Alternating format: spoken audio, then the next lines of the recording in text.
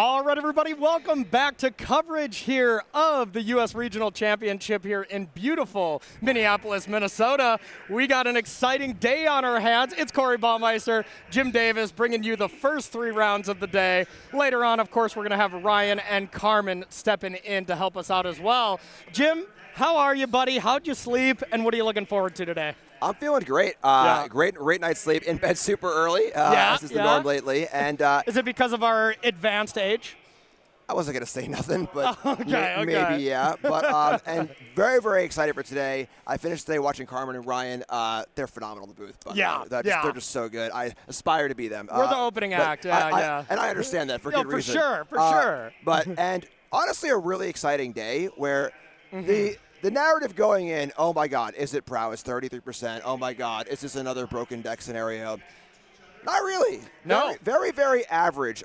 Very mild stats. Yeah, it converted at almost the exact rate of the play rate. Yeah. So it's just about, it was 33% yesterday, 33%, 34% today. So, folks on social media who are currently calling for bans of Corey Stokeholder, I'm talking to you directly right now. Chill out. Get him. Chill out, all right? It's week 2 of a format. It takes some time to adjust. Yeah. We're not anywhere near, this is not Nadu or Breach or whatever else. You know? It was a good deck. It's an obvious deck. It's doing well. But we're going to see how it shakes out today. Sounds great. So we are going to start diving into things to get set up for our feature match. But first, let's take a look at standings and see who is dominating the tournament. The match, of course, we are going to be watching at the start here. We got Tyler Steckman up against Rayton Espiritu. 9-0 players, definitely going to be watching to see who is that undefeated player here at the end of this round. Jim, call out some of the other stuff here. There is still a lot of is it doing well? But, of course, when it's 32% of the metagame to begin, it's going to be there. It's going to be at the bottom, too. So we actually have 4 undefeated players here, right? So we have Aaron, of course, Dessert Overlords has the draw. And then we had a player who showed up a little late yesterday. Yeah. Had a delayed flight, had to miss round 1. And then won every other round. So undefeated in games played. Tell us a little about that. Yeah, it's so good. Gabriel Nicholas, for anybody who doesn't remember, top forward, the one where Peter won, I believe that was Portland. Yeah, top forward Portland with Boros Energy in that field full of Breach, full of Amulet type thing. Messaged, us while we were at breakfast yesterday and said, hey, can you make sure, there we go, in 23rd place there, Gabriel Nicholas. Believe it or not, bad breakers, lost round 1 in air quotes. Yep. But messaged, me at breakfast and said, hey, can you just make sure they don't drop me for round 1? I'm going to be late, thanks, to my flight. And made it here and ran the tables, went 8-0. I think that story is just absolutely amazing. So what a feeling. You're coming in. You're pretty sad, Yeah. Missing round 1 of a tournament and not even getting a chance to play, is really, really rough. So run the tables, strong mental game. Very excited to follow that story today. Awesome. So players are getting ready. We're going to take a quick look at these deck lists here. And, Jim, you're going to walk me through Rayton's deck here. Is it Prowess the Big Bad? Yeah, this is pretty stock up, maybe, if you will. Oh, I won't. But for the most part, this is the Is It Prowess deck.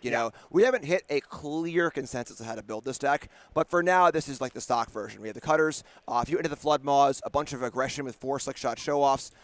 Drake Actors here are on the board. Some folks are main decking that, but this is the kind of just straightforward, aggressive, I'm going to kill you. Maybe I'll Spell Pierce a spell here or Flood Maw a spell there, but gonna cast stock up, gonna get attacks, make a bunch of monks, and get you dead. And I really was impressed with Rayton's play. Very comfortable, just very smooth Magic player. I was truly impressed by Rayton's play. So let's take a look at Rayton's opponent, the other undefeated player. It is Tyler Steckman here, running the tables with the Azorius Omniscience. Jim, what are we doing here?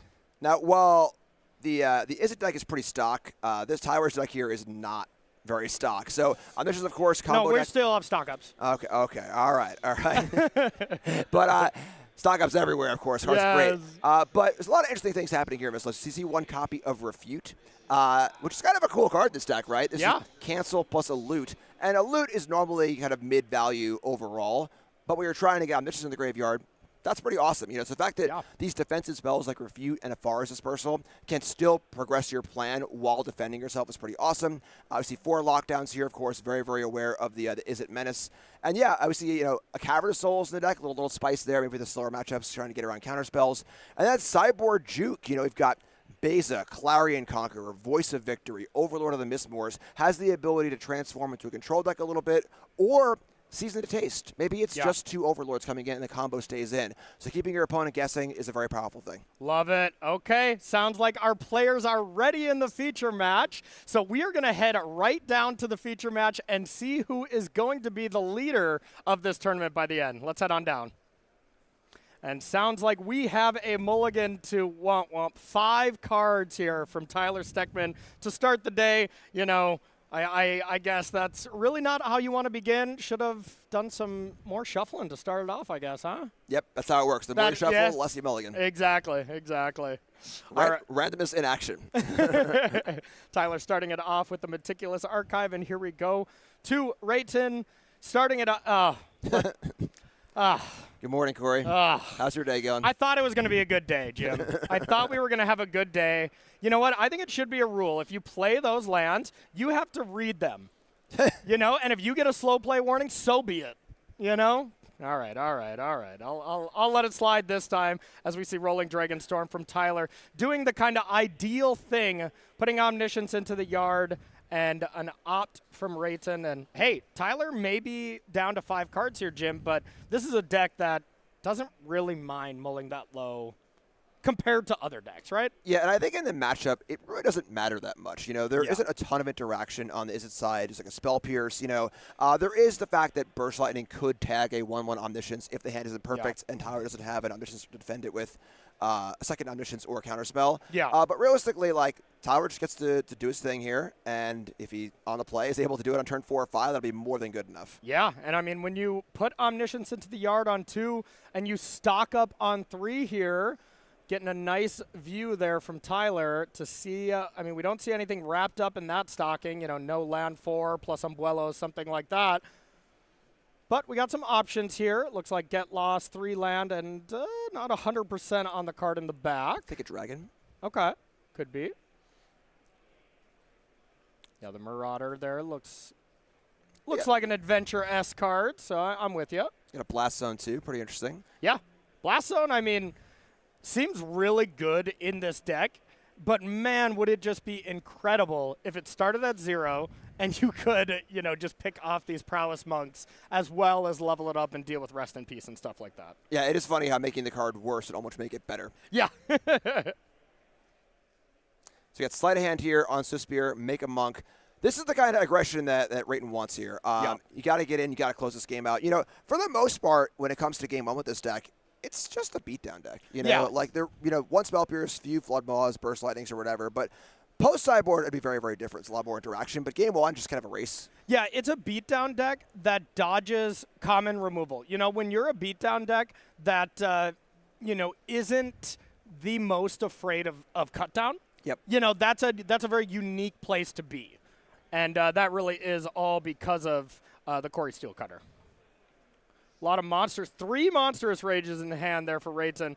And I don't think I saw a land, and we only have 1 red source. So a big glaring hole in this hand for sure. Yeah, one of the limiting factors of this deck is the mana base is kind of sketchy, honestly. We got 4 Island, 4 Mountain, and it has a lot of cheap cards. Not a lot of colorless pips in this deck. Yeah. So you get in spots like this where I just have an island and I have a couple red spells or vice versa. Yeah. And, I'm just getting word here that for the rest of the tournament, if you have these full text islands, they only actually add half a blue now, Jim. Half a blue? Yeah, so, I guess we should just leave those at home. All right, we have a counter for that, right? A way to track half mana? Yeah, I believe we do, yep. Okay, yep. just checking. All right, looks like we are taking a pain here. Shivan Reef to see what we want to do.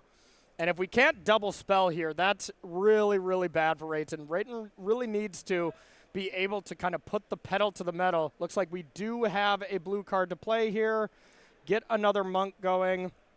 Get a good amount of damage, but there are 3 1-drops here with a Blast Zone at 1. Yeah, this is part of what made the Omniscience deck get a lot better, is that it does have the facility to play a little more instant speed. So with Meringue River Regent, this could be a Meringue River Regent, it could be a Get Lost, it could be a Moment of Truth, it could be a Blast Zone activation.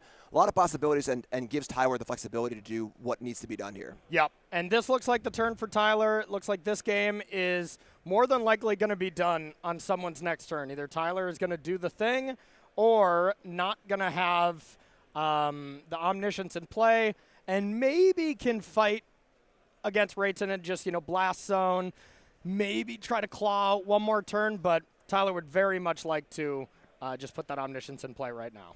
Yeah, tough choice here where, Blast Zone looks super appealing, right? Yeah. But it doesn't clear all the threats, and you are stone raining yourself. Yeah. In a game where you mulligan to 5, so you're already a little low on resources, and you need that 4th land to combo. You need to find some more stuff, too. So kind of a strong statement from Tyler here saying, you know what, forget it. I'm not a control deck. I'm going to try and combo and win this game next turn. Yep, absolutely. And kind of fun trying to go for the poker read here, looking at Tyler's face. Does he have it? Doesn't feel like he's got it rolled up just yet.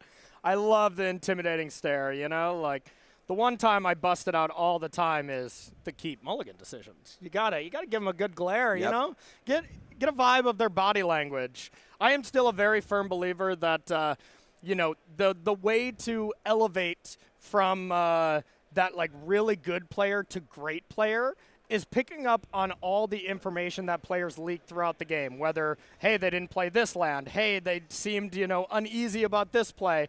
There's so many of those little things that you can pick up on, and the greats do, The greats always pick up on that kind of stuff, and it helps, guide their decisions. So Moment of Truth here looks like it found a temporary lockdown. That's going to buy some time, like an inevitable amount of time. Yeah, this is this was a Hail Mary for sure. Once you commit to the Moment of Truth, you can't combo anymore. Blast Zone is tapped, so it's basically lockdown or bust here. But window card, found it, and there you go. And not a hint of expression. I was looking at Tyler when he saw those cards, and no smile, no, just business as usual. Let's get back to work. Same with Rayton. Maybe it's because it's so early and these players are still waking up, or they are just, ready to get it done. Either nerves of steel or half asleep. You, the viewer, can decide. Exactly. That's a big part of this Omniscience deck, too, is that, it's obviously a combo deck. It's interested in doing its own thing. But for a main deck temporary lockdown, a lot of this tournament was players trying to find what is the best temporary lockdown deck. Yeah.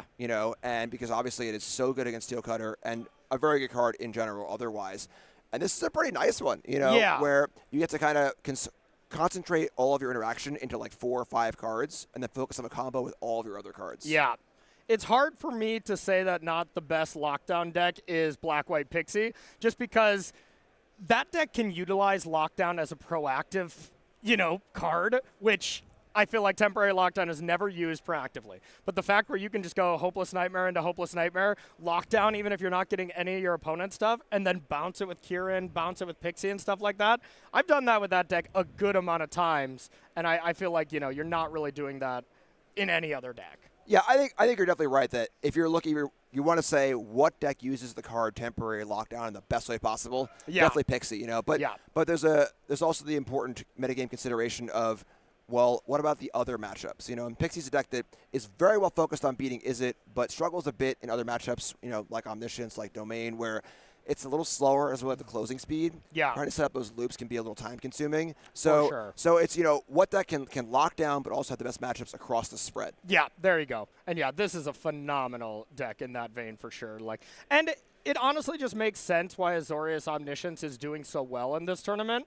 It's always been one of those sleeper picks. Sean Goddard, Beekeeper, was always one of the biggest, proponents of this deck, played it at the Pro Tour, that Matt won, and kind of has just been saying this deck is great throughout its time. And getting Rolling Dragonstorm to come with, getting the Marauding River Regent really gives that deck, the next level. Yeah, it's a huge upgrade. It doesn't seem like much, but it really is. It adds a lot of consistency, removes the silly combo cards. Yeah. Quite powerful. Agreed. And Corey Steelcutter meets a Spell Pierce. Looks like Rayton just has every Monstrous Rage ever printed in his hand. So Tyler, with the mulligan to 5, is just doing it his way. Yeah, the lockdown was huge. Obviously, a bit of a Hail Mary there. had to be a lockdown in the top 3, but made the play, recognized what needed to be done, and did it. And now Rayton's, mana base here is not really cooperating too much. This is a 7-2 mana disadvantage. Yeah. And looks like Tyler's just, really just hiding behind blue cards here. I've been trying to make Limp Bizkit song puns this entire time. I don't know if you've been catching on, but it's not easy. I've missed them, yeah. Yeah. I'm not really rolling here. There we go. Yep. All right. We're ready to start this day now. I mean, we can go back to some deep cuts. I was a big Limp Bizkit fan when I was in high school. Their first album is actually a pretty good album. Yeah? Yeah. You break stuff from time to time, huh? A $3 bill, y'all. There we go. All right. So we got the slick shot show off. Tyler's looking around, seeing if he wants to deal with this. Now you have me digging in the deep recesses of my brain for some puns off of the Limp Bizkit's first album song titles. Yeah. That's where our focus should be at. Well, yeah. Of course. The game is I don't even know how to play Magic anymore, basically. I slipped that part of my brain, and we're just thinking about Counterfeit and Nobody Loves Me and all these old Limp Bizkit songs. Hey, man, that's just our generation. That's my generation, at least. Oh, my God.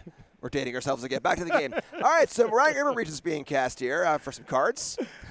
Going to see if we can find the Umbuelos. That is one card that has just not been around at all. We did just find a stock up, though, and with Rayton just, tapping out every single turn, it has to be so low in that library for Tyler to still not win this game, Of course, the pressure is kind of on now, but we just have so much action now from Tyler, and this deck, all it does from the Azorius Omniscience side is just draw cards, kill creatures, and combo.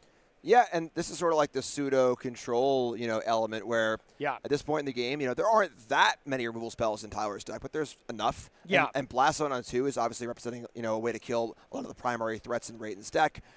A get lost here or there, it's going to be hard to cobble together 8 damage in time. Yeah. And that's the thing about just the archetype of combo control. Combo control, historically has been some of the best decks that we've ever seen. Splinter Twin, I think that's definitely a combo control deck.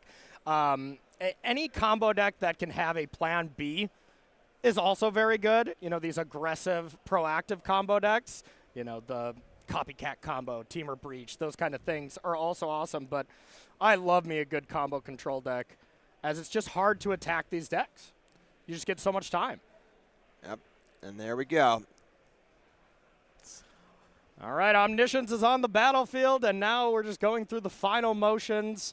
Now, this deck has changed where you don't have Invasion anymore, but there's still a combo win here, right? Walk us through that. So originally, this deck used to play Invasion of, I forget the name, honestly. 5-mana battle that would go search. Elkalots, I think? That sounds right. Yeah, it's something like that. It would search sideboard for a win condition. Very clunky, though, because the card just didn't do anything. It was a 5-mana. Usually Season of Weaving, right? That was the other piece. Yeah, a whole bunch. There's a variety of ways. But by adding Meringue River Region and Whirling Dragonstorm, now the deck is able to cut the combo down to the Meringue River Region, which is simply a good card anyway. And once you get 2 River Regions and the 1 copy of Founding the Third Path, you can play Visaga on Chapter 2. Mill your opponent for 4. Then play a Meringue River region, bouncing the other region you have in play and the Saga. Play the Saga again, mill for 4. Play the Dragon, bounce the other Dragon and the Saga, and loop that indefinitely until your opponent is decked. And the important part here is that all of these cards are just fine cards in the deck. Yeah. We're not in a spot where we're playing these kind of like Splinter Twin, for example. Splinter Twin is the blank in Splinter Twin. It's the card that's almost entirely for combo purposes. Yeah, you put it on Snapcaster once in a while, but for the most part, it's a combo card. The least amount of combo cards you can have in your combo deck, the better. So you can have room for interaction, card draw, and everything else you need to stay alive. Yeah, totally makes sense. And I mean, yeah, you draw Omniscience. That's not great. Back at the last RC, you draw Grinding Station. That's not good, So whenever you can avoid that. I think the only cost that presents itself with is, what if you're at 2, your opponent gets to go upkeep Burst Lightning? There is the one cost, but the amount of minor times that actually does anything has to be solo, and you can just get counter spells, right? Correct. So in this, yeah. you draw your entire deck. There's the one refute for there actually is one hard counter of this deck. Okay. Whereas most of the counters are soft, like Confounding Riddle and Spell Pierce. And the thing is that there's a lot of backup plans here too, where Confounding Riddle, I feel, is a hard counter against Izzet too most of the time, right? That's very fair. Yeah. But if you say you were to mill it over, say you just were to play a Scryland on turn 1, mill it to your graveyard, you can Blade Willows it back, which is cool too. So there are a lot of backdoor outs to the combo being interrupted. And then the actual worst case scenario is just play all 4 dragons, bounce all your opponent's stuff, have 4, 6, 7s in play, and then hopefully you're not at 2 and they have Burst Lightning. Usually good enough to win the game. So, when you have a combo that wins 98% of the time, but you get to improve your deck by 5 or 6 cards, monstrous gains. Oh, definitely. And just going through the motions here, I love this from Rayton as well, though. Like, when I'm playing against an opponent, especially at this 9-0 stage, not saying I've been in this spot, very often, but, a few times in my career for sure I've been, fighting for this leader of the tournament before. And there's a little bit of you that is just like, all right, my opponent is doing the thing, I could concede, and if clock was starting to become an issue, I for sure would. But half the time you're like, I want to watch this in action. Number one, you could learn something about how to play against the combo for the next couple games. But 2, it's like, you've been crushing as well. You just kind of want to see a master of their deck work.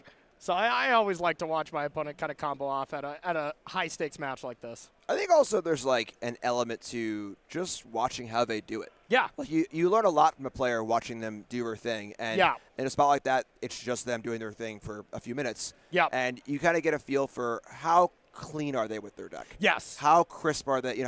Do they know everything about the lines? Do they know how to, if this bad thing happens, they can do this, or vice versa. Yes. Are they kind of fumbling through? Have people made them combo out? Exactly. That kind of stuff really happens. So, all right, so that's Tyler Steckman winning game 1 here on that multi-5, which is really impressive. Let's start with Rayton. What are we sideboarding here against this Omniscience deck? So game 1 was mostly a race, right? We had 1 Spell Pierce and not much else as far as interaction goes, but. Yeah.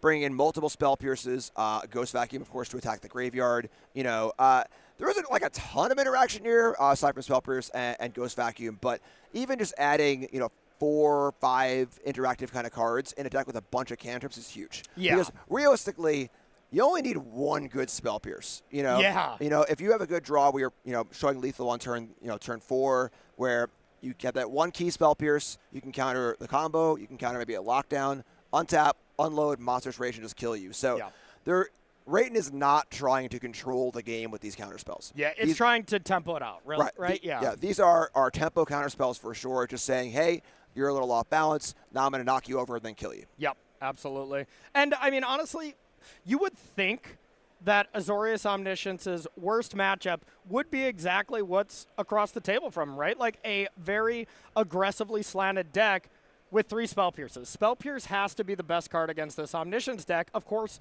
after a while, it loses its luster as the game goes by. But, if you pick off a timely Temporary Lockdown or a timely Umbrellas, the amount of time when you can just crack back and win, those kind of games, that can happen pretty high percentage. I think that typically, yes, based on how these decks are constructed, I think not so much. I think that Tyler's main deck is so anti-Izzet. Yeah. With the full 4 lockdowns, there's so much interaction. And then the sideboard has good plans too. So we've got Voice of Victory here, can turn up the Spell Pierce angle. Yep. There are also just besa. There's just threats.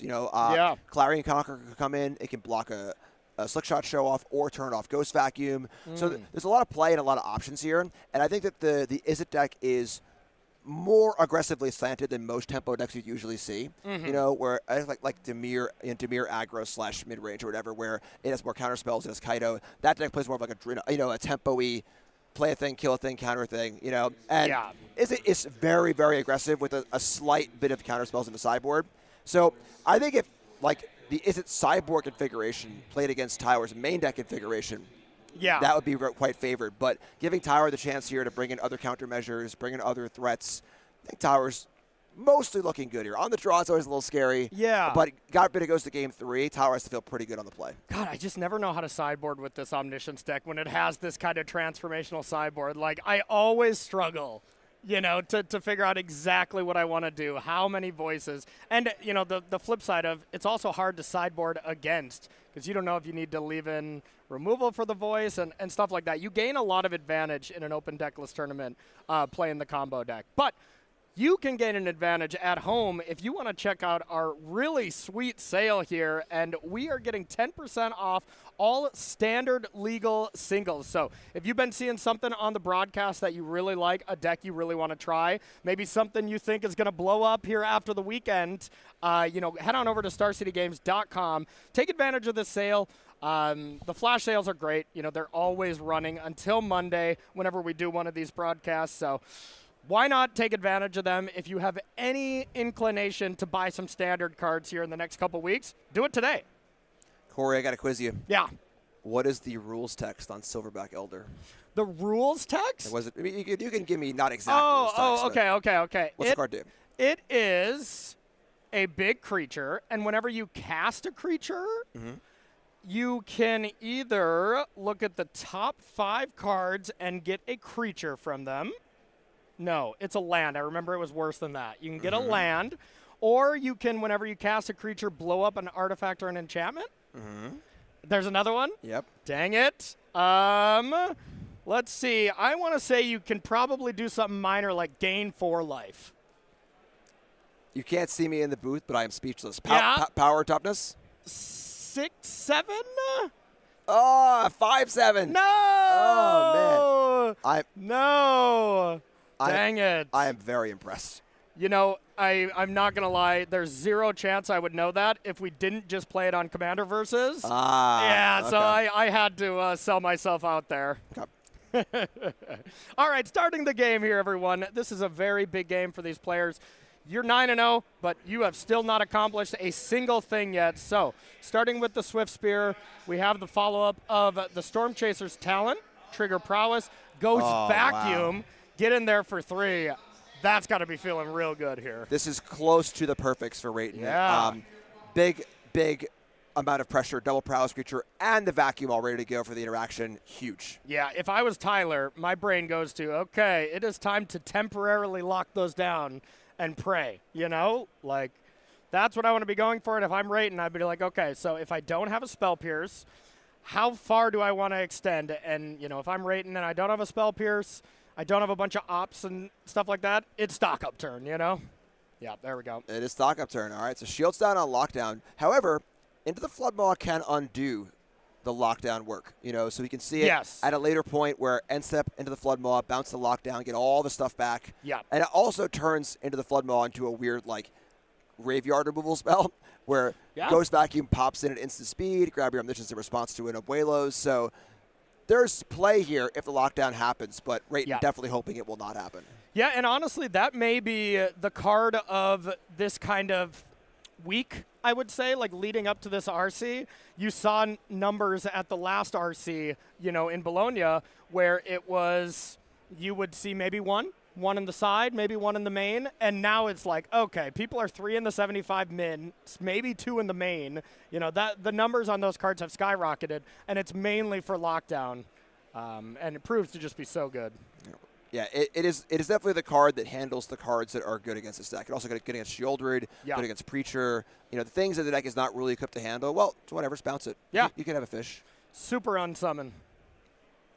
Although bouncing your stuff, your own stuff sometimes was very nice. So, you know, Into the Floodmaw can't do that. Yeah, that has always been the major downside of the card for me when I've played it. Yeah. Is that you want to save your own stuff from a binding or whatever else it might be. Yeah, or God, just imagine if you could save your Corey Steelcutter. Like, oh, boy. Then we could complain on social media about this deck. That would be But otherwise, Jim's not standing for it. Yep. And I've heard this on a song. I don't know if this rumor is true. Is it true you don't mess around with Jim?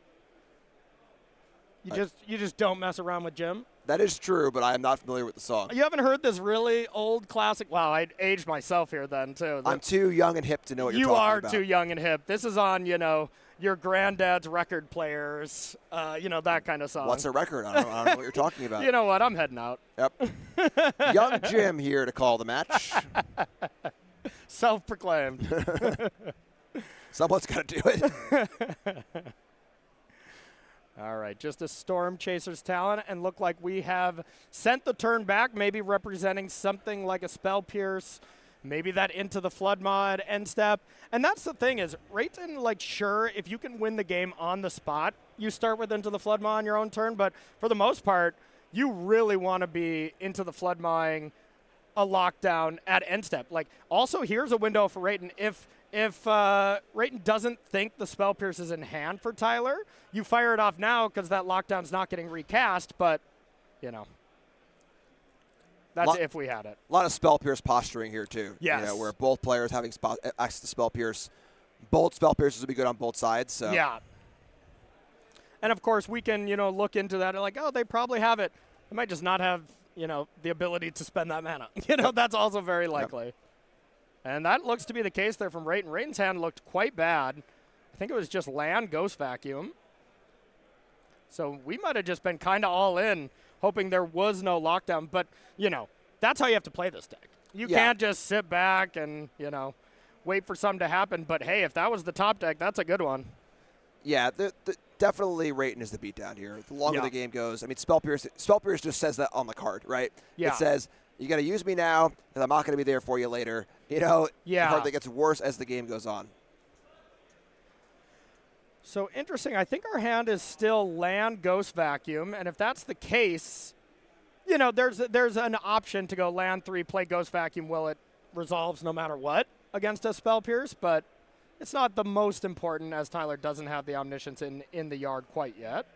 Yeah, knowing how far along your combo opponent is very important. Yeah. You know, knowing what's the inflection point. Like, all right, step 1 of putting Omniscience in the graveyard hasn't even been accomplished yet. Yeah. And it's hard. You can't really do that all in one turn on less than 6 mana. So not in immediate danger just yet. I mean, it is still possible next turn. You know, you just have to get a very lucky Surveil. All right, so you are correct, yes. Coming from someone who lost to that after thinking the exact same thing, like, I'm safe here. They're like, oh, you did what? Oh, okay. Surveil lands are gross in graveyard decks. Oh, my God. I mean, nothing better in this world than playing modern Espergorios and milling a Gristlebrand and get to bring that back on turn 2. It's not fair.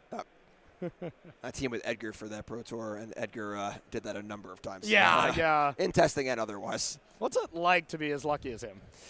That does seem nice. It's also not fair. He's just so dang good, too. That's really not fair. It is a dangerous combination. Yeah. All right, so there's the dispersal on the Otter. That was quite swole.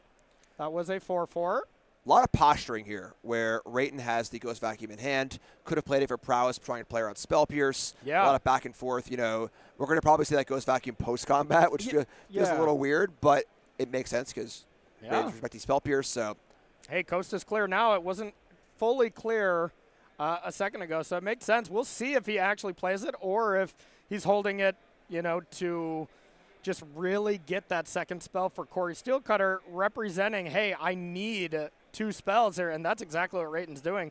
Rayton is accepting the Surveil percentage points that he could lose here. Yeah, I think it makes sense also waiting to see the dispersal, waiting to see that Surveil as well. So, and also playing around a lockdown, too. So, Rayton has really impressed me, you know, throughout the last couple rounds that I was kind of just watching with all of you while Carmen and Ryan finished out the day. And, really clean play, knows his deck, you know, kind of upside down, left and right.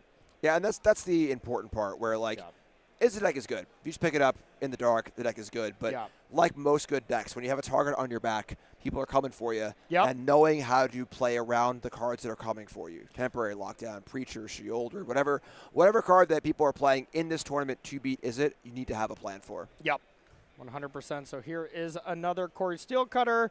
Sleight of hand. We know that last card is Ghost Vacuum, so still doing okay because the Omniscience is in the yard.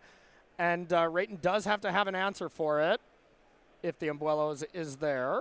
And this is huge, too, because like I was saying yesterday, like it is pretty nice to wait on your Graveyard Hate card until you can at least get a shot at exiling a relevant card. So even if it's destroyed the next turn, it still did a valuable thing. Yep, absolutely. And this Vacuum is going to clean up a problematic thing. And you don't want to do it proactively because there, of course, is a chance Tyler could go Rolling Dragonstorm, bring it back. So you always want to wait till it targets. And heading back to Tyler Steckman's turn. Ooh. Oh, baby. I'd like to respond to that. Oh, it's a dragon, too? And picks up the Dragonstorm? Tarkir Dragonstorm, available now at StarCityGames.com. Can we go back to that flash sale slide? I need to pick up these cards. This is that is awesome. That is an interaction I did not know was a thing.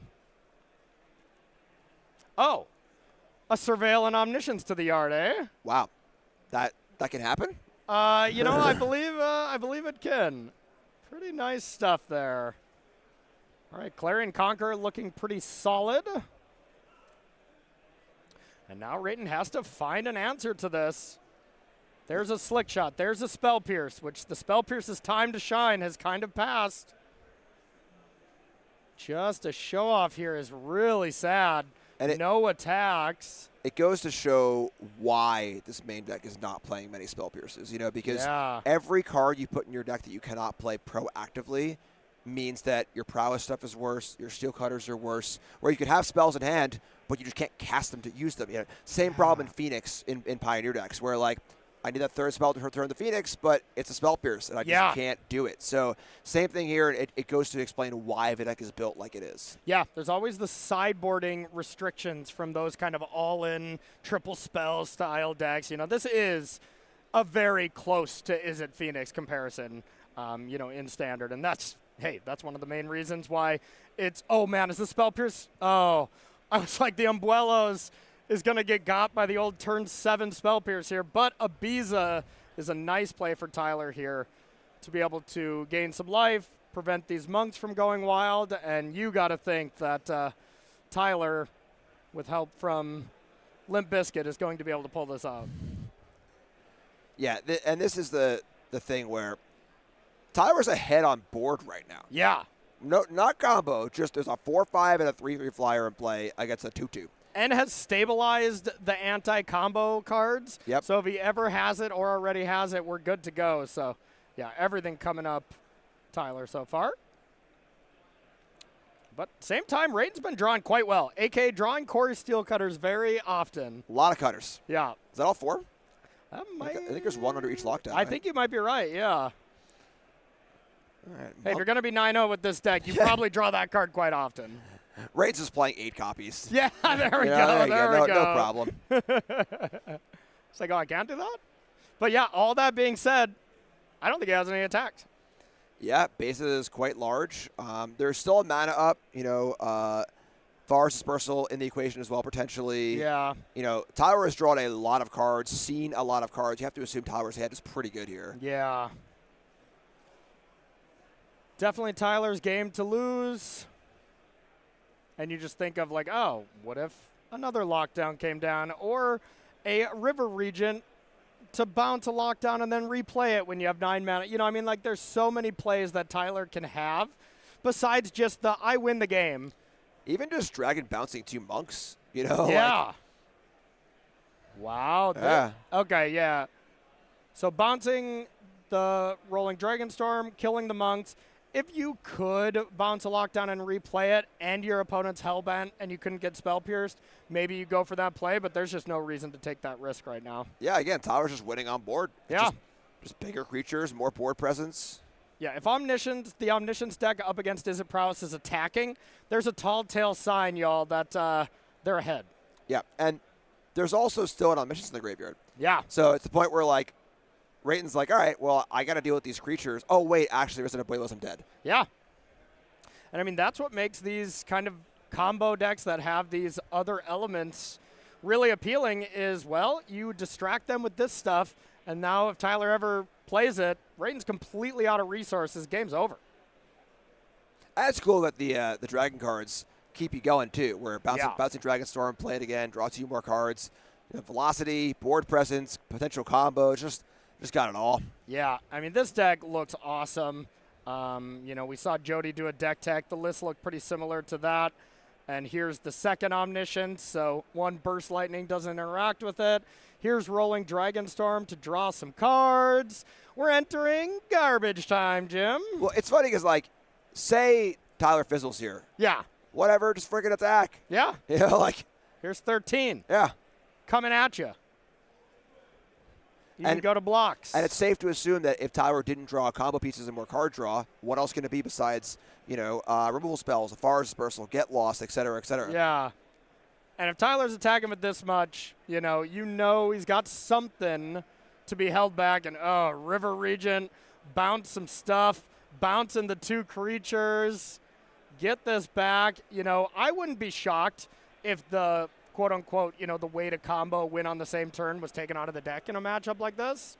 The Saga, who needs it? Yeah, it's play all your dragons. Right, it's the kind of matchup where you'd worry sometimes if your only combo out was put 4, 6, 7s in play and say go, that they could have a sweeper or their own combo. But yeah, Izzet doesn't really have the power to do that, so would not be surprised if that was the case. It's funny to see bouncing the Clarion Conqueror. That turns on Ghost Vacuum, but at this stage doesn't really matter. Doesn't matter. All Tyler wants to do is get the most dragon triggers possible for these Dragon Storms, draw the entire deck, and Rayton's like, yeah, go ahead, do it. Yeah, and there's the explaining of the combo, and there is the handshake.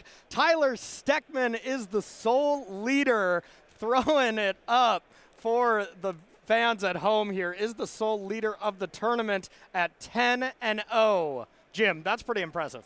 That deck looked really good. Honestly, Yeah. I think the advent of the Tarkir Dragonstorm cards, as well as the good metagaming and the 4 main deck lockdowns, very ready for Izzet, puts Tyler in a really good spot in this tournament. Yeah, great spot. Now, of course, Tyler has not accomplished anything yet, may have locked up money or whatever, but that's not the most important thing.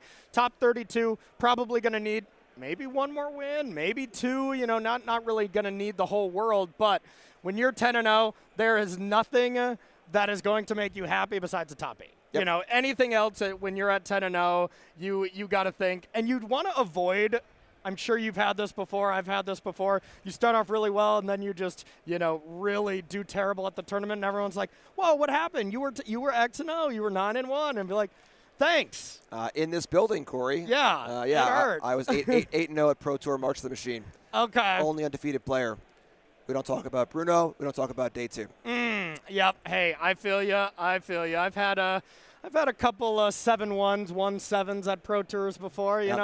Nothing worse than that flight home after that kind of stuff, y'all. I must say. Yeah. So. This is the same hall too, and it's the what's the saying? Like Buckner walking back into Shea. Yeah. That'll really date myself. But you lost me with that one, but he's the guy who missed the ground ball through his legs to lose the World Series. Sports, right? Did he get the touchdown afterwards, or? You love sports. Don't play for the camera. All right, you were in watching the basketball game last night. Don't play for them. I like the good sports. Yeah, that's for sure. So, all right, it sounds like we are going to have a backup feature. So that one's going to be ready to go. So we are going to jump on down and check out our other 2 air quote undefeated players. All right, we're heading into the second game between these players.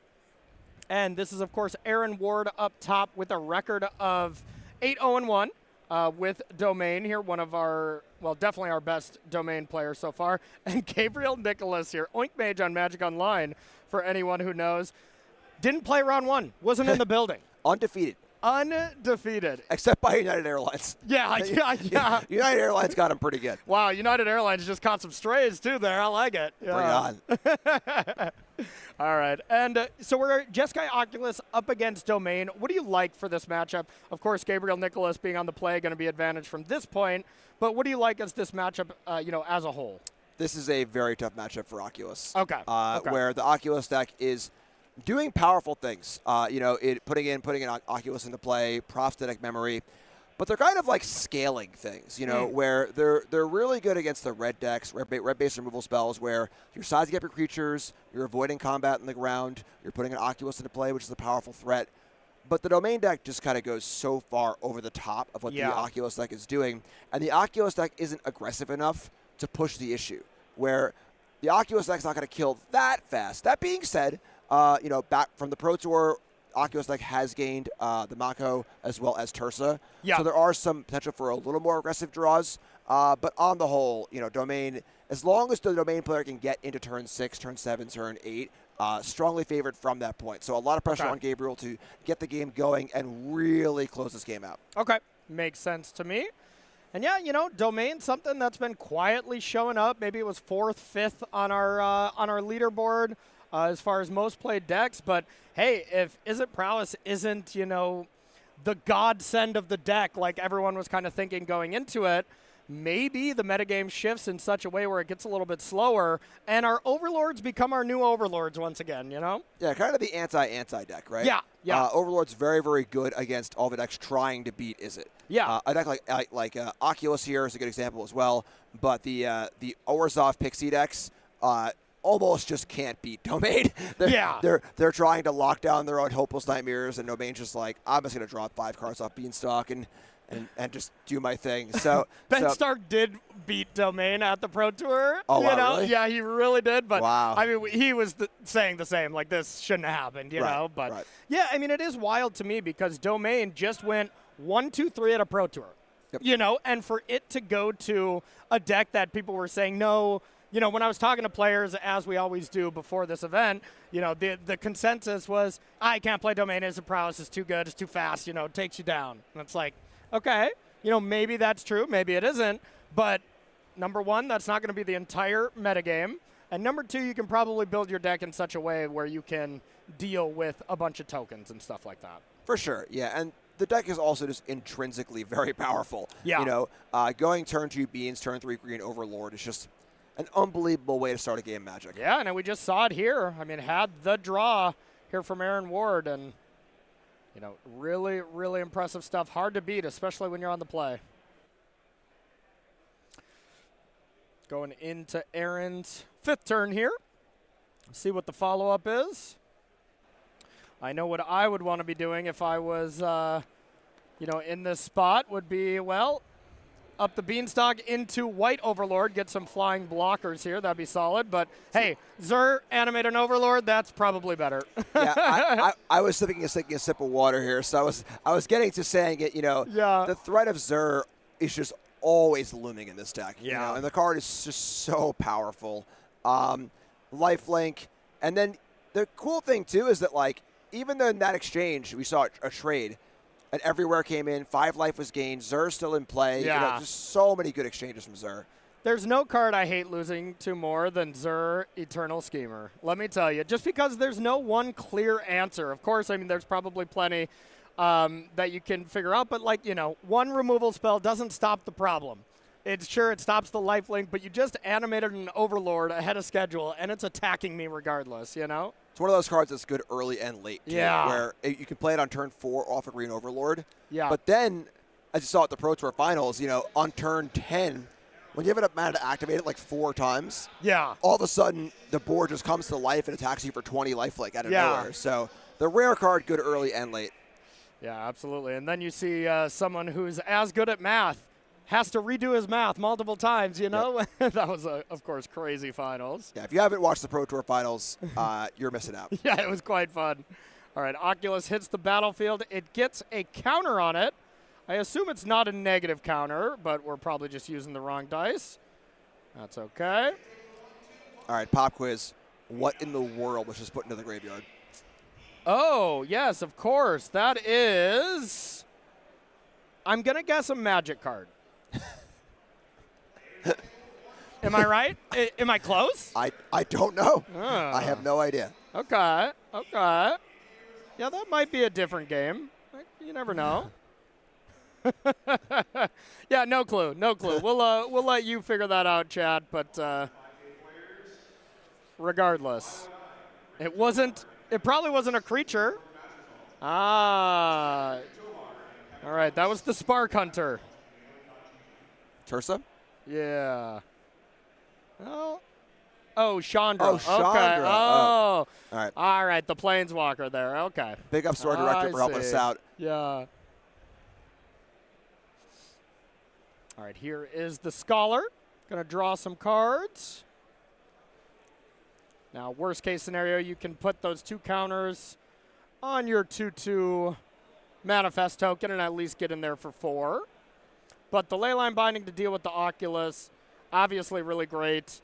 And now at any point, yeah, as I say that, at any point you can animate it, turn it into a 6/6 and block. So this 2/2 will have to get a little bigger if you want to start challenging the Leyline Binding in combat. Yeah, there is some inherent risk, of course, in animating the binding. where there's an Oculus under it. Yeah. So if it were to die in combat or something like that, giving back an Oculus is tough. But the hexproof on Zur, and then the fact that there isn't really like a ton of like direct kill spells and stuff in this deck that isn't like damage based or whatever else, maybe destroy evil, stuff like that, means it's reasonably safe as a creature. Yeah. As long as you aren't too frisky. Exactly. We see a Day Judgment in hand for Aaron though, and looks to be setting up, kind of the spot that Domain puts you in a lot of the time, where Domain puts some stuff in play. You really got to overcommit to try and overcome it, and there it is. Yeah. End step Ride's End on the Vigilance creature, so maybe you had to pay full retail for that anyways. That is a cute interaction. Vigilance against Ride's End. Yeah. So Aaron declining on the Day Judgment, saying, "I'll just kill one thing at a time." And then maybe now it's to fire out the Binding, or just another Overlord. Hey, that's pretty good. That works too. That's a pretty good draw. Yeah, and I suppose it's pretty free to just impending this. It's going to come to life here real quick. It's actually an upside where you get a 7/7 rather than a 6/6. Oh, yeah, good point, good point. Yeah, so this looks like a game that you got to think, how on earth could Gabriel actually win this one? Yeah, and that's the thing, where the Oculus deck is doing powerful things, but they're somewhat incremental. Yeah.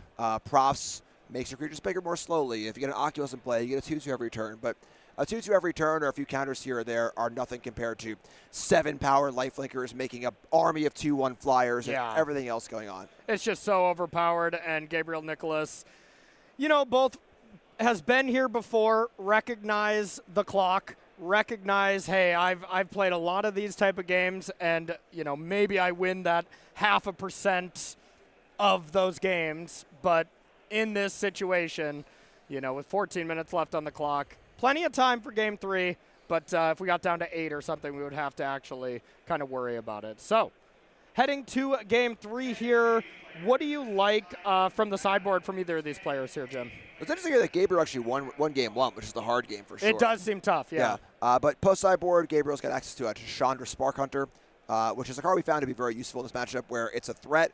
It's not like your typical Planeswalker threat where it's meant for incremental advantage. Yeah. It's an aggressive threat.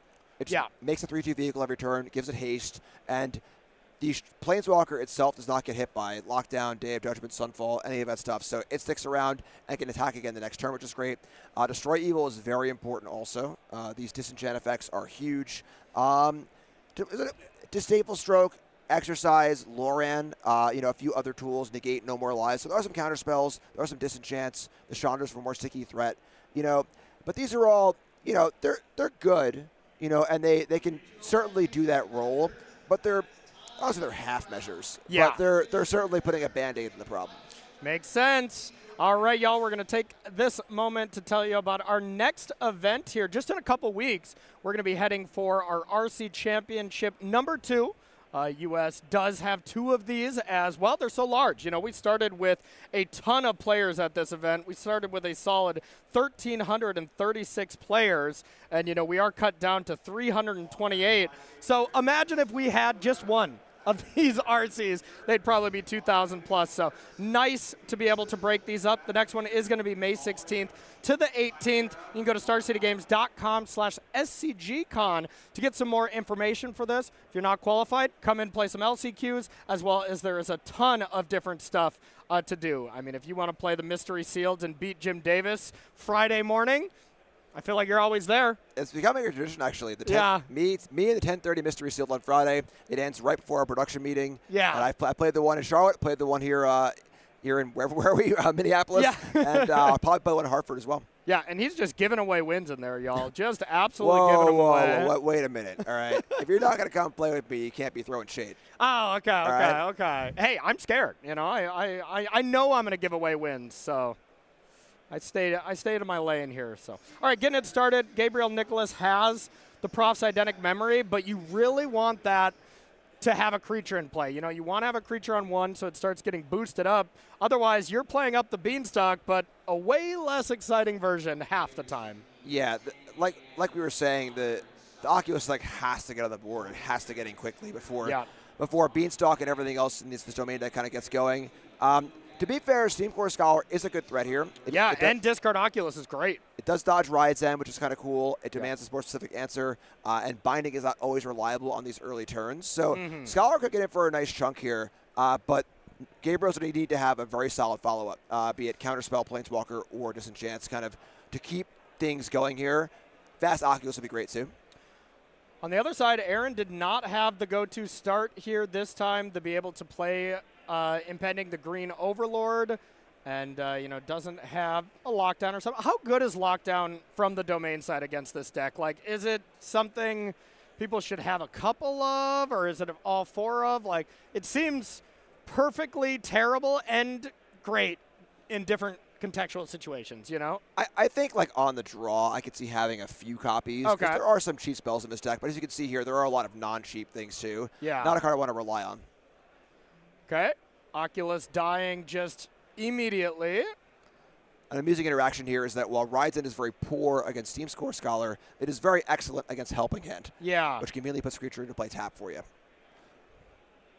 Yeah, that's a good point. That is a very good point. All right, I see another Up the Beanstalk coming into play. I saw Zur in the hand. Now it'll just be this classic game with Domain, like, hey, you don't have the green Overlord. Does your deck function? You know, like these are a certain percentage of games that happen with Domain. Yeah, the green Overlord is certainly easy mode. Yeah. All right, sacking a map on the Mako. And we got an exercise. Gonna give that one a read. Able to destroy some, exile some enchantments, some big creatures, some artifacts. Pretty flexible card. Yeah, I mean, not too shabby, honestly. I'm interested to see this mill here, because if Gabriel wants to map again, typically the map pattern is often hit a spell. Even if you don't want it, you leave it there till all your maps are exhausted and then mill it. Unless you want land. True. But in this spot, damage output is really, really important. True. But going to say one map probably has other things to do with mana. That's a good attack, Yeah, very strong attack. This is forcing some action. Whew. And, if the first Helping Hand doesn't work, go for the second one. And, hey, I mean, this is kind of the cost of Aaron.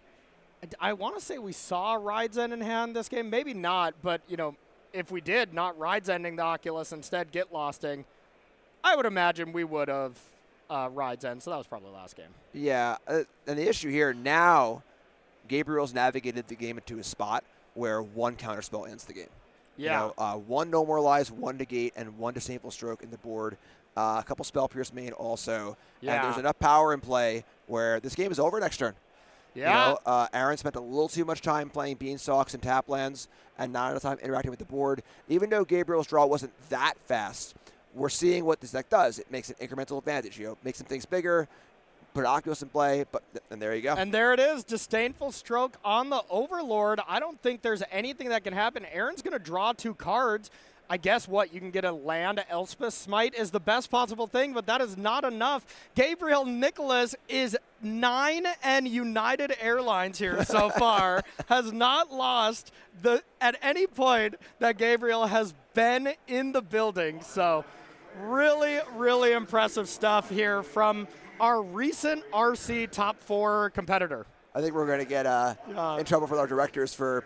We had that United Airlines sponsorship almost locked up until you guys started talking on the broadcast. But yeah, dang it! All right, I take it back. That's why you play the games. It's not a great matchup for Oculus. I was very, very invested in that matchup, being that I played Oculus at the last Pro Tour. My teammates played Domain. We played that matchup a lot. It wasn't very good, but it's winnable. Yeah. It's not insurmountable by any means, as we just saw. So 9 United Airlines is pretty fantastic.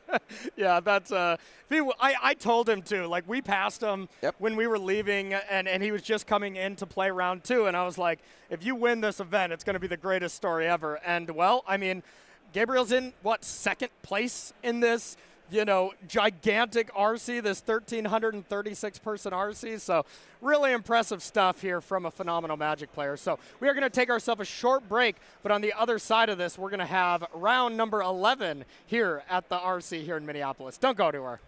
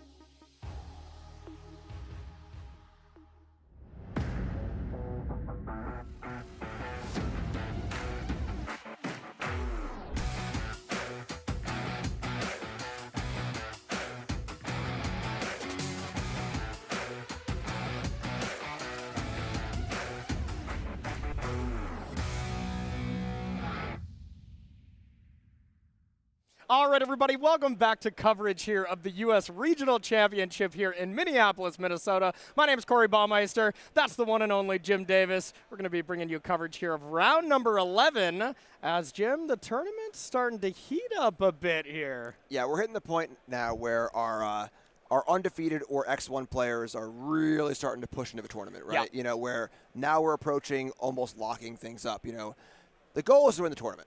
Obviously, the goal yep. is top 8, of course, ton of money up top with Worlds invites. But for a lot of players, this is a really large Pro Tour qualifier. Yeah. You know, the goal of this event for a lot of folks is just make top 32. Yeah. I don't care how so I many get people there. would lock in 32nd place, Right. you know, for sure. I don't care how I get there. If I got a claw, whatever it is, just get me in the top 32, get me to the Pro Tour, either to get back on the Pro Tour, or for a lot of folks, get to their first Pro Tour. Yeah. The first Pro Tour is a magical experience. Nothing better. Something that every competitor should experience at least once, and the fact that many will in this tour, that's just so cool. PT Hollywood 08 for me. I'll never forget it, you know? I mean, I'm sure you'll remember yours as well. PT Honolulu 06. Okay. Not a bad first Pro Tour. What a one-upper. What a one-upper here. So, all right, let's see which kind of players are one-upping the competition here. Let's take a look at the standings here. And, Jim, walk us through what we're seeing here. Omniscience, we saw Tyler on camera. Deck looked really, really good. List looked good. Play looked good. I expect big things from Tyler here. Yeah. Honestly, you know, not a top 8 yet. 10-0 is still, you know, got a ways to go, but I would not be surprised to see Tyler make a very deep run of his tournament.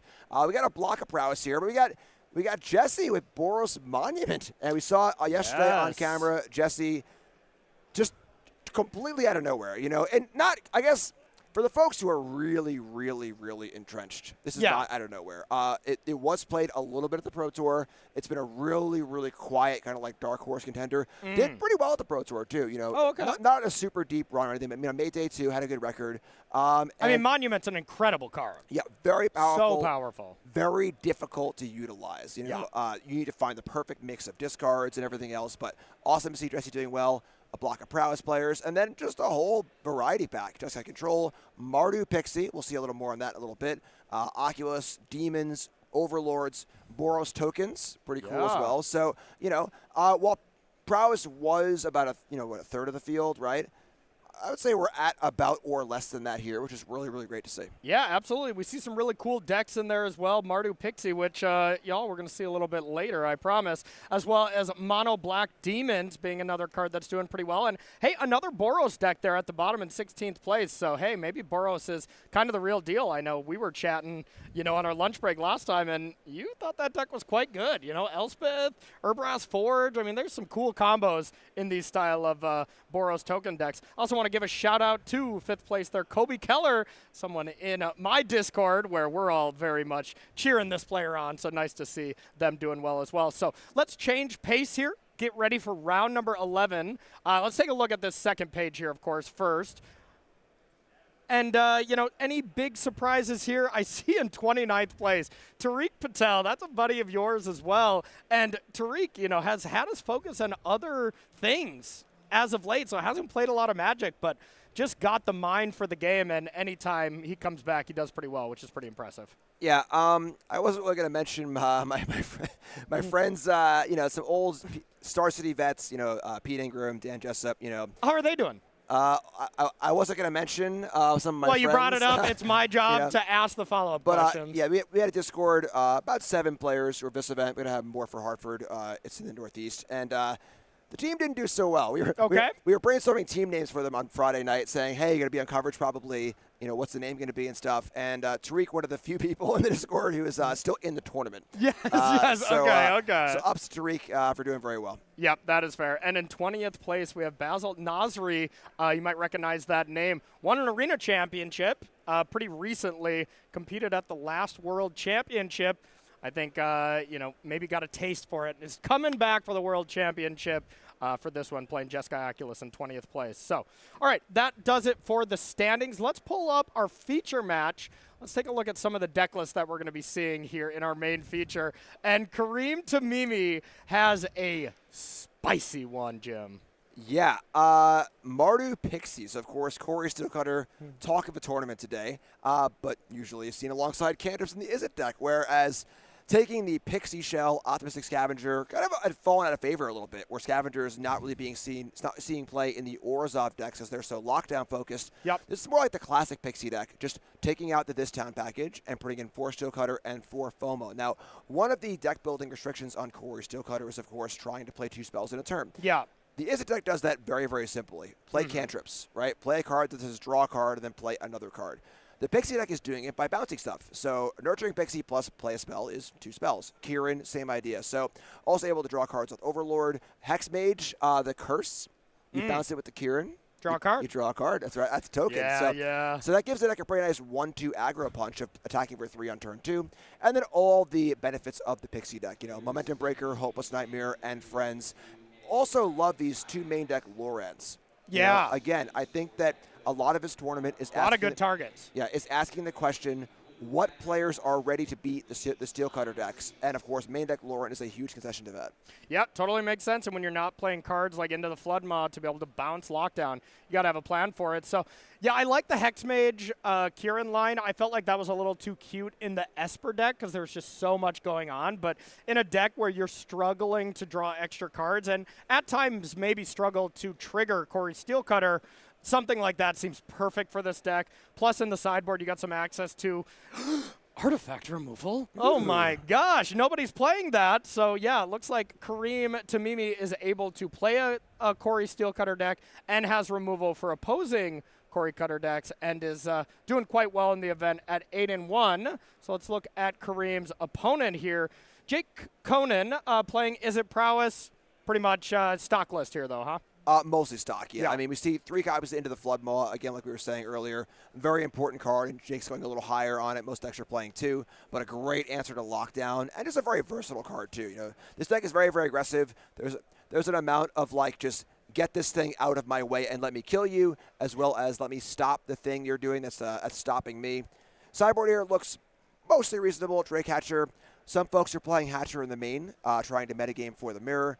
We see Jake here as a sideboard. And then a lot of the usual stuff, you know, Ghost Vacuum, Negate, and Friends, a couple Rowls in there. Definitely a question of, you know, what Planeswalker do you want in the match where you want a Planeswalker? Is it Ral? Is it Chandra? Is it a mixture? We see Ral here as a choice for Jake. And that's basically it. All right, I love it. Players are getting ready to go, and we'll be jumping into that matchup soon. But for anybody just joining the broadcast, we're going to give you a little bit of a lowdown of what you're going to be seeing today. Let's start it off by checking out what is standard. Here is the format. Jim, walk us through this. The standard is I would say premier constructed format in Magic right now, and has been for a very, very long time, where it is the most recent block of sets. So what sets there are will rotate a little bit. We'll see a rotation coming later this year, which is very, very exciting. That's going to be nice, yeah. 60-card deck, 15-card sideboard, 50-minute rounds. Best of 3, of course, for all you best of 1 gamers on Arena there. And the rotating format's the big part, where we have new sets come in, but sets will also leave too. So very, very dynamic. A lot of change. A lot of you know, this what's going to happen this week? What's happening that week? Oh, yeah, new set came out. Oh, well, what did that do to this deck or that deck? So, in my opinion, the most exciting format and the best format, and I'm super excited to be covering it. Yeah, I love Standard too. My favorite format by far as well. Now let's take out the schedule that we're going to be seeing for the rest of the day. Now we, of course, already had 1 round. Day 1 is in the books. No need to talk about that. Day number 2, we have 6 rounds. You're going to be 2 more rounds here with Jim and I, and then Carmen and Ryan will be taking over for a couple more rounds. Then we'll be playing the top 8. Will be, of course, single elimination playoff. Top 2 will be going to Worlds. So let's take a look at the prizes besides these slots and stuff like this. And we'll give you a quick lowdown of that a little bit later. We don't want to slow down the play as players are ready to go. So we're going to head on down to the feature match and check out round number 11. All right, so jumping in, we got Kareem up top, and we got Jake on the bottom. Izzet Prowess up against this really cool Mardu Pixie deck, and we're doing some scavenging on turn 1 from Kareem. Yeah, one thing about this Mardu deck is that it's, like, very aggressive. The classic Pixie decks in Esper had this kind of aggressive slant with the Scavengers, but taking out the sort of this town, you know, loop stuff and just putting in more aggressive cards, both FOMO and Cutter are very aggressive. We see this. Yeah. This is an incredibly aggressive draw. Yeah, I mean, look at mono red. Is it putting this kind of clock on? Yeah, of course it is. They can deal 4 on turn 2 with Heartfire Hero, Manifold Mouse. This deals 5. Yeah, this is just 5 damage. This is 5 damage. This is as aggressive as you can really get in Standard. Yeah, Optimistic Scavenger is a phenomenal card. Yeah. It obviously asks a lot of you need to play enough enchantments, but it's unbelievable.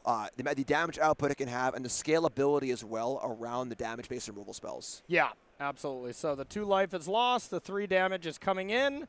And we're going to pass it back to Jake. And, wow, this is going to be tough to overcome. That was very much needing to be a Burst Lightning, with those triggers on the stack. That would have changed the texture of this Jake game pretty severely. But you know what else changed the texture of a game? No second land. I wasn't going to say it in the deck intro, but Jake is actually playing 20 lands. Okay. A lot of his Izzet decks are playing 21 or even 22. There's a lot of cantrips, yeah. But this is a deck that if you have to spend your turn 2 or turn 3 playing a cantrip to find a land and not deploy a threat, it can really trip you up. So taking a little bit of a risk here, and oh my God. And on the other side, we have a full house here. Scavengers over Hopeless Nightmare. And my goodness, this is a lopsided game. This is the kind of game for Jake where, you know what? I'm almost glad I didn't draw second land because I was probably going to get smushed anyway. Exactly, so, yeah. When you're chump blocking on turn 3, my goodness. Kareem didn't even have a 3rd land, and that doesn't matter. That is unbelievable. Yeah, and God. I think this is really cool seeing the different flavor of these bounce decks where there really is such a wide variety. The Esper Pixie was like the original. We saw some Dimir versions that kind of like melded Dimir mid-range. We've seen the lockdown versions focus on being more controlling. Yeah. And then this Mardu version is kind of just like the total opposite of that. Yeah. Where instead of flipping towards the more controlling side, it's just flipping towards the more aggressive side. Yeah. Yeah, it really is. It's black-white Pixie, but instead of lockdowns and the more controlling elements, the Beezas maybe, you're going a little bit more aggressive. And I mean, FOMO is a card that is getting played now, but I still think it's oddly underplayed. I mean, that card's incredible. Really, really good. It's incredible. And while this deck isn't really using the graveyard aspect of it very much, or the draw discard, it's an enchantment. It's an enchantment. So it just plays well with all of your enchantment stuff. So and it's still going to get Delirium at some point. You know, like that's still totally fine. Maybe not as easy to do in this deck as Oculus to get Delirium or something like that, but still totally reasonable. Now, what do we need to do besides play a second land from Jake Conan?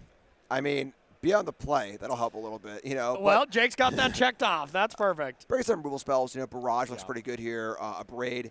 Pyroclasm is a weird one where, like, there are a lot of small creatures available, but the sizing that comes from the Scavenger can kind of play around that, so maybe not worth it. And yeah, just gotta have some kill spells. Torch Tower is pretty good too. Just unlike most Pixie decks where they have creatures, but they're playing a longer game with this town and other things, this is a much more aggressive Pixie deck, so you actually want, I think, the full suite of removal spells. Just kill these creatures, get them off the board, and get your plan going. And they're all cheap too. Torch Tower is great, and then mostly just do your cutter thing. Yep. Okay, and then from Kareem's side, what do you want there? Anything really standing out? Authority. Braid looks good. Yeah, Braid's great, obviously, to kill the cutters. Authority is pretty good against cutter decks. Yeah. Turning cutter to kind of a liability. And what also, else would it be for if it's not for that, I would imagine? Right, and it's also interesting because typically we see Authority in very defensive decks that care about the life gain and stopping haste. Here, it's stopping blockers, too. Yeah. So, like, it actually has some utility on the offensive side, too, which is cool. So, Authority looks great. A Braid looks great.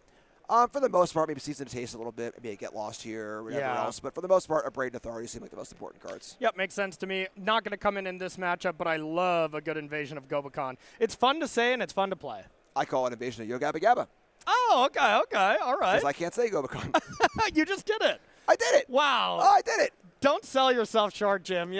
Sky's the limit. So, all right, if y'all want to pick up some of these really cool cards, but hey, maybe you don't have that extra scratch laying around. Jim, is there anything that these players at home can do? Yeah, you can hop on to sell your cards on StarCityGame.com. You can sell online or, of course, sell in person at events. And selling your cards is obviously, we all have a lot of cards. Yes. So if you need some cash, sure. But my favorite thing to do is get store credit. You get a 30% bonus in your cards to store credit. And Star City is very happy just to store it for you, and you can use it either at events or online whenever needed. You are almost assuredly going to buy more Magic cards, so doing it this way saves you a lot of money, which is great.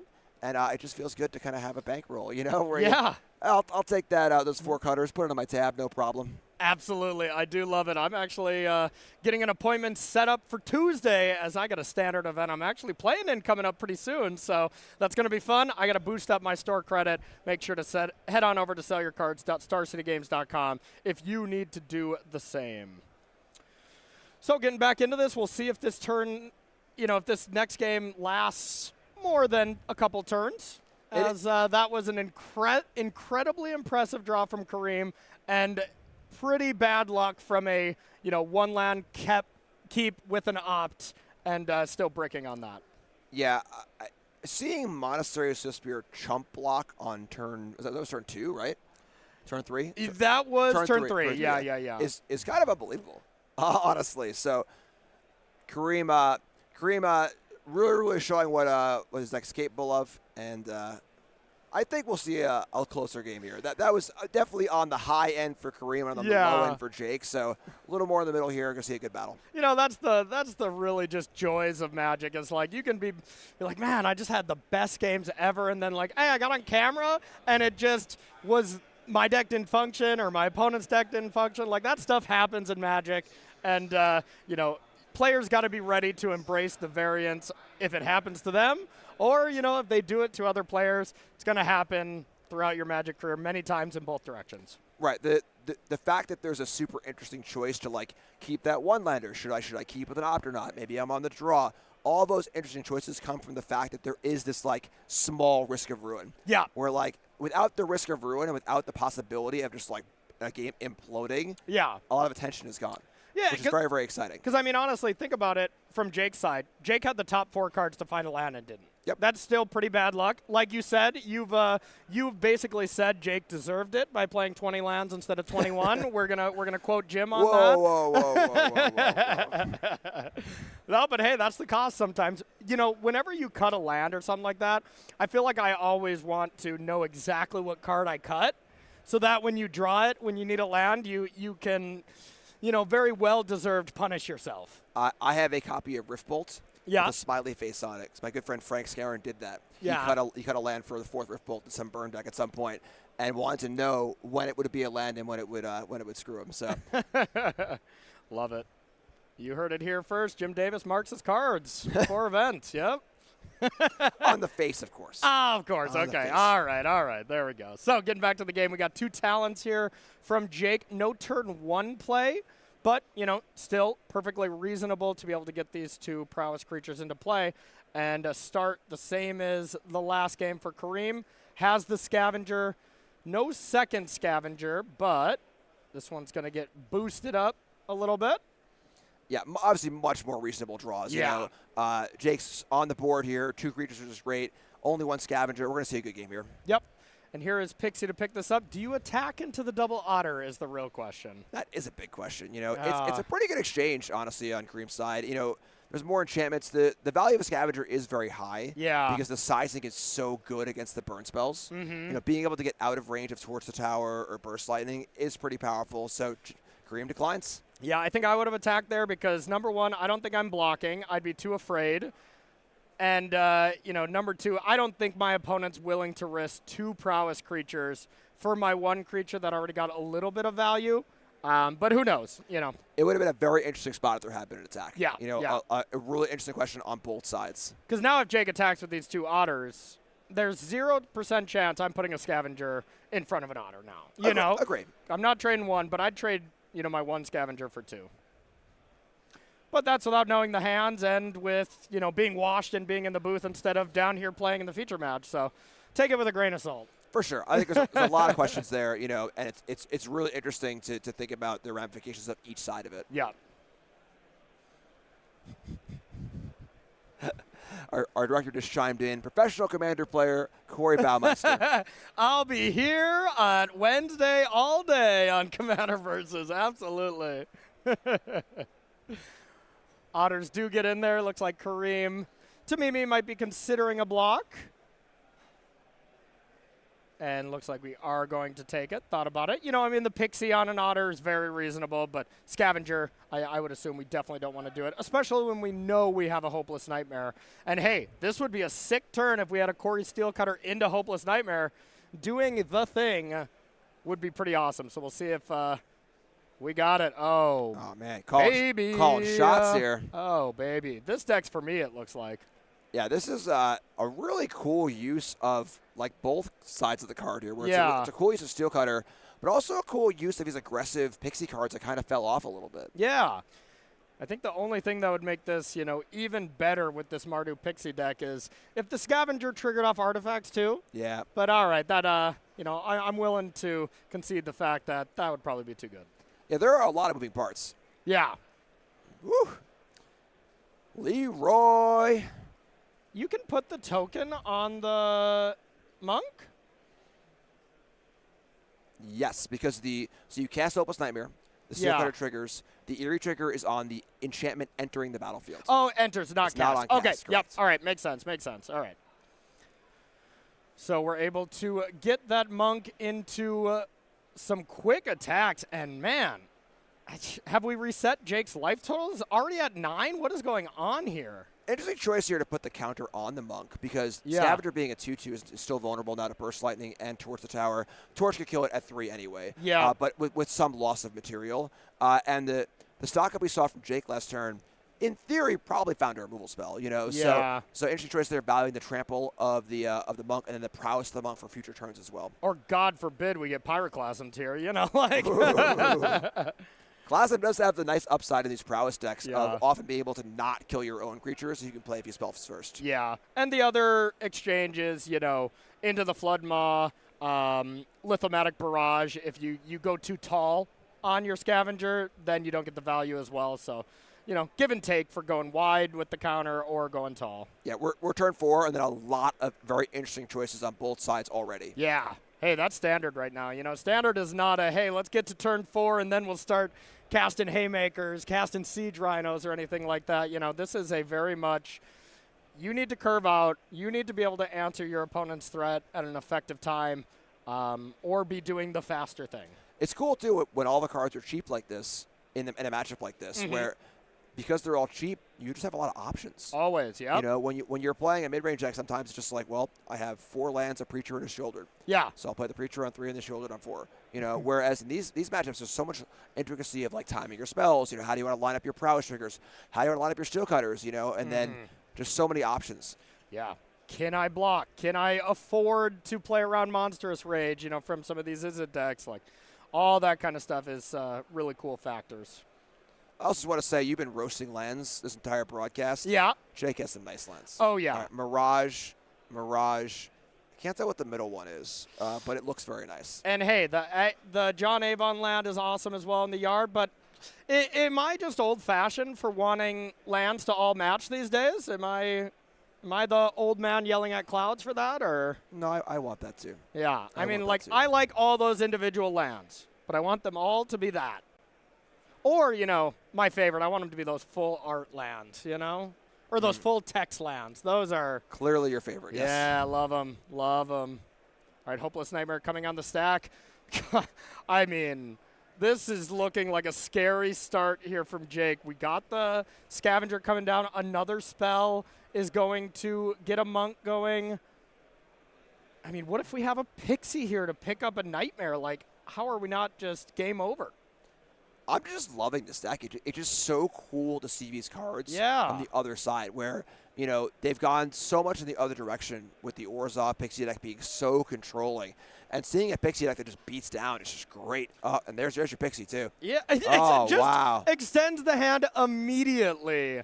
Wow, Kareem Tamimi advancing to 10-1 with just complete dominant games. This game on the draw, Jake put up a little bit more of a fight, but I mean, Pixie there was going to put another Monk into play. The Nightmare was going to put Jake down to 5. Pixie was going to get up to 4 power alone, and there was going to be 4 total creatures that were coming in on turn 3 or 4. It was turn 4. Turn 4, but yeah, incredible. Yeah, That deck's awesome. I really like that deck. Yeah, because one of the issues that the Orzhov Pixie deck has is that it does really well against Izzet. Yeah. But aside from that, the clock is it just never ends a game. Yeah. It tries to set up these loops and stuff, and like you just can't do that when Omniscience and Domain and these bigger mid-range decks are all hanging out. Yeah. This deck just kills you. Like that's an extreme amount of damage output while maintaining the card advantage from Pixie stuff. Mm-hmm. You still get the Pixie value trains going on too. So really cool. Love seeing it. We awesome didn't even see any of the fear of missing out, making an impact. Yep. But like there are some games I bet where you can go like on 4, fear of missing out, already have Delirium, equip it to Corey Steelcutter. That's 6 right there, minimum. God forbid if you have a Scavenger in play, which it seems like Kareem never leaves an opening hand without them. I'm a big fan of that. We're going to be keeping an eye on Kareem to Mimi for sure to continue this journey. But we got more Magic. We are going to head down to our backup feature as our main feature took a solid 6 minutes maybe. And it's going to be Jesse Pyland up top with that Boros Monument deck. And Maiko DiBenedetto Plumber on the bottom here. You might remember that name and this player from our last regional championship. He is a Breach Master, Killa SUV on Magic Online, and brought that really innovative Karn Teamer Breach version. That brought different tools out of the Karn package and also just had Karn to shut down opposing Breach decks. Really nice guy, really great player. Yeah, and this is kind of a fun matchup where both players are playing very similar cards, but they're doing pretty different things, where they're both trying to draw and discard cards. Yeah. But Michael cares about the graveyard, want to get Oculus back with Helping Hand and stuff. We're going to see that kind of stuff from Jesse as well, but to bring back monuments. Yeah. And we care more about the discards and the actual, things in the graveyard. Yeah. And Jesse was our last match on camera playing for that undefeated slot here in our last match of the day. And, very easily could have won it. There was, a thing players miss. You can go ahead and rewatch that back where Jesse easily could have won. So could have been at that 10-0 just as easily. And here is the Tursa. Discards a bunch of the Dragon Engines. That's Phyrexian Dragon Engine is the Unearth ability. 5 mana comes back, discard your hand, draw 3. Yeah, but most importantly, it has haste and it has double strike. Yep. So you can just really close the game when you get to that late game. One of those cards like we were talking about where it's been in standard for a while, hasn't really found the right home. Nope. Looking very at home here in Jesse's deck. I mean, when it finds a home is when it melds with something else, and does whatever it does, which no one knows, and it's never been done. I have done it before personally, okay. I can attest to that. Unfortunately, I'm very sad to report that there are no Mishra's Claim by Gix in Jesse's deck. Cue the sad trombone, but that's all right. Deck's really cool. We're going to push through. Fair enough. So, all right, getting an attack in for 3, and a very sad turn here from Michael. Just a tap land pass. Oculus, it's not like, hey, I'm playing on your turn. Like, this is kind of a tap-out deck, right? Yeah, for sure. And there is some awkwardness when it comes to Oculus, mostly drawing too many of a namesake card alongside too many helping hands. Yeah. Ways to discard them. And the Mako, it's a powerful card, but it's a card that needs other cards to function. Yeah, absolutely. And then we see the... Let me rephrase. It does function with itself. Yes. So you can cycle and put on counters. That is certainly the plan C. With the card. Sure. We see the Guardian of New Benalia coming down as well. A card we don't see a lot, but, an incredibly annoying card. It is tough to attack into that thing. Yeah, and most importantly, Guardian in this Monument deck is the unbounded discard. So a lot of a discard this deck that triggers the Monument is based around FOMO and Tursa. Those are all one-shot deals. Yeah. With the Guardian in play, you can discard a card whenever you want. Oh, so God. You're able to cycle through. The first Monument will draw you a card, so you can just cycle the first one.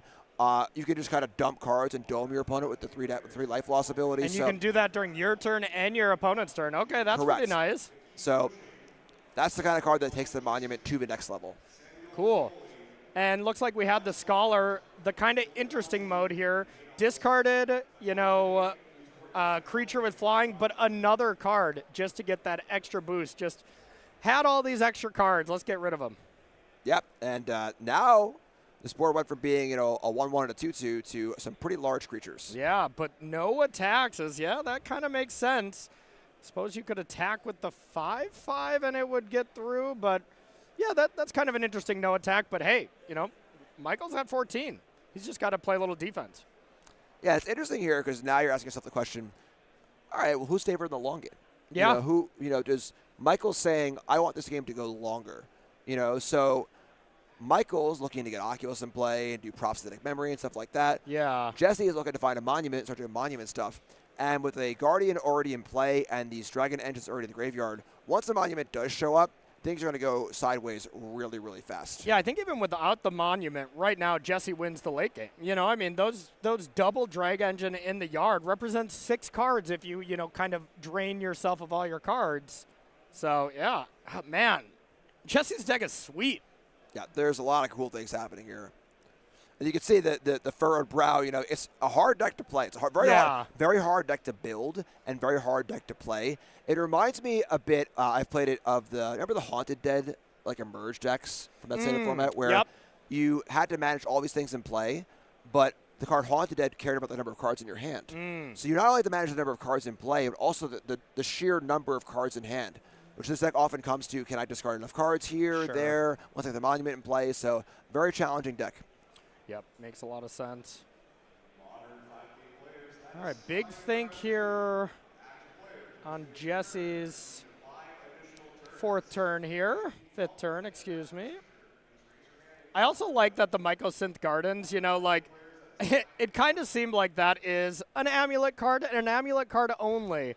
But hey, if you can copy a monument with that, and it's also just a land, or you can copy a Dragon Engine from the board or something, Mycosynth Garden is a spicy one as well. Yeah, very low opportunity cost, very high upside. Yeah. Shelter by Ghost takes care of this gigantic Mako, and can we get in at all? Doesn't seem like it, as this is, a 3/2? If I am Michael, I'm horrified that took so long, because that means Jesse's other option is also really, really good. Yeah, no kidding. Yeah. No kidding. So, looks like we are enlisting. Ah, yes, enlist, a commonly used ability. Very commonly, yeah. I'm not reading it right now to double check exactly what it is or anything, I swear, but of course we're getting that scry too. It is fairly obtuse. Yeah. Basically, you can tap. I don't know, it's kind of acute to me, but. Basically, you can tap a creature as you attack with an enlist creature. It must not have summoning sickness on a Tuesday when you're wearing a red hat. No, and you can basically add that creature's power to the enlist card. Okay. So tapping Tursa, making the Guardian into a 5/2 plus the enchantment is now a 6/2. Okay. And lifelink, and also the discard ability can defend it and make it indestructible. So a pretty potent attacker. Yeah. All right, that's incredible. That is a combination with Shelter by Ghost. My goodness. So, all right, Helping Hand, bringing back the Scholar, getting some cards. In need of exactly that, a Helping Hand, if you're Michael DeBedito Plummer fan. Yeah, I think the main deck Shelter by Ghost and Jesse's deck are very clever. Yeah. In that, this deck takes a little while to get set up, and Shelter by Ghost is obviously almost like a sideboard card against the red decks, but whenever you have Shelter by Ghost in your deck and you can protect it in some way, putting it on a Guardian, that takes the card from being a sideboard card to being a main deck power level card. Yeah, no kidding. I mean, Guardian, that is a tough one to actually interact with in any way. You can bounce it. You can do one of the very common thing that we've seen in Standard before is, the nowhere to runs. But, that is not a very commonly played card as it used to be. Yes, absolutely. All right, looks like we have another Helping Hand, 3rd Helping Hand here on another Tursa. And the Eye being hardcast. So, I mean, hey, fantastic turn from Michael here. Yeah, we're seeing what I was saying earlier, where it was likely the hand was gunked up with Helping Hands and Oculus early on. Yeah. They made for some poor early turns, but now that we're in the mid-game, these cards are going to be very useful. Yep. The Eye has arrived, but is it too late? Now we get to Manifest. I mean, at least the Manifest is a solid chump blocker turn after turn. So, Jesse will have to do a little something extra here. Yeah, the fact that the Indestructible can save the Guardian But if you have to discard a card every turn to Yeah. get through these 2/2s and gain 6 life, that's a little iffy. So honestly, Oculus being in the air as well is a big deal because the ground's kind of gummed up right now. Yep. And then Mako is providing a huge, Juggernaut-style wall. Yeah. Yeah, no, exactly. Like, even if you attack with this Guardian and enlist, you can only enlist one card, right? Like, you can't give all the power, can't tap all your creatures or anything. Yeah, it's only one, I believe. Okay, yeah, that makes sense. So you can't boost this up to, 5, 6, 7, 8 power or anything to be able to kill the Mako. So can only get it up to 6 on surface value at the moment, and a big thing from Jesse. This is a game where Jesse needs a monument. That's been the one missing piece so far. With the monument, this game will be over very, very fast. There it is. Okay, well, there you go. So Monument, pass. So that speaks to the fact that Jesse's card in hand is very good. Yeah. Because Jesse could have cycled it for, I guess not for free, I'm sorry. Because you'd have to tap your creature, Correct. right? The Guardian will tap when you discard the card. So. It's not free, yeah. Yeah. But at end step, it's free. Correct. When it's, when it doesn't matter about combat or anything like that. Or if it taps already, then it's free. Right. Still a great blocker, too. Yeah. But wouldn't be too shocked if we just see something like, hey, end step, discard this card, draw your card first. That's free. You want to do that no matter what. Discard another card, create a treasure. Next turn, now you can, untap, do the same thing, discard, draw a card, but then you can bring back the Dragon Engine, draw 3 more cards, and then do this at a higher rate. That's a surface level option. Yeah, the goal here is going to be that third option of losing 3 life. You know, all the early damage got Michael down to 8. That's going to be 3 triggers to win the game at Monument. We also have access to the Mycosynth Gardens, too. Yeah. So Gardens can just copy the Monument. Now a discard can deal 6. And you can see a mixture where we could see a discard on Jesse's turn, even tapping the Guardian to draw another card and then lose 3. And then on Michael's upkeep, discard the card you just drew and then deal the 6. So there's a ton of avenues to these victories, and they're kind of weird to stack them up because you have so many options. And a lot of times you want to just draw the card with the Monument, and you can just kill your opponent. Yeah. Yeah, that's impressive. So is able to deal with the fear of missing out. That also had some nice lines you can do. Giving a indestructible lifelinker a second combat is also pretty gross. Yes. Okay, and big swings here. Michael recognizing that he's got to close the game. This Monument will win over the course of a couple turns or just next turn. I am not too shocked if this would, just win next turn thanks to that Garden. Kind of weird attack, though, because the Mako on the ground gets blocked by the Guardian. Yeah. That card could just be discarded and looted for another card. And it's already going to be looted no matter what, huh? Right, and then the Indestructible means that this is just gaining 6 life. For no reason. In a non-exchange on the ground. Yeah. So without any other mana available, if this was a trick to try and get the card out of the hand to kill it in response, sure. But the Mako attack here looks to be a net loss of 6 potential damage. And hey, I don't see a way that wasn't a mistake, but the other thing about that is how often do you think Michael Plummer tested against Boros Monument? How many times do you think Jesse tested against Jeskai Oculus? One of those numbers is a lot, and one of them is not, All right, so here we go. Guardian copying the Monument. All right, 2 things. Now, these creatures getting in there. Got a little enlisting going on here. Yep, enlisting, so a large life-linking swing, and hey, might as well attack first because you're going to discard. 2 triggers. What do we want to do? Yeah, Drawing 2 cards. Game's just over, as I said before. So one of them will be life loss, upkeep, life loss. That should wrap this thing up. This is awesome. Yeah, really cool stuff. Oh man! And this is what I was saying earlier about the unbounded discard on the Guardian, where the fact that you can just keep doing this, just keep discard a card, discard a card, discard a card. There's no limit to how far you can go, aside from cards at hand, I guess. Yeah. Oh, really cool. Going through all the options. Getting the treasures. As long as we have enough cards, we are going to, bring them back, gain 3 more cards, discard 1, take 6, and then should have at least 1 more card to discard. I think Jesse's just showboating here a little bit. Yeah. wants to look cool on camera, and is doing a very good job. A of it. very good job. Jesse's got the coolest deck, and I must say, like the coolest beard as well. Like that is glorious. It is a nice beard. Oh man, I can't even grow any beard above my upper lip at all. You know, like that's it. Yeah, I'm jealous. That's not a ballpark I'm even in. So. Yeah. So Jesse Pyland gets that first game here over Michael. And we're going to head to the sideboard here. Now, from the Oculus side, what on earth do you do up against this Boros Monument deck?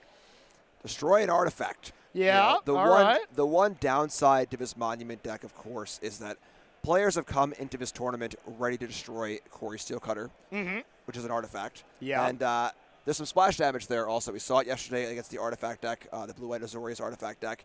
And now we see it here, too. So Abrade, Loran, pretty easy cards to come in.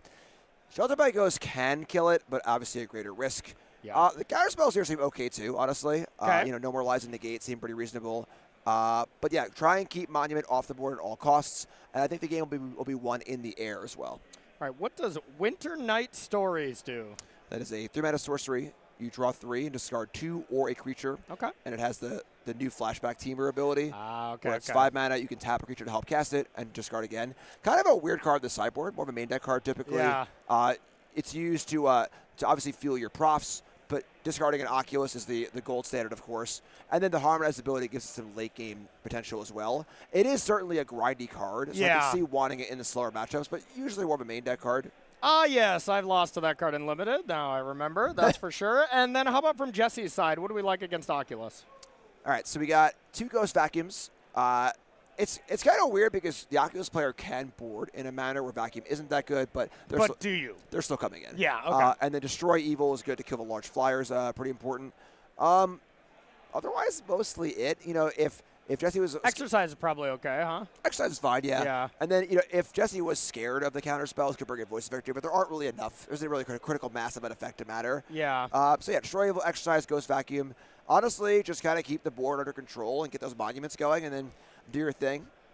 Yeah, and I'd be curious for Jesse. I'm not 100% sure how he sideboarded on the last match of the day yesterday, but it was up against the Is It Prowess deck.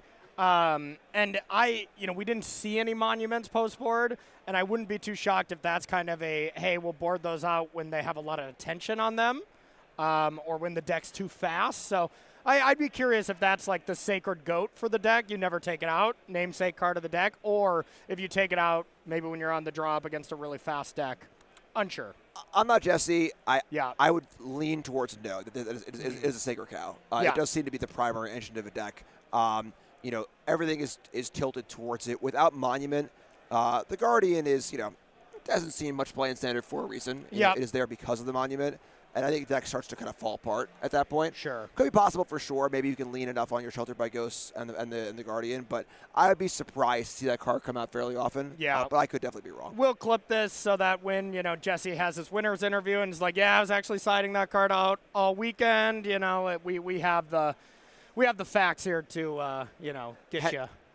Hence the modifier at the end that I could be wrong. There you go. That was a smart thing there. You're catching on as a caster here. So let's take a look at one of our next events here. We're gonna have Hartford first, but after that, we're gonna be heading back to the Spotlight Series. Spotlight Secret Lair is coming around, and this is gonna be a really exciting one. This is gonna be in Indianapolis, one of my favorite cities to play Magic in. May 30th through June 1st. Go to hashtag SCG Indy if you want some more information there, and StarCityGames.com/SCGCon if you want to sign up. Now, Spotlight Series is an event where you don't have to qualify.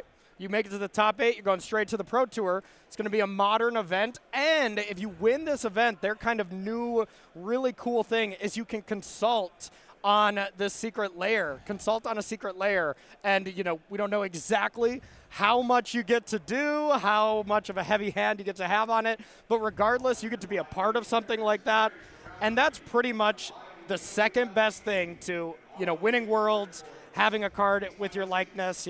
That's just about as cool as it gets. Secret Lair, my son's crayon drawings. I picked the cards. Yeah, there you go. Yeah, I wonder how far they're going to let you go on that, that's for sure. But going to be really exciting to see. Make sure to join us on May 30th there. Looks like these players are ready to go. That dice indicating Michael has taken 1 mulligan. Looks to be Jesse keeping a hand, and we got that turn 1 Mako from Michael, the ideal start from the Oculus player, and a land pass from Jesse.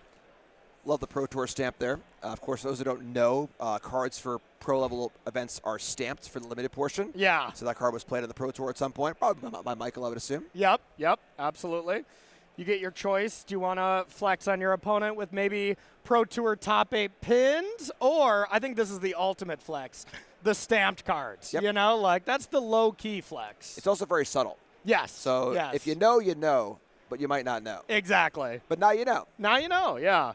Or you just bought it at a vendor, you know, and it just had the stamp and, you know, we're saying nonsense. That is possible too. All right, we have the Guardian coming down from Jesse. We'll see what Michael's follow-up is. The ghosts are sheltering. Ooh, the tables have turned, Guardian. Yeah, that's a good one, honestly. Yep. You know, and then of course on the play, the ward here is quite excellent. And Yep. this is a pretty solid little aggro draw here from Michael. You know, I think that the Mako adds a nice dynamic to this deck, where it does give it a little more of an aggro draw, where you make him deal with the aggro draw, and you can do your Oculus stuff later. Yeah, and I'm not seeing a single answer here from Jesse on 3 mana for that. You know, like not a single thing to deal with it. So we'll have to wait at least till next turn. We get, you know, what is always seems like a card that must attack when it comes into play. It's a phenomenal blocker as well. Screaming Nemesis coming down on defense. Another sort of like concession, I think, to the red decks, you know, where this is a main deck card. You know, it's seen obviously in red deck main decks, occasionally in sideboards of non-aggressive decks. Yeah, we boarded 2 copies in our Oculus deck for the Pro Tour. But Otters did that a lot. Brought in Nemesis to break serve there. Yep. So and in this deck, kind of a concession to the fact that I think the red matchup might not be the best as far as staying alive goes. So it does that pretty well. And gets in here with the 4/4 is just saying, hey, if you want to trade here, that's fine with me. And, you know, if this play you could block, kill the fear of missing out, get your guarding back, yeah, that would be terrible, but still have to pay the ward on that. So it is kind of for Jesse. You can either block 4 upstairs, not going to happen, block 4 damage to the Mako to trade, or block 4 damage to the Scholar. Those are kind of the options. Yeah, the sizing up here, this is a lot of why sizing up is so good against the red decks. Yeah. It's good against the burn-based removal spells. It's good in spots like this, too, against a card like Nemesis, where if Nemesis just trades 1 for 1, the life gain part doesn't come into play. It's not 2 for 1-ing. It's just okay. Yeah. Yeah, and I mean the fact that, you know, sure, this Mako was a 4/4, it's still 1-drop. You traded a 1-drop for a 3-drop, you're trading up. That's what it's all about. Very interesting here, actually, is the FOMO into discard of Recommission. So Recommission could have gotten the Nemesis back as a 4/4, and that was one of the things at the Pro Tour where we actually shaved our helping hands in the aggro matchup, not the recommissions, because bringing back Nemesis untap was so important to block with. Yeah, makes sense. Okay. Yeah, that makes a lot of sense. Because you start to see the Oculus decks, it used to be, 4 helping hands, 2 recommissions. Not the case anymore, right? Right, and recommission is played in this Boros deck because it gets back artifacts, too.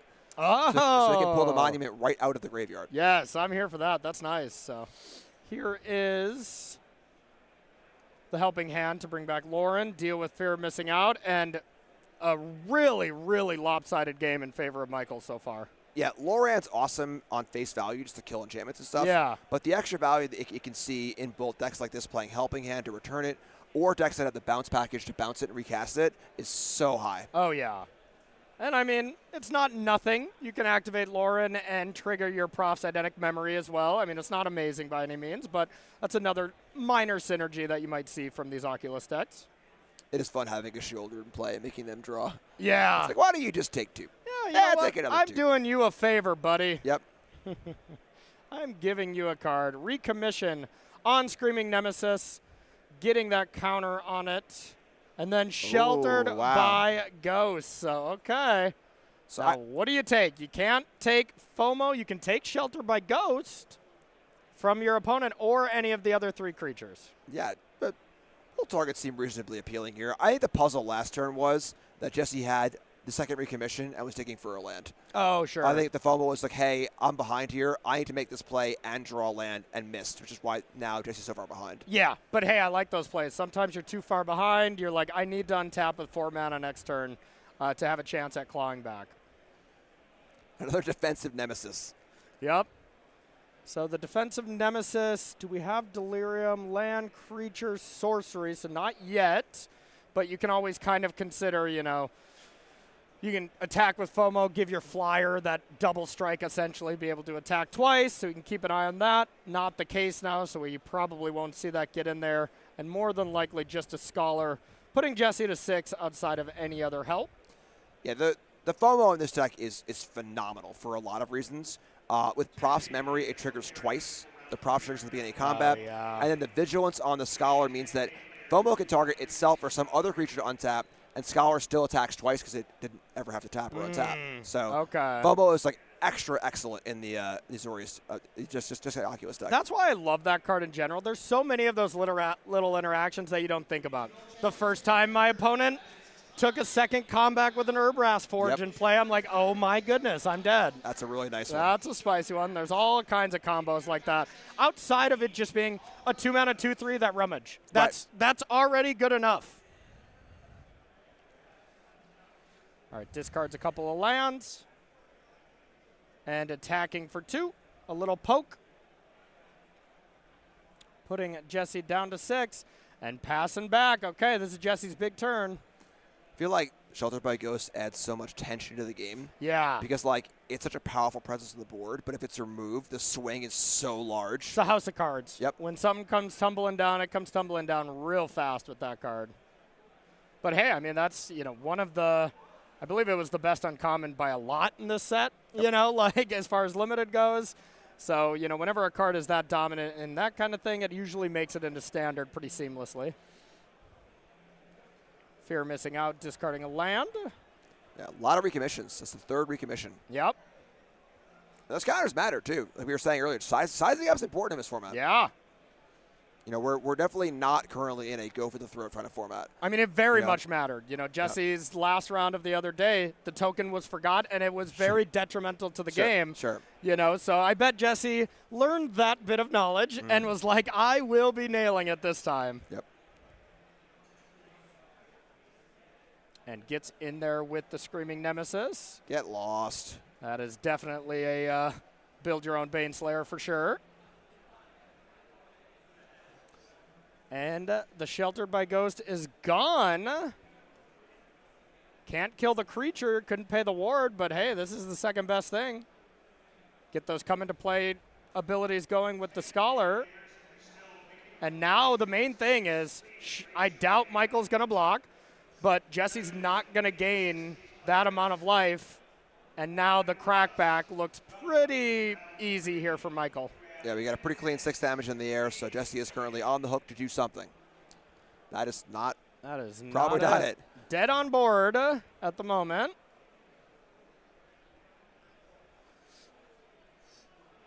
All right, could have something now, torch the tower, something like that to prevent lethal. Now still dead on board if Fear missing out.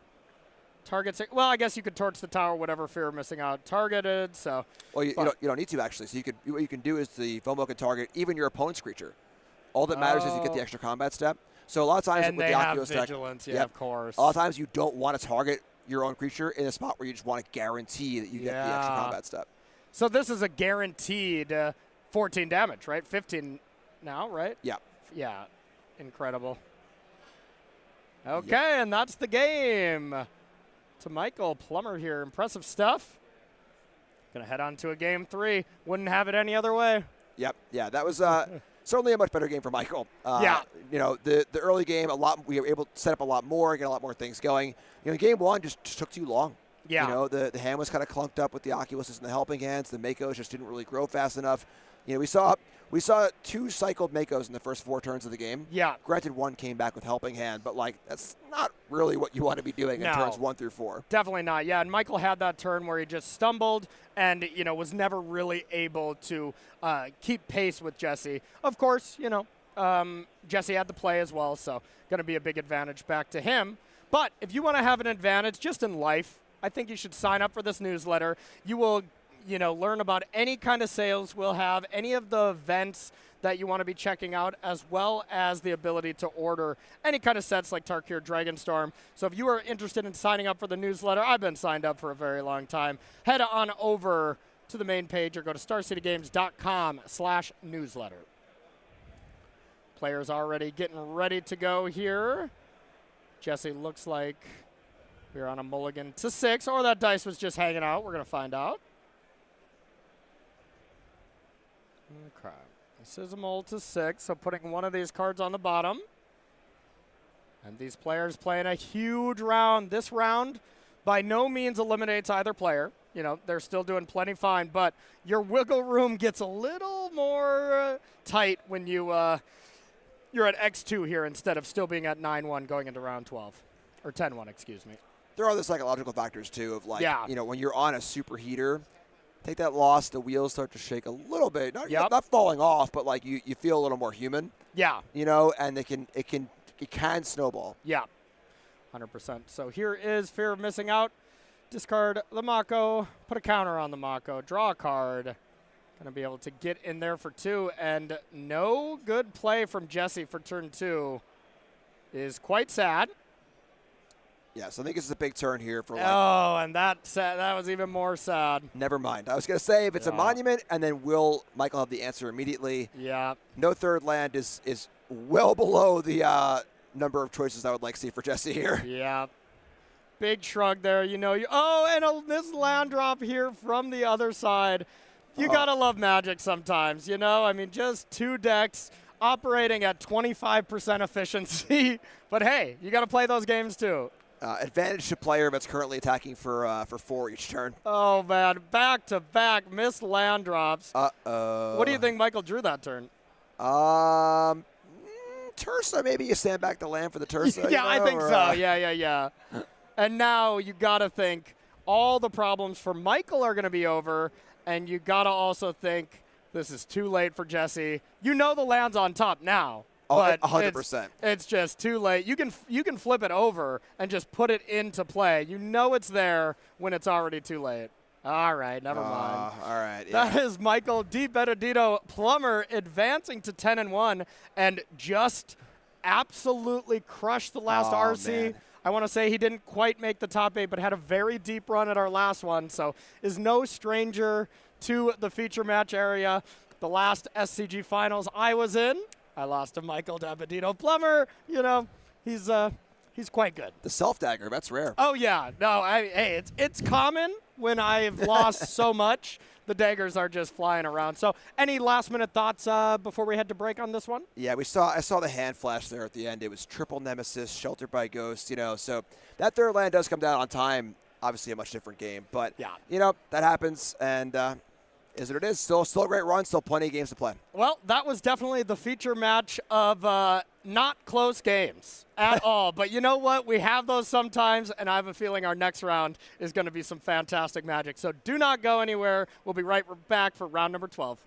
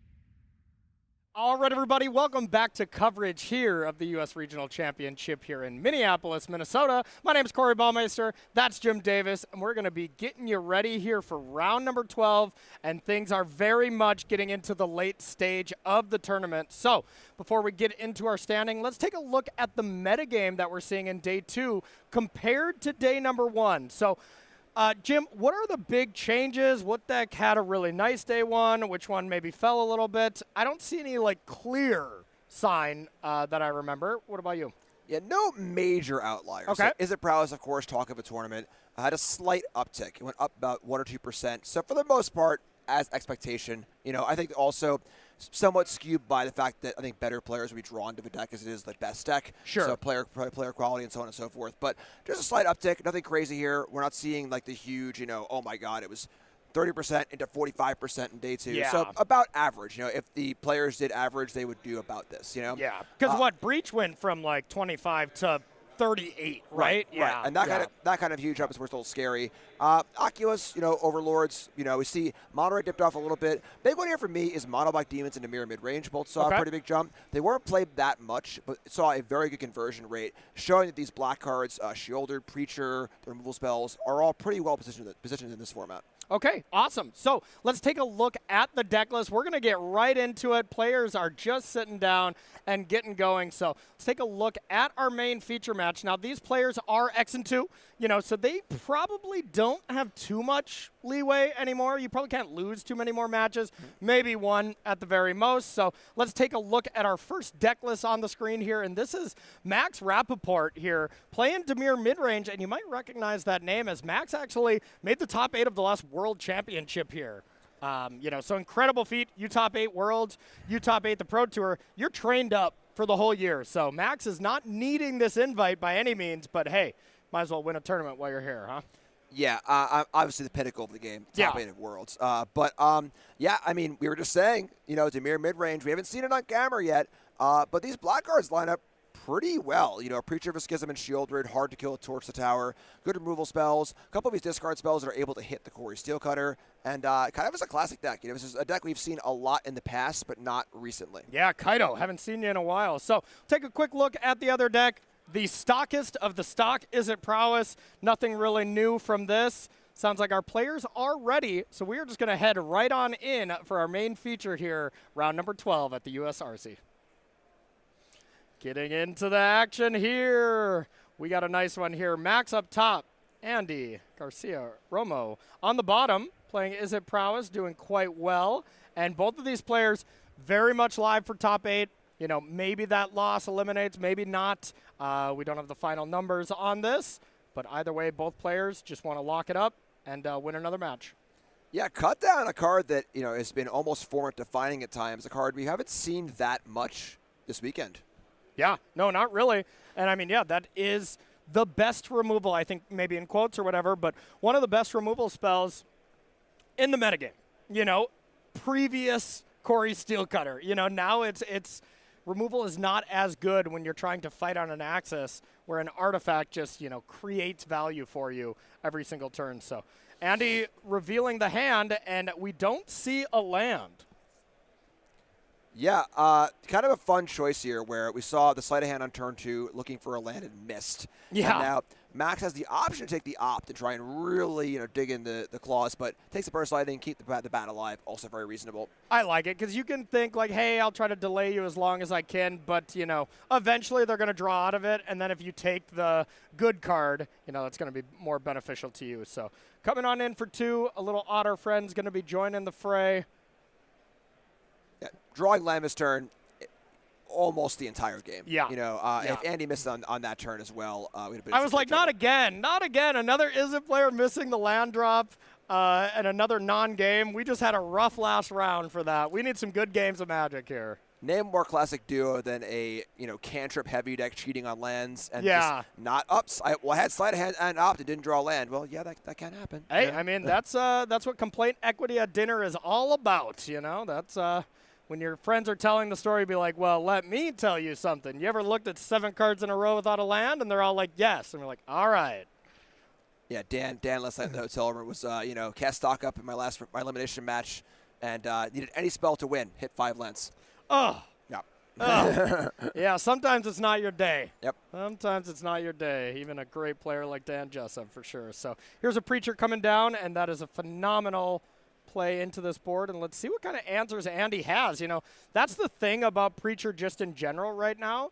There's not great answers that are commonly being played from the Izzet deck. So just a great card, and it's a main reason why we see an uptick on these Preacher numbers. Yeah, like you can combo it with multiple burn spells, not very good. You can Monster Race Rage into it, which is also not very good. Death Touch guarantees the kill. Yeah. And you can bounce it, but it's only a 3-mana creature, and that if you're not pretty ahead at that point, yeah, if you're just down a card, it's pretty rough. Yep, totally agree. We see that opt. I actually love that opt. I believe that's the Yargle opt. They're pretty sweet. I have seen those. Those are pretty cool. Yeah. Gets an opt, finds land number 3, and Andy's pretty much all ready to go here, but ready to go in the sense of having to pass, as these 2-power creatures not going to do much in the face of a Preacher. Yeah, and it's kind of funny because, this deck is very, very similar to what Dimir Midrange looked like when Max top-8 Worlds, a few months ago, and it's so fun, the cyclical nature of formats where it fell off, and now it's back almost entirely as it was, for the most part. Yeah. Just, because the metagame's changed, things have shifted, and now it's good again. Yeah, everything just kind of cycles. When it comes to Standard, whenever you have a really healthy Standard format, you see those metagame shifts kind of pronounced. It's cool to see, too, is master of a deck, Yep. It's such a good feeling when the deck you've played a lot that had fallen off comes back into vogue, and you're just like, oh, yeah. It's like riding a bike. I know this deck. This is awesome, Yeah, it was pretty sweet. And I was thinking, when we were getting ready for this match, I was like, God, Max Report sounds so familiar. So I did a quick search. I was like, oh, of course, top 8 of the World Championship. And you just kind of look at all the results from Max. We see Dimir Midrange from the World Championship, Dimir Control from Pro Tour Thunder Junction, Dimir Demons in Aether Drift, and even drafted a Dimir Demons deck. Love it. Love it. So Max is definitely a master of his craft. So Burst Lightning frees the bat up to get the Burst Lightning back to hand, but did its job, honestly. Deep Cavern Bat's not meant to be a long-term solution. It's meant to be a kind of, hey, deal with this, Yeah. Chips in for a few points, gets 3 points of damage in, gets 3 points of life, forces a removal spell at maybe an inopportune time, and then right back to it. Cut down, Preacher, Flood Pitch Rounder, and Max is sitting super pretty at 18 life here. Yeah, absolutely, and we'll see what we can do here. But, yeah, these kind of draws from Izzet where you're not doing the Corey Steelcutter type things, that's when Drowner and stuff is still looking amazing. That's when Kaido looks perfectly fine, versus if Andy just goes turn 2 Corey Steelcutter and then plays 2 spells every single turn. These games look a lot different, and cards like Kaido, you're going to side out immediately. That still may and probably will happen, but yeah, the texture of the game changes a lot because these Dimir decks are great at killing creatures. They always have been, but not when you're cranking out creatures kind of for free. Yeah, the engine, very, very important here. Yeah. Second Swift Spear post board, passing the turn. And Max just in a commanding position right now. Hasn't hit land 4, but that's really the only thing holding him back. And if you're not hitting land 4 in a situation like this, your hand's all gas. Yeah, and most of the cards are cheap. There are some big fours of the deck: Enduring Curiosity, Shieldred. You got a Gix's Command in there also, but there aren't enough of them where, I guess Max's hand could, in theory, be all of the cards I just said. Yeah. But not likely, I would assume. Or Kaido, that's a 4-drop. Sure.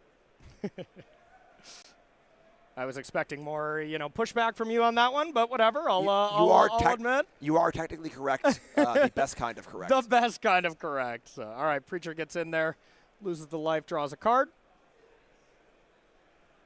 Nothing like being in a spot where you're losing life and drawing cards against prowess. Yes. It means you're pretty comfortable. Yep, you're doing quite well. And there is the ninjutsu before damage. Right, speak of the devil. Kaido coming down, and what is going to be the post-board moves here? You're going to try to ice something down, go up. It's got to be a draw to find a land. Yeah. Realistically, Lifelink blocker is there. It's the kind of thing where, in a controlling matchup where Kaido is so important, protecting it's really, really important here. But in this spot, Kaido's on 4. There's a lifelink blocker in play. could Andy kill the Kaido next turn? There's a decent chance it's going to happen. Yeah. But if Kaido draws a lot of fire, gains a bunch of life, that's a great exchange. Yeah. Max is already in a good spot here, has other good things going on. It's not all on Kaido's shoulders. Exactly. And bouncing the Drowner. The Drowner is looking good in this particular texture of the game here. So, yeah, everything perfectly fine for Max. If Kaido's the only thing on the board and he gets to attack it down, progresses battlefield, that's when Kaido becomes bad because you are, tempoing yourself out a little bit by returning one of your own creatures. So if it does die right away, it can be awkward. So on the draw up against red decks, anytime I'm playing Dimir or any kind of pixie deck that played Kaido, I'd be taking them out. But on the play, they're defensible as well. Slickshot show off into the Opt, getting a bunch of prowess triggers. We see Opt finding another Opt, but not interested, and he's looking for more. Yeah, probably in the market for some sort of board interaction. Flood Maw, Burst Lightning. Maybe a Monstrous Rage to really push over the edge. Yeah, we've seen 2 cutdowns from Max. There are 2 more in the deck list, but the kind of card that's very interesting against the prowess creatures where they size up naturally when spells are cast. Yeah. And you can fizzle a cutdown where, if cutdown is cast on a 2/3 Swift Spear, you see a spell in response making it a 3/4. No cuts are being cut. Yeah. So there's a lot of tension there with cutdown. Do you want to just main phase it? Are you willing to wait till your opponent's turn? Are you willing to try and give them the window and try and catch them in the middle of a prowess chain? So a lot of options there. But that's the only real point of action Max has here. Although there is also Spell Pierce too. So you could see a Pierce on a Monstrous Rage, but. And anytime you get got in one of those cutdown scenarios from prowess, the game's usually over. It's usually a last-ditch effort. And even here, a cutdown looks bad. A cutdown would have looked bad with the Opt on the stack. You think, oh, maybe I can kill the Slickshot show off now. If they only have 1 spell, it's only going to be 5 total, and you can still deal with it. What if it's Monstrous Rage? Right. Rage is, the hard counter to cutdown, where any cast Rage will counter a cutdown. Yeah. So a lot of back and forth here. Lifelinker coming in to block the Swift Spear. Monstrous Rage coming down. Now, this is the window. Cutdown is available, but I think Andy recognizing it's probably not there. And we're not exactly sure where these are attacking, but I can imagine in some regard, Kaido's going to the yard, and maybe Max is taking a couple points here. Yeah, I think Spell Pierce felt more likely than Cutdown there. Yeah. But either way, Max is on a pretty good spot, and Kaido's doing a job. Just draw cards, soak some damage up, distract. Because Max's late game is better than Andy's late game. Yep, absolutely. Now we'll see how much damage went to the face. All of it? Ooh. Hey, that's a great way to get Kaido off the battlefield as well. Remove your opponent. That's right. Yeah. Pick up your cards, and unfortunately Kaido is one of those cards. Hey, I mean, Kaido, of course, it's not the most threatening thing right now, but when you don't kill Kaido, your Slickshot's locked down. That's almost assuredly a fact. Okay, one of the creatures is locked down. Looks like Slickshot is going to die. Yeah, so it could be tapped by Drowner. Also, there is some element of, valuing the trample, where Slickshot can be blocked by, a Spyglass Siren or a Deep Cavern Bat or something like that. So the trample is the part that really makes these red decks scary. Yeah. Trample on the monster roll, but also on Corey Steelcutter. Yeah. That thing giving trample, very, very relevant, where these prowess threats get really, really big. If you can chump them, though, it's not so bad. Very fair. We do know about the one face-up card from our recent World Championship top 8 competitor, Max. We have that Drowner. So Drowner is able to come down and, tempo out the Slickshot show-off. Drowner's one of my favorite cards, by the way. I love playing with that one. I remember first reading it and just being like, wow, this is a hell of a draft card. Yeah. It's, obviously, a card like this looks like a draft card, so you first look at it in that context. Mm-hmm. But it's like, wow, this card does everything, to the point where it ends up being good enough to construct it. Very true. Bouncing that one with Kaido. People love that one, that's for sure. So a really, really nice card here from Dustmorn. Important to note, too, that, we're very focused on Max's life total because that big attack last turn, and, of course, Prowess is a very damage-based deck. Yep. And he's at 7. Yeah. This Dimir deck is also an aggressively slanted deck, too. Oh, yeah. You can turn the corner really quick with cards like Flood Pit Drowners and just Kaido in general. Kaido's phenomenal.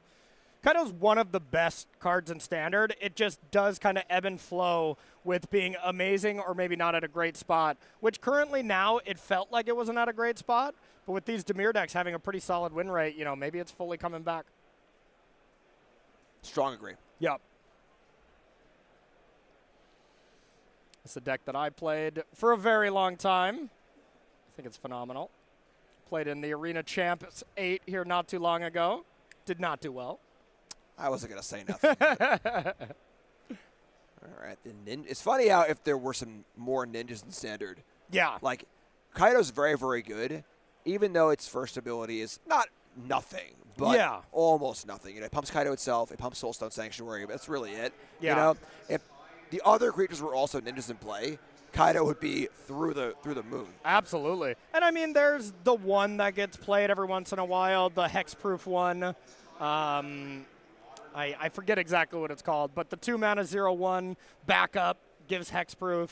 Sure, yeah. Yeah, I only really noticed, one of the Magic Online goats, Mogged, always played it in one of his lists, always won the event, so it became, kind of popular at that time for a little bit, but yeah, not too many actively strong ninjas. So looking at Andy's side of the things, what are we going to do up against Dimir midrange? Scorching Shot looks nice. Okay. Being able to kill those large toughness creatures is very, very important. Basic land count for Max, there's 8, and with the theme being kind of tempo-y, Sunspine Link seems, I don't know, it's a little sketchy. Torch Tower is nice to kill those small creatures. Mostly just, I think the most important card is Scorching Shot. Being able to kill Shieldred and kill Preacher cleanly is so important. Yep, that checks out to me. But, I mean, realistically, this should be a good matchup for Is It Prowess, right? No, I don't think so. You don't think so? I think Dimir, I think it's predicated entirely on Corey Steelcutter. Okay. I think the games where the Izzet deck has Corey Steelcutter should be a lot better for Izzet, maybe even a bit favored. Okay. The games they don't are going to be like that. Okay. Where, statistically, from Bologna, it was 60-40 in favor of Izzet. But, I also didn't think it seemed crazy bad by any means. Yeah. But, that surprised me a little bit. Yeah. And I think that, obviously, I mean, the Dimir players are doing very well this tournament. They did very well in Bologna also. And I think that it's predicated on the Steelcutter. We see Intimidation Tactics able to nab that one as well. We get one in the main deck also. No Dreams of Steel and Oil, but basically the same card. Honestly. Yeah, hit an artifact, hit a creature. Duress Similar can also hit that as well. You get Spell Pierce. So there are answers to Steelcutter. It's not like if you just draw Steelcutter, it's a lock, Sure. And then in the non-Steelcutter games, like we just saw, play a creature, kill it. Play a creature, kill it. Play a creature, kill it. And then lean on these threats that are pretty hard to kill. So I think there's also a lot of there's a lot of room for play, especially in these games, where how the players play, how they sideboard, how they handle things is going to be very different from player to player. Yeah. And I think a play skill will really show through here a lot. Max, obviously an expert with the deck. Definitely. And a very accomplished player. No surprise to see him doing well here too. So, very predicated on Steelcutter. I think I like Max's side a little better, but it's going to be very, very close. Awesome. Yeah, I like Scorching Shot quite a bit as well for the Preachers. You got to keep those in, even if you're on the draw. So having a clean answer to that. Do you think Max in any way sees that as a 2-of and is like, okay, I'm going to take out Preachers, I'm going to take out Shieldreds? No. Yeah, you just can't, right? We're overloading here. Yeah. I want more Shieldred, and then the discard spells, the bats, whatever can help push the way through. The shot can get bought back in a longer game with the talents and stuff, so it's not like there's only 2 shots in a deck. There are virtually a lot more than that. Sure. But still, overload it, get the threats in play, and then just kind of lean on these really powerful creatures that are hard to remove. Now, if there were 4 of them in the sideboard, do you adjust accordingly, or is, probably not? I think it's too important to the main function of Max's deck. Okay. That's what we're here for. I think that you're playing Dimir right now because Preacher and Shieldred and larger threats are so good. Yeah. Okay. I'm still in. Checks out to me. And if y'all want to be up to date on any of the future things that are coming down the line here from StarCityGames.com, Jim, where do we go? Listen, if you're a Magic player, you want a few things. Yeah. You want to buy Magic cards at a good price. True. And you want to go to fun events. Very true. You want to know when they're happening too, right? Yeah, I think that helps. Sign up. Put your email in. I get the newsletter. I've been getting it for many, many, many years. Always knowing when events are coming up. And, we get Hartford. We got great sales. It's all there. And they don't bomb you either. It's not like they're sending one email every 6 hours. You know? Yeah. You know, it's maybe one, maybe two a week or whatever. And it's always the important stuff. So check them out, sign up, stay informed. Now, I personally send you an email every single day just to keep you informed with life. But I didn't sign up for that one. Yeah, it does keep saying return to sender, but I didn't know what that meant, so I just kept sending them to you. Yeah, the block button is a very powerful feature. Ah, okay, fair Very, very enough. powerful. Fair enough. All right, players getting ready to go here. Andy Garcia Romo going to be on the play here. Both players at 9 and 2.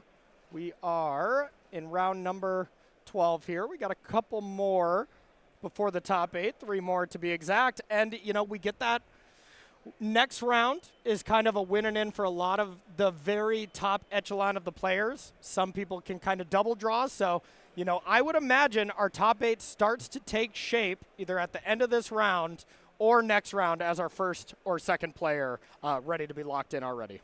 Yeah, top 8's fun too because you have the players who lock it up early. Yep. And then you have the players who are strapping it out to the literal last round. Yes. You know, and then maybe even holding on for dear life with tiebreakers. So Yep. it's always fun to see both stages. You know, we're going to see people locking it up now and then the scrapping later, which I'm very excited about. Absolutely.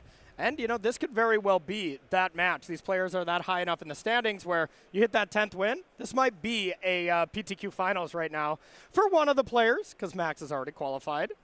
Andy might be as well. I'm not 100%, but, you know. All right, now this is the big one. So yes. I was just saying how important Here's Steel the Cutter test. is. Right, so one of the downsides to Dimir is that Dimir can't really remove Steel Cutter from the battlefield. You can duress it. You can spell pierce it. You can tactics it. But once it's in play, it's there. Thankfully, however, for Max, the hand is not very good.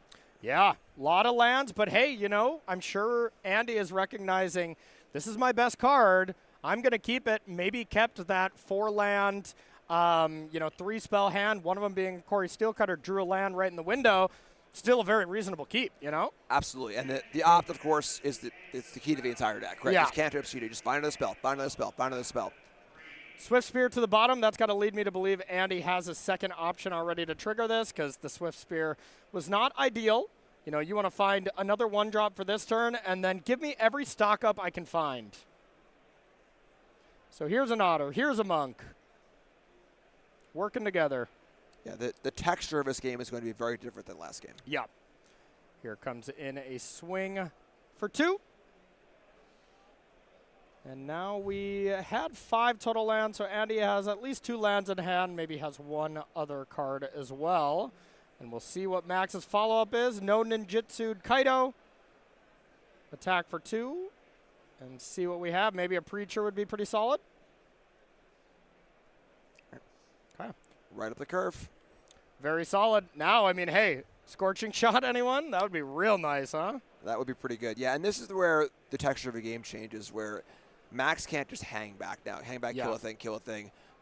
Cutter demands that, hey, Andy is never going to run into threats. Yeah. They're just going to keep coming and keep coming. It's the way the deck is built. So a little more pressure on Max to be aggressive, but this 1-2-3 curve is perfect for that. Yeah, the Dimir mid-range deck is exactly that. It's a mid-range deck. It wants the duality of being able to play aggressive or, you know, be able to play defensive. When you're forced into one of those lanes, you know, the deck gets slightly less exciting.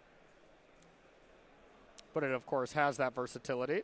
Here's a mountain and no attacks. The Preacher just shut down an entire battlefield here. I would not be surprised if this was a common occurrence for Max across this entire board.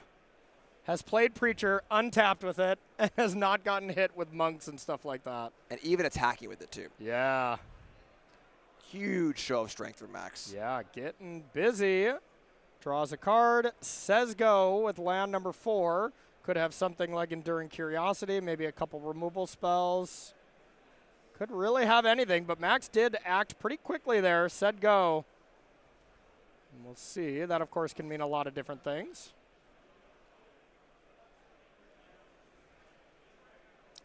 Okay. Curiosity on what looks on Max's own end step still, right? Or is this with damage to draw a bunch of cards? Okay. Yeah, all right. Still in combat. We need a little arena like phase indicators. Yes. You know, like yes. Let's get that. We'll get your soundboard here too, okay? Don't tempt me. All right.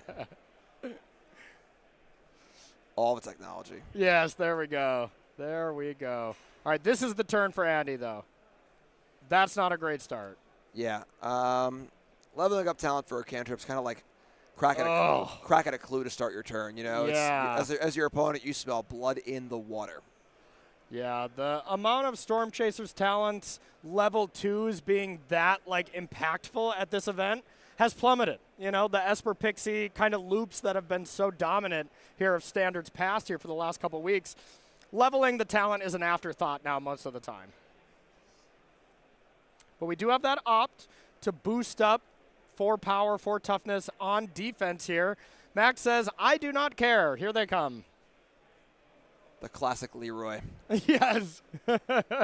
Now you're just thinking about all your sounds. I wasn't going to say nothing. I had to. It took great personal cost for me to not scream Leroy there. Yes, so, good call, good call. Just so you know. Yeah, I'm pretty sure that's trademarked, so we can't do it. Mostly me not wanting to get fired. Fair enough, fair enough. I mean, that really goes against the whole principle of Leroy Jenkins, though, right? You save first and think later? It is true. Far too measured. Far too measured. Looks like this is just being taken. 8 damage points. Wow. Okay. I mean, Now, this is Andy saying, hey, I don't care what you're doing. I'm going all in next turn. I kind of like this. One of the things about drawing obscene amounts of cards is your limiting factor stops being things to do and starts being mana to do it with. Yeah. So, like, if your opponent's going to have 10 cards in hand, they might as well have 20. Like, honestly, whatever, you know. So, okay. I like this a lot, actually. Yeah. Trying to split the difference here and block, like, 1 or 2 of these, you know, it costs Andy too much of his board. And now there's a chance for some sort of, like, chain of spells next turn. Yeah. Obviously, this has to not happen as well. Mm-hmm. You know, the cards drawn can't be a fistful of 1-mana removal spells. That is the best case scenario for Max. But I think as far as like finding an avenue to win a game that looks really bad, I like Andy's play a lot. Yeah, for sure. Play to your outs here. You know, Andy's playing to win, not playing to not lose by doing some chump blocks here. Because, I mean, think if you block a couple of these and now these 2 cut downs dealt with your 2 creatures in play, you're done. You know, you're completely done. Now, I mean, Andy has to have an incredible turn of stringing together a bunch of stuff while maybe putting another threat into play. So Max also made the incredible play of cut down right now. Cut down, if there was a monstrous rage, it could have saved the Swift Spear. Win-win for Max at that point. Absolutely. Yeah, so Max recognized, sure, you can save it right now if you do have that card, but it's just, you know, going to still cost you that large amount of damage when it's Andy's turn. Yeah, and 19's a lot. You know, if Max is at 10, 12 here, you know, like that would feel a little more doable. But you have to assume Max has at least a go for the throat at hand, if not more. I saw Spell Pierce as well, which is going to come up here pretty soon, I imagine. Yeah, it's hard to imagine Max not being rolled up here. Yeah. But from Andy's perspective, you have no choice. You're 5. You taking that huge damage next turn says, I win the game next turn or the game is over. Yeah. And even if it's like a 5-10%er, this is a lot better than 0. Yep, 100%. Or what it really says is Leroy Jenkins, really. I held it back again. I held it back again. All right, Torch the Tower and Corey Steelcutter, the options. I mean, it's not really about second Corey Steelcutter right now, I imagine. So you got to take the Torch. And, I mean, the Torch does represent Torch the Bat, get the Burst Lightning. You got a bunch of spells on the stack, but, yeah, I still cannot imagine this is going to work favorably with Andy taking up the game right now. It's tough, too, when you're in these spots where, like, you know you're, like, 90% plus to lose. Yeah. But you need to find the best possible line among that 10% and make sure it's 10% and not 8 or 6 or 4. You know, and these spots define really good Magic players. You know, Reed Duke comes to mind. Yeah, that's exactly what I was going to say, too. Like, Reed is so good at, from both sides, never getting less than 10% on the side when you're down. Yeah. And never losing more than 90% on the other side, too. Yeah. Whereas some players might, maybe it's 88%, where most of the time you would never notice. Yeah. You know, and every once in a while, I lost this crazy game, you know, kind of thing. But Reed never loses those games, and then he wins the games he's supposed to. He wins a good chunk of them, yeah. Yeah. Yeah, you know, he is one of the players, that was going to be my example as well. He's one of those players that slowed down during those really big moments. where you're like, I mean, he has a commanding position, you know, and it's like most players are like, yeah, just do this, he's dead. Well, like, he's doing exactly that. He's covering all the angles and making sure he's not going to lose to some shenanigans. Here's an attack for a trivial amount. Yeah, again, 19 just so much. Yeah, looks like 4 damage coming in for this particular monk. So we're going to need a lot of mutagenic growths to be able to have a chance here. And ancestral recalls. And recalls, yeah. I mean, we might need some rituals as well. We're running out of mana here. Yeah. Okay, but hey, maybe trying to play a little defense here and survive another turn is what this is kind of saying to me. Yeah, Torch is a very clean answer for Curiosity. Yeah. You know, 1 for 4 mana is a great exchange. Unfortunately, Curiosity has drawn about 19 cards already. Oh, yeah. Yeah. Torch the towers. Scries to the bottom. It's important to note that even though Andy's at 5 and there's only 4 power in play for Max, that map is sitting there too. You know, yep. And that map is about 65-ish% or whatever to be a plus encounter and end the game on the spot. Aside from the fact that Max has a full hand of spells, Max discarded like 3 or 4 cards to hand size last turn. Yep. After casting 2 cutdowns. So it does look like Andy's going to try to do the double spell on your opponent's turn, be able to create a blocker here. We know we saw the torch that already got cast. We don't know a lot about Andy's hands outside of that. And whenever you want to lay the hammer down, Shieldred the Apocalypse is usually the good start. That's the extra points needed as well as a blocker and some life gain. Into the Flood Maw to send the bat back to hand. Spell 1, spell 2, trigger Corey Steelcutter. Spell Pierce was still available for Max, so this is an option if he even cares. Also, there should be a trigger of Preacher on the stack to draw a card and gain a life. It's now the flip since you have Shieldred. That's the end result of it. And the problem with this is that, like, even recasting Bat is just good. Yeah. Puts a blocker in play and gets the last spell. Yeah. Awesome. And this puts Andy down to, not dead, which is down to 3 because Shieldred will deal 1 more point. And that Shivan Reef can tap for colorless now. That's it. And Andy might have 1 more turn to try to close this out. It's going to have to begin with into the Flood Maw more than likely, something to get this big body off the battlefield in the form of Shieldred. But we do have a chance here from Andy's side. Very curious to see if his back comes down or not. Yeah, because we know about the Spell Pierce, but Spell Pierce looks quite bad unless we go stock up, try to do things there. Doesn't go for the bat. I mean, that would lead me to believe that Max has more than just the Spell Pierce, right? Okay. Yeah, for sure. And that is the game. Our reigning top 8 competitor from our last World Championship, Max Rappaport, goes to 10-2 in a very clean, decisive win over the deck of the tournament. Is it prowess? And that was a cutter game. Yeah. Game 1 was pretty clear of what, like, that's what I would expect from a non-cutter game. Yeah. Realistically, play some Preachers. That was a cutter game. Didn't matter.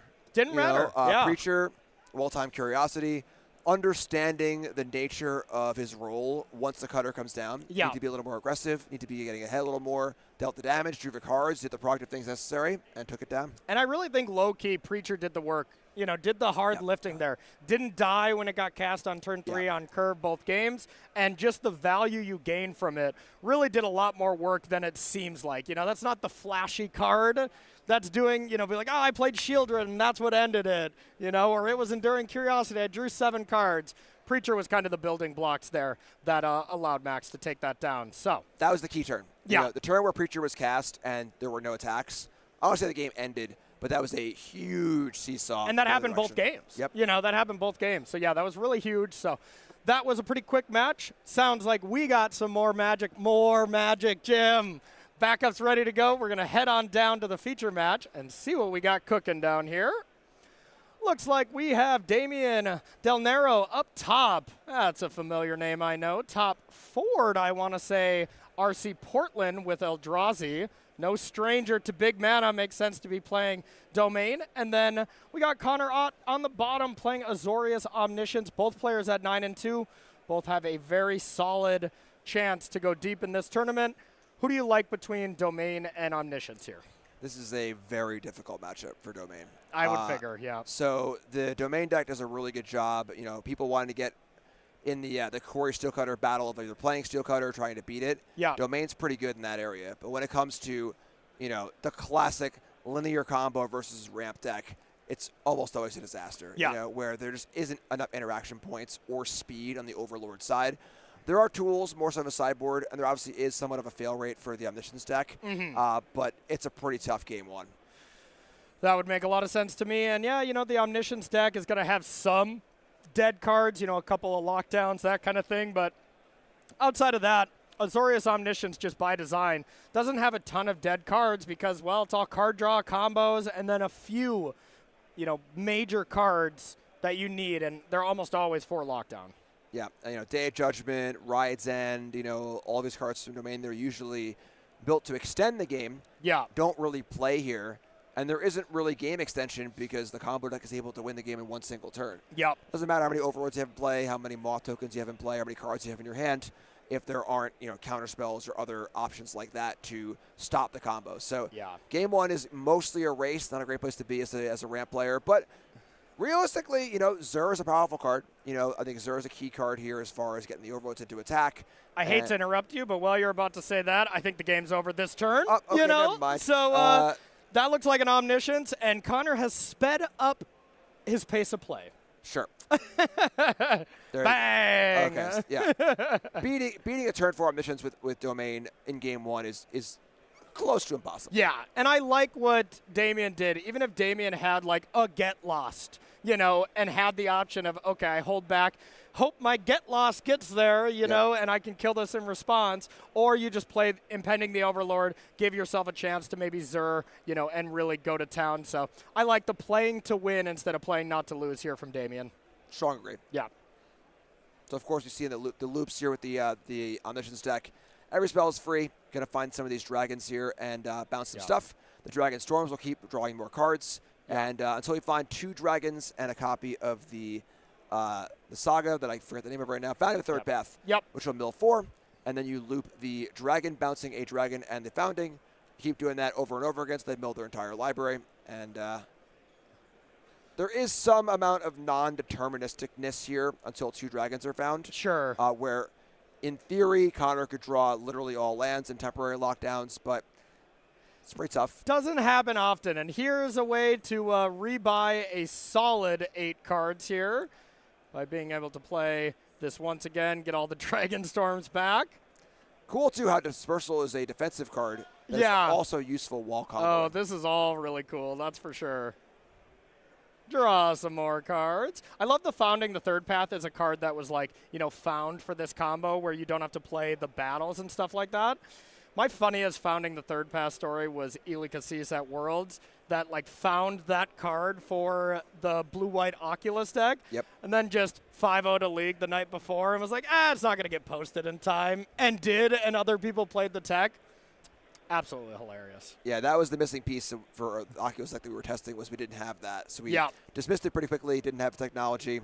You didn't have an internet connection and the way to look at a Magic Online League dump? I meant earlier on in the week before, we were practicing with the deck. So I was like, you guys need to readjust your testing strategy if you guys aren't using We test old the school. internet. No internet, no Magic Online, no Magic Arena. Okay. Candlelight only. Nice. You know, wow. It's a nice mood, honestly. You guys do put up some great results, so I won't question you. Connor Ott taking down game number 1 there in very convincing fashion. What does Damien want to do to kind of break serve in what looks like a train wreck of a matchup? Like, Standard isn't about these 80-20s. There's not many of those just in general in Magic, but how bad is the percentage-wise if you had to guess? I don't know if it's that bad. Yeah. Domain is one of the most polarizing decks in the format where it does actually have those wider matchup spreads, but it's going to get a lot better post-board. Okay, what do you like? There are a lot of tools here. Ghost Vacuum and High Noon are 2 permanent-based things that both stop the graveyard or stop multiple spells from being cast. So adding another block that Connor needs to overcome before going off. Negate, obviously phenomenal here. Even a card like Paw Patch Formation, which can break up the combo if there's only 1 Omniscience or just draw a card if necessary. And also has the backup mode of killing a dragon. where those larger creatures, sometimes the game comes down to that. It can handle that side of it too. So a lot of tools and a lot of junk gets to get out of a deck. All those ride ends and stuff. So yeah, Damien in much better shape, and with a good draw with a Zur, backed up by a counterspell or a hate card, can definitely take this one down. For sure. So is that what Damien needs to be doing here, is like get that clock and then back it up? Or, are you just still trying to kind of heavily mulligan to these high noons, ghost vacuums? Like, what's your game plan if you're the domain player? Yeah, it's got to be establish a clock of some kind, Okay. which for the most part is Zur. The White Overlord making 2/1 flyers is okay too, but get a clock in play and then have some amount of negate, ghost vacuum, high noon stuff happening to make it so Connor has too many obstacles to overcome before those cards can kill him. Okay, and then from Connor's side, what do you like against domain? From Connor's side, things get really interesting because, again, Okay. we have these sort of like jukey cards like Overlord and Voice of Victory and Beza. The reality is, though, that I don't know if this is a matchup where I'd be super interested in trying to like play that more controlling role. The main role is pretty good, and Domain does have a pretty good endgame. Yeah. Where one Overlord of the Mistborns is not going to be Domain by itself. So, going to stay pretty combo focused, I would assume. More so interested in answering the things that Damien is bringing in against the anti-hate or whatever. Yeah, so maybe change the equation, right? Kind of hits them all. Yeah, change the equation. Cathar Commando, get lost. Get these hide-ins out of here. Ghost Vacuum. I can see probably the Conqueror coming in as well. Sure. But yeah, so more of the anti-hate package than the transformational package. I also love the one Rakshasa's Bargain. I don't know if I'm saying that correctly, but I just love that interaction when you just have an up the beanstalk. I mean, that card is phenomenal. The new Sultai, kind of stock up at home, but the fact that it still triggers beanstalk makes that card pretty impressive. Yeah, a lot of folks are playing stock in that slot, like reading at the Pro Tour. Yeah. Bargain, I think, is most of the time worse because you don't need that beans interaction, and it's harder to cast. But in this matchup specifically, it is definitely better. Yeah. Being able to say go, leave mana up for get lost or negate, and then have end-step card draw is pretty cool. Okay, that's fair enough. And if you want to pick up some of these really sweet cards and try off some of these new standard decks that we've been seeing all weekend, Jim, where should they go? StarCityGames.com. Woo. 10% off all standard legal singles. That is every single card you're seeing played this weekend, and of course many, many more. So Standard's great right now. It's also experiencing a resurgence in paper, which is awesome. Yes. I love seeing paper Standard being a big deal again. And you want some cards, you got to play. So hop on, ends Monday. Don't miss out. Yeah, absolutely. I mean, being able to see high-level Standard at paper, so many times a new set would come out. We're glued to the TV. Yep. We're glued to watching these SCG Tour matches, see who brought the new tech. I feel like it was always the Jessups that were crushing those, I was never watching. I was always playing in those events. And Sure. Those were by far the most exciting events for those. We would go in a day early occasionally. Yeah. The formation of Team MTG, for those who remember back in the day, was us going early, brewing band company, and then winning the first tournament in that format. And that was a really good time. I'm not going to say who won it, but one of us won. Yeah. One of the people on the team. Sure. And, but yeah, those week one standards are so much fun because you feel like you can have so much of an edge. Yeah. There's no information yet. Everyone's on an equal playing ground. There's no internet stuff happening. It just get in. And they were Break it. almost always right before a pro tour too. So whether if Yes. I was a pro or if I was hanging, we were all eyes glued onto it. Be like, okay, what's the stuff that's looking good? We'd be testing decks as they pop up on screen. Be like, Yep. all right, nope, that's nonsense. Yep. Like there was nothing better than that week one feeling. I didn't get to play too many of them, lived in the Midwest. Things were a little trickier to get to back then. So I was just always watching, and it was always a blast to do. So looks like a mulligan here from Connor. Damien keeping the hand with Damien on the play here. I would assume with Damien's record, obviously doing very well in the event, if Damien is playing this deck well and keeping 7, Damien has a very good hand. Definitely. I would be throwing back almost any hand that wasn't necessarily perfect, but didn't have a really good mix of tools, both in the proactive development as well as the interactive development. Yeah, absolutely. It's been impressive to watch Damien's growth as a player here. Always deep in these tournaments, has done very well at the RCs, that I've cast and played against him a bunch. He knows his stuff. Good friends with Ivan, South California player as well, and they're always playing Eldrazi, and they're always dominating with it. Yeah, interesting to see the Beanstalk go to the graveyard there. Obviously a key card, but recognizing him at like this matchup is not really about having a million cards in hand. You don't have the time. Yeah. Right. It's about finding a pressure, finding a hate piece or two, and then getting it done. Is it about being at high noon? Yeah. Jim brings the soundboard with. All right, so that is going to definitely shut down, the explosiveness here from this combo deck. It's just impossible to combo with that on the field, right? There's nothing. You got to begin. You got to have an omniscience in play, and you got to start by removing it to keep the combo going, right? Like there's no world where you get omniscience into play and then you deal with it. Yeah, I mean, you have to kill. If you get mad to kill it first and return omniscience, sure, but it is a serious roadblock. Interesting here, you see the Voice of Victory coming in. There are only 2 negates in the sideboard for Damien. Okay. There are some get lost too, so it can sort of stop that. But what I love about Voice of Victory is this thing just hits. It's 3 damage, Yeah. And these sideboard games tend to get really ugly and slow down. Cards like High Noon, players keeping hands. We saw a Beanstalk go to the bin. Damien's not interested in playing the normal game here. Yes. It's the hate card game. And the hate card games, 3 damage returns a lot. Yeah, and might just be a product of, hey, I need 4 lockdowns and 3 Aspara's dispersals out of my deck. This is the best option we got, you know? It could easily be the case of, I need X amount of cards out, not I need this Voice in. Yeah, I think Voice is sneakily one of the better cards in Trucker Dragon's I agree. I think it's a card we're going to be seeing a lot in various formats over the next many years. All these flashy multicolored dragons, 2-mana artifact, 2-mana creature, both maybe the best cards. But, hey, that's the nice thing about the set being so new. There's probably still some diamonds in the rough in Tarkir, and there's for sure some diamonds in the rough in Tarkir after rotation. We're going to see a lot of cards unlocked as well. Absolutely. Here comes 3 more damage. This Voice doing some serious work. And just a pass. So not great. If Connor had something like the Sift, like a stock up, you want to cast it during your turn probably, right? Yeah, it's interesting. So it feels like Voice reads your opponent cast counter spells. But it's only your turn. So you're right. If you end step a Morag River, what's the omen called? No one knows. So many names on cards. Coil and Catch. There you go. Of course, everyone knew that. The Sifts. So if you cast it on your opponent's turn, they can counter it. Yeah. Oh, there we go. Counter spell, loot the Omniscience into the yard. That is why you play 1 of that card, and it looked amazing. Refute there, doing some serious work. Yeah, anytime you can stop your opponent from doing stuff while furthering your own combo plan, great place to be. Absolutely. They don't make cancels like they used to. I played a lot of cancel in tournaments. Yeah. Time Spiral, Block Constructed, cast a lot of cancels. Oh, definitely. Here's a stock up. I haven't cast too many cards like stock up, though. Yeah. I mean, dig through time, but, that is had some work to get to that one. I've cast many Divination in Standard on camera at Star City events. And I would have killed for a stock up. Wow, yeah.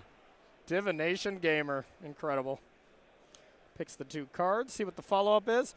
Had the ability to, Umbuelos back the Omniscience, but wouldn't have had a follow-up to deal with High Noon.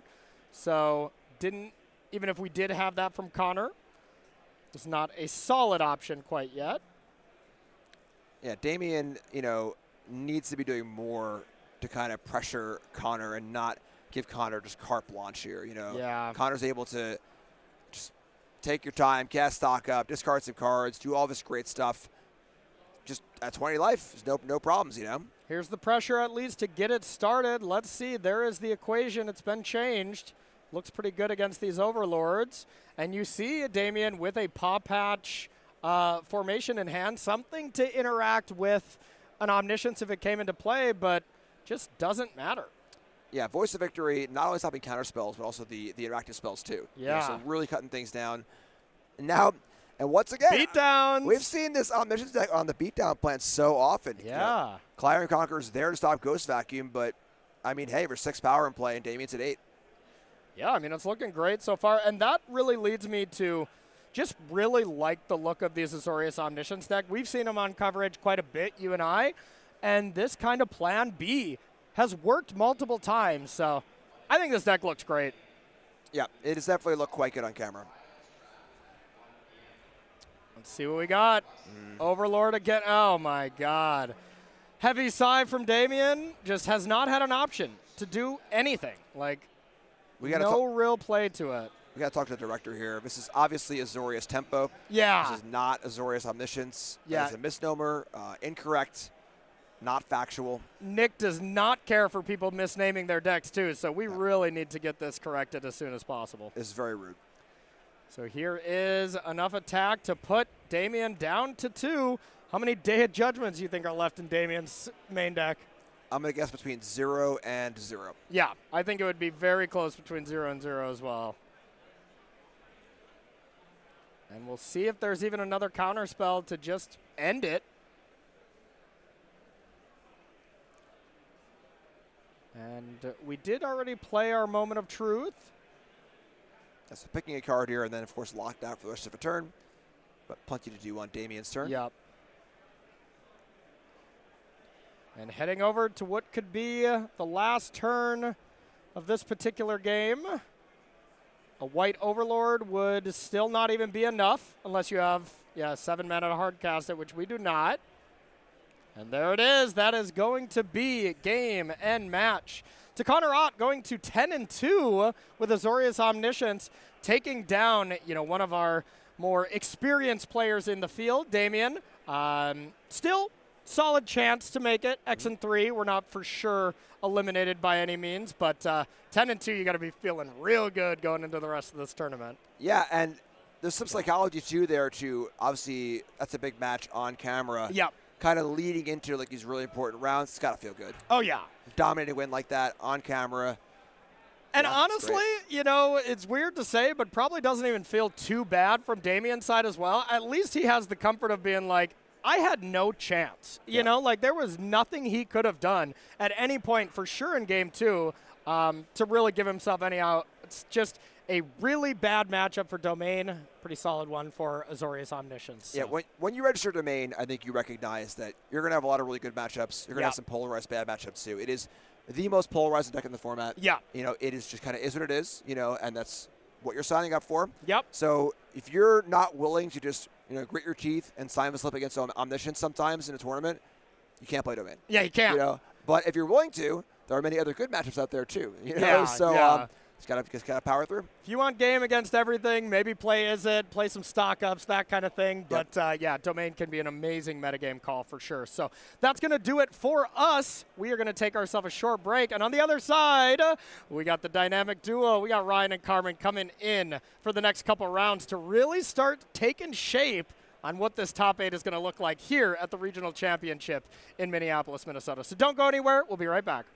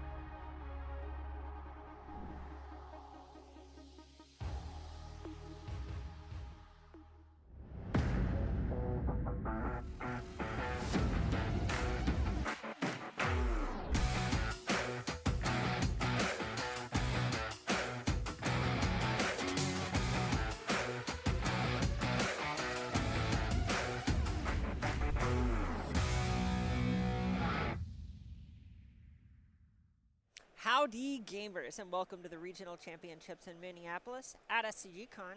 I'm Carmen Clemperens. That over there, that's Ryan Overturf, and this is standard. We're getting right into the kind of the nail-biter rounds of the event.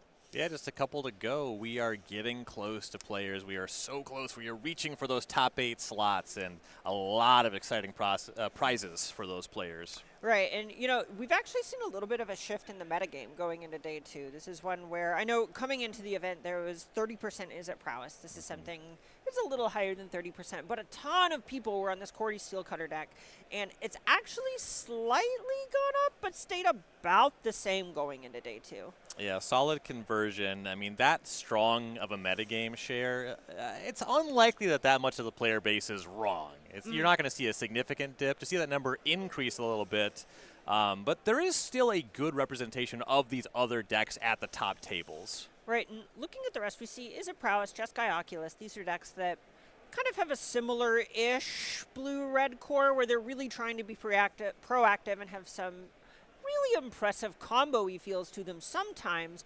But looking further down, we've seen a bit more of a shake-up. We see Azorius Omniscience actually shooting up the rankings a little bit. Yeah, that's a deck that's been boasting a positive win rate against the Is It Prowess deck. Actually, round 10, our last remaining undefeated players, we saw Azorius Omniscience be the 10-0 deck in the field for a time.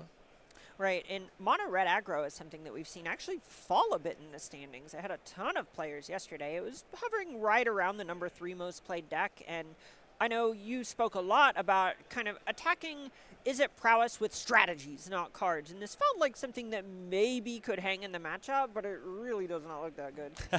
I do still think it makes a lot of sense for the matchup. What you're trying to do is just do something really lean and efficient. You don't have the same consistency and staying power, but that's not your plan. You're just trying to get them dead. So that can be advantaged in the stock-up games if they just don't have time to cast it. But you do, I believe, the issue is you lose a little bit against the other 66% of the field. You know, you talk about prowess being so represented, it's still not every matchup. Right, 2/3 of your games are not going to be against it. Right. Right, so let's go ahead, let's take a look at standings. These are players that are really at the top of things, starting to feel like they could maybe top 8 this event. Right, we see Tyler Steckman up top. That was our 10-0 Azorius Omniscience player, 9-0 at the end of yesterday, 1 round 10 today. Has made it look pretty good. I've been burning his matches a little bit. I saw him beat Mark Stanton, I think it was last round at table 1.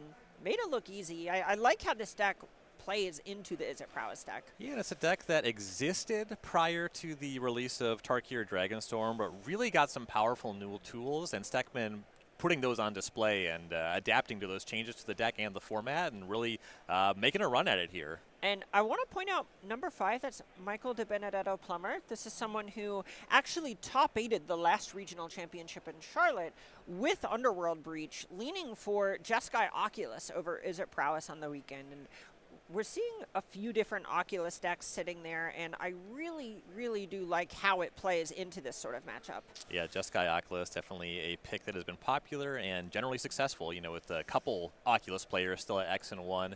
Jeskai Control as well. A lot of Spirebluff Canals in the field. And speaking of blue-red decks, we actually do have a Jeskai deck, but it is not the Oculus deck in the feature match area right now. So this is Nick Carlson on Jeskai Control featuring Shiko, Paragon of the Way, out of Tarkir Dragonstorm. Really exciting card. 5 mana, 4/5 flying, Vigilant Dragon. Can cast a mana value 3 or less spell from your graveyard. And we've seen cards with approximately this texture of ability before, but the fact that you can use it to rebuy something like a temporary lockdown is a pretty big change. In the main deck here, you can get some weird stuff like Authority of the Consuls. I think more often than not, you're really happy to get stock up. There's a lot of very specific meta choices going on in this main deck, which I think is the kind of call you have to make whenever you're playing a Jeskai Control deck into a field that slants as proactively as this one does. Yeah, and I mentioned the card Temporary Lockdown, notably not in the main deck here, going for 2 Authority of the Consuls, saying, all right, if I can slow the cutter down, I have these sweepers, and there is tension. If you say I want Authority of the Consuls also having Temporary Lockdown, you don't want to remove your own consoles if you think it's good. Right. And looking at the other side of the matchup, this is the Is It Prowess deck in the hands of David DeFore. This is something we've seen a lot on the weekend, but as we get further and further into an event where Is It Prowess is such a large part of the field, you're going to see versions of the deck tuned for the mirror. There are Drake Hatchers in the main deck, multiples, and we're seeing trimming of Slickshot show off. Yeah, Slickshot show off, certainly your more explosive threat in a matchup like this. You'd like to have access to a card like that when your opponent taps low in Jeskai. This makes a lot of sense for tackling the mirror. That's really why we've seen this uptick in Drake Hatcher. Questionable how effective that's going to be against a player who's going so heavy on cards like Day of Judgment. Only one in the main, but what I'm getting at is that the plan is less what the Drake Hatcher is put in the deck to prepare for this weekend. Yeah, it feels like both players have kind of aimed for a similar landing strip or deck that they want to beat. One of them is playing against the deck they want to beat. The other one might have a harder time, but at the end of the day, it comes down to the games. The players are ready. Let's head down to the feature match area and see how this goes.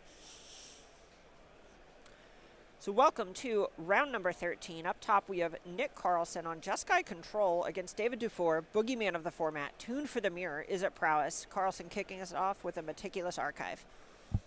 Definitely like to be on the play. We've been talking about how Carlson has some tools here, specifically main deck to target this Prowess deck.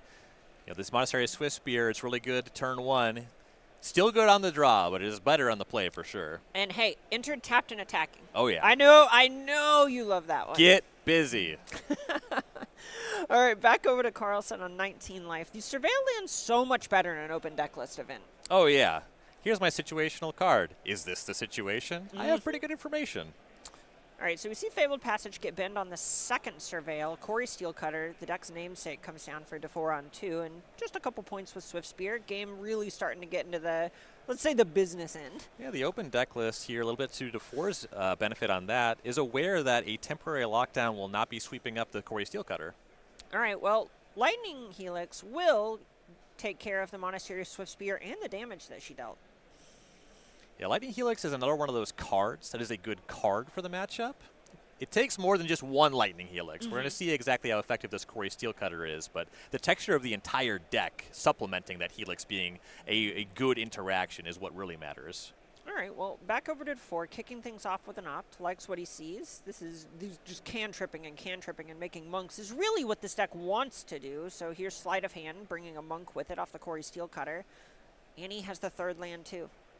Yeah, keeping the churn up. That third land could mean stock up on future turns. It was important to get that monk token using 2 cantrips so you keep a grip of cards in hand as well. That was a productive turn for sure. Okay, well, here's that authority of the consoles we were talking about before. Getting it down this early is going to really translate to a huge life buffer. It is going to stem the bleeding from that cutter a lot. All right, so we see Carlson at 18. Dufour serves for 2. Carlson at 16. No pre-combat spells is telling.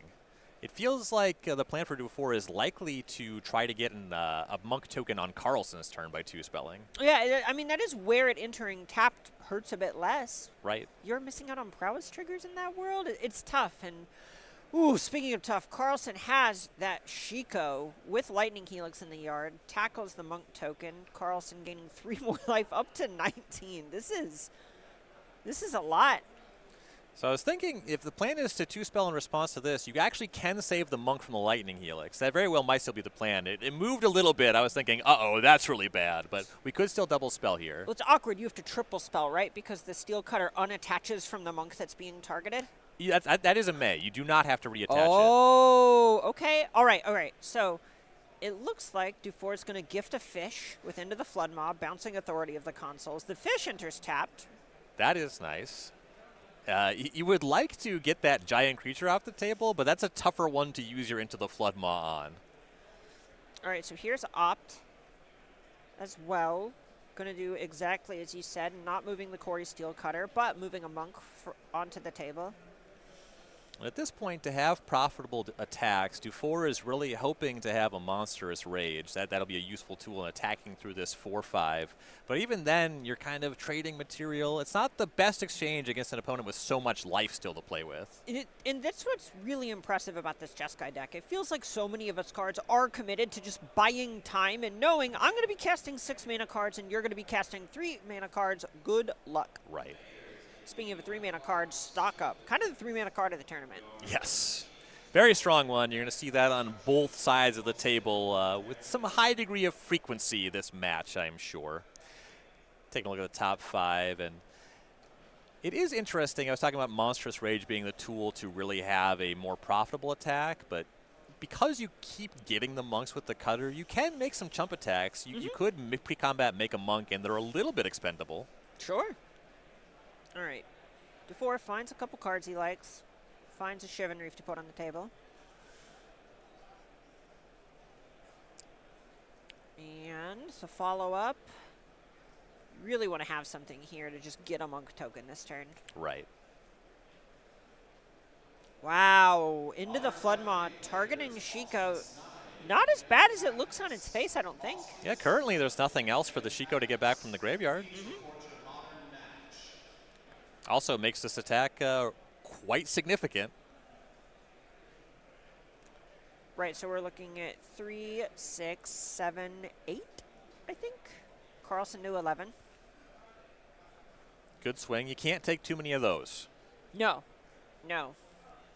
Though with the amount of life gain in Carlson's deck, might be able to take more than we'd expect. More than most players in the Right. field, for sure. And I was just going to say, we know about the authority of the consoles. You would really want something else to clean up the existing monks, and right on cue, Day of Judgment. Very important for Carlson Really nice. That was a spot where Carlson did need something to mop it up. And I want to call out some copies of Split Up that we see in Carlson's deck as well, which Shiko is able to flash back. And that is a combo with authority of the consoles. Ooh. I will choose the tapped creatures, thank you.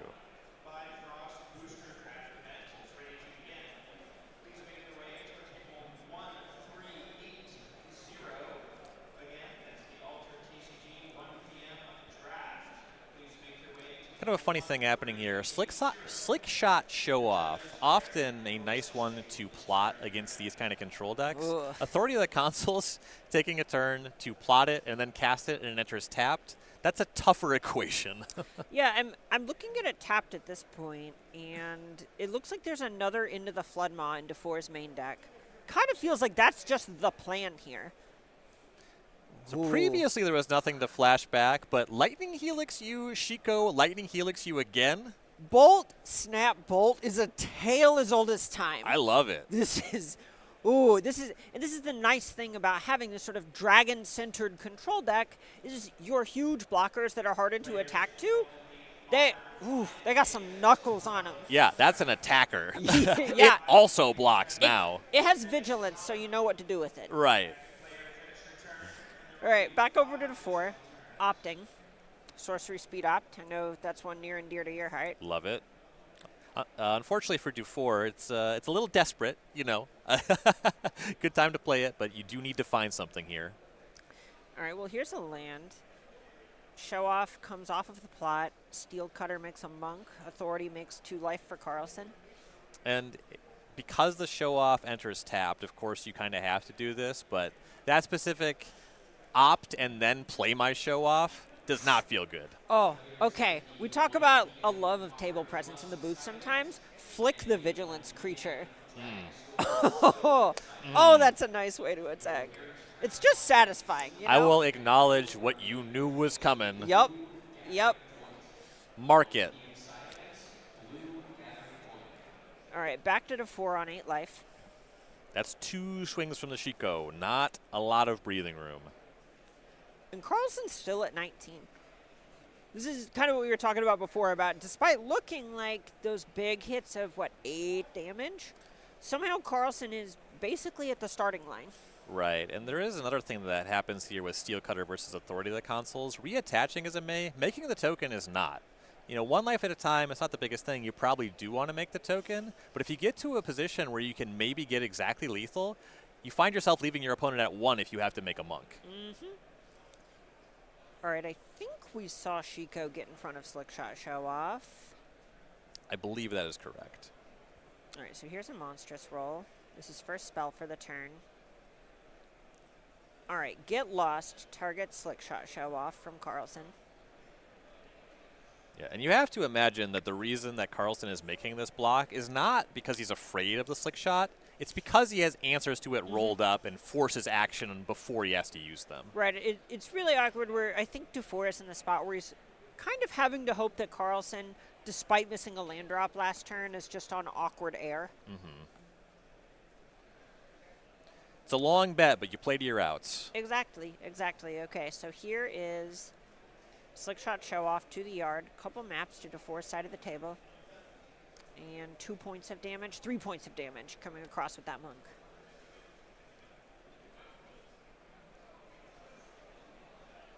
All right, tapped Swift Spear. This one did enter tapped. It did not enter attacking. That's bad.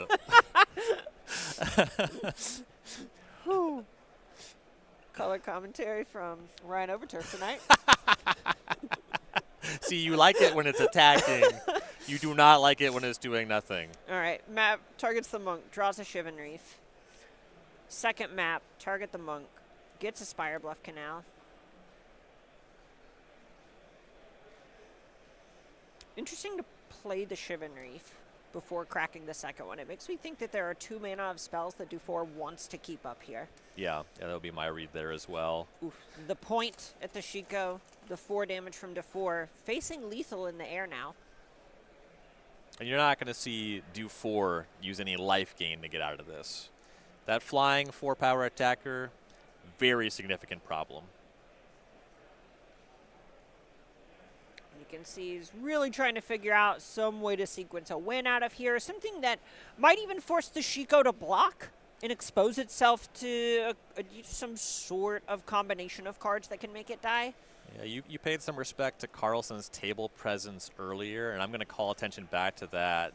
That man does not look concerned. I think he is very comfortable with how this game is going. 18 life is a comfortable life total. Oh, yeah. All right, so here's Storm Chaser's Talent, which is going to bring a Tap Daughter and a life for Carlson up to 19. Few prowess triggers, though. Yeah, with 3 prowess creatures, 19 life, that is a range of damage that you can deal. The problem is it relies on your opponent not doing anything about it. All right, well, here's 7. Let's figure out what Carlson's going to do about it.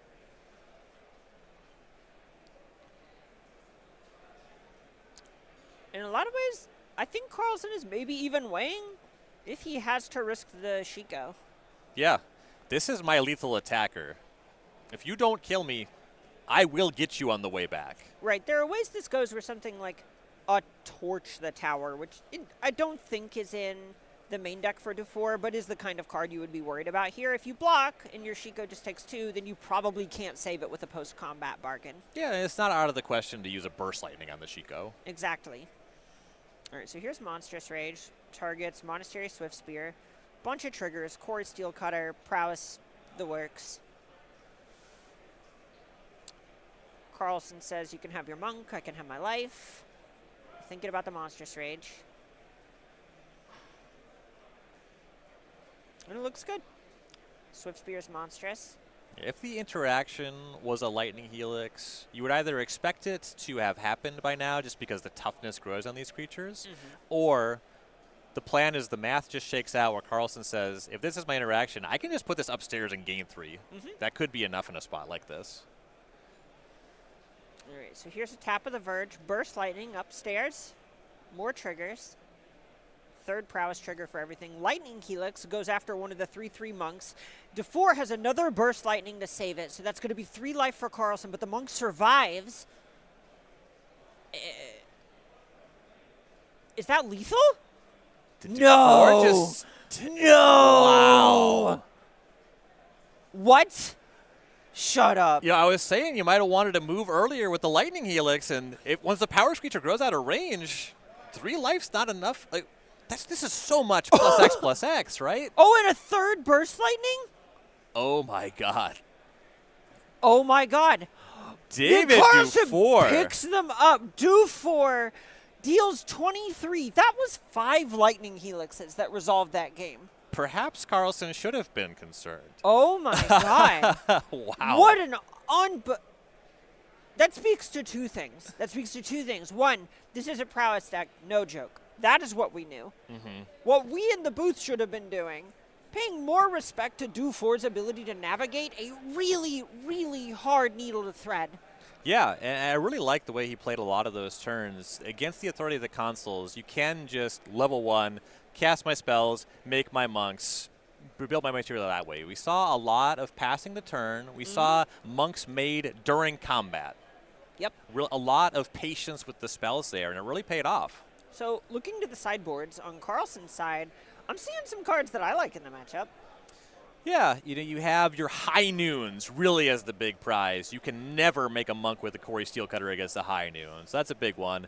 Exercise, a little bit more mopey on that front, but you bring it in. It's flexible. Kutzil's Flanker, it plays for sure. Lore into the third path, another answer to both the Steelcutter and a Storm Chaser's talent. Tishana's Tiebinder is not a 0. That card's pretty nice at just countering the Steelcutter. Yeah, it counters the Steelcutter, and just any prowess creature turning off its prowess abilities while the Tiebinder sticks around, that is real. Pretty nice at just eating something like a Swift Spear. I was trying to pull River Churn Monument. I remember what that card is. This is not the matchup It's not for the that. matchup. That's a control mirror card. It's milling. It's exhausting to mill more. That is probably not what this matchup is about. Right. The big prize, definitely those High Noons. So, speaking of phasing against a control deck, though, what's Do4 doing here? Yeah, so for Do4, we have a couple more Spell Pierce. Looking at the texture here, there's really not a configuration of Jeskai where you wouldn't want some of that stuff. It's going to help you a lot navigate the turns where players are a little bit lighter on mana. You can get ahead early with that one. Rail Crackling Wit is going to be significant for going long. A Rail certainly would have been very strong in that game. And Sunspine Lynx, much the same, just these high-impact individual cards. We saw the Burst Lightnings cross the finish line in that game, but they're generally pretty weak in the matchup. So just turning those into more threats makes a lot of sense. Yeah, I can see that. And God, okay, so we've talked a lot about the table demeanor of these players, how much we like them. I also like Nick Carlson's sleeves. So those are actually from our sponsors for this event. These are the event-exclusive Dragon Shields. We're going to see them even more this event here in a second, but huge shout-out to them keeping tabletop Magic alive. I mean, it's so funny where a lot of times you go, I don't know, but Dragon Shield is so easy as a Magic player to fall in love with. I have been using Dragon Shields, I believe, longer than how old I was when I started playing Magic. I have coworkers who are younger than the amount of time I have used Dragon Shields, which I have not said out loud until just now, and my joints hurt. I don't feel old. I feel comfortable knowing that my cards are protected by my quality sleeves. No, but always loved Beckett Magazine when I was younger. Still use Dragon Shields to this day. What's a magazine?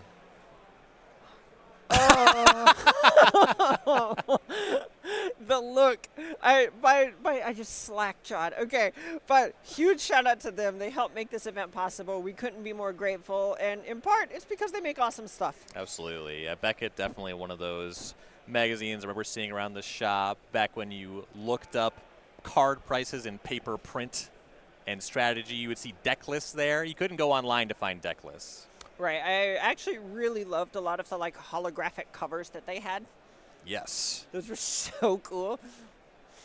Just remember sitting cross-legged at the Books A Million reading them. Books A Million. I know. Wow.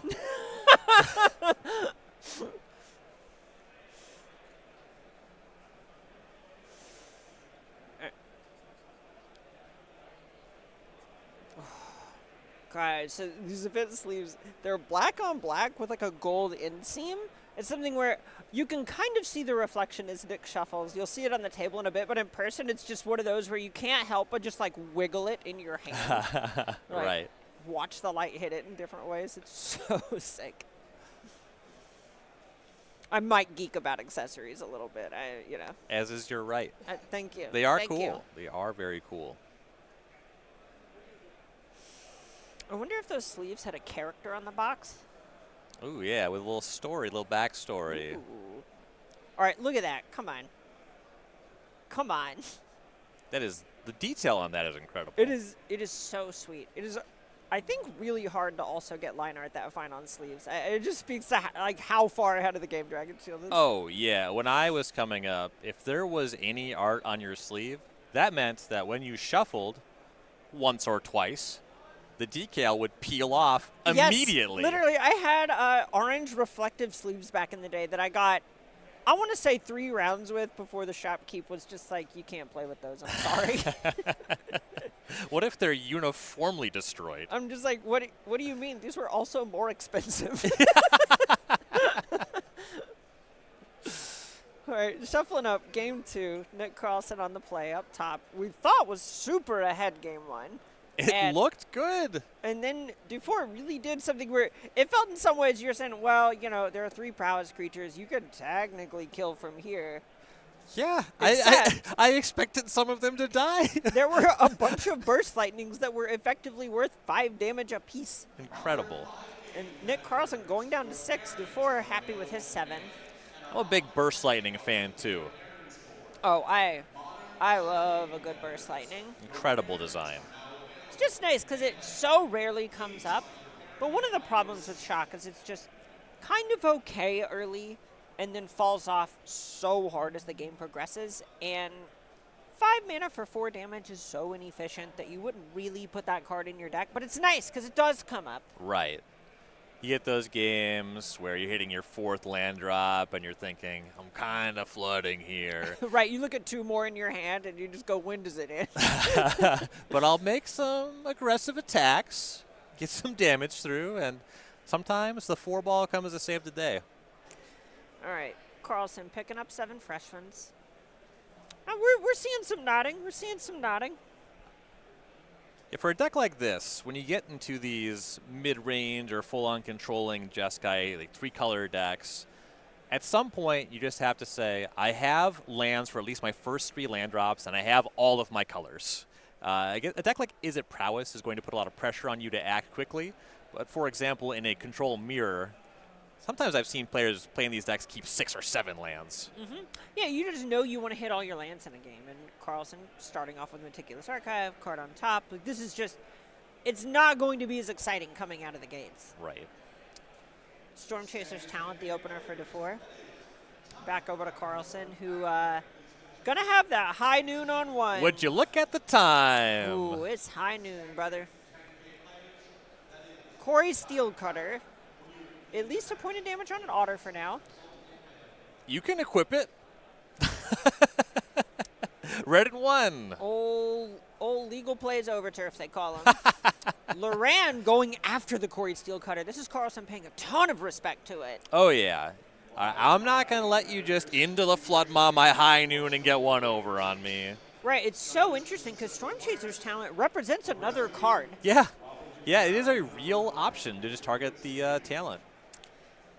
Ooh, and Carlson elects not to block this otter coming in for 1, and we've seen these threat attacks a ton on the weekend. Mm-hmm. We're here, Corey Steelcutter post-combat. Dufour did not want to commit mana to this otter, but it's better than chump blocking. I really like that sequencing there by Dufour. If you made an attack for 2, the trade is a lot more appealing, but the threat of Monstrous Rage is likely what results in no blocks in the previous turn. All right, the point at Loran, 2 points away from Dufour. Another Surveil land for Carlson. Ben's Authority of the Consoles. He is not willing to hang his hat on that one again. No, when you already have the high noon, Right. it's a lot less of a thing. All right. Corey Steelcutter number 2 is met with an exercise. Also, it's not nothing to just have the authority if the plan is to just cast a Shiku next turn. Mm-hmm. And this is an interesting spot where Dufour missing land 3 is pretty awkward when you're trying to settle in for a longer game with stuff like Ral. Right. Yeah, Dufour really wants to be casting stock up. Mm-hmm. Really wants to be casting cards like Ral, as you mentioned, especially against a high noon. Mm-hmm. Like that Planeswalker becomes not just powerful, but kind of important. Right. It's also really tough where Ral asks you to cast a bunch of spells a turn. It's not ideal. No, I mean, it still plays, right? I've played my fair share of Elspeth Night Errant just to be 4 mana, get a 1/1 every turn. Really interesting decision there by Carlson. You saw the activation of the Loran.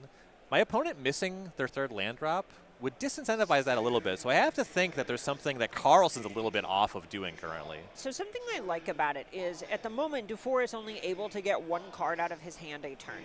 True. So at a certain point, the Lurian is going to benefit you more if you are more effectively playing a land, casting a spell, and Dufour is maybe having to face the possibility of a discard step. as Beza comes down for Carlson. Little life, little card draw. Big elk. And to your point about having to discard, that's a situation that you can't really sleight of hand your way out of. If the first one doesn't find a land, you won't find it. Right. Okay, so here's an in-stepped op from Dufour. Liked what he saw. Have a feeling it was a land. Right. And so much of this Jeskai control that Carlson has brought is atypical from what we usually see here, insofar as it is just playing a bunch of big creatures that we see Dufour cast Witchstalker's Frenzy to get Beza out of the way. Yeah, get Beza out of the way. It plays against Shiku as well. And at 1 copy, not too hard to get that into the deck. And especially when you are hunkering down and expecting to play these high noon games, that interaction becomes more important on the prowess side. You are just so unlikely to be able to totally run the opponent over. Yeah, that makes a lot of sense. Carlson just says land number 6, passes back. And there's a lot of ways where Carlson might be having to think about sacrificing high noon, which is a nightmare, more or less. You don't want to do it right now. You would ideally like to have a second one before you do it, though. If you got nothing else going on with your mana, you can fire off the high noon, Shiku it back. All right, we're here is Storm Chaser's talent number 3. Otter attacks for 2, Carlson to 15.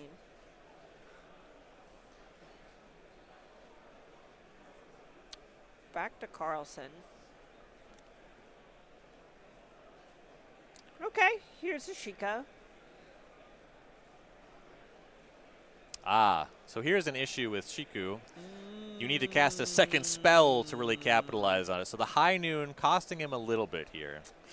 I may be one of the biggest appreciators of a 5-mana, 4-power flying creature on planet Earth.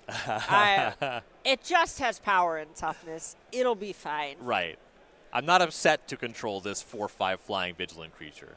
Played a Jeskai control deck back in a Monkhead standard that sideboarded Archangel Avacyn with basically no other creatures.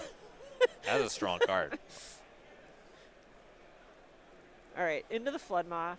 Cleans up Shiko for now. And with all these Storm Chasers talents, and also the fact that Dufour can only cast a spell a turn anyway, that Into the Floodmaw is really punishing for Shiku. Like, that's just not going to be a viable plan. Yeah, right. Carlson all of a sudden can see that this is not what the game is about. We see Storm Chaser's talent go up to Chapter 2, Level 2, excuse me. Into the Floodmaw picked up in the hand, and a 5th tap land hits the table, which means Carlson knows that this is bordering on just a free game action that Dufour can take. Right.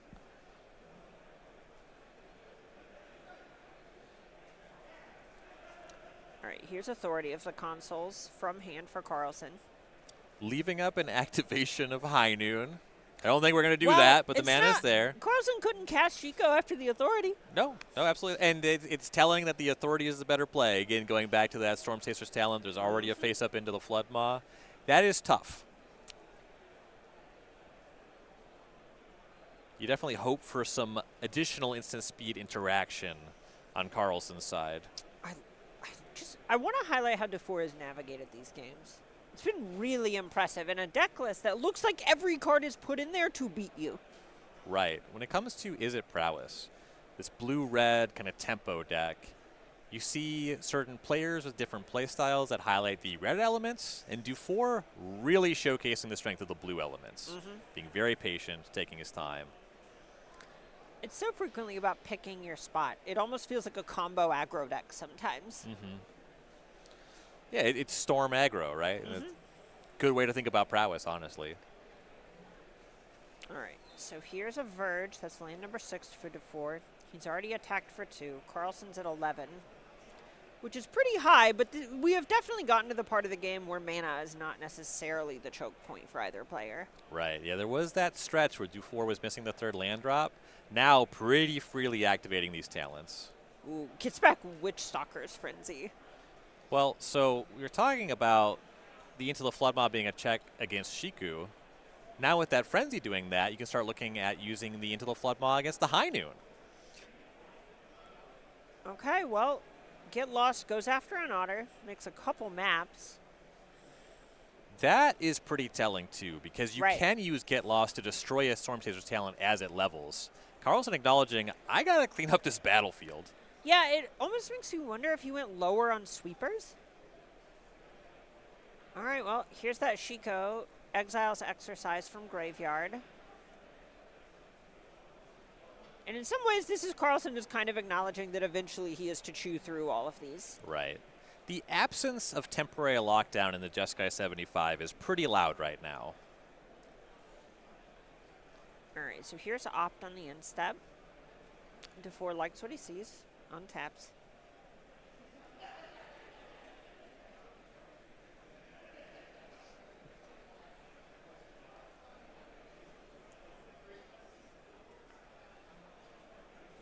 All right. Otter reads a map. Sunspire links up top. Oh my. Quick non-basic land count. There are 6 on Carlsen's side. That is over half of his life total. Yeah, that's staying on top. Yeah, I have actually decided that drawing that card is a very cute look for me right now. I think this is going to be my summer fashion.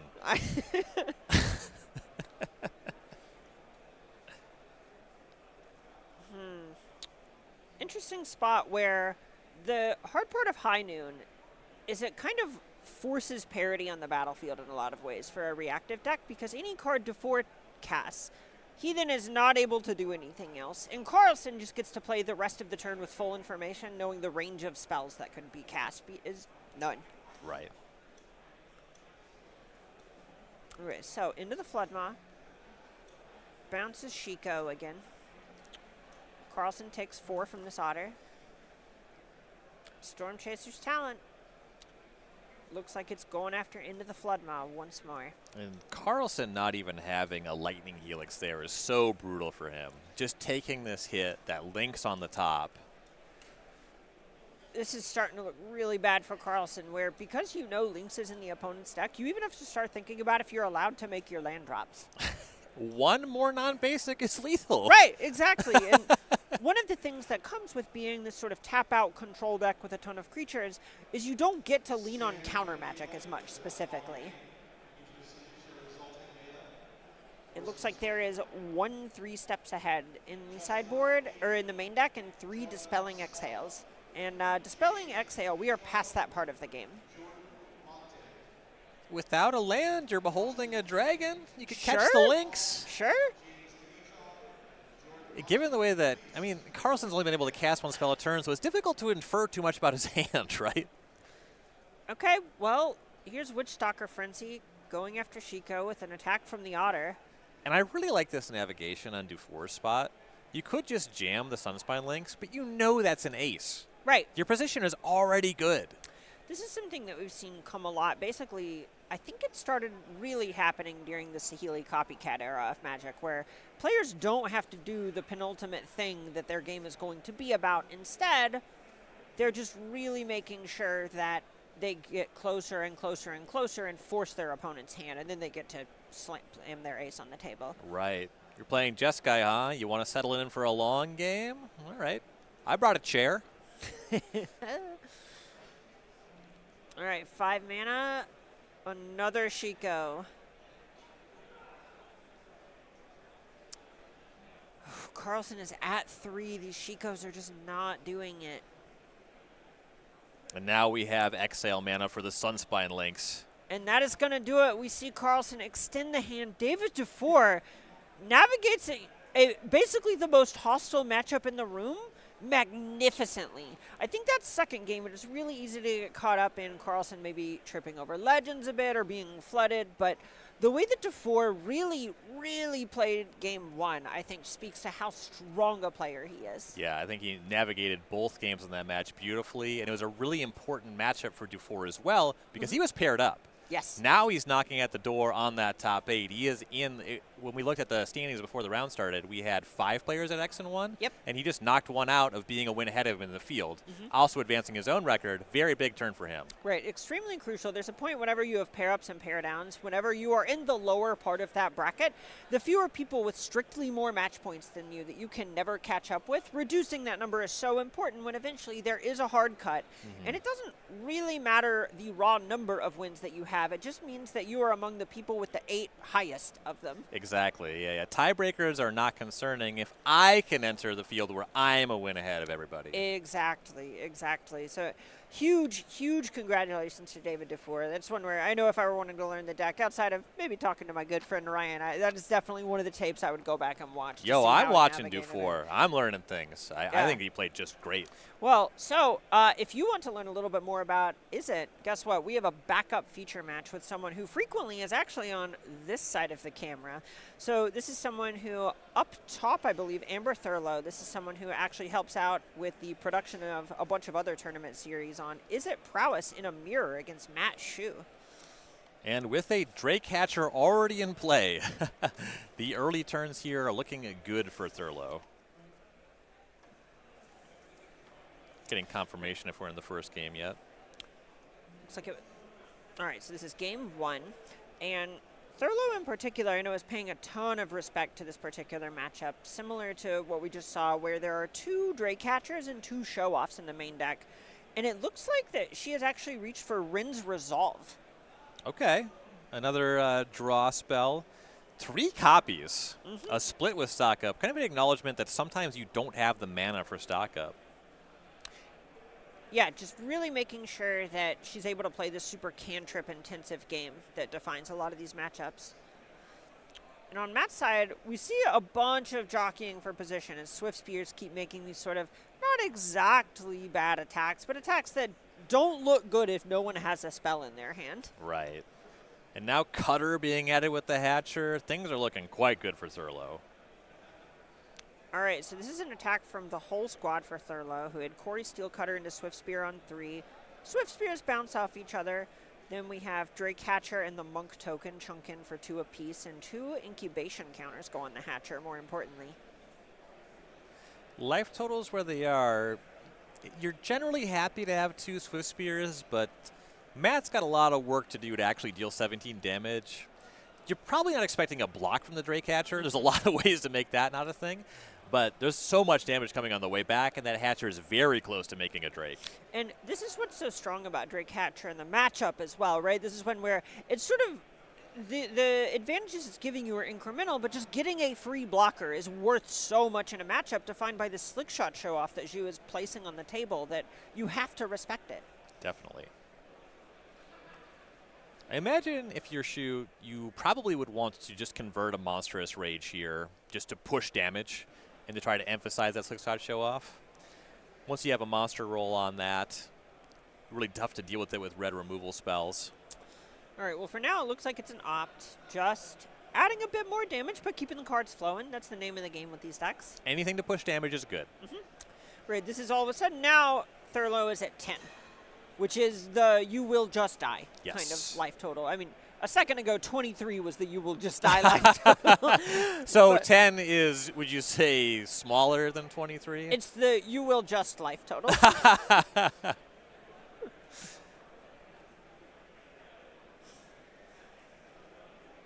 All right, Thurlow with this town ain't big enough. It is going after Monastery Swift Spear, as well as the opposing copy of Slickshot Show-Off. Swift Spear back on the table, a fresh Monk hitting the battlefield. And all of a sudden, looking like this Drake Hatcher is going to be making a ton of Drakes with a monstrous rage. Oh my god! Yeah, you ever notice how 16 is also a You Are Just Dead number 2? How close? Are we there? So we have 2 on the Swift Spear. We have 2 spells on the existing Monk. So that's 5, 6, 7, 8, plus... I think we're marking life totals, so we're a little bit shy. 2? I think this is 14-ish damage at a glance. All right, the player's just confirming. There's a lot of, we'll say, hidden pumps going on here. Yeah, we're at a number for 2 Drakes, though. That's some more math that matters here. Good lord. Is it 3, maybe? No, it's just 2. We've tied the highest score on Drake Hatcher. All right, congratulations to Amber Thurlow for tying number of incubation counters record. RC Minneapolis, 2K25.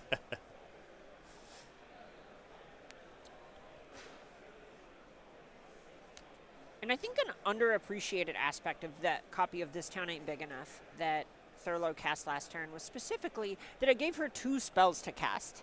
Yeah, that was pretty pretty cheeky there, picking up the Swift Spear, casting that. All right, and here's Shu casting a Slick Shot Show Off. It could be plotted. I don't think you can. That sounds deadly to me. I don't think you can plot it. No, listen. I'm in the booth. They're in the hot seat. I'm just calling what I think is happening. All right, that looks like an on the battlefield show off, and 2 Swift Spears and the show off going to the red zone. This is actually a pretty interesting attack because it's hard to tell if you go all in against the show off to play around Monstrous Rage or go wide. Yeah, so once you're talking about playing against Monstrous Rage, you start having this question where, okay, well, the Monstrous Rage can just be played on unblocked creatures too. Right. So I like the way Thurlow is navigating this. I'm just going to put all my toughness in the way. I know I have 2 on the way back. You show me what you got. Yep. Really like that from Thurlow, where it's just basically saying, I mean, if you have double Monstrous Rage or something, you have got me. But otherwise, each of these are maximizing the amount of damage they can soak up no matter how you play it. Right. Yeah, turning off the option for a Burst Lightning or like double opt. All right, so we've actually seen a ton of the format shift over the last few weeks, and that's a result of Tarkir Dragonstorm's impact on the format. If you want to pick up your Tarkir Dragonstorm product, maybe get a taste of a bunch of different new things it's added to all of Magic, really. Yeah. This has been a sick set. Highly impactful on Standard, a lot of cool cards for a lot of different formats. Tarkir Dragonstorm has been very popular and very understandably so. Right, and it's not like, I know this is a deck is sort of the talk of the tournament, but we've seen basically every deck get something from this. That Jeskai Control deck we just covered, that was basically only exists because of all the dragons in it. Yeah, you could play Jeskai cards, but Shiku is really what made that viable to be competitive with. Right, exactly. So you can head over to pick up your Tarkir Dragonstorm at starcitygames.com/MTG-TDM. So our players shuffle up for game 2. Matt Shu on the play there. Kicking it off with Shivan Reef. A Pain Land, often not ideal in these red aggressive mirrors. I will say the damage output is so high when it comes to prowess that a 1 and 2 chip shot is not always the end of the world. And it looks like that Shu does have the turn 2 Quarry Steel Cutter. More importantly, leading on Shivan Reef to me communicates that it's a spell heavy hand on Shu's side, which ain't bad. Yeah.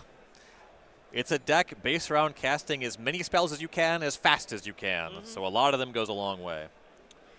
Right on Thurlow's side, it looks like she started things off with a turn 1 Storm Chaser's Talent, slide a hand on 2, surf for 2 with the Otter. Not blocking with it. No.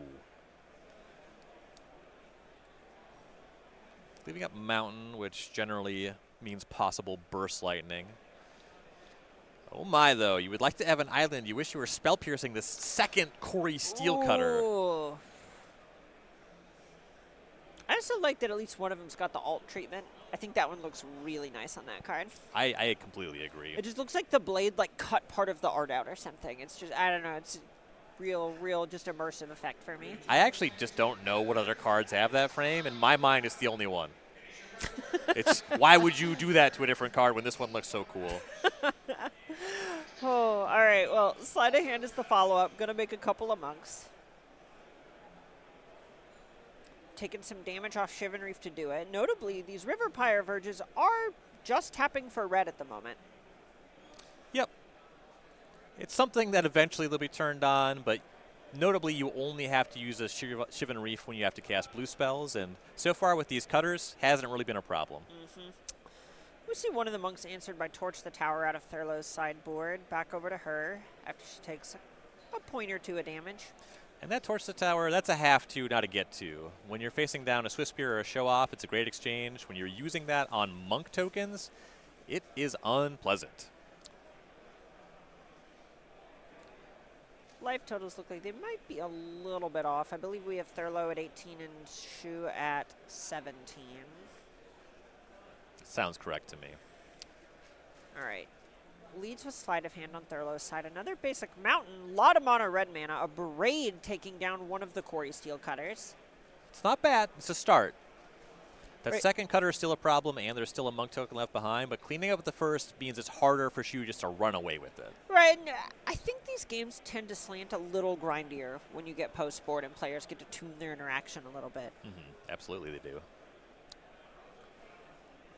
All right, so here is a Drake Catcher of Shu's own, as well as Torch the Tower from Shu, really showing that this is a mirror. Yeah, oh yeah. Corey Steel Cutter with another monk. Comes across for some more damage. Life total's caught up, 13 for Shu, 14 for Thurlow. 1 cutter to 0, 3 prowess creatures to 0. I'm having a difficult time imagining Thurlow getting out of this one. Something that you see in a lot of sideboards is a card like Pyroclasm. It looks like there's none of that in Thurlow's 75, and Drakecatcher also is pretty just effective against that card anyway. Right, this is the spot where Thurlow is probably going to actually have to block with this Drakecatcher, which is not a spot you ever want to be in. And Shu drawing an island means that all of a sudden they have a bunch of duels now. Tons of blue mana available, and there was a missed land drop in the previous turn. So you got to think that means all spells left over in hand. Yeah, well, into the Flood Mob, bouncing the Drakecatcher. So much for the blocking plan. Shu's stocking up. Second spell, a lot of card selection. This is so much damage here. 11. But that checks out. 3, 6, 9 off of the previously existing creatures, and 2 on the new monk.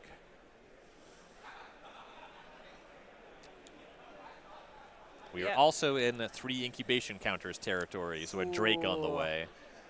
Yep, and the rate at which it's resolving, you can tell Thurlow does not really have very much in the reactive space either. No. All right, Thurlow to 3, untapping, taking a draw. I think that was a Monstrous Rage. Okay. 13 from 4 lands, 0 creatures. The problem is you're never getting through Drakecatcher, Drake token, even if it's possible from that position. All right, well, here's Rin's Resolve, hitting a land and another land. All right, dang, you can see her laughing off. Go, okay. Let's see the third one. Let's see the third one. All right, I'm on the play. And the games definitely do get grindier post-board, but there's no configuration I've seen where you wouldn't want to be on the play. We want to be getting some Swift Spears tapped and attacking. We want to get our material on the battlefield first. And something that's really cool about this event is just seeing how much a single set can really impact Standard in general. And if you want to be a part of that, you're going to want to join us for SCG Con Orlando for Spotlight Series Planetary Rotation. Yeah, check out the new set then, Edge of Eternities, and Rotation to Standard, notably. So the format will look very different. Right, that's going to be end of August. We're going to see basically the DMU year rotate. That's Dominaria United, Brothers War, March of the Machine, Aftermath, and All Will Be One, which a lot of bangers in those sets. Yes. So seeing those kind of go away, get a bunch of new stuff starting this August is going to be really sweet to be a part of. Definitely excited to see. There's Magic, the new sets have been so awesome lately.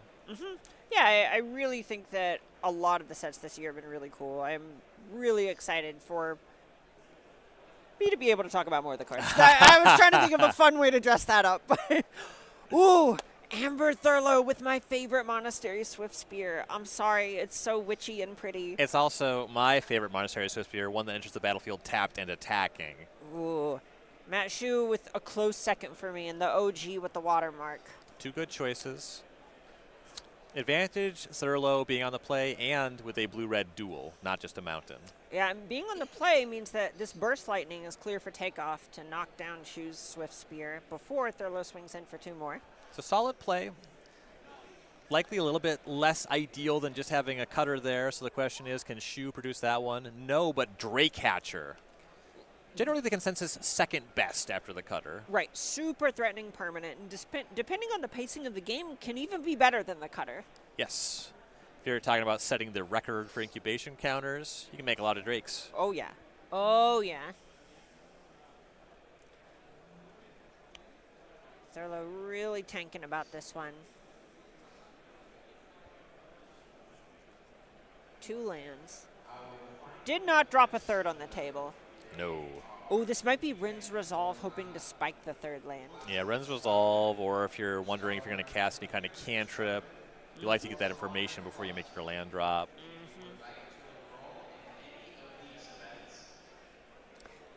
These games are so high tension because they can go long, but because they play such a fast game, they can end up so compressed too. Yes.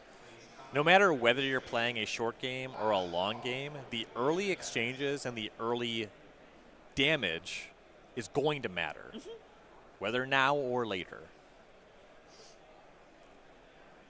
All right, just 2 for a Corey Steel Cutter and a pass.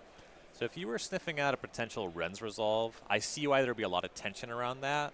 Ren's Resolve on 2 without your land rolled up is so awkward. If you miss, it also means you're probably not going to be able to cast both of those spells. Right, you basically discard stepped and tapped yourself out. So I like the discipline of choosing the cutter there if that's the option. You still are going to need that third land. You still are going to need more spells, but I like this play here.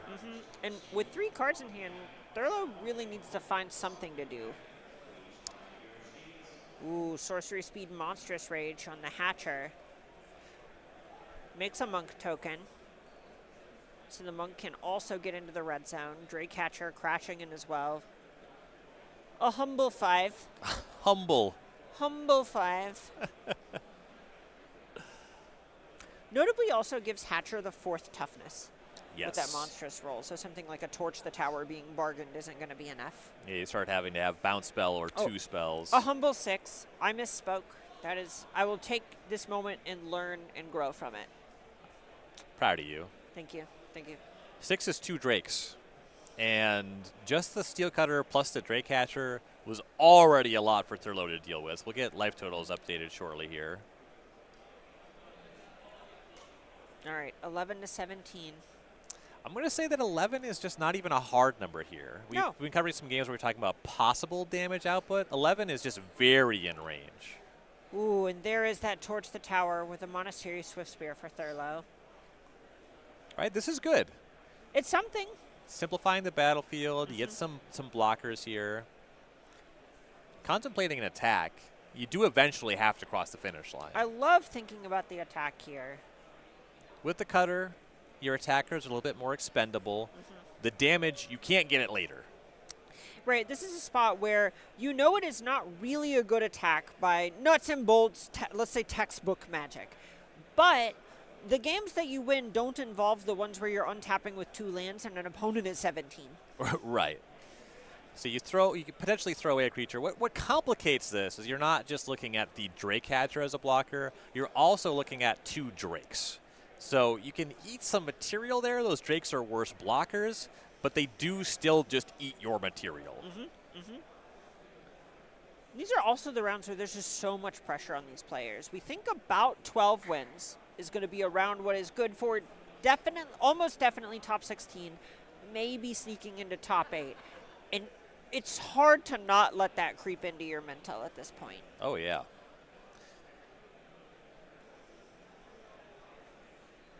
All right, so here's that serve for 4 from Thurlow. 1 prowess trigger on each of these Monastery Swift Spears. And the 2/3 attackers and the reservation about the Monk, it makes sense because those just more freely can get into combat with the Drakes, but it is all really tense. Okay, yeah, no, it wasn't even an attack. Okay. And it's really hard, right, because you can't just attack with 1 because it's a free blocker. Attacking with 2... Yeah, you're barely getting anywhere. Right, because you might end up in the spot where Hatcher goes in front of Swift Spear, Drake's double block a Swift Spear, and you have lost everything. Congratulations, you have dealt none damage. Yep. And, ooh, slick shot show off. Storm Chaser's talent for Matt Shu. This is getting close. This is looking like 11. We have 7 in the air now, Drakes plus show off.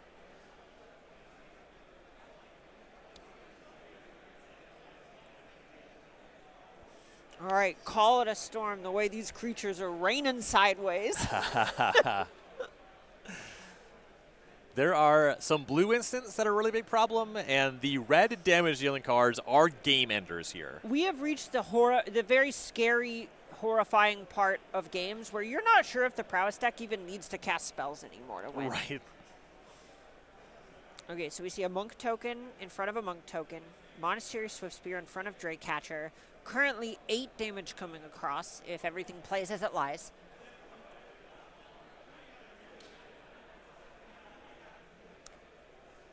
Thurlow adding a Swift Spear, removing a Swift Spear thinking of double blocking the Corey Steelcutter Monk. All right, locks it in. Shoes tapping a land, has an opt. That is brutal, and that is going to be game. Matt Shu moves to 11-2. Starting to look at winning in range. Yeah, definitely. We see a lot of prowess in the field, but only so many of them can make the elimination rounds. And Matt Shu is knocking at the door. And I love the emphasis on burst lightning we see in both of these decks. I think we've seen some players maybe get, I don't want to be derogatory about it, but a little fancy with Torch the Towers in the main deck, and a bunch of decks that are preying on Izzet are kind of blanking that card.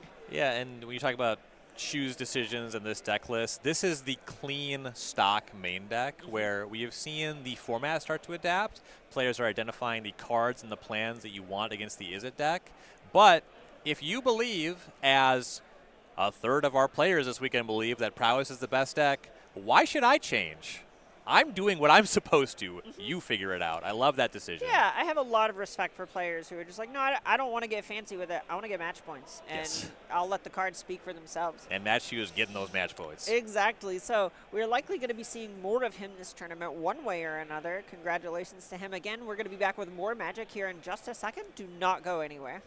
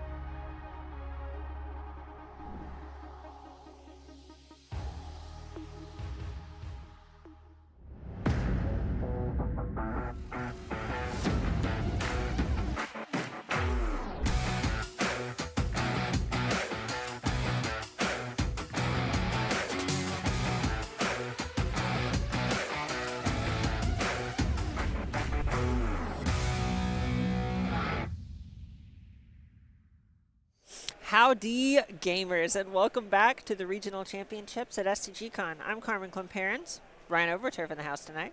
I am here. And we are really getting into the thick of things. We're starting to see some IDs among players because we are that close to our top 8. And for a lot of players, top 8 kind of represents a shot at Worlds. Oh, yeah, you make the finals, you're queued for Worlds. You're talking about players already knocking at the door. We're talking about Pro Tour invites. Those scale a bit further down into the tournament. Some big acolytes already hit. We're in the penultimate Swiss Ryan, though, and there are some big prizes on the way. All right, so let's take a look at those standings really quick. I have actually heard that our top table, these are our 12-1 players, Gabriel Nicholas, Jeskai Oculus, and Michael DiBenedetto Plummer on Jeskai Oculus. They have ID'd this round.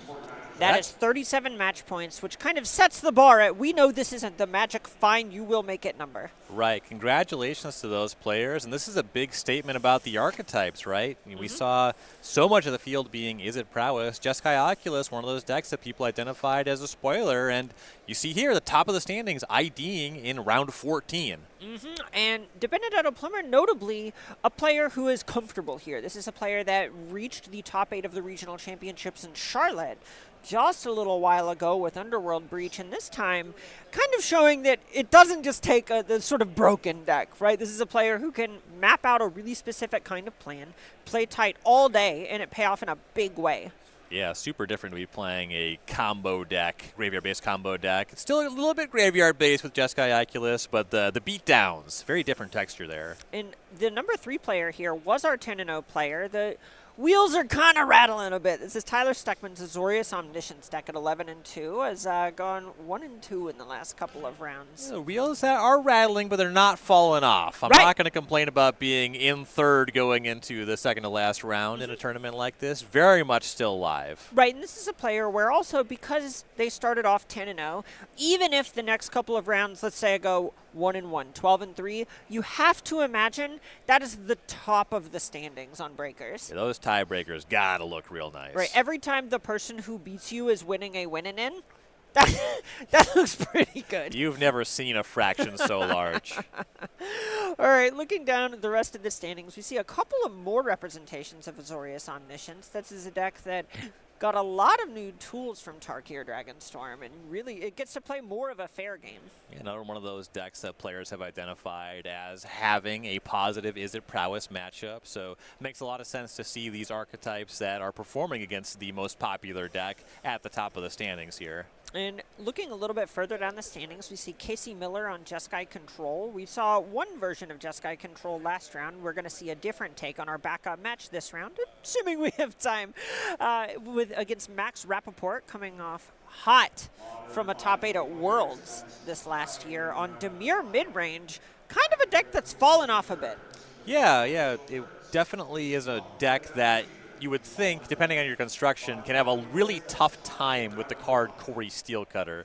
Dimir not really known for its ability to deal with an artifact in that way, but if you have the right configuration, a control deck, it's whatever you're trying to beat, it should be able to beat it, right?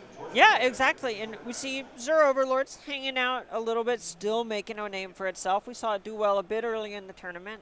Smaller representation in day 2, but doing okay for itself. A lot of prowess as you start to get further down the standings, and this just speaks to how consistent the deck is. Yes. Yeah, it's not like we have these decks that beat the prowess deck and they won because it's that big in the field. There's enough going on where the prowess decks are still here at the top of the standings. They have some game even against those tough matches with the Jeskai Oculus and the Azorius Omniscience, and really the deck is performing. And I also like that there are still Pixie decks making deep runs. I would guess these decks might be a little bit too far down to claw their way up to, say, 7th, 8th place in the next couple of rounds. But a Pro Tour invite still that is what you came here for, right? Yeah, very successful weekend, I would say. Just a little bit more to go. Picking up another win here and then figuring it out after that. That's going to be step 1. But so far, quite good. And, okay, so I'm going to bring it back in. And let's talk about a little bit what we are going to be seeing in the feature match area this round. This is Blue-White Omniscience. This is something that we saw go a little sideways towards the end of yesterday, but I think Corey and Jim have seen it look pretty nice. Yeah, it's definitely a strong deck, and I played a lot of the Is It Prowess deck leading up to the tournament, and I found that I lose a lot of game ones to the Omniscience deck for sure. And Justin Parente on the other side of it is on Is It Prowess, and this is another list that we're starting to see a lot. These are players who have been successful with the 2 Drake-Catcher, 2 Slickshot Show-Off version of the deck. Yeah, the Slickshot Show-Off is actually the threat you would really like in a matchup like this. A lot of pressure for you to go fast, but the thing I'm going to call attention to, you only have 1 Spell Pierce, but you have 3 into the Flood Maw. So that's a way that you can kind of break up the combo. If you have some mana up, you won't necessarily get Omniscience out of the game. You have some interaction, and notably, the other plan of casting Meringue River Regent can be quite a lot more vulnerable to Into the Flood Maw. Okay, well, it sounds like our players are ready, so I'm ready to see if we're going to see Steckman actually make it into the top 8 or maybe be gifted with the fishes. An attempt was made. All right, get me out of here. Let's see some magic. Welcome, everybody, to round number 14. Up top, that's Tyler Steckman, the last undefeated player of the event, sitting at 11-2 with Azorius Omniscience against Justin Parente on Is It Prowess with some main deck Drake Catchers. Kicking us off with Storm Chaser's talent. Not a Swift Spear entering, tapped and attacking, but it checks the box, turn 1/1 drop, and going to be significant to be on the play in this matchup. Right, just having any amount of pressure is so relevant whenever a deck can go as far over the top as this is Azorius Omniscience combo deck. Meticulous Archive, Stride Away, Abuelo's Awakening. That's the wrong side of the combo. The ideal spot is you mill an Omniscience there. Well, in some ways, this also communicates that Steckman is probably either digging for lands or already has that part of the combo. Right, you do not want to get flooded on that card. All right, so here's a Swift Spear from Parente. This is that pressure you were talking about, and it looks like another spell is on the way. Sorcery Speed Opt, your favorite. Love it. Ooh, and that's a nice Opt, too. The one with Hannah on the art. Invasion Opt really does it for me. Oh, yeah. All right, so this is going to be an attack for 4. Steckman already maybe feeling the heat.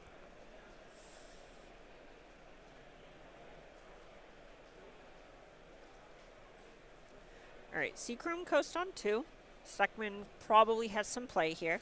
A couple things it could be. Oftentimes, this just means the intention is to cast Moment of Truth, but also representing those 3 main deck Afara's Dispersal.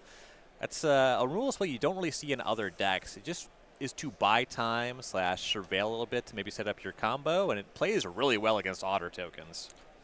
And this is part of the strength of the Azorius Omniscience deck, is you do just get to play a kind of normal control game that rather than having the, I'll say, more typical card advantage, go over the top of you with some big Dream Trawler-esque threat, you just eventually are able to turn the corner on a dime and immediately win the game.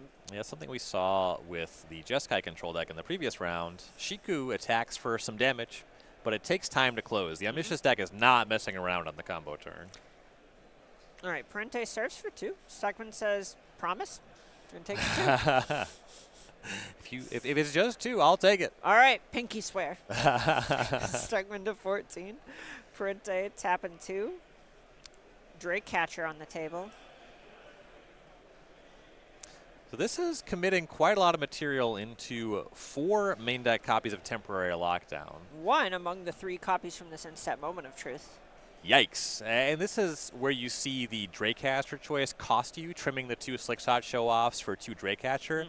Draycatcher does not have haste. You do just have to cast it, where plotting a Slickshot Show-Off here will be very significant. This is a dynamic we've seen a lot in the later rounds of this event, where both players are kind of tuned for this matchup, but if you're tuned for the mirror, that means your opponent is probably happier about what's going on. And the lockdown was milled off of the Moment of Truth, which is, of course, an acknowledgement, oh, it's already you saw there. Parente already picking up the cards and going, don't slow roll me, man. Come on.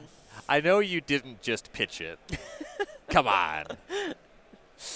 Not you too, man. All right, Corey Steelcutter, the follow-up for Parente, missing lands. Missing land's tough. The Steel Cutter is nice, though. It'll be a nice way to rebuild. Of course, no damage this turn, and we're getting to the point where Steckman can start really freely using the mana to set up the combo turn. We could see an Omniscience as early as next turn. And there's something really interesting, too, about milling a copy of Temporary Lockdown. We kind of look at Abuela's Awakening as a combo piece. That can just recur a sweeper. That is true, and that is horrifying. It is at least just a 1/1, so you can burst lightning your way out of it, but it is very much a play. All right, so here's Roiling Dragonstorm. This is some new tech out of Tarkir Dragonstorm, which is going to let Steckman draw 2, discard 1, and then pick it back up later if a dragon ever comes down. As a huge Chart a Course fan, this card is awesome. Oh, yeah, this card's just so satisfying. I think 2 mana, draw 2, discard 1 is just one of the most satisfying shapes of Magic cards to play with. I'm not saying I had success doing it, but I have thought about and tried a little bit just putting a Chart a Course in my Prowess deck. Yeah, that card's fine. Yeah. Okay, here's we'll say the raw Founding of the Third Path. This plays as a combo piece in the deck sometimes. But if it comes up, we'll talk about how that works when it gets there. But for now, what we're going to see from Founding of the Third Path is just a milling of 4 cards, possibly looking to flash back a spell on Chapter 3. And largely still looking to get that Omniscience into the graveyard for a combo. Right, in a lot of ways, it feels like Steckman has really signaled that Omniscience is the only piece of the puzzle that's missing. Ooh, Parente finding a missing puzzle piece in land number 3. Land number 3 is a big deal. Second Steel Cutter plus 1 mana spell will be huge here. You do need to turn the heat up, whatever it is. Okay, Swift Spear, kind of a hot one. Monstrous Rage. That turns up the heat.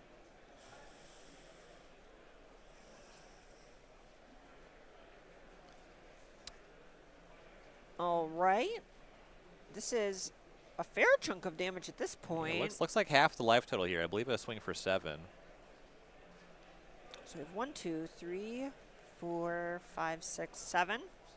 7 clears. And whether this Shivan Reef represents something or not, unclear, but having access to a Spell Pierce could be very significant. Having access to it into the Flood Maw also could be huge. Ooh, that would be brutal at this point. All right, Steckman takes a draw, takes Founding of the Third Path up to 3, thinking about what to target.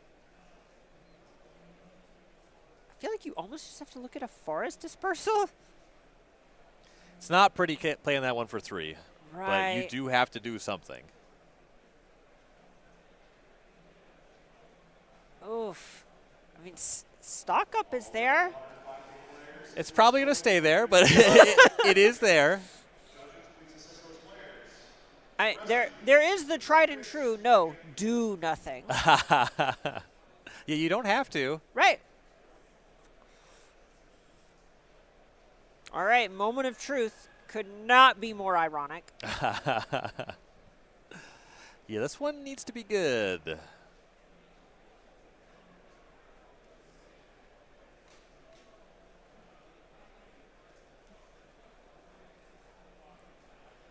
Okay, I think that was just an exile and leave it there. Yeah, decline. You must exile. You may decline to cast. We saw that come up with Shiko previously. Right.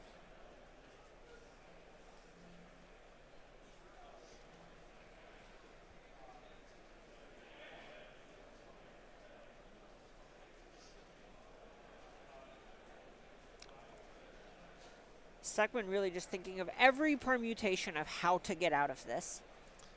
I think on Steckman's side, definitely understanding how important winning game 1 is. The Prowess deck is going to be prepared with more targeted, significant interaction for the matchup in sideboard games, and Parente definitely knows, I want this game. And he is so close to sewing it up. And it's so tough because if you think the card's into the Flood Maw, you know your Temporary Lockdown on the table isn't good either. Stock up the play from hand. Okay, okay. This is not building confidence in Steckman's position. Way you can get through the turn, finding something like a Far's Dispersal that you'll be able to cast for 1 when Parente attacks next turn.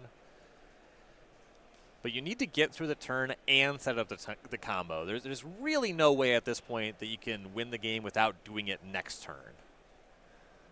Like you can. There's some play to laying up to a Meringue River Regent. I just don't believe it's going to be enough over the course of 2 turns anymore. Right, exactly. Okay, so here's Meticulous Archive. Mills the Omniscience. All right. One more turn. Now you need to survive. That's still a tall order, but That's true. But 4 that on the table for now. Stock up the spell. That's 6. most of the way there, and another spell is particularly a non-creature spell, a prowess trigger, is significant not just for these 2 creatures, but also making another monk, which really complicates things. I will say, tapping low for a stock up, though, if there is an Afara's Dispersal, I believe that this is a way that Steckman can come out the other side and combo next turn. Right, this is really interesting, where all of a sudden it feels like Parente actually needs to check a few boxes. Right now, we kind of have sniffed out a Spell Pierce, is how it looks to us, Eyes in the Sky and all that. And he needs an untapped land and another spell in order to be able to beat the Afara's Dispersal. If he can't beat the Afara's Dispersal, he also probably can't beat the combo piece. Right. Okay, here's Sleight of Hand. I think he needs to resolve the Sleight of Hand. Yeah, I would do that. I mean, I think there's some acknowledgement that this attack is good or it's not, but you are right. That spell was not resolved. All right, well, there it is. Yeah, I can imagine a world where Steckman's at the table saying, just show it to me, man. So that is Justin Parente picking up the first game in a really hostile matchup. Yes, that is very significant. As post-sideboard, you get to really approach things more on the axis where I know I'm playing against a combo deck and my tools just line up better. All right, so speaking of tools lining up better, how's Parente going to do that with the sideboard? Well, we have some options here. You, of course, have counter spells. Spell Pierces are good against the combo and good against temporary lockdowns. You have more against all of that and just against the card selection spells in a pinch. Disdainful Stroke is good against Abuelo's Awakening. It's good against Meringue River Regent. A lot to like there. Ghost Vacuum. The way you play this one in the matchup is a little bit funky because you don't just want to put it on the table and get it swept up by temporary lockdown, but you want access to it, and typically what you're doing is waiting to see an Omniscience in the graveyard. You play it and exile it right away. So that works really well. And if you're concerned about the ability for the control deck to answer all your stuff with temporary lockdown, you could also reach for Rail Crackling Whip.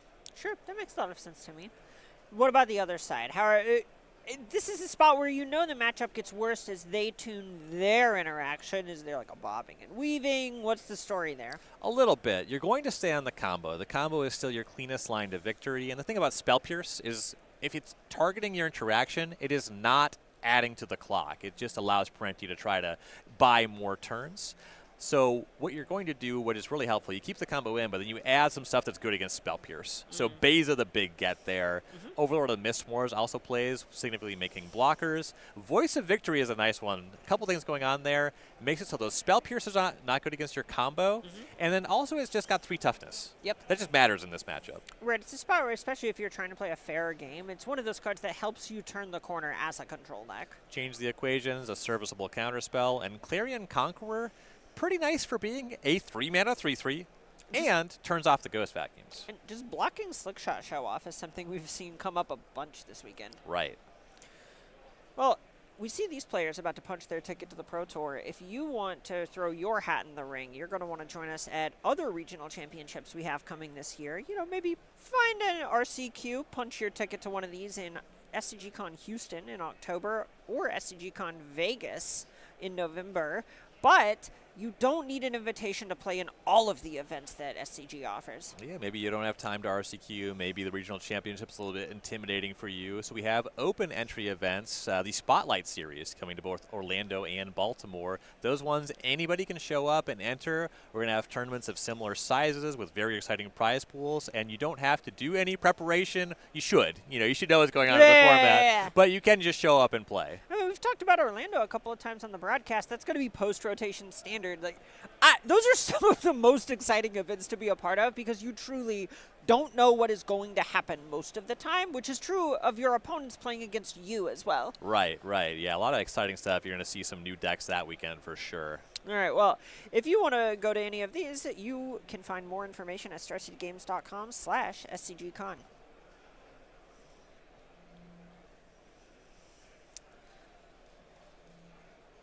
players just kind of eyeing the deck list. This is the point where you end up actually thinking about every individual card your opponents have, because these are players who are making use of the whole Buffalo at this point, right? These are players who didn't just probably rip some list off the internet or only using some of their sideboard slots, maybe aren't that familiar with what to do. Both of these players know what is going on here, and you're trying to think, what are they bringing into the post-board games? Absolutely, yeah. Both of these archetypes, very much known quantities going into the weekend. And there is some interesting stuff going on when you are in an open decklist tournament. We are face-up sideboarding.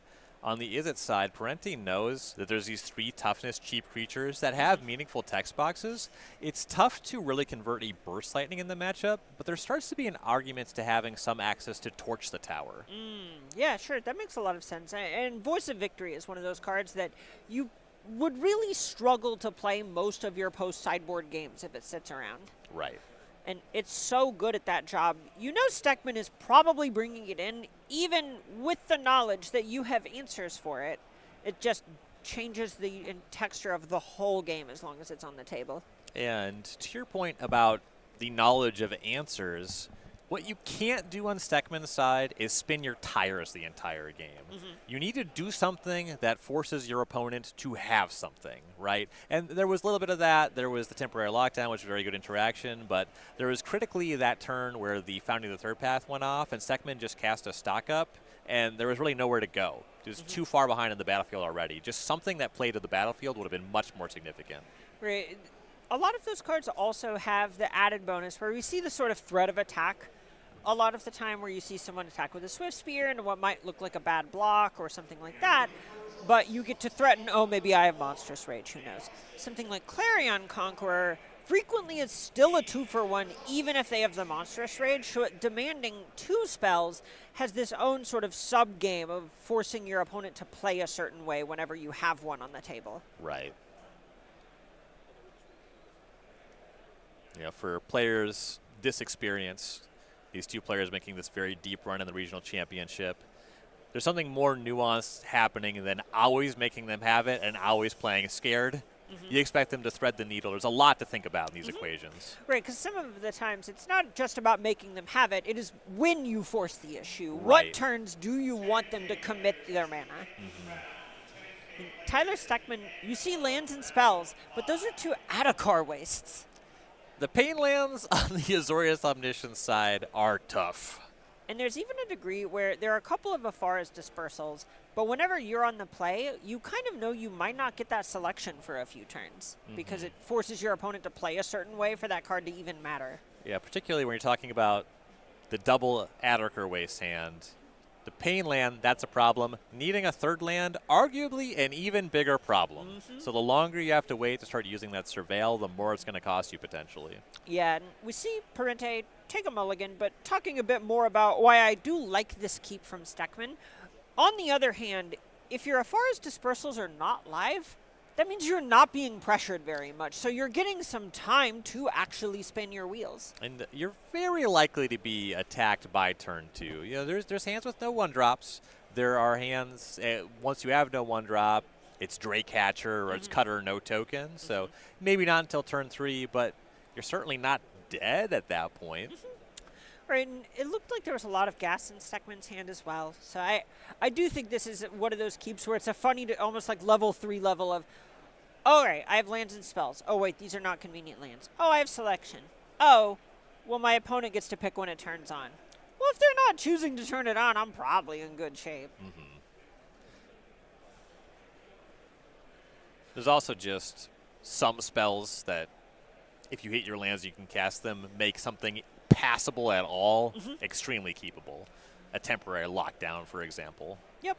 All right, looks like Parente kept 6. Both players kick us off with each of their favorite flavor of Pain Land and a Storm Chaser's talent to boot for Parente, and 2 mana for Steckman.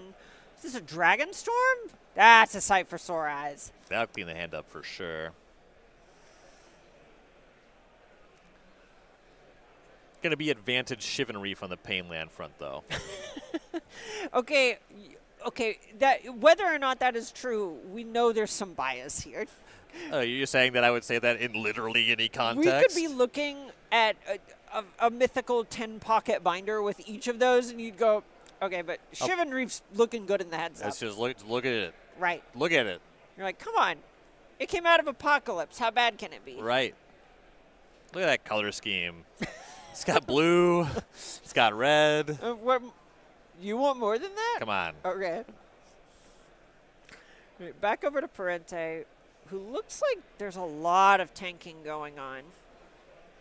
As far as Dispersal was the discard for the Roiling Dragonstorm, so Steckman's not really threatening the combo just yet.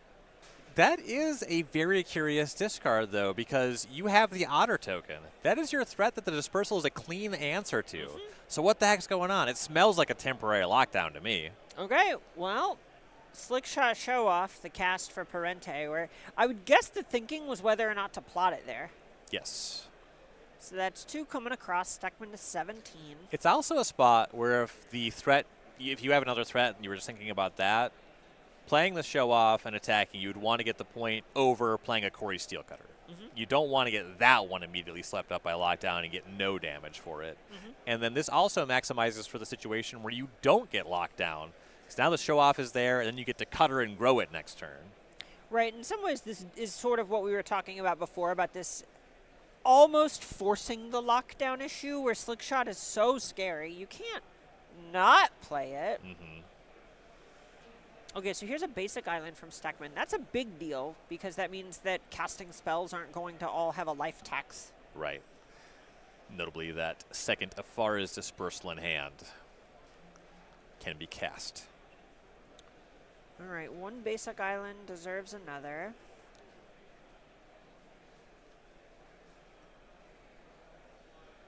Stock up. Triggers acknowledged from Parente. Steckman with a stock up of his own in hand. Could have cast it last turn. Instead, really wants to kind of sculpt things with a Forest Dispersal. You can't really just let your opponent untap with Slickshot Show Off and just take it on the chin by casting Show Off, by casting Stock Up rather, because the Show Off. There's definitely a range where it could just win the game that turn. But the big thing about that is even if it takes 2 turns, Stock Up cannot put Omniscience in your graveyard. That's true. Which means you're 2 turns off of comboing. Well, it can with your discard step. He's on the play. Ooh, that's how they get you. Oh, you can see Parente going, Dispersal? Dispersal? I wonder if we're going to see the Fabled. Oh, no, okay, because Parente's tapped out. I was going to say, I wonder if we're going to see the Fabled post-combat damage still in combat do it. Love that phase. Step, step. I'm glad that you love that phase. I've had that stop on Moto. Me too. What do you know about quicksand? Ooh, nice one. Okay, so there's that Dispersal and the Show Off, not the Otter token. Bins an Abuelo's Awakening as well as a Sea Chrome Coast. Steckman may be struggling for untapped lands. And once again has milled the wrong side of the combo. There's a world where that just mills an Omniscience and the game is over this turn. All right, here is the stock up for Steckman, and this is him really valuing mana on the opponent's side. And you just have a lot more breathing room when your opponent has to actually recommit the Show Off and start their turn. Untapping with 3 lands and the Show Off already in play is much scarier. Different story completely. And this is tough because it looks like there's a bunch of stuff going on in this stock up. We see a Roiling Dragonstorm, some lands, and Abuelo's Awakening. Feels like Steckman really just gets to pick how this game looks from here, and it's on him to choose correctly. And the land situation, it's a little messy. Steckman needs more lands. The lands in play are just not the best at casting a lot of the spells, but Meticulous Archive in this spread is a pretty unappealing land to add. You can't afford too many more tap lands.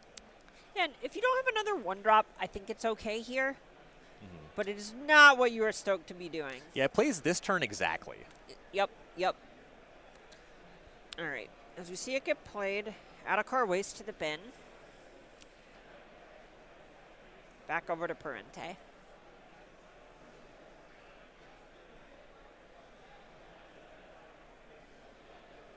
The milling of a Darker Waste there off the archive suggests that the mana is now functional. It's working itself out for sure.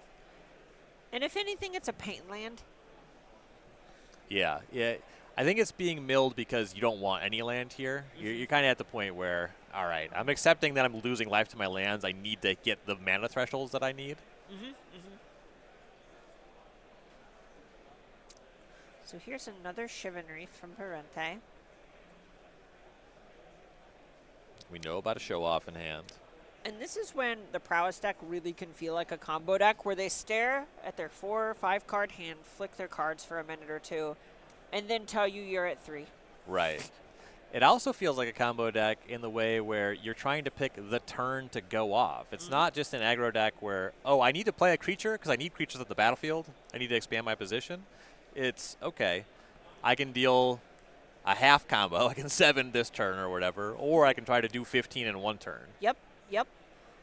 And Parente's list notably only has 2 copies of Slickshot Show Off, so I think there's a lot of value being placed on the fact that that is the most haste damage that this deck is capable of pushing is going to be through that card. Right. And kicking us off with Sleight of Hand, signaling to me that this is not the Show Off turn anymore. It is so nice to plot Slickshot Show Off against the Azorius decks. And you're still pushing damage. All right, we see you Show Off, plotted there at the bottom, scheming, slightly off camera. We're at the point where we are revealing our scheme. I love the flavor of the plot mechanic. You are the evil mastermind, and you are telling the hero what your plan is because you do not think they can stop you. Oh, I did not end up in coverage because I don't love a good monologue. And by next turn, it will be too late. My Slickshot Show-Off will be entering the battlefield. All right, we kick things back over to Stuckman, who's at 13, to Parente's 19.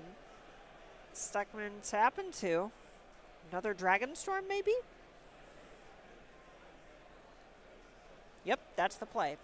Still trying to get an Omniscience in the graveyard. So you need stuff that can potentially do that. Good news. Bingo!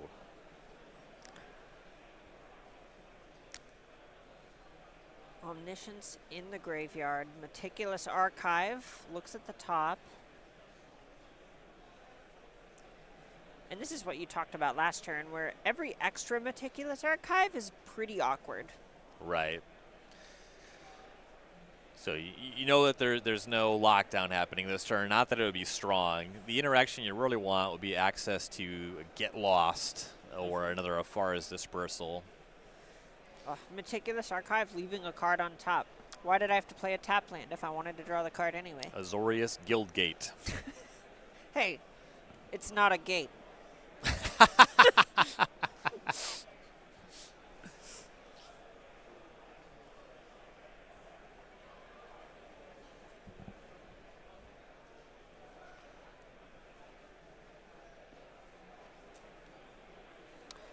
All right, you can see Parente thinking about this Show Off.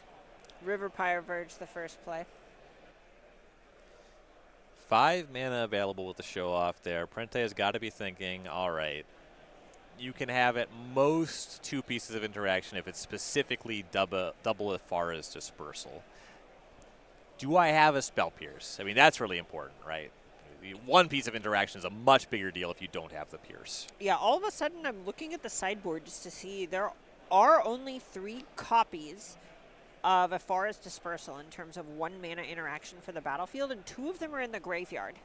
That makes it really hard to have 2. Right. The other 1 mana interaction is Spell Pierce, and this is not a matchup you really want to get in a Spell Pierce fight with. Yeah, like the Pierce could theoretically play, but the thing about that is Parente, that's got to be a factor that he's considering is the Show-Off can deal half of your life total without even running into Spell Pierce at all. And you can also sequence such spells in a different way. For example, if you're worried about Pierce being the thing and you have a Monstrous Rage, you would just fire that off now so it gets you the most damage. Okay, it looks like a really disciplined stock-up is actually going to be the play here. All right. It's a marathon. And this gets us up to 8 damage, which means I don't really expect to see Burst Lightnings in this game, but it doesn't mean a Monstrous Rage against no interaction will be lethal. And I think this is something we've seen from a lot of our strong Is It Prowess pilots, is happy to leverage inevitability against their opponents.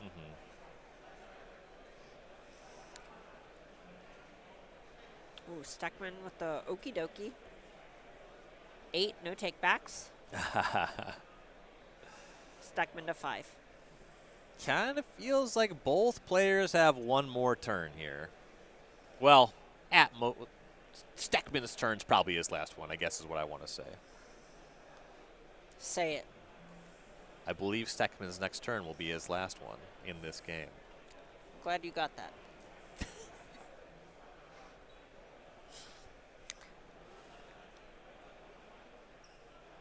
And now from Parente's side, it feels like he might be thinking about just deploying another Storm Chaser's talent. You gotta be thinking if there was interaction, you would have seen it. Because a Spell Pierce wouldn't make his attack lethal, it would only be +3. And then committing another spell there over representing Spell Pierce, I think it's tough to make an argument to do that.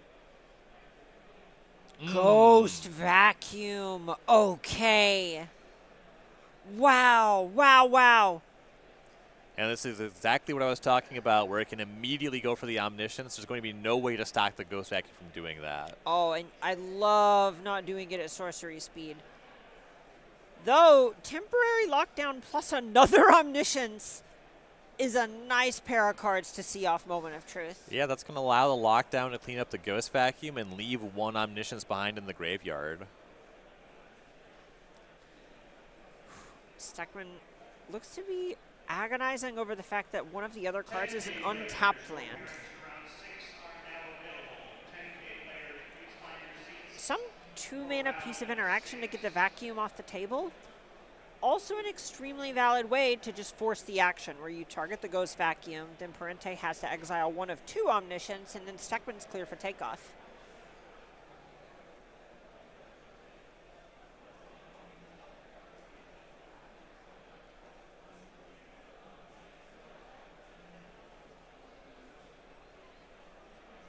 Some acknowledgement here with this long think that temporary lockdown is not game winning. No. It is stabilizing. Okay, Omniscience to the yard. That's the easy part. Untap. Did not get a good look at what he drew.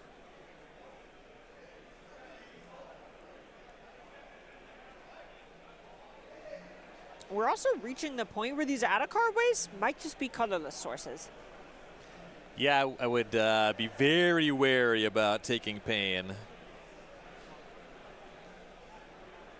The colored mana, given the mana threshold here, I believe it shouldn't be an issue, but there are configurations that could make it very awkward.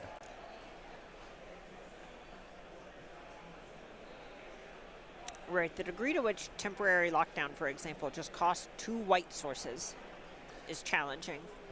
Though this Fabled Passage, pretty nice for Steckman.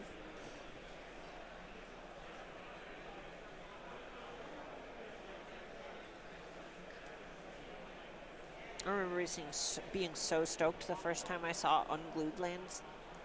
I still love Unglued Lands. I'm stoked right now. All right. And this is a win-in for both of these players. The winner of this will likely get to draw into the top 8 next turn, so the pressure in all of these decisions is palpable. Tremendously important turn for Steckman. All right, temporary lockdown, not a bad piece of the puzzle to have.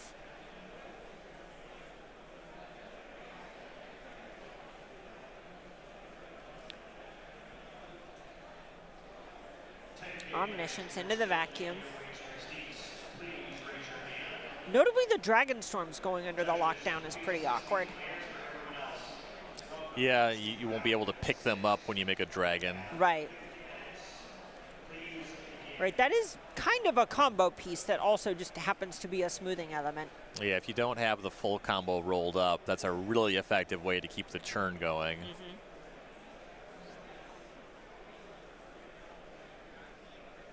All right, so here's an island from Parente.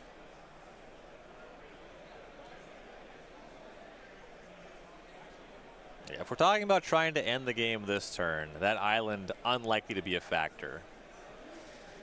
The nice thing about that much mana is it just makes your stock ups better. Right. So it's useful in terms of long-term planning, but that's a scary proposition against a combo deck that has the combo piece in the graveyard. Right, in so many ways, Parente's extra land drops at this point are mostly just the reducing the opportunity cost of the amount of selection his deck wants to play. Yeah, if you have to stock up, if you have to double cantrip, they'll pad your life total there, or not your life total rather, but they'll give you more ability to do that.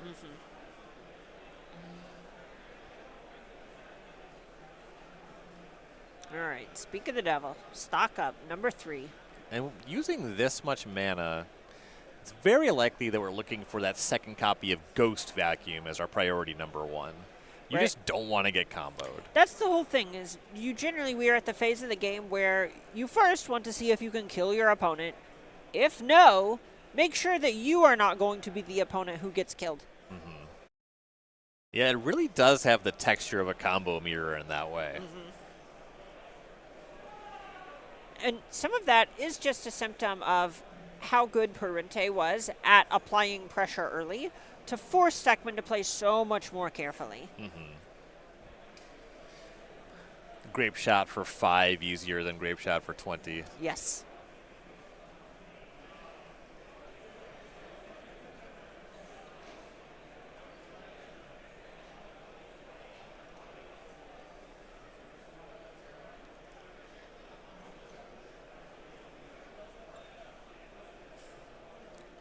You can see it on Parente's face. I think it's these two. But Simultaneously trying to figure out, can I do anything to prevent myself from losing next turn? How do I line up to win the turn after that? all right, cards go to the bottom. And just a pass back. This feels like interaction with respect to Spell Pierce. That makes sense to me. 2 Spell Pierces could go a long way here. And then if you have that, that really helps supplement the fact that Monastery Swiftspear plus Monstrous Rage is lethal with an opponent at 5. Yes. Okay, so land from Steckman playing pretty quickly now. Tapping 4. It feels like this is going to be the Abuela's Awakening. There it is. Targets Omniscience. Ooh. Into the Floodmaw, gifting a fish on temporary lockdown in response. I would like my Ghost Vacuum back, please. Whoa. Hello. Wow. So you're giving up something. You know, these Dragon Storms are coming back. However, you are getting creatures that can easily deal lethal damage, and you are breaking up the combo. This is such a back-breaking time to use the card. Okay, all right. So temporary lockdown back to Steckman's hand. Omniscience back to exile. Storm Chaser's Talent bringing an Otter Show off to the battlefield. And the lockdown's in hand and castable. However, Spell Pierce on that ends the game. Because even with no other spells in hand, the Storm Chaser's Talent just picks up anything to cast. All right, Steckman draws 2 from the first Dragon Storm, discards a land, draws another couple of cards. Oh my God. What a move. What a move. Oh, Justin Parente. Oh, the player you are. And this is a matchup where those Into the Floodmaws, they just really pay the deck off. It's so flexible. The fact that it's good against creature decks, it's great against combo decks, no, and look, Spell there's Pierce. The Spell Pierce on the temporary lockdown. Justin Parente wins the win-in in what looks like an awful matchup, navigates it magnificently, advancing to 12-2. Yeah, 12-2 looks really good for Parente. That Azorius Omniscience deck, it's one of the decks that people were using to target the Prowess deck. Parente says, you know what? I think I got the tools, and he showed there 2-0. He does. That was unbelievable. I really want to emphasize just the degree to which it felt like so many axes of the game were maximized, from mana to pressure to inevitability, and in that case, having an interactive piece and knowing the best time to use it. I think a lot of players might have been tempted to use the card on their turn and try and go for the throat with Slick Shot Show Off. And instead, we saw him say, no, I actually think if my opponent commits 4 mana, a whole combo piece to this, I think that I'm going to be clear for takeoff in 2. And I think it takes a lot of both smarts to even find that line and bravery to commit to it. My hat's off. That was a really impressive showing for Parente. It's a really good point. Just using the Into the Flood Maw on the lockdown and just trying to go for lethal. It's a valid line. It's so tempting. It could win the game. Yes. This one was just a lot more certain to actually close. Yeah, there are a lot of times I think we've seen a lot of strong players, all the way even up to Worlds, people who are in the Hall of Fame and so on, where you see them make a play that I won't say is out of desperation, but they kind of just want to say, all right, I just kind of want out of this game. I want to see what this is going to happen. I have identified how we can end this, but instead, this is a player of very high caliber, navigating very high stress situations. I'm really excited to see him in top 8. Yeah, and in the future at the Pro Tour and still vying for one of those world slots. Oh, yeah. All right. Well, we have a backup match. We're going to hop in Game 2. This is Max Rappaport on blue-black mid-range against Casey Miller on Jeskai Control. Let's head down to the feature match area. Max Rappaport, top 8 at Worlds just last year. Casey Miller, though, the one up a game on Jeskai Control. Rappaport kicking things off with Spyglass Siren.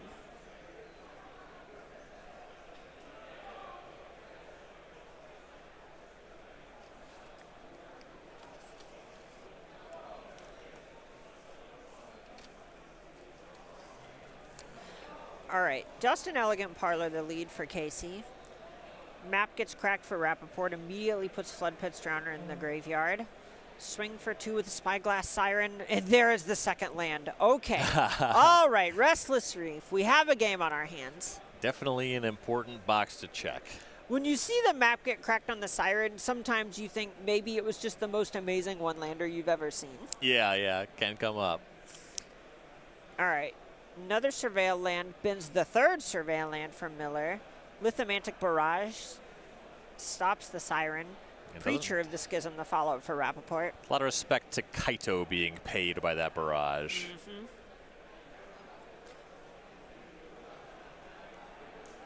All right. Land split up from Miller. Looks like this is going to take down the Preacher of the Schism. And that's the 1 split up. Rappaport misses land drop, passes back, stock up for Miller on turn 4. And notably, a lot of the way that this Dimir mid-range deck wants to try and win these games is establishing some sort of card advantage engine, like Preacher of the Schism or that Kaito you alluded to. It makes sense that Casey is happy to use a sweeper as a 1-for-1 in that spot. Yeah, you just want to keep your opponent off the battlefield, and some of the top end on the Dimir mid-range deck really just snowballs in a huge way. You don't want to find yourself behind when a Enduring Curiosity or a Kaito shows up. You just insulate yourself against that stuff. Ooh, slightly awkward game physicality moment where Miller they're playing fast. You know, they're playing a blue mirror. They want to get things done. Miller played a Surveil land, and Rappaport actually wanted to counter the triggered ability with Tashana's Tidebinder, planning to flash in a threat on Instep anyway. And now, all of a sudden, things are looking a little awkward because Casey has seen a card that he wasn't supposed to. And this is what the Judge staff is there for. All right, and they're just getting it fixed. Those 3 cards on the bottom set to the side because they're known information from the stock up. So those are supposed to be on the bottom, but the rest of the deck is unknown at this point. They're just keeping it that way. And you can see both players going, yeah, you know, it's just awkward. It's fine. Yeah, not a big deal. Pretty easy fix there. The big deal that this Tidebinder represents is now we have a creature that gives the green light for Kaito on the following turn. Yep. Right, this is a spot where the coast looked clear for Miller, happy to spend this turn committing mana to stock up, and now might actually fall behind. Land plus Enduring Curiosity would also be big. All right, Tashana, land number 4, hard cast Kaito. This is nice. Okay, so this is one where it's basically the same amount of damage, but this is Rappaport really valuing having 2 threats on the table. Right, not going to be using that extra mana anyway, and just keeping the creature around to keep the pressure up. I like that. There's also just not a ton you're going to counter with the Tidebinder. Sometimes you pick it up because, okay, this ability is useful later. Was pretty happy to just counter a Surveil. Okay, well, here's Shiko flashing back Lithomantic Barrage, which takes down the Kaito. Rappaport, thankful that he did not pick up a Tidebinder in this spot and still has anything developed. Back to Rappaport, untap, draw land number 5. And go for the throat on Shiko before 3 with Tidebinder. Now, another Kaito. This time makes a little bit more sense if you can't cast it otherwise. Yep, this one uses all the mana. And the first one was answered very cleanly. The second one could be a lot tougher. And this is that emphasis on establishing a card advantage engine we were talking about earlier, where Rappaport just wants to deal 3 and draw an extra card every turn. Who doesn't? Who among us? All right, here is Shiko flashing back a copy of Stock Up from the graveyard. Shiko not the worst answer to Kaito. Yeah, it's fairly effective at attacking it down, right? Right, and if anything, it forces Kaito to possibly look at freezing it with some sun counters instead of drawing cards. And if you get Rappaport to use that loyalty, then something like a Lightning Helix could clean it up, or you could just have this clean Lithomantic Barrage. Right, and this is the power of Stock Up. Is they're so good at chaining into each other when you cast a ton. At this point, Casey has seen, what, a third of his deck this game? Yeah, there are 2 Lithomantic Barrage in the sideboard. They have both been used, one of them twice, and they've been used to great effect. All right, so here's that first hit with Shiko coming in for 4. Rappaport just passed, in-step Flood Pit's Drowner, tap Shiko, stun counter. Casey thinking about going after the Drowner.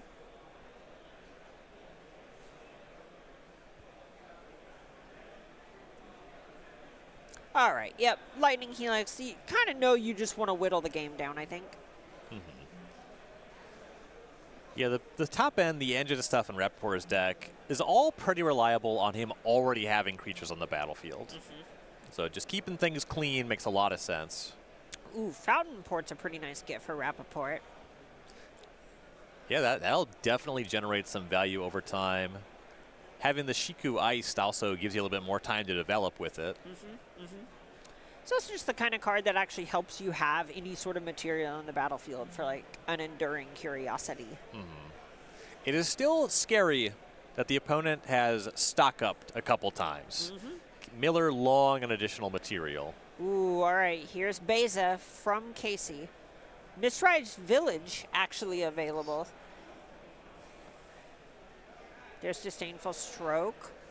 Ooh, and Casey does not save it with Mistrise Village.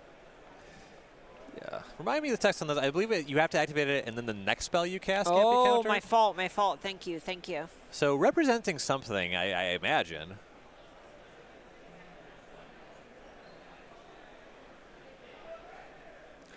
All right, here's an attack with a fish. Kaito hard cast again.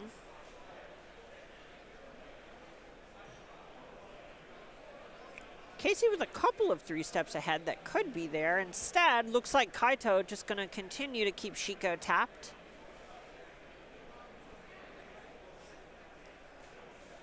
It's prioritizing trying to actually turn the corner. Right, this is one where, in a lot of ways, you do expect the tempo deck to deal exact damage and have no cards left over. Yes. On the final turn. That is the goal. It doesn't have to be fancy. You just need your opponent at 0. And that's definitely how you can see Jeskai Control being a scary matchup for Dimir midrange. You're trying to use all of your tools and get your opponent dead. And you do have these snowballing engines. It's just harder to get them online because the Jeskai Control deck is so good at drawing extra cards and exchanging with all of your stuff. Okay, well, look at this. We are actually seeing the swoop portion of Meringue River region. The Omen half, excuse me. I'll let you guess what that mechanic used to be called. Coiling Catch. This is going to draw a few cards, discard another, and then shuffle the Regent back into the deck. Yeah, an abundance of mana to just cast the dragon here. this is a spot where Casey just doesn't want to commit all 8 mana on his turn like that. It is a lot of mana. The previous turn after the Beza was countered, there wasn't really anything else going on. This Beza here, that makes sense. Yeah, here is another Beza. I'm ready to say the line, let it resolve. All right, there it is, little life. Big 4/5. Little fish. For Rappaport, that is. Right. And this is nice because it's just another body that can pressure Kaito.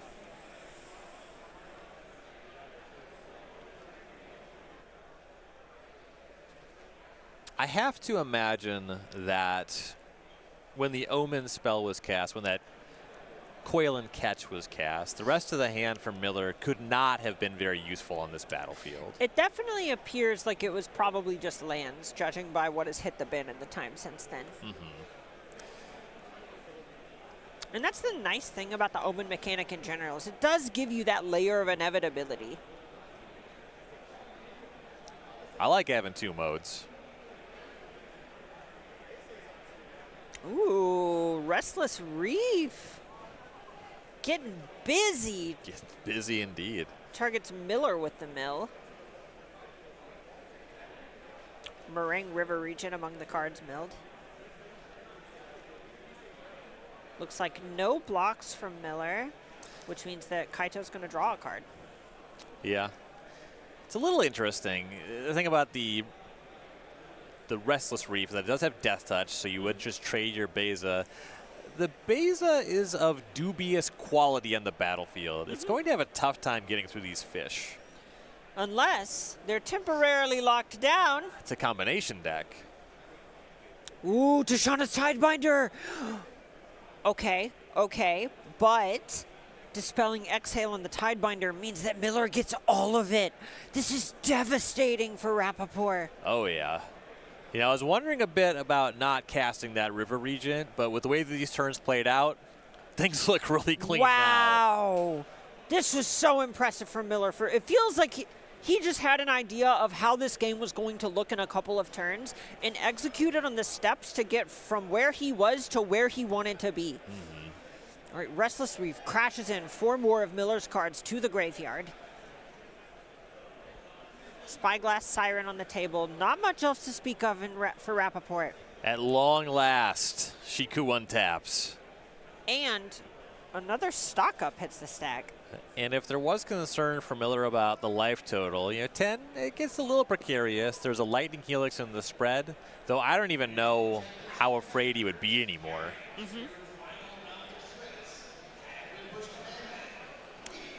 There's also a Soulstone Sanctuary on Rappaport's side, and Miller is at 10. So I know these are big, exciting plays. We go, wow, it's so cool. Miller's pulling ahead. It's not really solved. The game is not over at this point. Yeah, we're definitely playing on.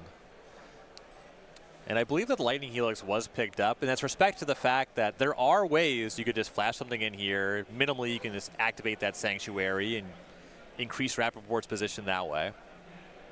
Yep, and here is Rappaport firing up the Sanctuary on instep. Miller happy to take that down with a Lightning Helix, gaining 3 more life.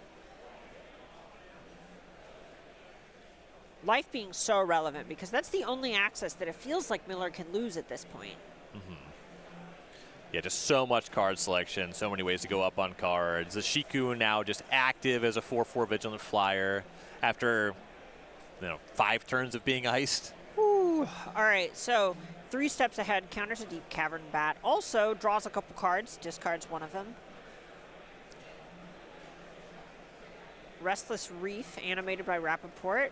The Reef reads a map, reveals a Fairy Mastermind up top. Mastermind a yard. Reef to red zone, 4 cards to Miller's yard. 5 life, down to 8 on Miller. Something about a land reading a map doesn't sound right to me. Listen, it's a magical gathering.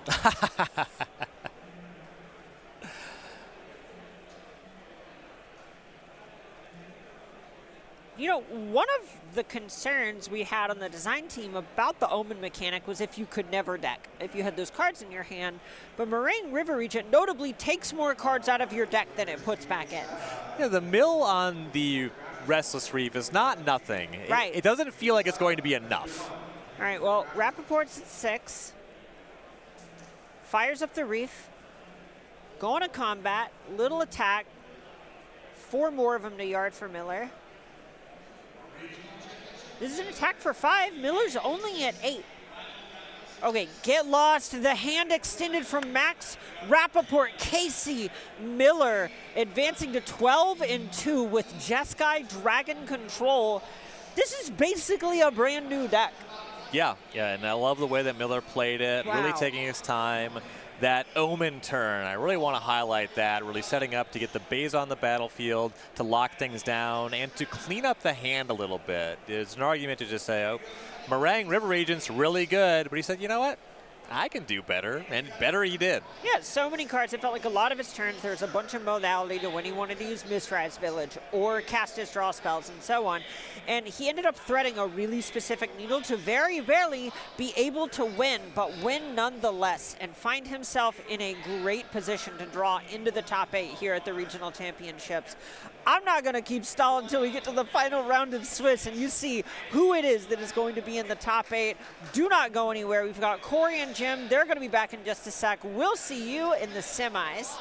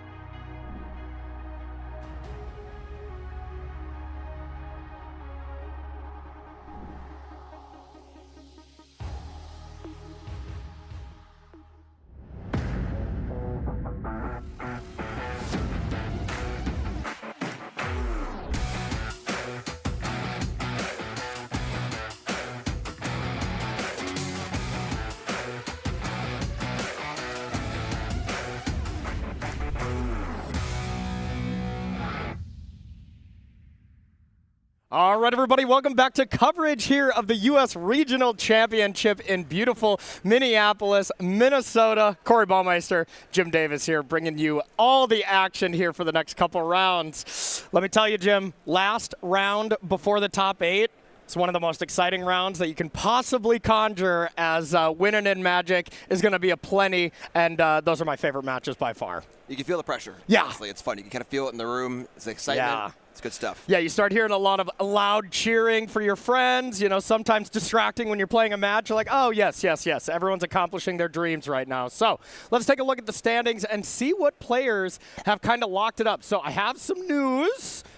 We have 1 through 6, tables 1 through 3. Shook hands. Shook hands, so that is very likely that those players have all made the right decisions, shook themselves into the top 8. We're going to be watching 7, 8, 9, 10. All these players are playing for what we believe is going to be the final couple slots here in this top 8. And Jim, what are your thoughts? Just excitement, basically. We got Izzet Prowess, and Izzet Prowess Omniscience. So obviously the Prowess deck's kind of coalescing here a little bit metagame-wise. There's a large share of the tournament. Good share of day 2 as well. Hasn't dominated the day, but has obviously been a major part of the story. Yep. And honestly, this Omniscience deck, this is a deck that's really, really done well today. We see 2 copies already locked in top 8. I'm sorry, not locked. We'll say almost assuredly locked in top 8. Yeah. With a 3rd copy potentially ready to join them. And that's a great showing for a deck that was a little further down the percentage sheet. You know, yeah. Izzet Prowess was a huge dominating force, but basically every other deck was looking for a little sauce. And 3 in top 8 would be wonderful. I still got to say the number 1 seed right now didn't play round 1. So, you know, I mean, that's the craziest story from this tournament by far. It was running late on the flight. Gabriel Nicholas ended up running the table and shook hands last round against Michael Plummer there, which I just think is the greatest story. That is phenomenal. Yeah, just actually undefeated. Yeah, that one loss didn't play. Didn't count. Wasn't here. Yeah. Wasn't even in the building. Didn't count. So these are the only players that have a chance at making our top 8 for our next round. But let's take a look at the next page. Now, remember, it is top 32. So if the tournament ended right now, these would all be Pro Tour competitors here. I see a very powerful mage in 28th place, Luna Eason. She is incredible, as well as just a bunch of other players here are looking really great. Min Win in 22nd, who has won one of these regional championships in Denver as well, as a nice name. And these players, some may be trying to draw, some might be trying to play or forced to play. Everything gets a little murky in this last round when the top 32 gives Pro Tour invites. Right, so you have players drawing into top 8. Yeah. But you'll often have times have players drawing into top 32. Yeah. Because the goal is to make the Pro Tour. If you can't make top 8, but you and your opponent draw, both make the Pro Tour, that's a nice handshake to have, honestly. Yeah. Know? So, you know, varied goals in this tournament. There is the big prize, of course, to finish, but there are many other prizes as well. And Luna's great. Yeah. I team with Luna for the Pro Tour. She's awesome. Just phenomenal. So, looking at a good spot to be back on the Pro Tour. Absolutely. So, we're going to take a look and dive into our 2 winners. Jim, I'm so excited. We're going to start with Justin Parenti playing Izzet Prowess. You know, we are getting to this later stage of the tournament, so we are going to start seeing a good amount of prowess.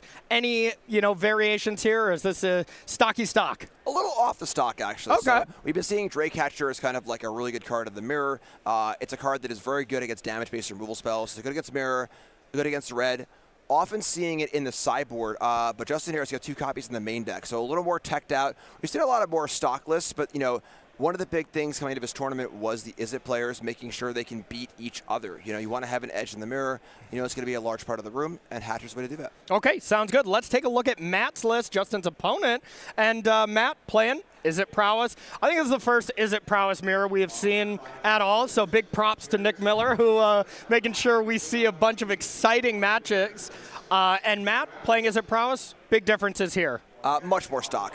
This is like the standard stock list, 4 of everything, 2 Flood Maul, 1 Spell Pierce is like the pretty standard stock list, even as the 1 Thundering Falls. You know, this is like, if there was a list that won a Magic Online Challenge that, like last weekend, this was it. So, so a little more stock, so I would say slight edge, you know, on the other side with the Drake Hatters in the main deck, but they're in the board here for Matt. Still looks pretty good. It's going to be an exciting match. Well, these players are looking to win more than just a challenge right now. We are going to head on into the feature match for Win and In Magic. Let's go. All right, into the feature match for one of these players last time here in Minneapolis. The other player has plenty of Magic left to go. Looks like we have Matt Shu on the play, and that is a nice little Swift Spear coming in for 1 damage, heading over to Justin's side. Yeah, clearly it's obviously important most of the time, but the die roll here in this kind of mirror is phenomenal. Gotta be, right? One of the issues in the mirror is trying to find ways to break serve, and it's tough. Yeah. Because a card like a break can kill Corey Steelcutter, but if you're already behind, it's often not enough. So the breaking serve is quite difficult. So in testing that my friends had in the Discord, it was kind of just down to make sure you have a good hand, try and go first if you can, and just try and do the best you can to kind of get on the board as fast as possible. Is there certain cards that are kind of mirror breakers, like the slick shots, or is it just all still kind of about Corey? Steelcutter game 1? Cheap threats and then cheap interaction. If you can resolve a Burst Lightning, obviously cleaning things up for cheap is great. And then, of course, Flood Maw can stop one of those big slick shot turns. Sure. Which is good, too, with the Monstrous Rage already done. So cheap interactions, cheap is the name of the game. Okay. Basically. This is a matchup where stock up is not going to have very high stock. How about, we're kind of seeing the battle of the 2-drops here. The battle of the other players, do we like Drakes over Slick Shots? I would think Slick Shot still, right? Like, I want to be on that side. Slick Shot's more linear. It's when each player has a Burst Lightning, Drake Hatcher looks a lot better. Yes. And the Hatcher, making 2/2 flyers is actually really, really important because flying blockers against Slick Shots is quite important. It basically forces them to have Monstrous Rage to push it through. Yeah. Which is already taxed otherwise. So yeah, Hatcher's nice. Hatcher being able to throw those eggs at a Slick Shot show-off when they get hatched is a very good thing. But hey, Matt, looks like we do not have land number 3, so had the Corey Steelcutter, had the Slick Shot to be at least able to trigger it with the 2 mana. That kind of trick is pretty nice, but outside of that, no huge play to really go over the top, and heads back to Justin. And now's the spot where Hatcher can really shine. So if there's a big prowess turn here or a Monstrous Rage, if Hatcher can pop out a Drake or maybe even 2 with a really crazy prowess turn, that's a huge swing. It brings out the blockers, but also playing offense. I mean, we just saw it last round. Hatcher with the help of a Monstrous Rage and an Opt. 2 Drakes. Yep. Sneeze on the battlefield and you get 2 Drakes from this Izzet deck. And the flying is really important. Blocking the Slick Shot show-off is a huge deal. Yeah. Slick Shot, on this board right now, Slick Shot is probably the most important card, whereas Justin needs to answer it or block it. It's the most high variance card in the deck, where it has an incredibly high ceiling, but the floor is just, Burst Lightning, get a mana advantage. So, it's on Justin here. The Slick Shot must be answered. And Justin kind of has the ability to, kind of take the play back with the missed land drop from Matt. This can be Justin's really extremely great turn. And, it just feels illegal to just go land stock up here, right? Yes. Yeah. Stock up is, it's your big fill up when your opponent's, killing your spells and playing a bit of a longer game, but this is a matchup about speed. Sleight of hand coming down, getting some triggers on your Otter and your Human Wizard. Coming in, we know the Mountain was there. Looks like Justin decided to not play it quite yet. Maybe we would, get a Spire Bluff Canal or something. Looks like Justin's very much wanting to not make any mistakes on the biggest match, which could easily be the biggest match of either of these players' lives. Yep, absolutely. And it seems pretty clear that Justin's not rolled up to take care of his Slick Shot just yet. I mean, considering cantrips, I'm not sure what the discussion here is about. Yeah. You see the Verge has been tapped. I'm not sure what we're using it for just yet. Okay. Some mana is floating. Yep, being tapped. And there is an Opt. I think Justin's been playing the game for a while. Yeah, I mean, that was a pretty quick bottom there. Knows exactly what he's looking for. I mostly meant his art choices and stuff of cards. Oh, sure. Sure. You're always focused on those lands, Yeah. I'm even talking that Opt. That's a nice kind of old school one. And we have 2 attackers coming in with the Canal being brought up. And hey, look at this. This Opt, this Canal was almost assuredly found off that because that Mountain was about to get played. So, nice kind of pullback there from Justin and recognizing, hey, I might draw this Canal. Let's pull it back a little bit. Nice clean sequencing. One of the things that it's a little harder to do under pressure, it's the little bit the minutia. When you're under pressure, you're feeling a little strain. Those little things are kind of hard to get right. So good heads up play by Justin. I mean, it's definitely that. Sometimes I find myself in these scenarios, definitely more in my early career as well, is like I'd be thinking about the board state and then thinking, and then I'm realizing, oh, I'm not focusing on what I'm doing. I let the moment kind of eat me alive at times. Speaking of eaten alive here, Monstrous Rage on Drake Hatcher once again. That's a lot of counters. Yeah, and it did get chumped with one of these Prowess Monks, so only 5 counters instead of 6. Of course, important to note, those are not plus-on-plus-on counters. Those are egg counters or whatever kind of counter they are. And you can remove 3 and make a 2/2 flying Drake. Yeah. So 1, 2, 3, 4, 5, 6, 7. It should have been 7. Yeah, 5 damage. Okay, all right. I was just double-checking that. So we have the ability to make 1 Drake. That Drake can get in front of the Slick Shot show-off. But now it's Matt's turn. You know, I feel like they each just take turns, be like, all right, I'm going to try to do all the cool kickflips. Cool, that was awesome. Now your turn. Yeah, not removing Slick Shot was definitely, a downside of Justin's last turn. It was a pretty good turn. You know, having a big Drake hit like that is great, but Slick Shot show-off as a card doesn't stay in play for long. It's usually either your opponent kills it or it kills them. Yes. So Slick Shot's up to 3 power. We see the tapping with the pen. You know, doing the counting here. Monstrous Rage represents +5 on Slick Shot and tramples over that Drake pretty easily. Burst Lightning kills the Drake to go over it. So lot can happen here. This is where you see the pressure seeping in. Yes. You know, both players, not only are they here playing a difficult match, but a lot is built up to this match, both in the endurance of playing the tournament as well as, now you've gotten here, taken all this work to get here, and it could all be gone or it can go on. Yep, absolutely. Burst Lightning upstairs, and here comes the attackers. So you got to think that this Drake, there's a plan for it. There's a Monstrous Rage, there's Burst Lightning number 2, something along that lines you would think. Yeah, it would be a pretty poor exchange for Matt to just have a Slick Shot run into a Drake with no plan of either killing the Drake or trampling over. And I mean, maybe that's still a thing because you do want that second spell. You do want to attack with this Monk, so it's not completely out of the realm that there isn't a Burst Lightning to clean up this Drake, Correct. But I would agree with you. It would seem not the best. At the same time, though, it's kind of like, well, if you're scared of attacking into a Drake and Slick Shot's back on defense, it ain't doing much there either. Yeah. So it feels like a lot of the math from Justin here is, can I beat Monstrous Rage? If so, I'm probably going to do that. If I can't, get it out of your head. Ignore it. That card doesn't exist anymore because you can't beat it. So what would be your best plays when Monstrous Rage is not getting cast? Those are the things that Justin needs to process right now. Yeah, 17's a lot. But Slick Shot also acts for a lot. Slick Shot's currently up to 5. 1, 2, 3, 4, 5. 5 power, barring no spell being cast. And I think Justin is at 15. I don't think it was marked yet. And it makes sense. These players are controlling the life totals. When you have a moment like this, maybe that's something you forget. I could be wrong, but I don't think that was ticked down yet. So I think Justin's at 15. We got a misplay on the life counter. Yeah. All right, here comes Drake. Don't tell Kendrick, right? Yeah, there you go. There you go. Beautiful. I'm hip. All right, there we go. It is to 15. We hate to interrupt the players to make sure something was right, but hey, got to make sure something's going on here. Flying Drake is down to play. So what do we have? 5, 8, 9, 10 damage on surface value right now. You block with these, and we have Monstrous Rage. That's +5. Oh, boy. So that's 10. That's trample for 8. That's 4 from Swift Spear. That's 12. And that's 0 damage on the other side. So this should be Justin going to 3 if my math is correct. 10, 8, 9, 10, 11. 3 and... I counted 1 less, but I could definitely be counting correctly. Yeah. So regardless, not dead. 7, 8, 9, 10, 8, 11.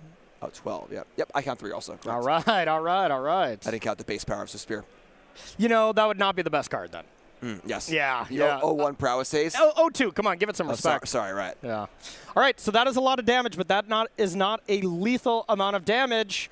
Justin's got to be feeling pretty good about that, and you got to think if Matt Shu had that 3rd land on time, this would have been the turn where we probably would have ended it. So now, what can Justin do? 2 prowess creatures. Matt's effectively at 8. You don't need a lot. Yeah, the stage is open. Matt's tapped out 100%. Yep. Put your hands on the table and say, listen, you do what you got to do. Yep. I like how Matt played that, and Matt did a lot of things. 3 spells, Burst Lightning to the face, Monstrous Rage to tie the room together. Of course, if it was 2 Monstrous Rages instead of Burst Lightning, we might not be playing any more Magic. But Justin probably doing the math, double-checking, triple-checking. Oh, boy. Yeah, that's 3, 6, 7, 8, 9. That's 9. That's a lot. Oh, wait, the roll on the Drake makes it 10, huh? There's a lot. Yeah, this is just a lot. I mean, it's worth Exacxies. 6, 7, 8, 9, 10. Yep. Yep. Exacxies taken down, and Justin Parenti 1 game away from taking this down. And Justin was on the draw, broke serve there. Yeah, it's very important. You know, the missed land drop is missed land drop was big, really, you know. yeah. You know, in a lot of matchups, you know, that wouldn't matter as much. You know, you've got a little more time, a little more pacing. But in the pure mirror, you know, you're kind of just bashing your heads against each other. Yep. And whoever can do it faster, we'll get it done. All right, pure mirror, starting with Matt Shu. What are we sideboarding here, Jim? So his Hatchers are coming in. You know, honestly, we have the Barrage there. Barrage is kind of a weird one where it kills Hatcher cleanly. Okay. And it can kill the Otters, but doesn't hit a lot of the other creatures. So you want a way to kill the Drakes, but it's a little tough in that regard. Nemesis looks pretty good as well. A couple extra Torch Towers. Torch, another card to help break serve. These 1-mana removal spells. You know, the turn where Justin cast a bunch of cantrips, had a good turn with the Drake Catcher, but didn't remove the Slick Shot show-off, was almost devastating. Yeah. You know, really, really close to on the edge of a knife there. Ended up working out, but imagine if that last spell had killed the Slick Shot. Yeah. You know, or some spell in there killed Slick Shot. So it dealt 8 damage, you know, so. Exactly. Following turn dealt 8. So Torches are pretty good also. You know, just really is about cheapness and efficiency. I would not be surprised to see a lot of stock ups go out. You know, it's really just about cheap stuff. Get on the board, kill your opponent's stuff, and just play more spells and use your mana more efficiently than your opponent. Yeah, it kind of just feels like, you know, is it Phoenix mirror matches that we see in Pioneer Explorer? You know, very similar avenues there. Anything special from Justin's side, or not so much? I mean, you get the Abrades. It's funny because Abrade obviously feels like a great card to bring in, and it kills Steel Cutter. It can kill a Drake Catcher sometimes, and it's obviously coming in. Kills everything, yeah. But I don't think that Axis is that important. Okay. You know? Whereas we've seen, you know, other decks playing main deck Lorans and stuff where killing the Cutter was clutch because you want to keep them off of that avenue. This match is so fast. Yes. That, you know, if they get a token off it and attack and you kill it, they still have a token in play. That's a big deal when they're just burst damaging over and over and over again, too. So a Braid's coming in, not going to be as important. And again, Torches, same idea. Obliterating Bulk come in, honestly, as a way to kill Hatcher. But yeah, it mostly just cheap removal. Clunky stuff comes out. Let's get this game over with. Okay, makes a lot of sense. Yeah, I think the best thing for Justin is, like, if Matt decides to play Corey Steel Cutter, and then Justin can abrade it on the spot. But yeah, like you're saying, if you play Corey Cutter, play a spell, you don't have that opportunity to abrade it without it gaining some value. So not the best exchange. So before we get into this next game, of course, I wanted to give you all a quick reminder. If you're loving this broadcast and you're just loving Star City Games and the events they run, make sure to go to starcitygames.com/newsletter. Not right now, if you only have 1 monitor, but if you got 2 monitors, do it right now. You know, but we want to keep you here on this broadcast as you're not going to want to miss anything. But you'll get up-to-date information on flash sales, next events, as well as what kind of sets you can order and pre-order here at Star City Games. Y'all have phones, don't you? Yeah. Take out your phone and do it on there while you're watching the broadcast. No problem. There we go. Jim is a multitasker and really helping y'all out there. All right, everyone, collectively, let's take a big, deep breath in. All right, including these players, you know, let's all have a great game and a nice focused up broadcast here while these players get ready to go. Tough for Matt, too, where, like, you know, say you win game 2 in the play here. Yeah. Now you got to win game 3 on the draw also, which is tough, you know. So I think the cheap removal that's coming in from the sideboard helps the players break serve a little bit, which is important. But it's still a pretty. If this is just a fireworks matchup, this is just a, you know, bombs are going off, things are going crazy, boom, boom, boom, boom, boom, it's over. You know. So going forward, you know, maybe into our next RC, is there some kind of, if we expect Izzet to be the same numbers, which, you know, Izzet didn't dominate completely like we maybe thought with 35% or whatever, but it had a perfectly fine weekend and perfectly fine to good. It was still a good weekend for Izzet prowess. Nothing really is going to indicate that, hey, this deck's going to fall off by the time it comes to Hartford. So is there a mirror breaker? Do we get to that point that we're pre-boarding? Do we put stock-ups in the side or something? Where do people go for Hartford that want to continue to play as a prowess? I mean, Draycatcher was the tech for this tournament. Okay. You know, and it is pretty good in the mirror. We saw there, it was good. It still almost wasn't enough, you know. Yeah. I mean, the missed land drop, you know, a little more on Matt's side probably takes the game down. It's good, but not super exciting. It's tough, you know, because you can try and add like more bigger stuff, play more removal spells, you know, be a little less all-in on the creatures and be a little more controlling. Because if you can get that spot where you can pick off the Seal Cutter, you can kill a creature or two, lean on stock up a little bit more.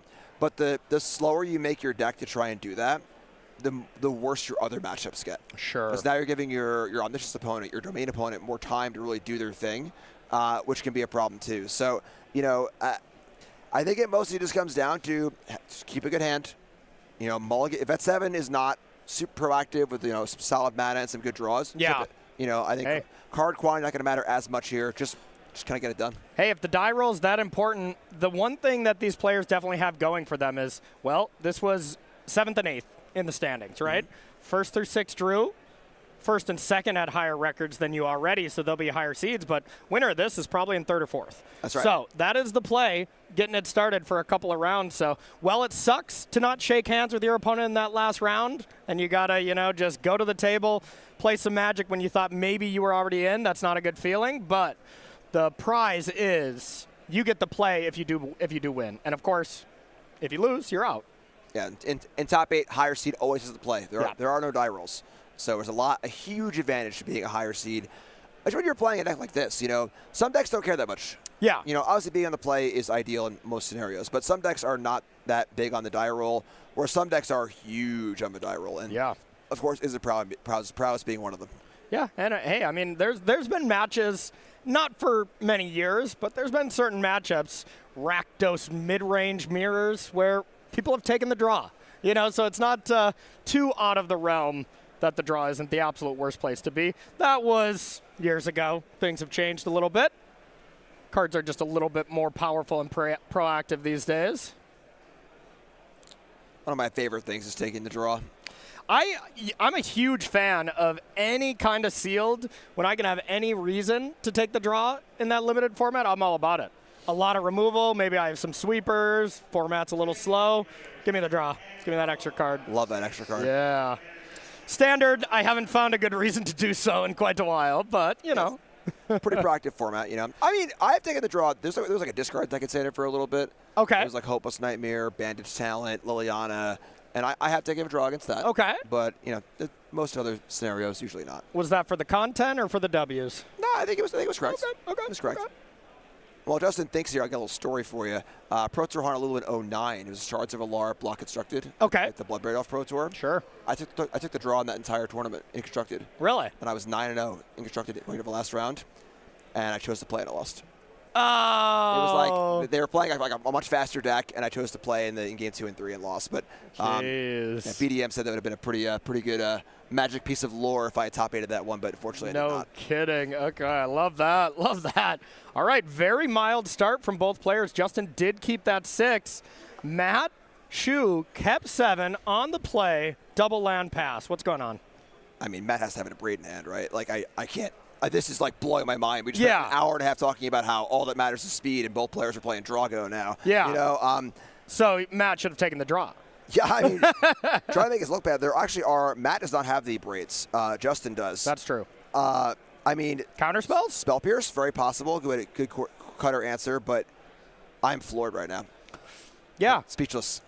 Yeah, what is it? If Matt goes stock up, I'm leaving the booth. Yeah. Okay. This makes more sense. Because this is, Matt had Corey Steelcutter almost assuredly last turn. Didn't want to fall victim to that play that we were talking, a braid, get no value type thing. So, okay. And we're all aboard. There is a bit of cat and mouse, too, where once one player doesn't do something, the other player assumes they have a Spell Pierce or a braid, so they don't do anything, and it kind of cascades. Sure. Justin plays land 3. And it made sense that Justin didn't have the turn 1 play, as just had Verge Mountain, you know, no ability to play Storm Chaser's Talent, at least face up to us right now. That's one of the things about this deck, too, where, like, the mana isn't that good. Yeah. You know, like for a 2-color deck. Yeah, there aren't that many colorless costs in this deck, and, you know, when you're playing, you know, whatever, 5 Island, 5 Mountain, you know, like, sometimes you want to cast some blue spells and have some mountains, and vice versa. All these Izzet gamers were like, can you please flip these blue-red verges around for me? Yep. Blue on the front and then red when you get either a mountain or a island into play would be so much better for this deck in particular. And here it is. Corey on Corey violence here, both having a steel cutter. What is the follow-up here? Are you trying to deal with a monk or kind of a cantrip? That's probably the decision here from Justin. Kind of wild, though. I mean, I guess the pacing of both players having cutter, and I guess not having a 1-drop and then not having a castable 1-drop, does shift the script of the game a lot. Lithomatic Barrage does deal that extra damage as the monk tokens are white. And there is the prowess creature. Should be a good attack here for 5. Yeah, I mean, this is pretty good for Justin. Yep. You know, realistically, your goal is to have threats in play, keep the board clear. When you're casting a kill spell, you really want to be attacking also. Yes.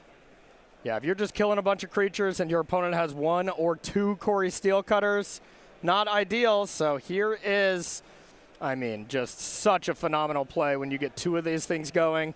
And if you can ever next level it where you play your 2 spells on your turn, then you play 2 spells on your opponent's turn and you're generating 4 monks, things get to be quite wild. Well, the monk solidarity here. Yep.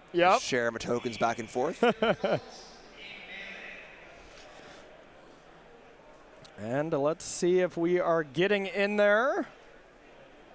Yeah, Almost assuredly. Yeah, I mean, if Matt had a removal spell for this other otter here, this would be a monumental swing of the game. Would you do it? Okay. All right. How about a Monstrous Rage? Sure. That's a lot. Monstrous Rage threatens 5 damage for 1 mana. So that should be an attack for 9. Or maybe more. Hold on. Yeah, 9, right? Okay. 5, 2, and 2.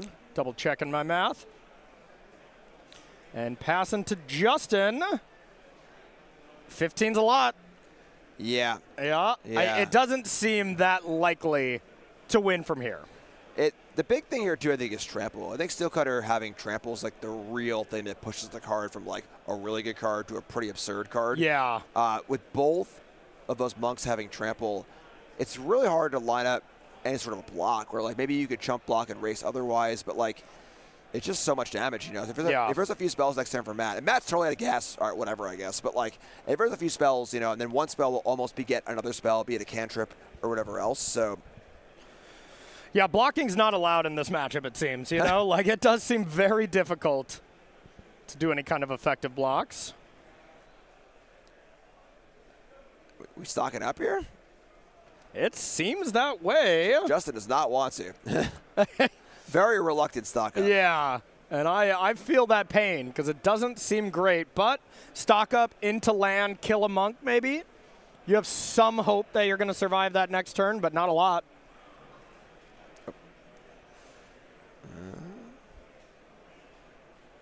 There it is. Most reluctant stock up, perhaps, of the entire tournament. Yeah.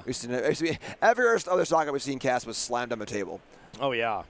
And stock up here, we are on the play, so it's a little more defensible. Is this a card you'd even have in your deck anymore? I mean, it's hard to deny. I mean, stock up can't be that bad, you know, but. I could see having 1 or 2 in on the play, and they're more of a liability of a draw for sure. I mean, we either didn't find a land on purpose or we didn't have a land in the top 5 there, and this looks really brutal. But hey, stock up on the draw, still in. Okay.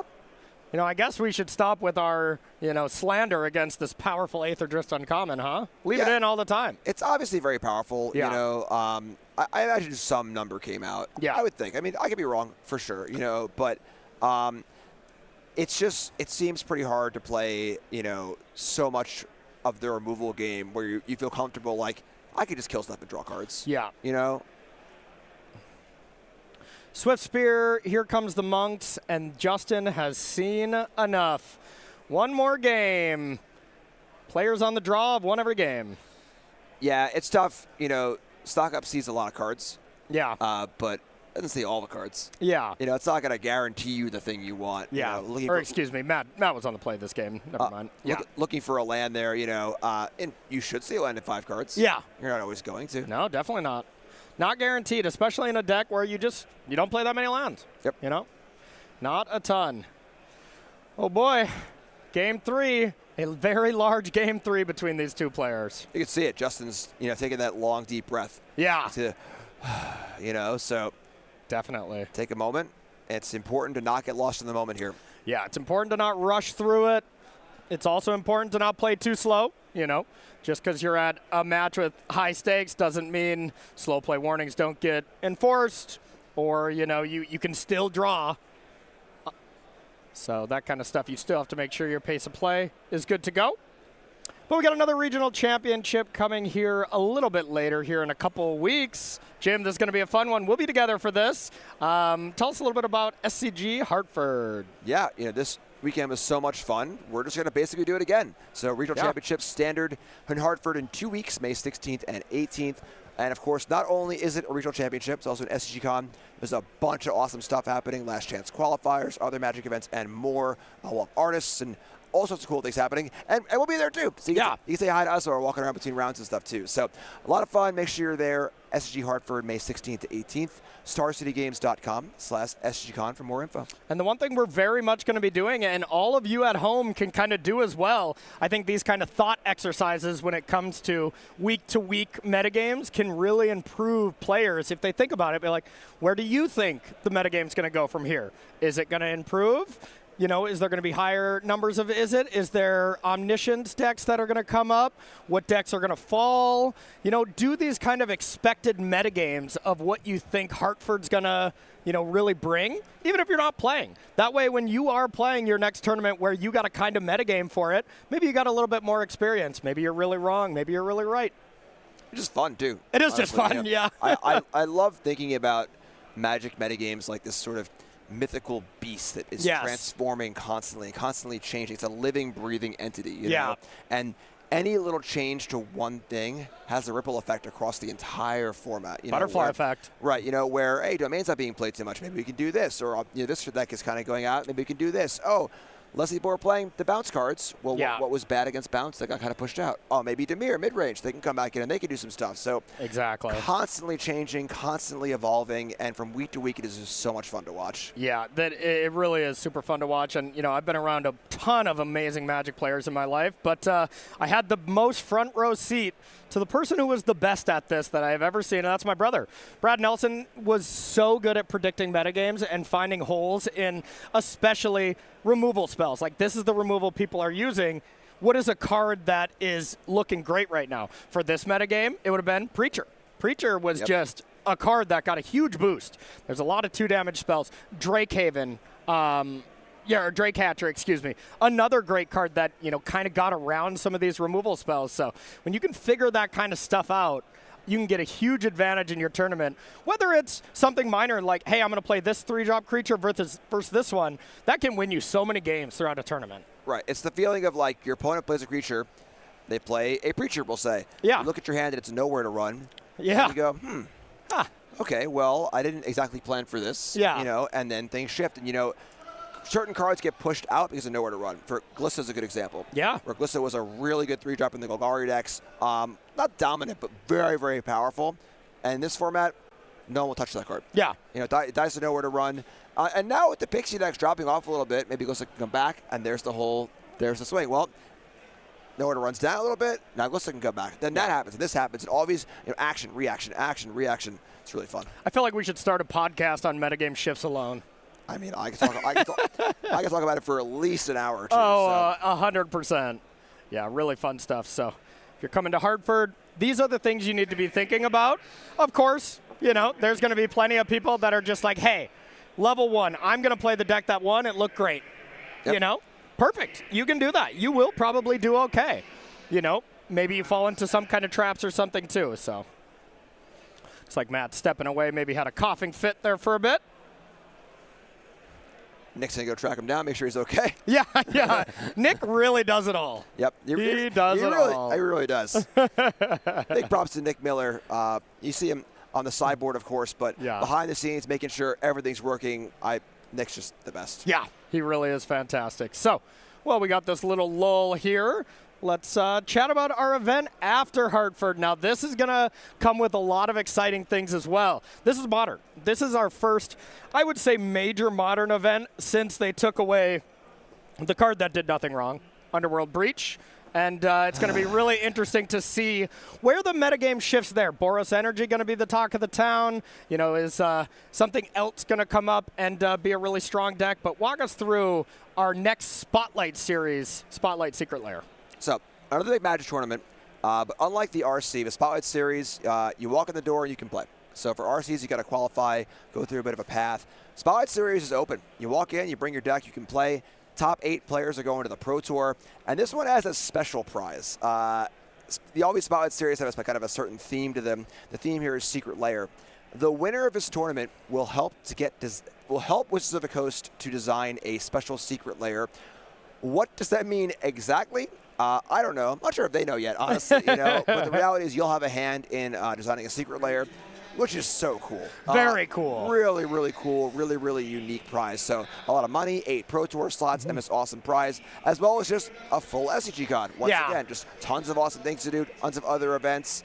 I'll probably be playing one of those mystery booster seals on Friday like I usually do. Yeah, it's a great time, a lot of fun. Hope to see you there May 30th, the first in beautiful Indy. I love Indy. Great city. Absolutely great city. So one thing that I just picture is like, all right, I win this Secret Lair tournament, right? I'm just at the end of a very long desk, all these Wizards people on the other side. We got Andrew Brown. We got all the higher ups over there. And I'm just like, all right. My face on all the cards. We're not doing that, Corey. Nope, scoring, okay. nope. Okay. All right. How about all my daughter's likeness on all the cards? I want to have a heavy hand in all the design on the creatures. And no, Corey, we're not doing that either. But like, okay. Can I pick one of the names? I'm like, all right, fine. I'm sure they're very glad you're not playing in this event. I think so. Yeah, I think so. Some more reasonable women, hopefully, and have a really cool idea, Yeah. X-Men or what? I don't know. Darkwing Duck Secret Lair. Yeah, there Let's you go. Get dangerous. There you go. I'm a fan of it. Looks like we got our players back in. We're going to jump back in the action here. Matt, ready to go. Justin taking a peek to the heavens here, getting ready to rock this. One game for all the marbles. Oh, this is a big one. Okay, let's get serious here. Looks like Matt is on the draw with a mulligan to 6. Justin appears to have kept his opening hand. And we got one game to see who is going to be in our top 8 almost assuredly. Important to note that the winner of this match goes on. That's what everyone wants here, of course, right? The loser still had a phenomenal tournament. Will still be qualified for the Pro Tour in top 32, which is huge as well. So either way, both these players have accomplished a lot. One just wants to go on and accomplish a little bit more. Yeah. Absolutely. Making it to the top 8 is already a huge accomplishment in any kind of major event like this. Like both going to the Pro Tour, both going to be seeing them in Atlanta a little bit later. But your view shifts when you're this close. Yes, absolutely. There's one thing that'll make these players happy. They're going to look back next week and be like, sweet, I top 32. This is awesome no matter what. But you really want it now. So sleight of hand here from Matt. And I believe that's off a Shivan Reef as well. I could be wrong. But not ideal. Start here. Doesn't have the creature. And there is the Otter coming in for 2. And now the one thing that Justin can do is make this play. Other way around, there's 2 Abrades. So Matt kind of has to think, hey, do I want to just jam this out without any value? But we know that Corey Steelcutter is going to stick around from Justin's side.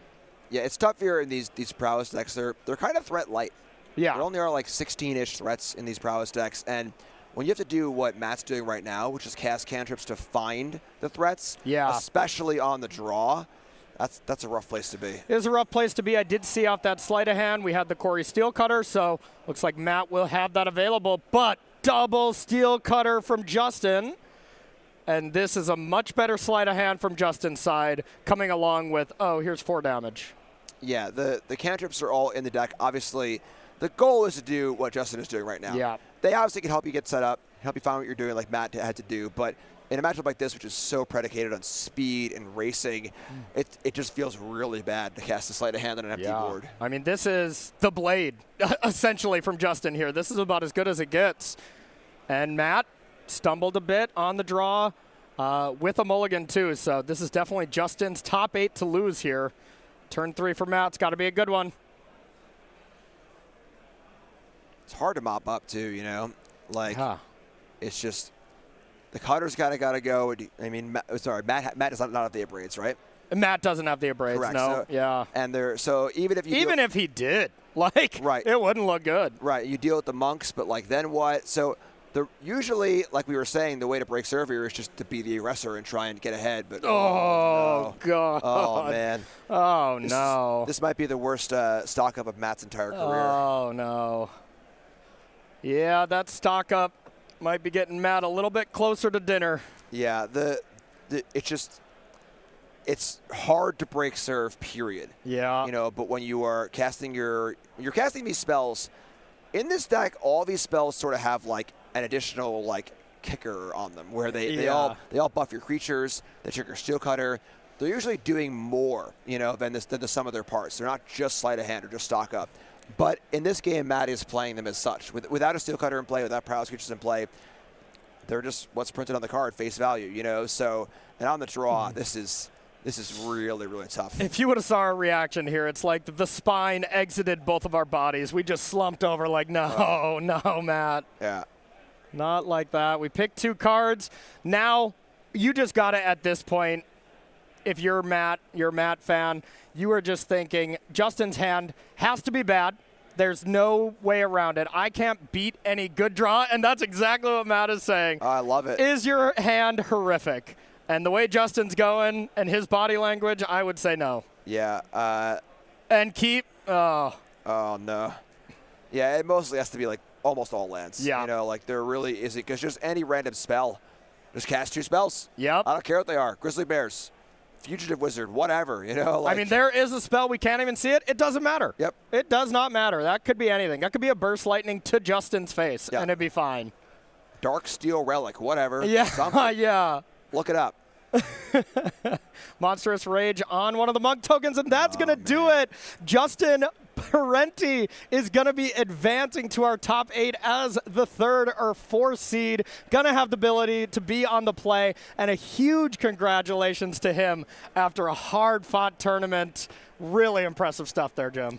Yeah, it's tough. Like, obviously, you know, you got to feel for Matt there. Yeah. You know, it's not like Matt even did anything wrong. You know, took a mulligan, look for a better hand. If that first Slight finds a good threat, you know, and you can start to chain and snowball a little bit, but didn't really have the cards you want, and then things just, you know, this is the kind of matchup where things snowball out of control pretty wildly. It's really hard to break serve and get back. So tough, but again, to Matt, a great tournament. Yeah, big congratulations to Matt Chu as well. Almost assured something would have to go really wrong to not be in top 32. Yep. Still probably going to be in top 16 and going to have a fantastic finish here at this U.S. Regional Championship. So let's take a look at our backup matchup here and get ready to send one more person into the top 8. Let's do it. All right, so looking at this one, we have Tyler up top, who is our last player to be undefeated at 10-0. Since then, has had a bit of a rough ride, 1-3 from there, up against Raymond on the bottom at Is It Prowess. So this is Tyler just saying, hey, I want this tournament to not derail anymore. And of note, record disparity here. So 11-3 for Tyler, has the highest breakers of the X and 3s, and Raymond 12-2, a lock if he wins the winner in. Tyler has to win and then hope the breakers are good, but when you start 10-0, hard to believe they're not going to be good breakers. So pretty much a true winner in here as well, Jim. Yeah, for us, we're trying to figure it out. For Tyler, those thoughts can't be in your head. Doesn't matter. You got to sit down and play your match. You know, and when they're playing for 9th or 8th, you know, your goal is to be in a spot to get 9th or 8th. Yeah. You do it by winning and not thinking about the possible outliers. All right, here is the best 2-drop in the format, and your opponent has a Corey Steel Cutter here. Yak. I love me some otters, okay? I missed my precious Teamer Otter deck. We haven't seen a lot of it. Big fan. All right, so Raymond untapping here with the Corey Steel Cutter. Ready to get it going. And who do you like in this matchup? You know, I know Tyler has played against Is It quite a bit. Maybe Raymond hasn't played against as much as Aureus Omniscience, but who do you think's favored? I mean, we saw Tower dismantle Is It before, you know, and Tower's deck seems really well lined up in the matchup. On Raymond's side, there are no main deck Spell Pierces, you know, and we see a 2-2 split of Drake Hatcher and Slick Shot show off. Those are big, pretty counts against Raymond. So game one's going to be tough. Post board, we see Spell Pierces stuff coming in, but for now, it's a pure race on Raymond's side. There is very little interaction for Tower's combo. So it's just get on the board, go as fast as possible, which is not really happening here. Got the cutter down, but no other pressure. Yeah. I mean, we definitely need spell 2 here for sure. And, you know, you can have those turn 4 wins off relatively not fantastic starts. You know, I mean, if you ever want to have anything faster, I'm not even sure if a turn 3 win is possible with this deck, but they all would include Swift Spear to start. Yeah, and honestly, also Slick Shot. Yeah. You know, Slick Shot. Slick assuredly. Slick Shot is the real damage dealer of this deck. So with only 2 copies, a lot of weight on those. All right, 2 damage coming in, and only 2 lands from Raymond Saints. Do we have land 3? We do. Yeah, looking pretty good for Tyler here. You know, and Tower's deck's got all the tools, the 4 lockdowns, and then of course, you know, the threading of the combo in game 1. Combo decks are built for game 1s. Yeah. You know, where until you're ready to have the proper tools to beat me, I gotta get free reign. Yeah. I just do my thing, and as long as my deck can do it consistently, which this deck obviously can, it's a good place to be. Yep, absolutely. Then they naturally have that dynamic where there's some solid hate cards for them, and they get a bit worse.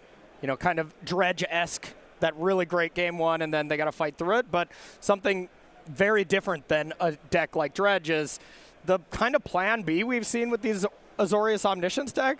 They're perfectly fine. Yeah, very, very, very flexible.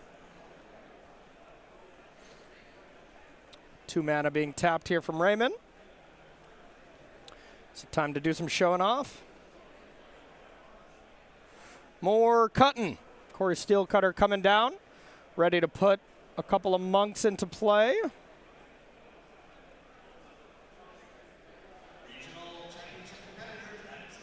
A lot of pressure for these players too. Yeah. You know, it's just feel the moment. Yeah, this is the same match. And of note, we know the top 3 tables drew. Yep. Right? You know, these players, they get removed from that area pretty quickly to be taken into this feature match area. They don't know for sure that, I mean, Tyler probably doesn't even know for sure if he's even live. Yep. So you just got to play your match and figure it out after that. Yeah, so this is a huge moment of truth. Very aptly named. There it is. Lockdown is phenomenal. I mean, it's not the there it is. We don't have Umbuelos, Land 4, and Omniscience, anything like that. But Lockdown alone here looks phenomenal. Yeah, I was just going to comment on how good Lockdown be of this board. Yeah. Hitting multiple cutters is very, very important. And hitting the tokens is good too because they're actually tokens where like the fear is Flood Maw popping in and end stepping it. And with the cutters, you need to Flood Maw, play a few more creatures, and then the cutters aren't that big. Whereas if they were naturally just in or play already or Slick Shots or whatever else, the burst damage could be a lot more. But 10 life for Tyler, we can still see a Flood Maw being a big deal. Yeah. And here's the Lockdown. Gets the Otter underneath as well. Not a very, you know, hugely impactful thing, but it would, of course, come back if there is the ability to bounce it. Honestly, I think it is kind of important. You yeah, know, it's not bad. I think that it's kind of weird where the Lockdown, you know, in theory, you don't want to lock down your own stuff. But because the answer to Lockdown is to bounce it with a bounce spell and kind of untap and do your thing, if Tyler gets a blocker out of an exchange also, that increases the things that Raymond needs to one-shot kill. Yeah. You know, so I think the blocker is actually pretty relevant. It's funny how it's almost more relevant as a blocker than a card off the ETB. I totally agree with you. Here is into the Flood Maw. We're going to see it right away. Wow. That's pretty scary to see this in the main phase. Yeah, no kidding. Now, I mean, the second spell, these Corey Steelcutters do, of course, still trigger. They don't have to see the first spell or anything like that, you know? So Tyler hits it a Forest Dispersal. Oh, baby. The only interactive card that can be cast with this 1 blue mana. Yeah. Huge, huge measure to not die. You also see the Omniscience, maybe another Lockdown. You don't really need a second Lockdown. And it sucks to have to show that information face up, but, you know, if it means you don't interact or you do, get that information wide open. Yep.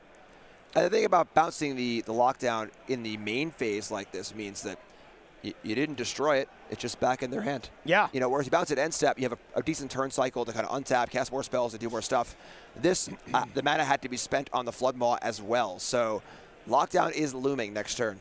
Yeah, and I mean, just think if you can go bounce spell at end step, then opt, get 2 monks, and then untap. You know, I mean, that's what you want to be setting up, but there's cost to that, you know? There's definitely cost to that. Okay, that looked like no blocks. There's the dispersal. I was going to say, no blocks and no interaction. We could cast a couple of spells and win here, but man, that dispersal is looking like it's going to be a day saver.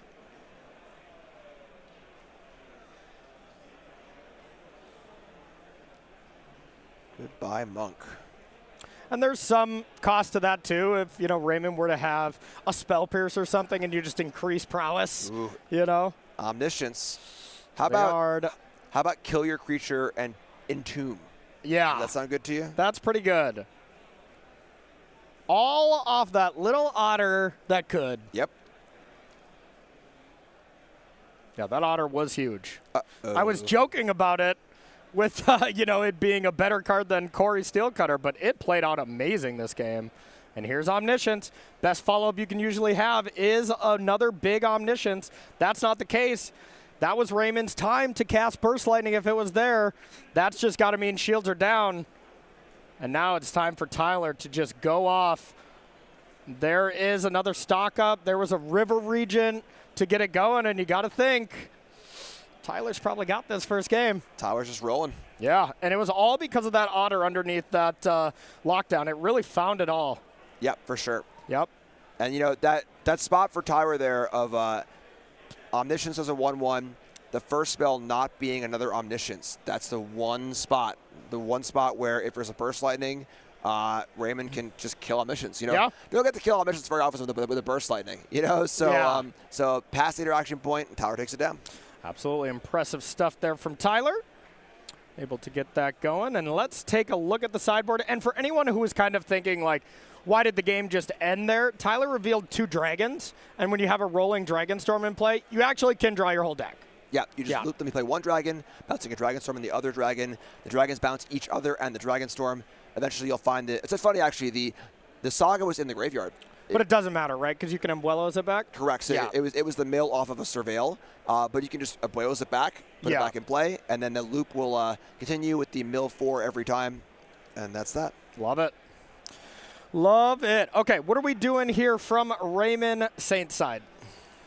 Spell Pierce. Yeah. Spell Pierce, and more Spell Pierce, honestly. You know, there really isn't much interaction in Raymond's deck in game 1. You know, the Omniscience deck can often navigate to a spot where 1 Burst Lightning is not enough, either by having a counter spell or a second Omniscience in hand. But now that the interaction points are here with Spell Pierce, it's going to be very, very important. We got Spell Pierce, Ghost Vacuum, Flood Maws, an extra Flood Maw for the lockdowns is good too, and then Negate. 1 counter spell to go along, hard counter to go along with the 2 Spell Pierces, which is good. And there's 1 Slickshot Shove in the board. You know, kind of weird to see like a main decky card in the board, but that is the threat you want in this matchup. You want to kill, and you want to kill fast. So Spell Pierce, counter spells, negate, Slickshot Show Off into the Flood Maw, 1 Ghost Vacuum, and then just try and keep a very, very powerful fast hand with 1 piece of interaction. And then from Tyler Steckman's side, we have kind of been seeing it all day as Tyler's been on our feature match area for many, many rounds. We've seen him sideboard in kind of a variety of ways. You know, sometimes we see the creatures. You know, he might be bringing them in every single match, but, you know, we're still not 100% sure how he's sideboarding. You got any inclination of the stuff that you're bringing in? So we've seen a lot of 2 Ghost Vacuums. Only seeing 1 here makes the Clarion Conquerors look a little less exciting. Yeah. They're there to turn off the Ghost Vacuum. I think Voice of Victory is pretty good. Voice of Victory, turning off the counter spells and that interaction point, as well as Burst Lightning on the 1/1. It's funny. This sideboard here it's art. It's not science. You know, you think about a sideboard guide. You know, in this matchup, what do? Tyler can do anything. And like I can make an argument for it being right. It can be change almost nothing. It can be board in the hole all creatures. Yeah. And anywhere in between. This is an art based on your opponent's deck list, how they're playing, what your feel is in the match, you know. But, you know, gonna want to make sure that the counterspells are not really an issue, so try and get voices in. Change the equation looks very nice here also as a way to defend against the red spells that are obviously coming in, can defend against a thing like Ghost Vacuum or Negate. So realistically, a little bit of hate to fight the hate, and then season to taste. Okay, I absolutely love it. And kind of a little update here as I'm going to be looking over these numbers a bit. But first, Jim, tell us exactly, if you want to get rid of a deck and buy something new, what are you going to do? Hop on over to Sell Your Cards, that's StarCityGames.com. Or just walk right over to the Star City booth if you're at one of the events, and you can sell your cards, which is a great thing to do. We typically have too many Magic cards. You know, oh, yeah. I try to avoid the clutter when I can. And the best thing you can do also is to get store credit rather than cash. So cash is great too. Cash is king, right? You got to pay your rent. But if you're planning on buying some more Magic cards in the future, you can get 30% bonus on your cards when selling them at StarCityGames.com. You put it right in your StarCityGames.com wallet, and the next time you show up for an event or order online, you can use that credit and feel really good. You save some money. Okay, absolutely. So yeah, head on over. Get rid of some of your cards, sell them to SCG. One other kind of update from the standings here. Looking at tiebreakers from Tyler here at 68%. Amber Thurlow, who is also at 11-3, has 67%, so less than a percent different. Anyone makes it in. If Raymond did not win this one, probably be one of those, but it's not even clear-cut that if Tyler wins, that he's locked in. For sure. Yeah. Getting into the game here, Raymond starting it off with the Otter here with the talent. Tyler goes just a coast and past. And what's the ideal play here for Raymond? Is it just Slick Shot, or are you trying to just get Slick Shot going, or is it... Slick Shot's pretty nice. You okay. know. Swifter's fine too, though, honestly. You know, you really just want to get as much power on the board as possible, you know. Yeah. And then if it's a real squeeze because against a control deck, you would pace yourself, right? You know, you would try to play into lockdown. You would try and kind of like, okay, I can play one creature here, wait till next turn, think about the post-lockdown world. But against a combo deck, they're putting a lot of pressure on you, know, to really kill them fast. And with the Flood Maws available also, and then Spell Pierce available also, jamming here is very preferred.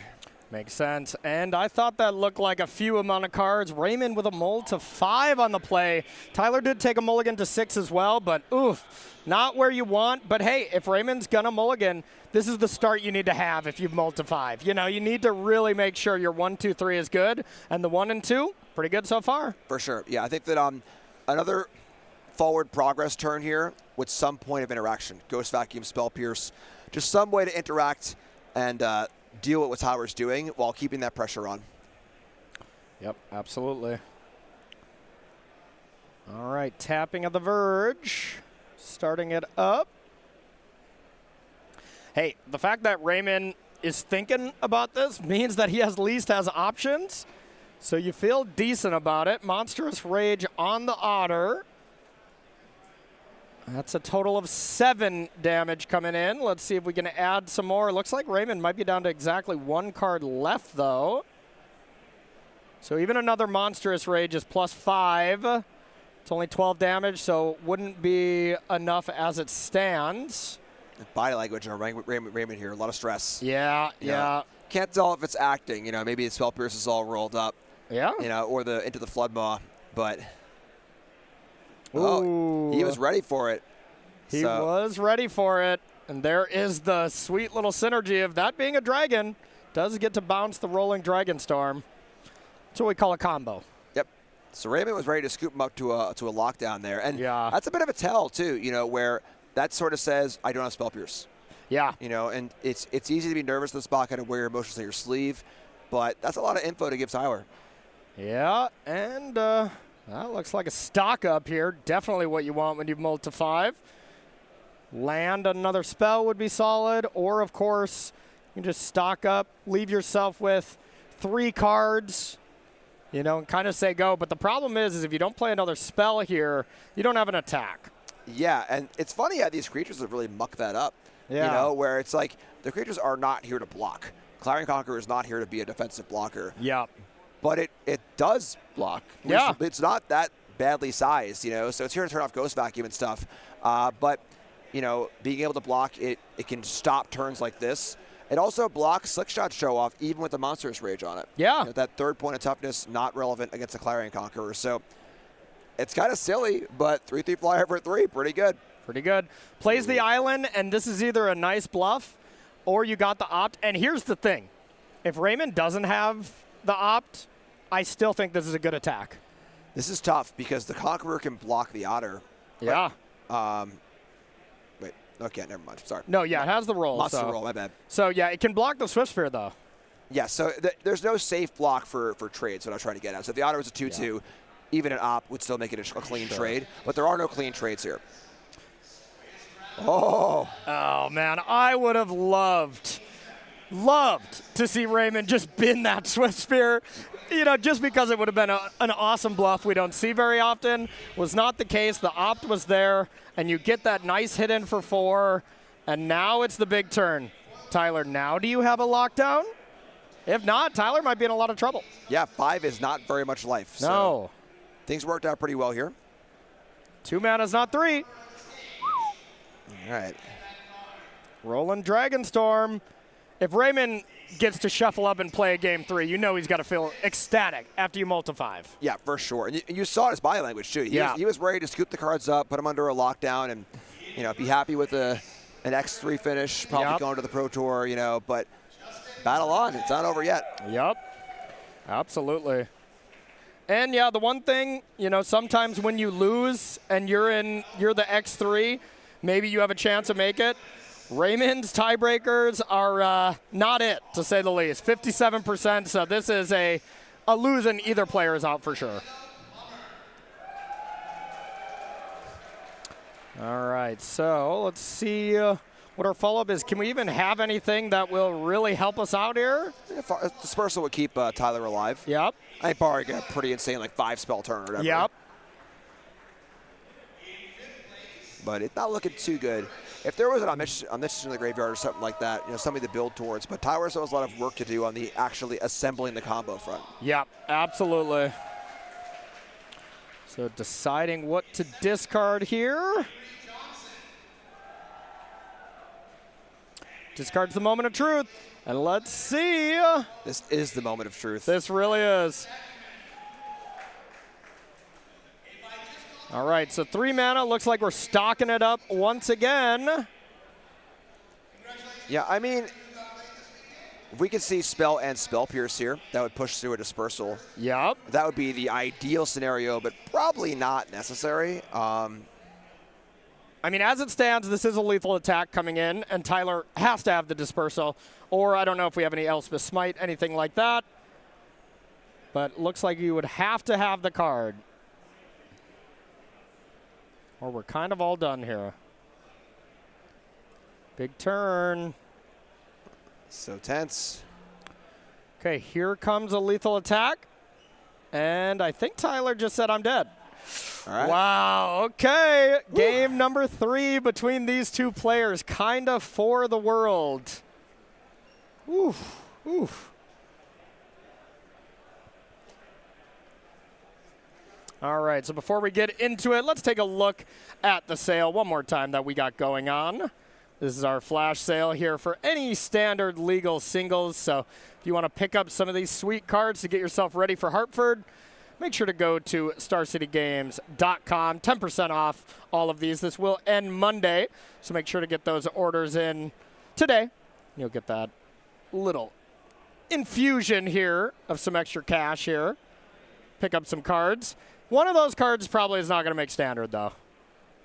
Listen, Zer's a pretty fun card, all right? I know it's kind of a commander card. It's kind of a plant, but some folks might want to show up with the card in Hartford and have a good time. Okay, yeah, absolutely. You know, might not be the 5/7 after all. All right, players are getting it going. Let's see if we have any mulligans this time around. That's a lot of cards from Tyler. That looks like we have kept our hand here from Raymond as well. Surveil coming from the archive. And a pass to the turn. Raymond starting it off. Do we have a better start? Do we have a 1-drop? Got to be a creature. Got to be this time. Or talent, I suppose. Yeah, I was like, we'll settle for a talent, but nothing. Even a Spell Pierce, you don't want to use it on turn 2, even if you play a Dragonstorm, you know? Right. It'd be a pretty unique special scenario where you want to Spell Pierce Dragonstorm on turn 2. Yeah. Where you have like a second one. like a 2-power threat, another threat as well, and then another piece of interaction. Yeah. I mean, if you got 2 Spell Pierce, I'm probably using one. You know, like maybe not even. You know, because it's possible Tyler kept a hand that was predicated on Dragonstorm kind of fixing it. Sure. You know, but that's a little more desperate than anything else. Yeah. Slick Shot Show-Offs have been plotted. That is not attacking. Play around temporary lockdown, that kind of thing. Do you ever jam in this scenario? Like you just attack for 1, or is it just always too risky? It's funny. So we were in the room last night, and Dan was saying that, where he's like, I think I plot or cast Slick Shot incorrectly every time. Yeah. Whatever one I choose is wrong. You know. I think folks do tend to plot it too often. Sure. But I'm not sure. You know, yeah. If you attack with it there and it gets dispersal, it's pretty bad. Feels so bad. So it depends very much in the context of Raymond's hand. Yeah.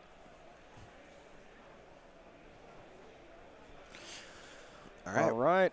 There's the Steel Cutter. That looks like a snap Spell Pierce here for the Corey Steel Cutter. Spell Pierce is so awesome. So good.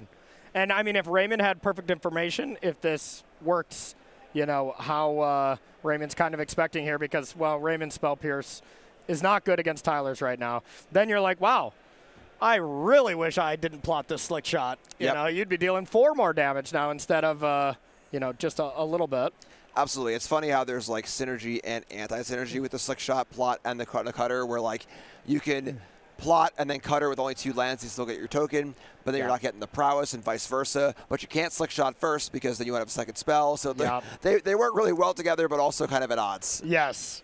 Very well and horribly at the exact same time. So Slick Shot Show-Off, we've dealt 1 damage on turn 3. Not where you want to be from the Is It Prowess side. Ooh. Oh, and I want to bring some attention to that. This was very Luis Scott Vargas-esque. That was when it was attacked, Tyler went straight for the pen. Yep. Had that interaction, so it was like, yep, how much? You know, like if that was a monstrous rage there, Tyler just got him, you know? Yeah, I've been very impressed with Tyler's table demeanor and just clear knowledge of his own deck. Yep. All right, we're getting stocked up. But all that being said, there's a Slick Shot Show-Off that's going to have free reign next turn. I mean, 4 spells, one of them being a monstrous rage. I can't count that high. I have only 10 fingers. Exactly. I mean, together we're limited. We have at least 20 fingers. Okay, right? okay. I haven't counted, but we can get this math going. I think you're right. Wait, math? Yeah, I'm out. All right, slow down there. All right, there is a Verge, so that does have the ability to have a dispersal, be able to interact here a little bit. Please talk to a judge away from your opponents if you have any questions. 19's a lot, but it is possible. Okay. Big turn. Still no Omniscience in the yard, it doesn't look like. Starting it off at an opt.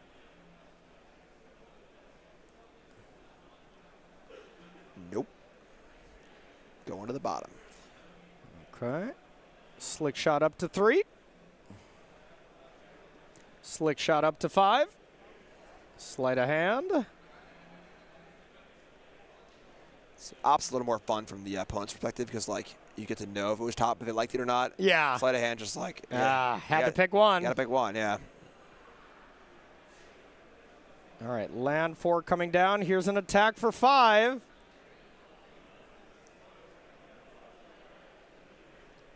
All right. And maybe that's a tell. Tyler said, all right, take 5.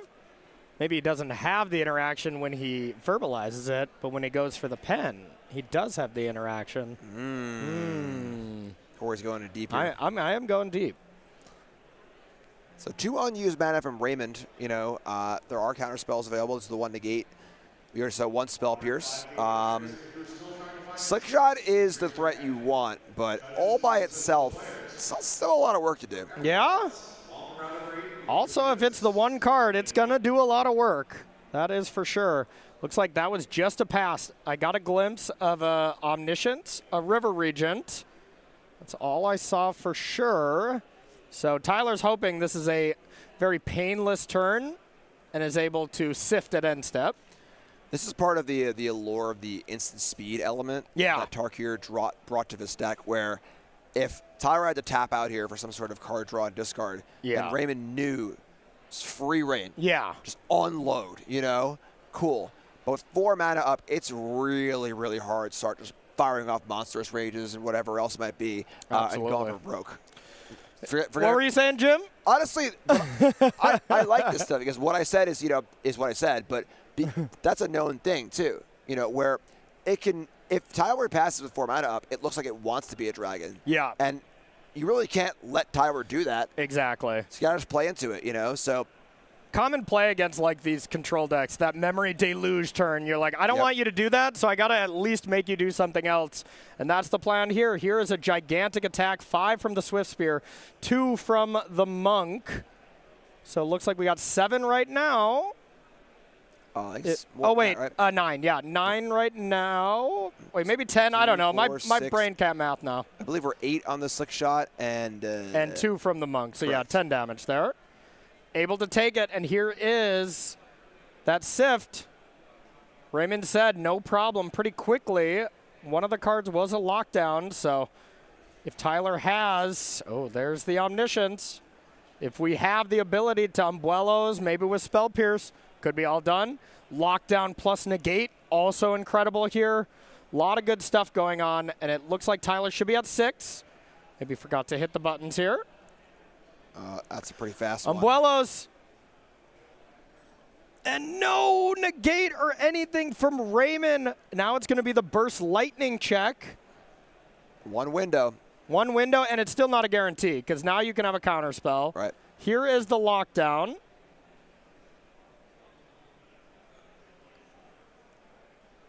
The suspense. This is so suspenseful. Heavy sigh from Raymond. Now, Lockdown doesn't clean up the Omniscience or anything. It is still maintains the mana value, even though it comes back as a 1/1 token. So Lockdown will not hit it. It'll take away Raymond's board. You'll keep around a 1/1, but most importantly, an Omniscience. I mean, this feels like Raymond just kind of soaking it in. Yeah. It just. Where did it go wrong type thing. Yeah. And, I mean, look at this, though. Tyler's at 4. Remember where I said Slick Shot could have dealt 4 more damage?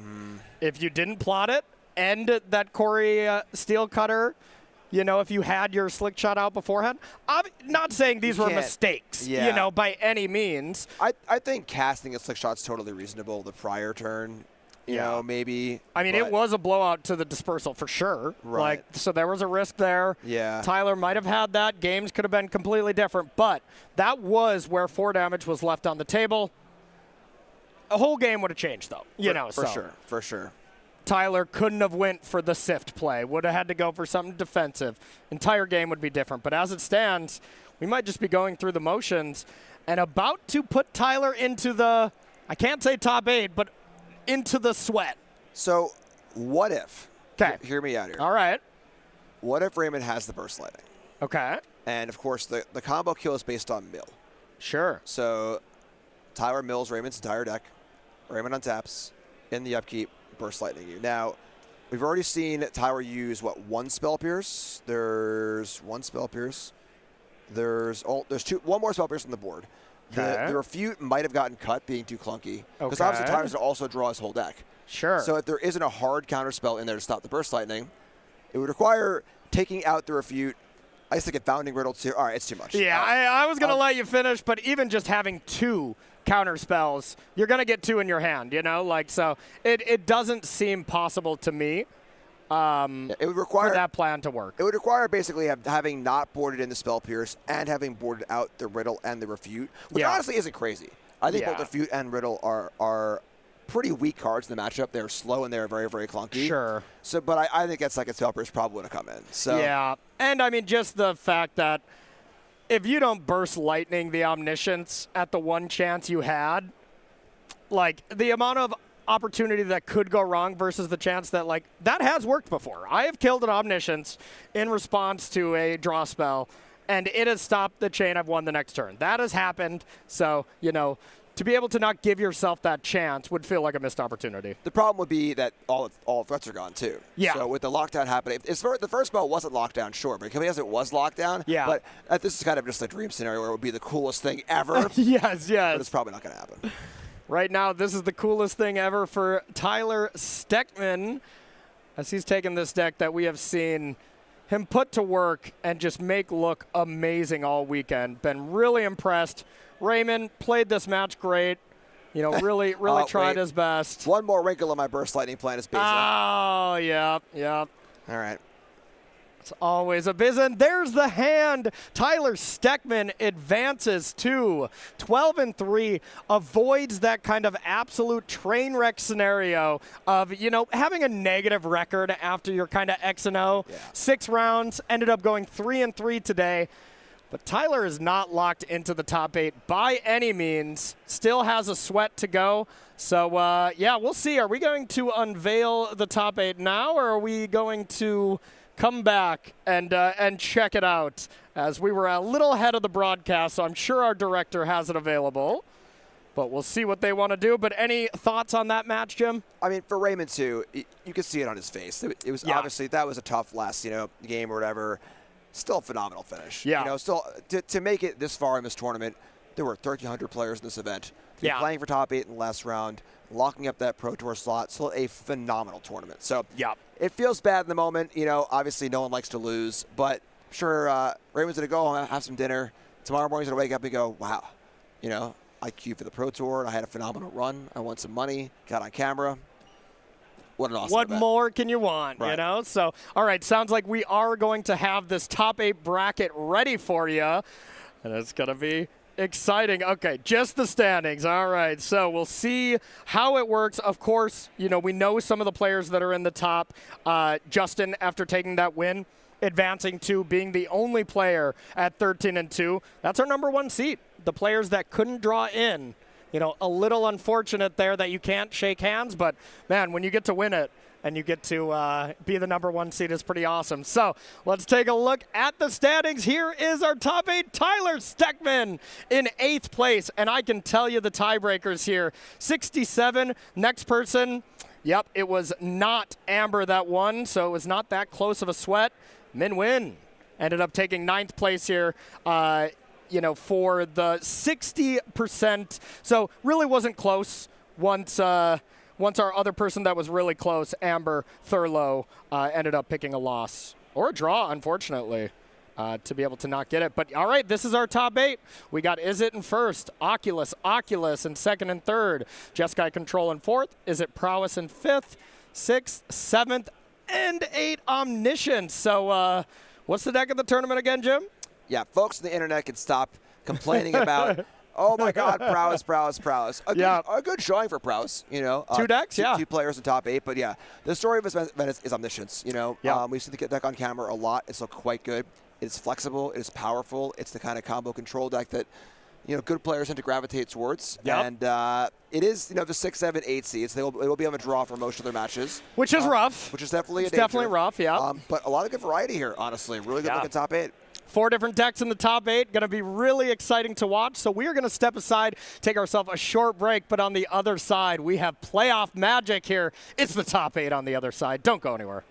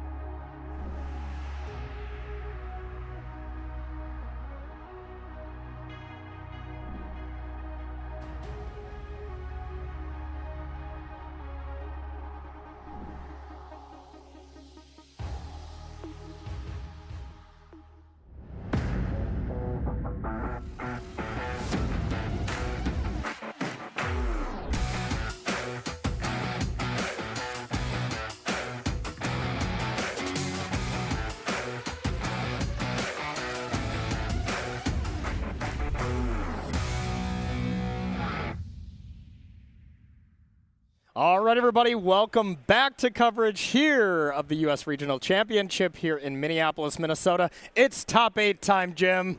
You excited? I'm very excited. Yes, there's nothing better than a top 8. We got some really heated matches from here on out. These players are, well, they already locked up that Pro Tour invite. They already locked up a lot of money.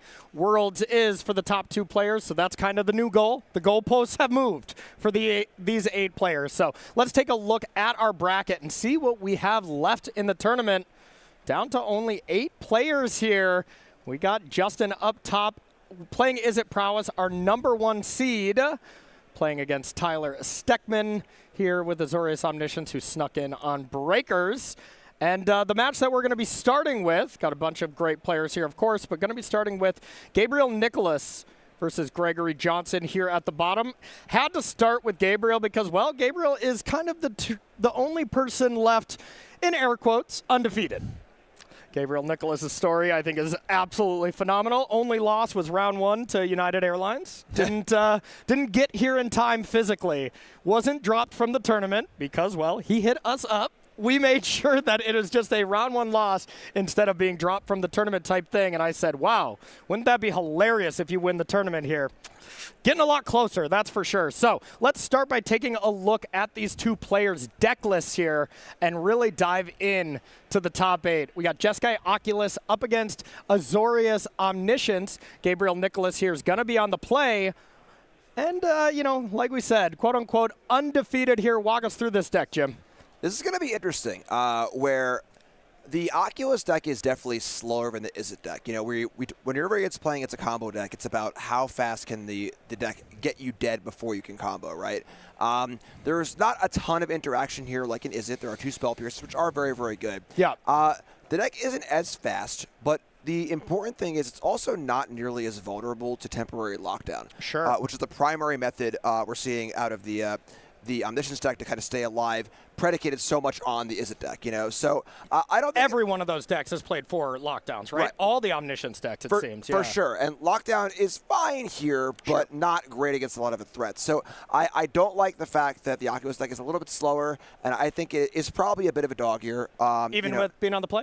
Yeah, even on the play, I think there's a lot of load bearing on those 2 Spell Pierces. Okay. You know, and it does draw a lot of cards. It's a good way to find them, you know, but it's just not fast, you know. Yeah. I think Marauding Mako, the 1-drops, is really important. If we see a turn 1 land into turn 2 Naked Props Memory, yeah, you know, those draws just aren't very fast, you know. So no. I think favor to Omniscience a little bit, but the tools are there. Spell Pierce, and then once Sideboarding comes in, there's a whole host more tools. Yeah, Jeskai Oculus was really brought back to prominence to beat the Is It Prowess decks. You know, I mean, it did okay at the Pro Tour where you and your team played it. Nothing special, but with Is It coming back to be the #1 played deck, this was one of the bad matchups. This, Black-White Pixie, really the 2 weaknesses from Is It Prowess, so made sense that this is here, but we got a new deck of the tournament. Let's take a look at our next player. This is Gregory Johnson playing, got to be the deck of the tournament. Azorius Omniscience was maybe our 4th or 5th most played deck to start the tournament,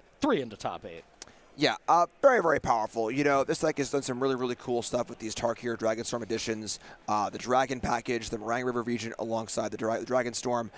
Just an ability to add a lot of velocity and power to the deck, streamlining the combo and making it so it can play a bit of that fair game too with the sideboard stuff. You know, again, the 4 lockdown here are going to be okay against Oculus. You know, picking up those small creatures is pretty cool, but a lot of the key namesake cards, Oculus itself, Steam Core Scholar with some counters on it, Tursa, can't hit those. So it's not too hard for the Oculus deck to play around lockdown, but will it be fast enough is the main question. So Dispersal's great. And yeah, we see the 1 voice of victory here. So 1 voice of victory versus 2 Spell Pierce in the main deck. We'll see who wins. Also, I was like, did we not find a 4th stock up, or do you think this was a conscious choice? The deck does play a little more instant speed, you know, with the River Region giving you the Sif effect. And then, of course, wanted to leave some mana up to not just die. Yes. You know, so it can be a little scary casting stock up on the draw.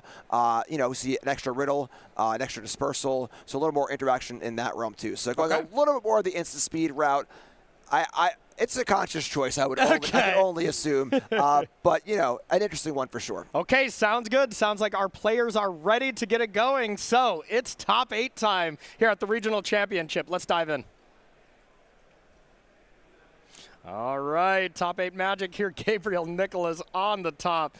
What an incredibly nice player for sure, as well as just a very skilled Magic player up against Gregory Johnson. On the bottom, Gabriel Nicholas, Oink Mage on Magic Online. If you played against him, plays a good chunk there and made it all the way to the top 4 of the RC in Portland, where Peter won on Amulet. So has gone deep in these tournaments before, and we'll probably go deep in them again. Yeah, one of the cool things about the Oculus deck is that there's so much looting in this deck that you don't have to worry about drawing towards the towers in your combo matchups. Yeah. So it's really, really good at just dumping through the cards you don't want and finding the cards you need. Yeah, absolutely. Allows you to play a lot of one-ofs that are high impact, but, have some variance to them as well because, well, if they're bad, loot them away. Absolutely. The deck has 2 Spell Pierce in the deck list. It's going to feel more like 3. Yeah. So this was a draw, and I think players are just making sure we got this right. You don't have to discard, right? And there's nothing to deal damage to. This is Gabriel Nicholas getting closer to Delirium as far as I can see. Yeah, so you don't have to discard, and it's important to note that if you do discard a spell, you must deal the damage.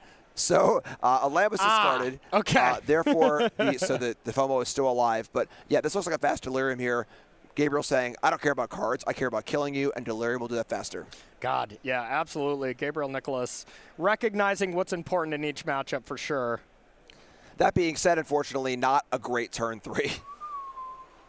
Okay, Whoa. Spell Pierce's back. You'd think, what, are we fighting over an Umbuelo's Awakening? No, we're fighting over a Rolling Dragon Storm to do a little bit more looting. But the one thing that I do like about this play is you're not in check, kind of. I like to use that kind of chess analogy where there's no omniscience in the board, so Gabriel Nicholas knows he's not dying next turn.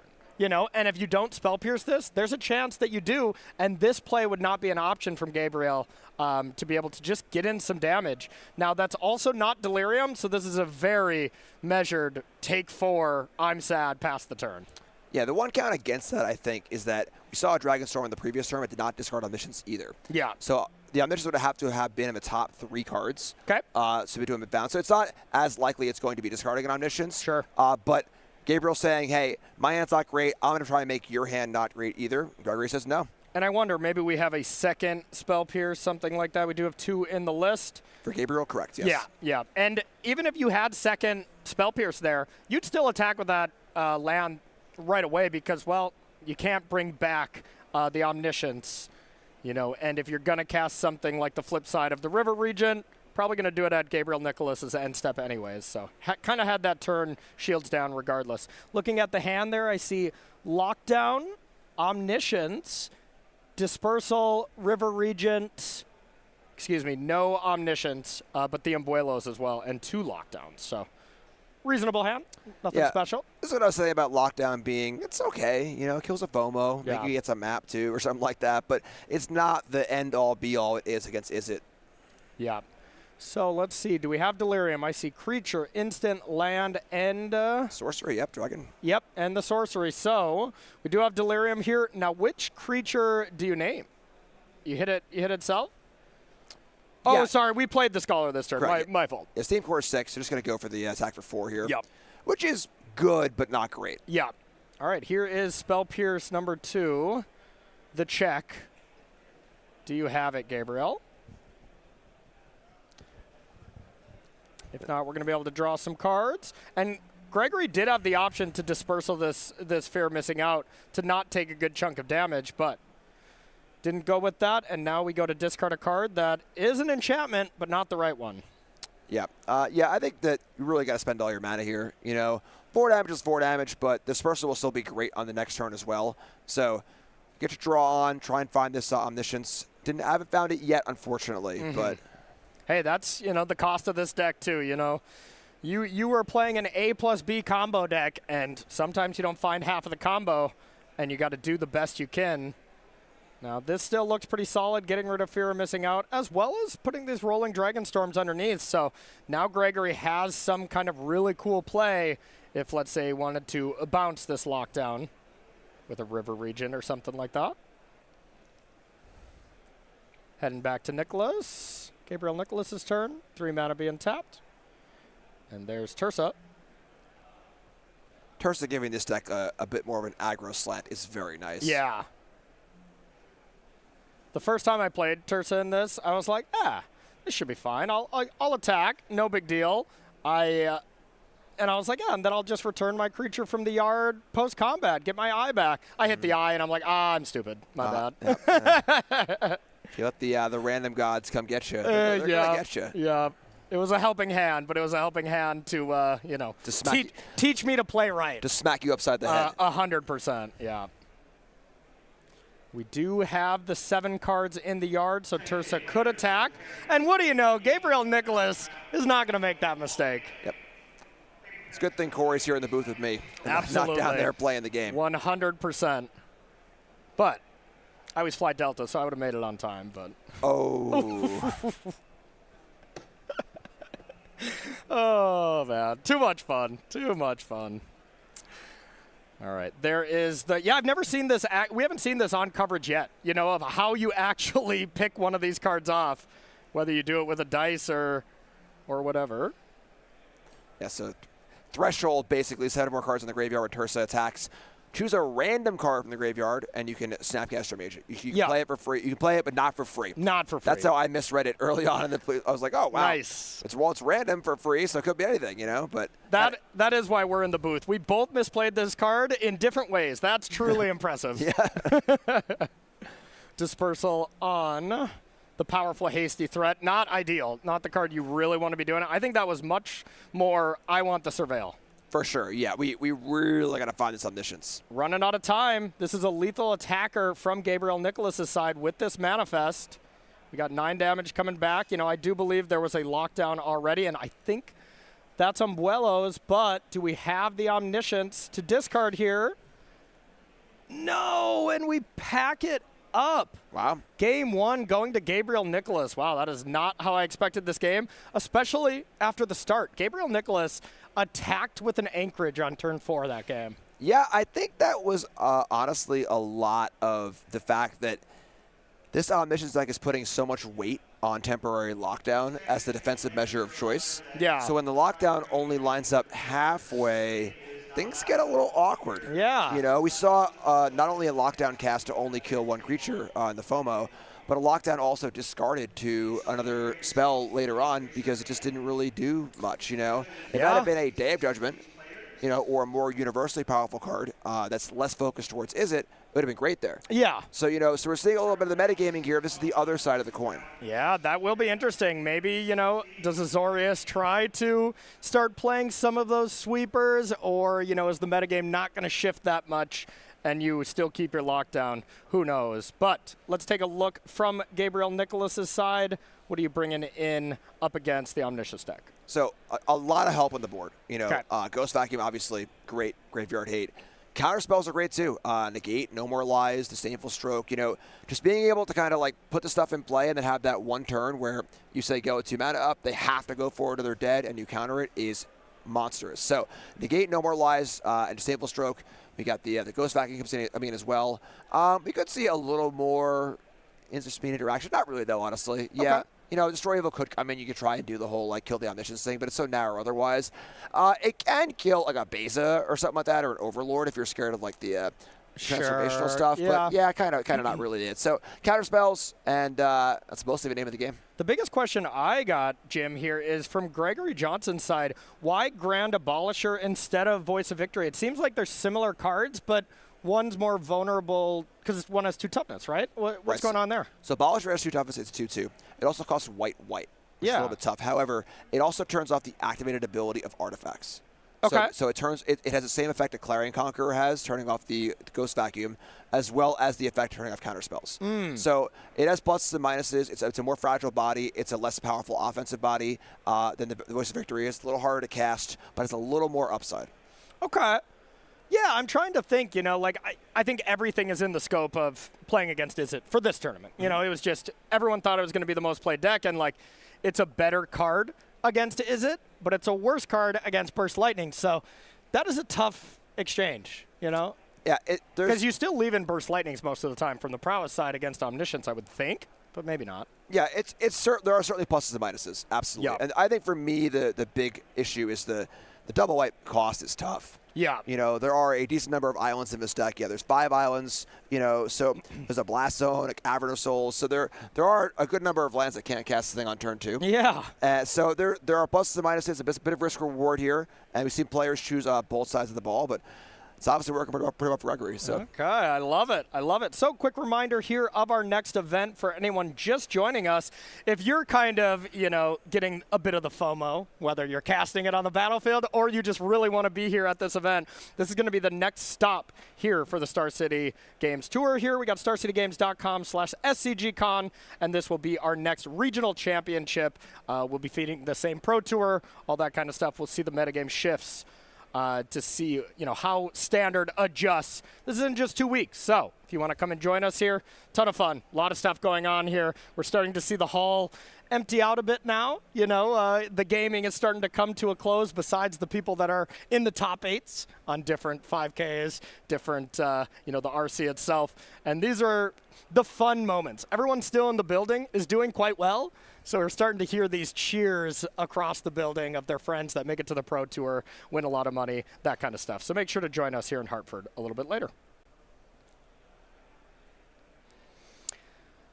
All right, getting ready for another game here. Gabriel Nicholas has not lost a match. X&O double drew in with having a round 1 loss forced upon him, you know? Yeah, very just awesome. And the thing is that, like, that's the kind of thing that can just so easily derail your tournament, and no one hold it against you. No. You know, if you got home to your local store and you're like, oh yeah, I missed round 1, and then round 2 I mulliganed to 5, and like whatever, you know, and no one's gonna be like, wow, you stink, you know, like and be like, oh, that stinks, man, you know, you gotta get him next time. Would have been so easy to like to mentally and emotionally kind of bail out of a tournament after that, but heart of a champion here. Let me tell you. Going. Absolutely. I had a similar story at a 20K here at one of the SCG cons. It was me, my brother, Noah Walker on a team, and we were playing. It was a standard Pioneer Legacy, and Noah said, hey, I'm not going to make round 1, bud. Just not going to make it, you know. Flight got in late, so kind of a eerie similar scenario. We're like, well, we'll try to both win our first match. I won, Brad lost, so we got a draw. No, excuse me. I won, Brad drew, and then we lost. So we drew round 1. We ended up taking second and, you know, doing pretty well in the tournament. And that was one of our favorite stories, so this definitely makes for a great story as well. Moral of the story is, book your flight as close to the event as possible, and try to book with a company that will be delayed. Yeah, take the risk. It's worth it. Yep. You heard it here first. Land pass from both players as we get this underway. Gregory going with a second land and a pass as well. A little tough for Gregory here. You know, the combo deck, you feel like you're a favorite in game 1s before the sideboard cards come in. So losing game 1s puts a lot of pressure on you. You got to win 2 games against the hate. Yeah, and here is the discard, and now the damage would be forced, no creature to deal damage, and you don't have to discard, so of course this should paint a big picture that helping hands in hand. Yeah. Or a recommission, I guess, but, you know, a pretty face-up information that Gabriel has provided Gregory. Yeah, and really just an ugly start. I mean, 2-mana, draw a card, discard a card is so far from a playable Magic card, you know, like, woo, boy. But Gabriel has clearly shown the ability to do what needs to be done. 2-mana loot, your turn. Yep. Yeah, the opposite of power creep. Oh, yeah. Oh, that was a flung card that, you know, we all saw. I'm sure Gabriel did as well. I don't think it was a card from the top of the library. It's just free information, dexterity error, a big whoopsie, and we move on, it looks like. Oh, whoopsie. Yeah. Now, the next level thing would be, oh, Gregory wanted Gabriel to see that information to play differently. That is pretty next level. I highly doubt that was the case. I also doubt that was the case. So that would require some method acting, too, of, like, being able to knock things. Oh, whoops, up, knock us up, I'm so clumsy. Tursa coming in, discarding a couple of cards, and getting in there. What an incredible card. Yeah, Tursa's great. Tursa really filled the gaps in this Jeskai deck. Yeah.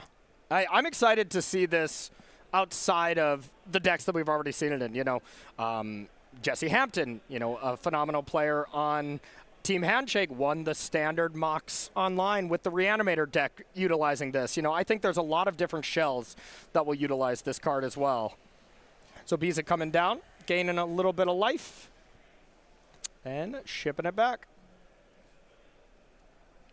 Yeah, one thing that you know, the Oculus deck is, it is using the red removal suite for the most part. So these large ground creatures, they're a little hard to get through. Yeah. Now, Oculus can, of course, fly over, but brick walling the Tursa, gaining 4 life is not a bad place to be. Yeah, being able to have a blocker for the fear of missing out, even if you're trying to let Oculus attack twice, something like that. And speaking of Oculus, that is the card Gabriel Nicholas wishes he just put into play, but instead it is just a Scholar. Flyers are good. Yeah, yeah. Get it in the air, you know, and then again, like we were saying, you know, with lockdown being the primary defensive measure, not looking so good here. I don't even know if you can leave any of them in. I mean, we know one got flung across the table already that it's still in here, but like I'm only leaving them in if I don't have enough cards to bring in. They just don't seem good enough. Cleaning up Manifests, Proph's Identic Memory, Fear of Missing Out, Mako. I don't think that's enough, but you never know. I could see wanting a few in the draw. Two know, seems very reasonable. Like, you know, the Mako into Fear Missing Out curve is still pretty powerful. We are on the play, though, so, you know, we still left in a few as well.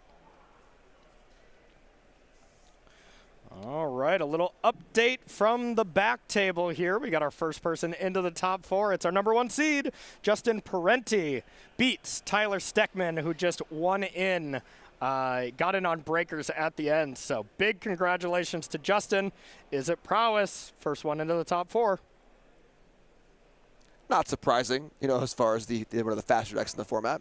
And being the number 1 seed versus the number 8 seed. Right, one of the faster decks on the play. I mean, we definitely saw Tyler dismantle Izzet quite a few times, so, you know, that match definitely could have went either way. But congrats to Justin. Justin's about to play a huge match next round for sure. Ooh. And now we got the Proph's Identic Memory, and it is getting Change the Equation. See if Gabriel wants to fight over this. It's like a Men in Black memory wipe. Yeah, get neuralized. What you think you saw, you did not see. You're a great caster, bud, but I don't know if you're a good singer. I mean, we can try. You want to bust it out? Maybe later. Now you hurt my feelings, all right? You know, I was trying to bring some vibes. You shut them down. You know, it's fine. I'm just going to sit here and talk about Magic. It's cool. It's cool. It's cool. I'm so sorry. We're just trying to prevent our copyright strikes here. That's we knew your voice was going to be so close to Will Smith's singing voice that you know, we just didn't want to be taken down. That's very fair. Yeah, so you didn't let me finish, you know. I wouldn't do you like that, buddy. No.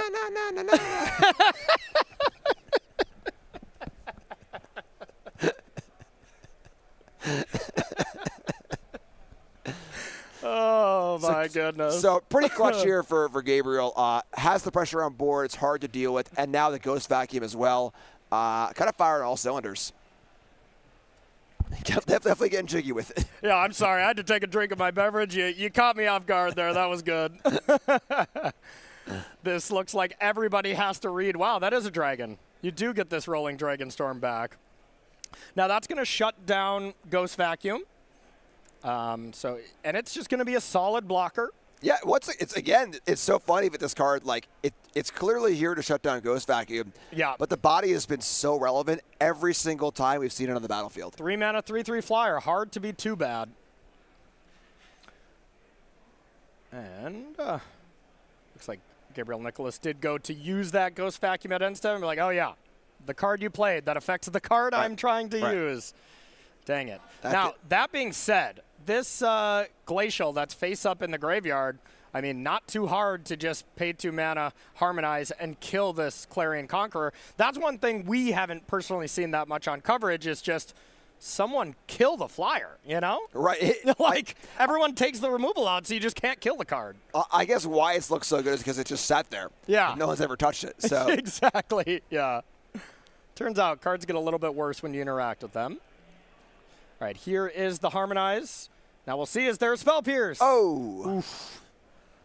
Spell Pierce to hit that is some really impressive work, and I would imagine if Gabriel had land 5, probably would have cast it, so.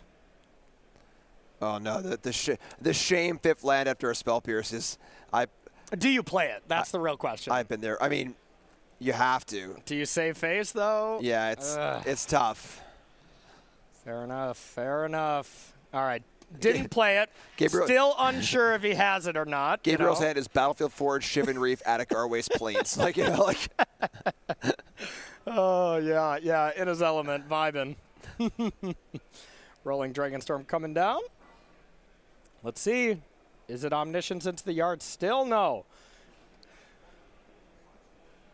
All right, another update from the back table. Well, we just had an Is It Prowess deck in, and I believe Michael DiBenedetto Plummer was on Omniscience. I'm going to double check that. No, Jeskai Oculus. Okay, so a Jeskai Oculus deck into the top 4 as well, taking down another Omniscience deck. So this is the last Omniscience deck in the tournament. Yeah, 2 quick knockouts. You Yeah. know, the talk of a tournament might be talking out of the tournament. Yeah. Maybe they won a lot of die rolls going in because Michael DiBenedetto Plummer was on the play on that one as well. And in this exact matchup, Jeskai Oculus up against Omniscience. Yeah, all of our Omni players were 6, 7, and 8 in Yep. the top 8. Yeah, I mean, things are looking pretty good for Gabriel as far as, you know, board presence goes. I guess, like, now that with the dinosaur not being dealt with, things remain a little awkward. But Yeah. no Omni in the graveyard yet, you know. And realistically, with Gabriel not playing a land there, the much higher percentage thing of instead of having 3 lands and not playing one is, well, Gabriel Nicholas has all spells. Yeah, gassed up. Yeah. So here is Fear of Missing Out plus the Destroy Evil. And we know that one. That's a Chandra going to the yard. We've known it the entire time. Yeah. Yeah. I know nothing more than that. That's all that I know. We cast that card earlier today in, just a paper draft, right? Yep. Been playing that. Fear of Missing Out. Almost assuredly getting up to Delirium now. And let's see. We are getting in there. The 1 card drawn off the Prof's Identic Memory goes to the other Scholar. So if this 3/3 wants to block, it is going to be a trade with any of these cards. And here is the Tersa's ability. This is not a mate. You got to do it. Now there's no mana. Land drop's already been played. So, this is just gone. And, we did play a tap land. So is there any thought to, trying to attack first? If you hit mountain, you play it? Or do you just want the creature that bad? I see no reason not to do that. Yeah. There's nothing lost by just holding the anchorage. Sure. You're probably still playing the anchorage anyway, unless you want the creature land in play. But, there's no reason to necessarily act. But anchorage is great too. Okay. Blast Zone going up to 3. That's pretty impactful. I mean, that is just saying for 4 mana, Scholar and Tersa are gone. Fear of Missing Out and Anchorage would be the only things left. That being said, Delirium, double attacks on the Anchorage. If we can ever draw any cards, this could still be a lethal attack next turn. With the Lockdown, it's getting less likely. All right, so the combo draw of Blast Zone on 3 plus Lockdown, that will actually get everything. And now this sequencing, I don't know if it matters too much. There's not an Omniscience in the yard where the Ghost Vacuum would get it, but Lockdown takes care of that. Blast Zone takes care of the 3s, and we got a clean battlefield here so far. Scholar, I got a glimpse that there was a Spell Pierce in hand for Gabriel Nicholas as well, which looks pretty bad at this stage of the game. I mean, as far as like the combo draws go, where like, draw somebody, discard Omniscience, and then Abuelos immediately, it could be live. Definitely. We see the new Harmonized blue cards that the name of it's escaping me into the yard, so that will be an ability to cast that. Draw 3 cards. Winter Night Stories. There we go. Tell there some we go. Stories on a cold winter night. Absolutely. And the story began with na na na na na na. It's a good story. There we go. Draw 2 cards. Discard them. Do we have Omniscience still in the deck, Gregory? Yeah. I thought you were going to say graveyard. I was like, nah. God, Gregory has went through so many cards with game 1 and 2 without putting one into the yard. This is quite unlucky. Yeah, I mean, sometimes, if you just got all 4 in your bottom 20. Yeah. So we see the Regent. I think we saw Day of Judgment as well as Temporary Lockdown in hand for Gregory. So we have the ability to control the battlefield a bit. Interesting, though, because Restless Anchorage doesn't really feel like it should be that important, this matchup, Yeah. It's just kind of slow, wastes all your mana. But now so much chip shot damage has been done with Gregory at 5. Doesn't really interact with that Anchorage too well. Day of Judgment, Temporary Lockdown, none of us really deal with it. So that Anchorage might end up being pretty important. Yeah, and I also think that Spell Pierce that we were talking about is looking like it's about to just get a phenomenal spell on turn 10 or whatever here. I mean, how do you not go for the Regent draw spell at end step? I mean, you have the mana. You need to Day of Judgment next turn. If I'm Gregory, I'm probably getting this draw spell, Spell Pierced here immediately. Yeah, there's just no way. I don't think you can not do it. Ooh, how about and Harmonize here. That's a combination. how about a story?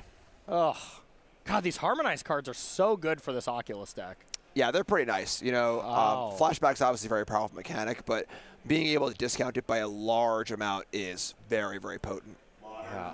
1 mana, Brainstorm basically, draw 3, discard 1, Ghost Vacuum plus this Spell Pierce that might get.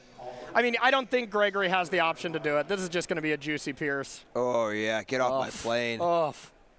And the thing is that you might be like, wow, Gabriel has everything. How lucky. Gabriel's drawn like 75 cards this game. Just all the deck does is draw cards. Yeah. So when you draw that many cards, you're going to find it. That being said, this Day of Judgment, I don't think Gabriel has any more cards in hand. So this Day of Judgment is going to buy Gregory a ton of time. I mean, it might only be 2 turns with the Anchorage, Yeah. 1 Anchorage attack, get a map, and then hit a non-land. That's 2-turn clock. Yeah, okay. Here we go. Lockdown to be able to deal with the Vacuum, deal with the Manifest. Deal with all those enchantments as well. Now Day of Judgment? Is that strange to you? Yeah. Would have been the most busted second Spell Pierce of all time. Yeah, I think we've already used both, so Okay. no fear of that. But Okay. yeah, I mean, the only real downside there is putting a land under a lockdown. If it were to get destroyed and get the land back, I guess. So not really super important. What's important here is this map. All Lockdown really did there is deal with Ghost Vacuum because everything else would have been dealt with. So there's the map, putting the No More Lies into the yard, and that's a lethal threat that can't be dealt with a Wrath, any kind of sorcery speed interaction. Big turn for Gregory. Could be the last turn if he doesn't have something here. Yeah. Double checking, be like, is Omniscience behind change the equation? I think Greg's looking for an enchantment. Maybe you could just Abuelo's back some random enchantment just as a blocker. Yeah. Because obviously Omni's that's not true. there, We got a 3-1 blocker. Oh, I like this. Not So- block. Oh. Gonna blow up your own, blow up the old lockdown here. Okay, but Ghost Vacuum's back, though. Yeah, get some looks. This is definitely, not ideal, but as far as not dying, it seems to be the only path. Yeah, this is I want to find.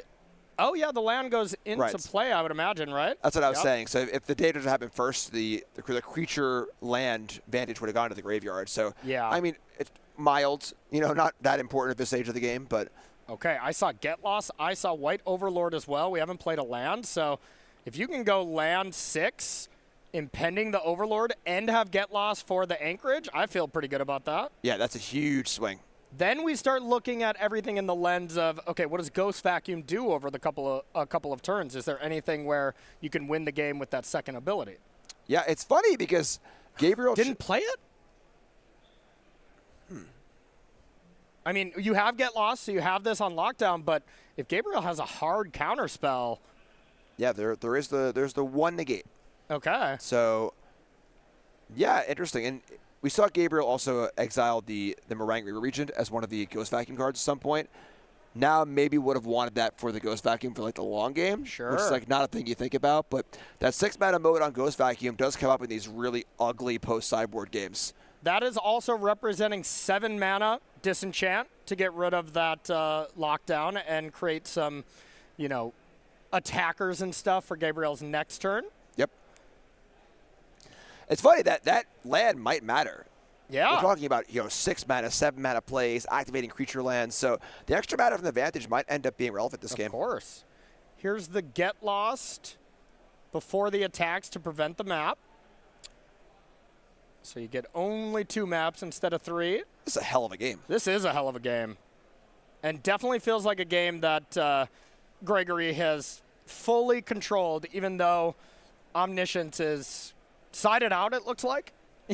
Of course that's a joke, but we just have not seen one at all, even game 1. But hey, here's an Overlord. That's pretty good. Yeah, I mean, like vacuuming up an Oculus or 2, like 1/1 flying Oculuses are pretty nice. Yeah. Like. And again, though, the exile of that Meringue River Regent like 1,000 turns ago, which seemed totally irrelevant at the time. Yep. Would have looked pretty nice as a Ghost Vacuum Ghost as well. So yeah, would have looked a lot better than not being there right now. That's for sure. But I end the 3/1. There we go. Thank you. Got those underneath the vacuum, but still looking very, very rough here from Gabriel Nicholas. yeah, I don't know. Yeah, honestly, like depends on what else Gabriel has going on, but like.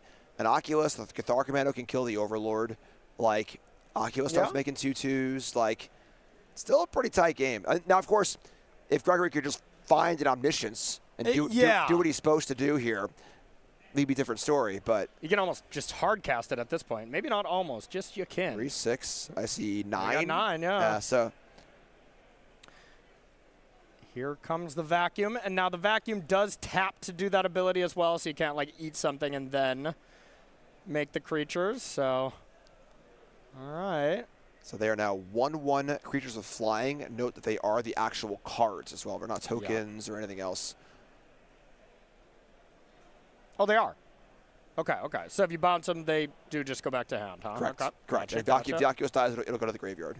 Perfect. Taken out of the sleeves just to represent that they are indeed 1/1 spirits. And let's see what we can do from here. Yeah, this has been for me. This is the game of the tournament. Yeah, this has been really, really good. Good time for it too, right here in top 8. Kick things off with a bang. Yeah, absolutely. Both players maybe checking in the graveyards. Yeah, sure, what can you bring back, blah, blah, blah. But once you get to this stage of the game, it's what do you have left in your deck? Yep. That starts to be something that you factor in. And there's Inti, card we haven't seen in quite a while. Now, no mana left open to deal with this Overlord is what I'm seeing. Yeah, that's a little interesting.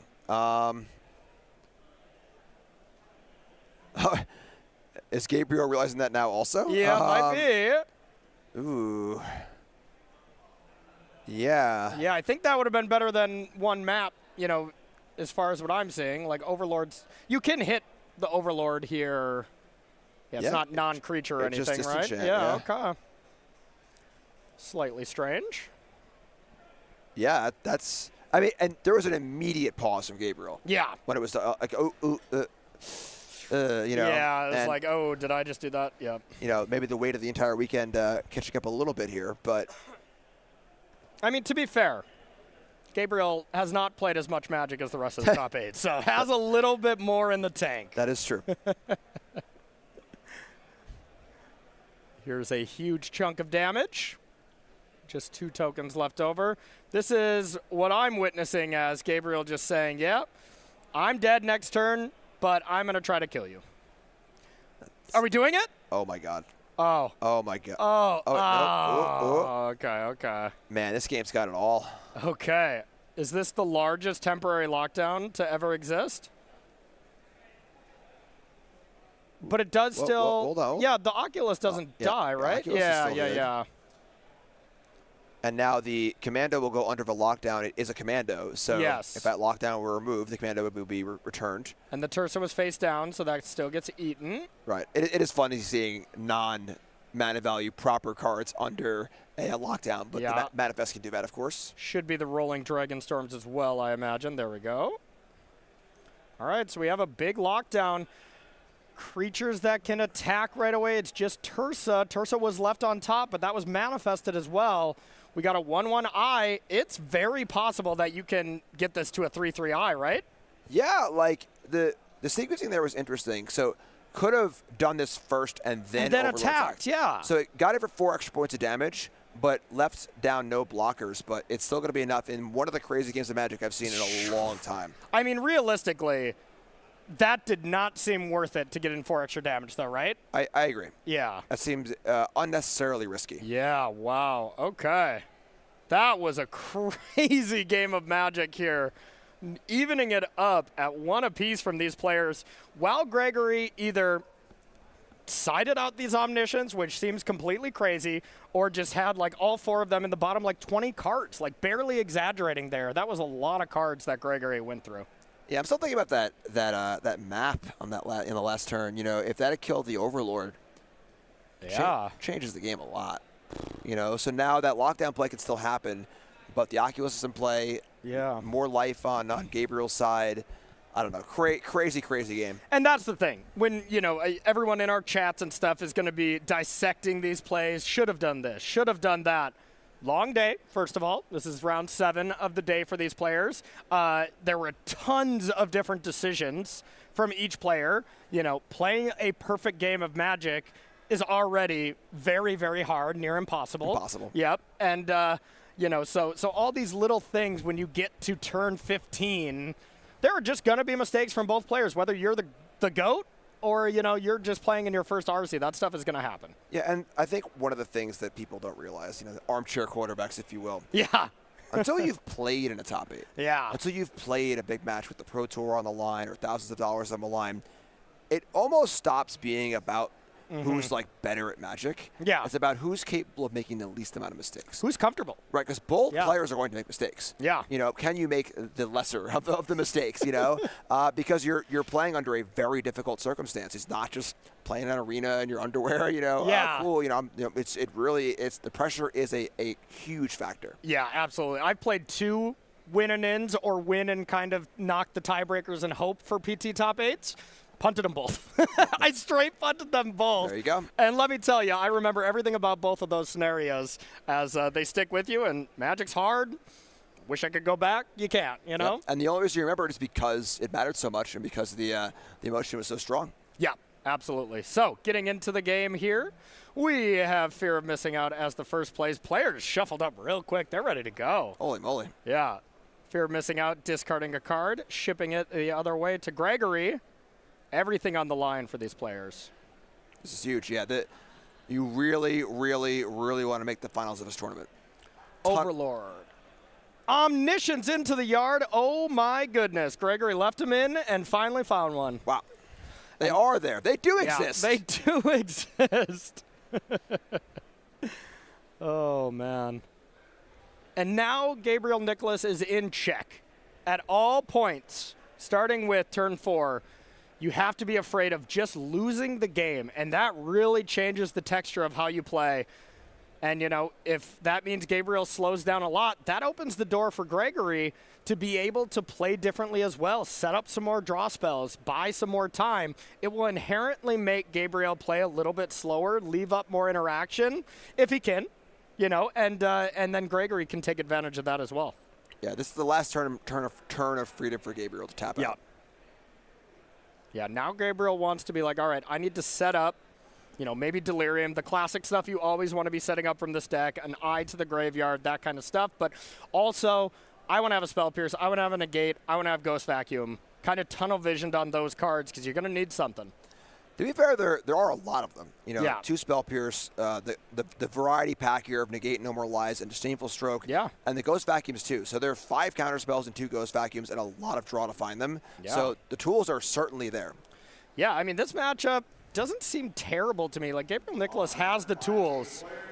His deck list looks pretty good. So, land pass from Gregory and to Gabriel Nicholas's turn 4 begins with an attack for 4. To offer anything in exchange for match result.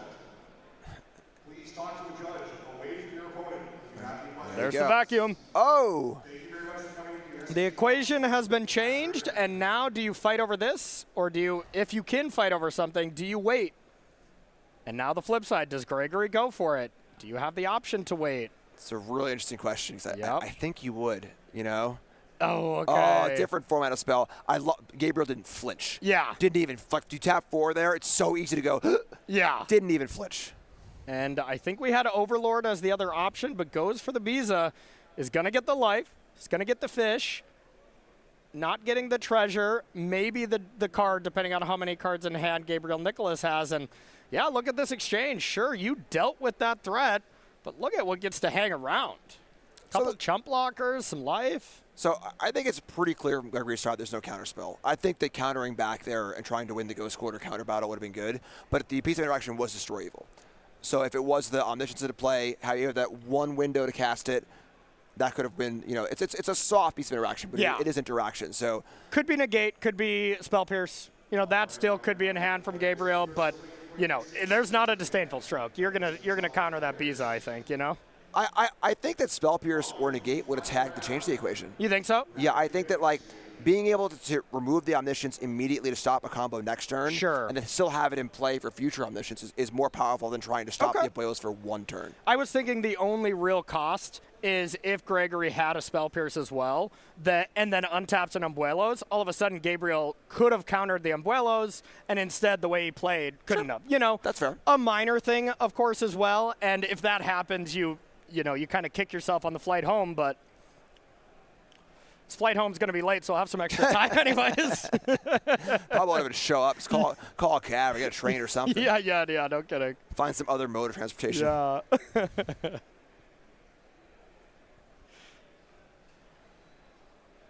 All right, there is the tokens. They landed and torched the tower. Man, there's a lot more removal than I thought would be left in from Gabriel Nicholas.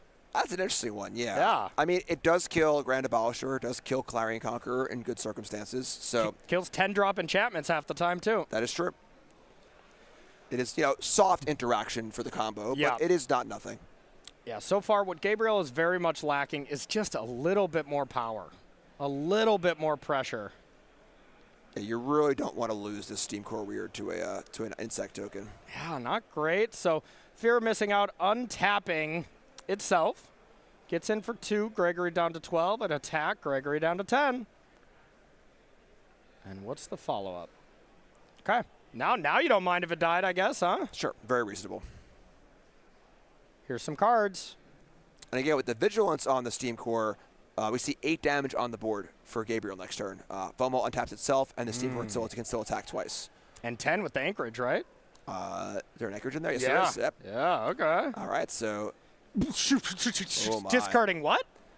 That is baller. You know when Fable of the Mirror Breaker doesn't discard any cards? That feeling you get? Yeah. That should be the feeling Gregory Johnson has in his stomach right now. Yeah, that is... that's a show of strength if I ever saw it. Yeah. Okay. Post-combat Prof's Identic Memory.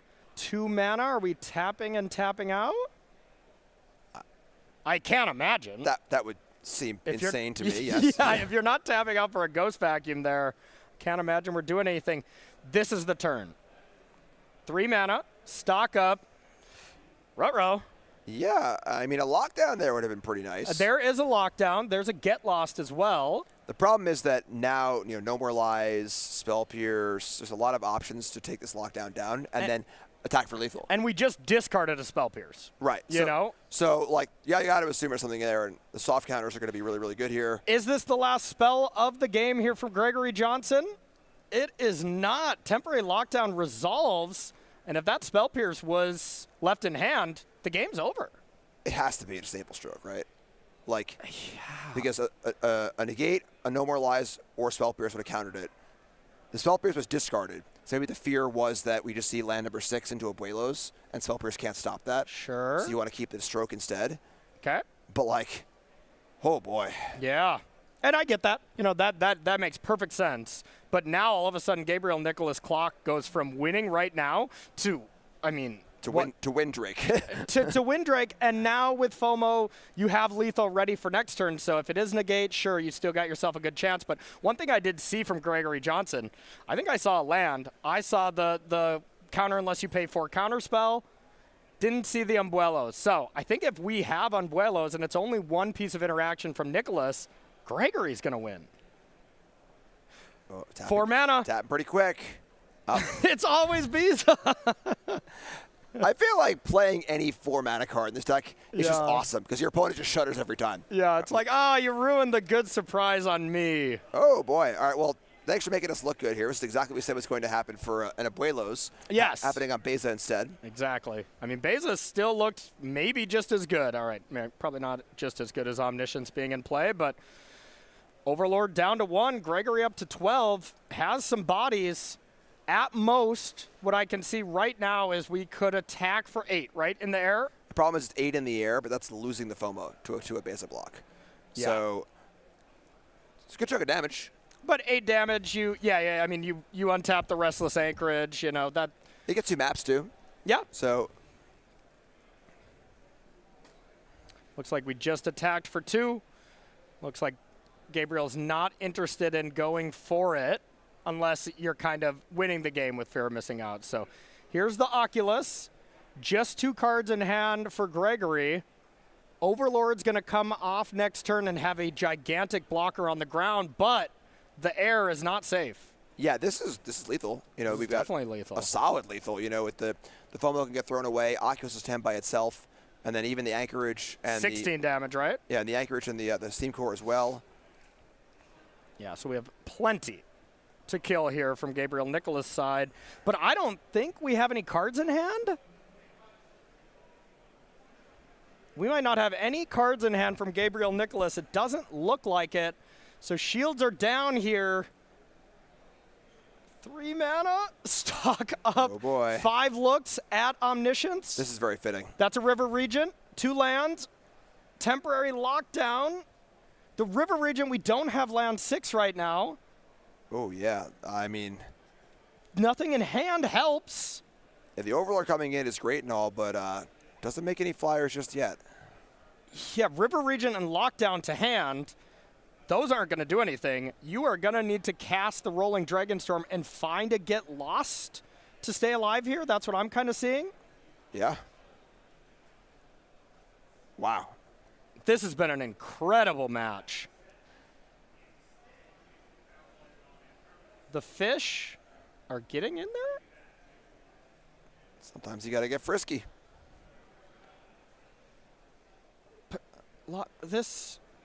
Okay, this does take Right. fear of missing out. This Right. is 9 damage on the crackback. Okay. Yeah, so this does, not dead yet. Technically not dead yet.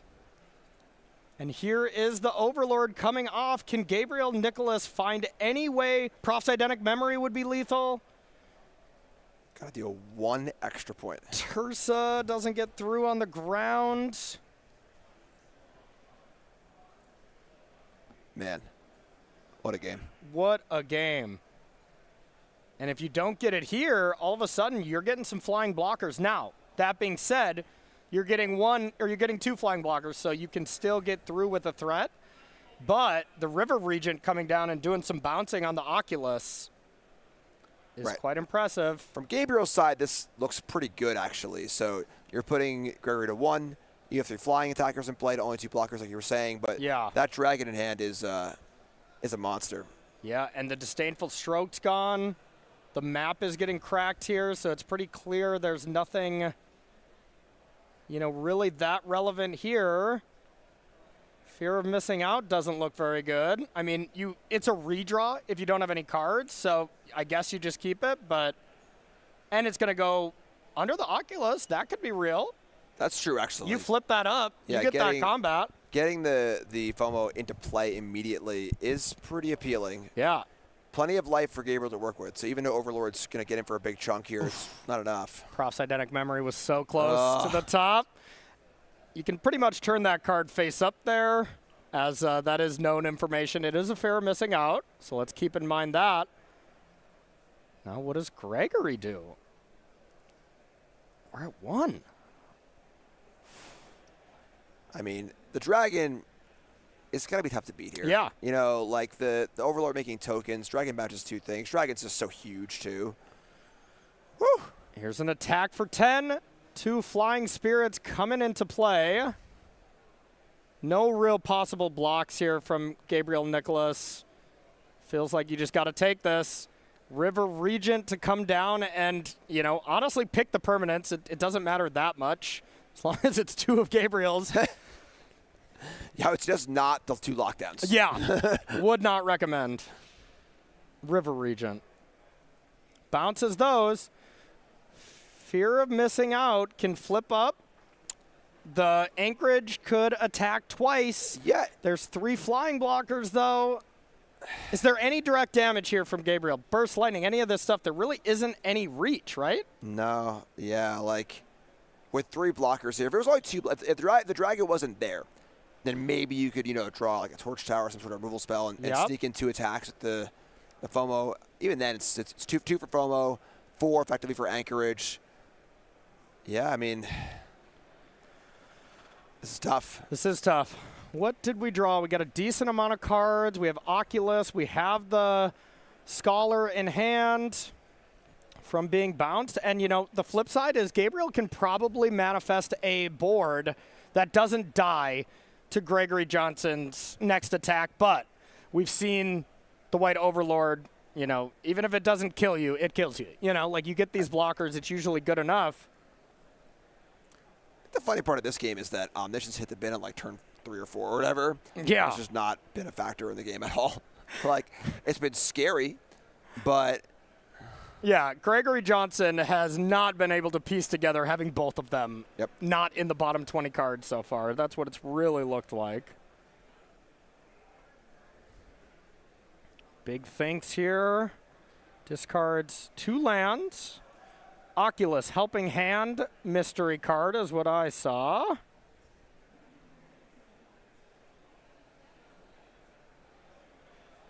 I think it was a tapped land as well, which is a huge tilt. But I mean, to be fair, the Oculus deck, by design, has to play a lot of these fast lands, so, you know, they're going to be a lot of tap lands when it comes to anything past turn 3.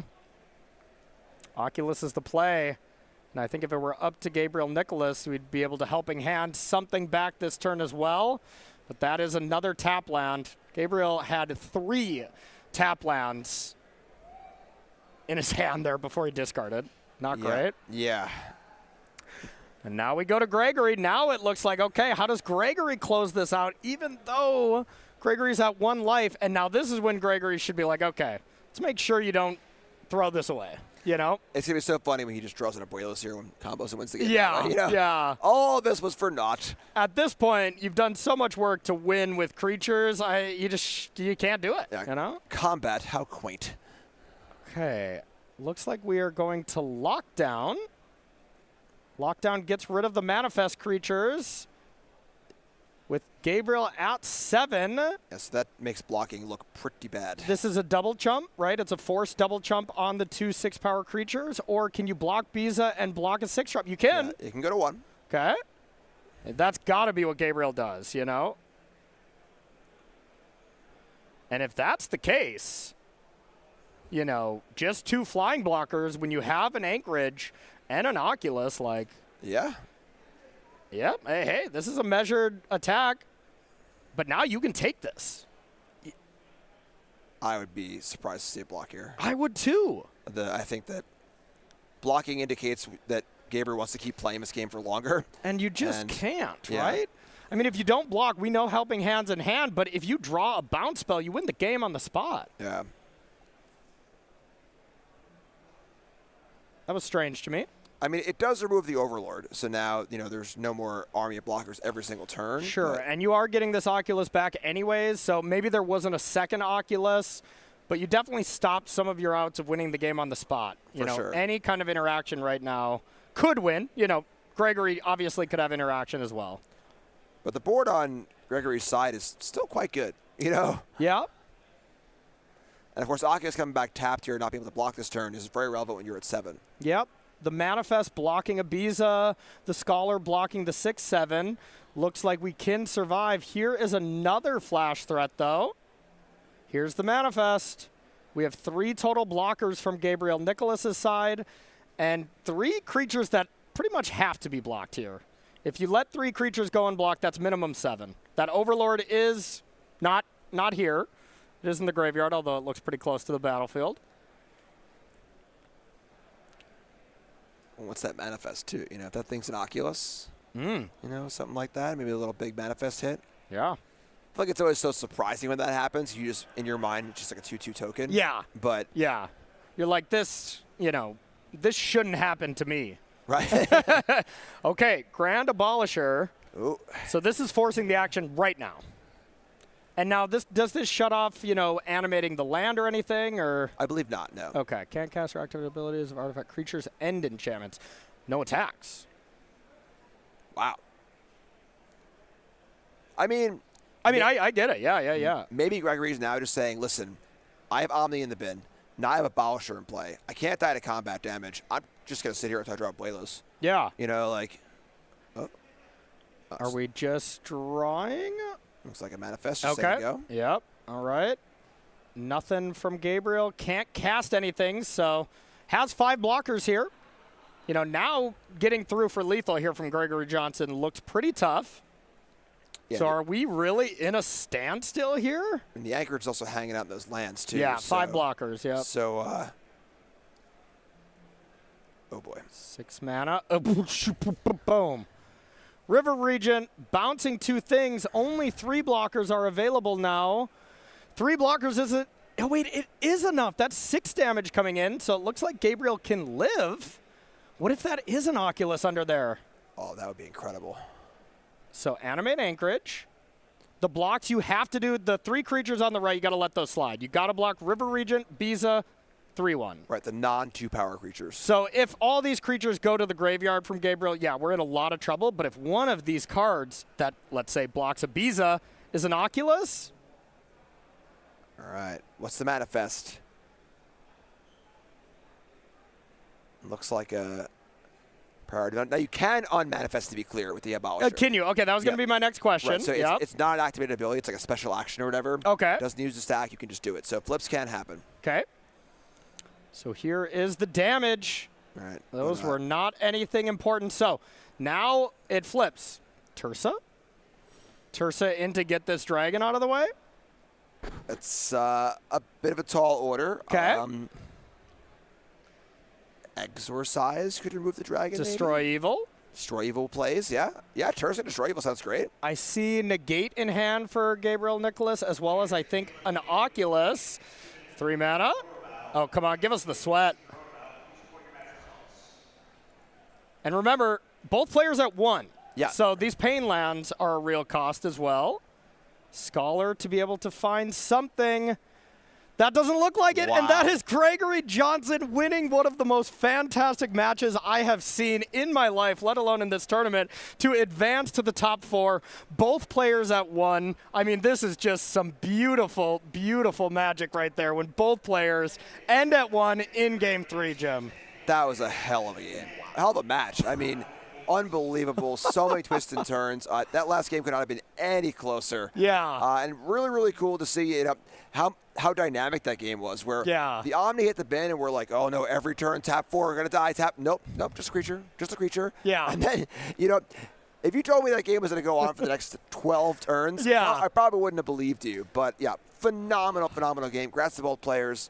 Wow. That was really great stuff. And the fact that there was so much combat math from the Omniscience side, I mean, that game really had everything. That was really, really incredible. So that's going to do it for the top 8. We're going to be doing the bracket reveal and see what is left in the tournament on the other side. But that's going to do it for us. It's going to be Ryan and Carmen on the other side of the breaks. Any last words before we head out, Jim? I'm still reeling from that match. Yeah. That match was, match of the weekend for me by For far. sure. And hopefully many more great ones just like that in the rest of the top 8. So Yeah. I'll be watching from my hotel room. Can't wait to see what happens. Yeah, absolutely. That was an exciting match, but the most important match of the tournament is coming up here. This is the top 4 playing for the World Championship slots. So, I mean, I would say don't go anywhere, but you'd be silly to do it anyways. So we'll see in a bit.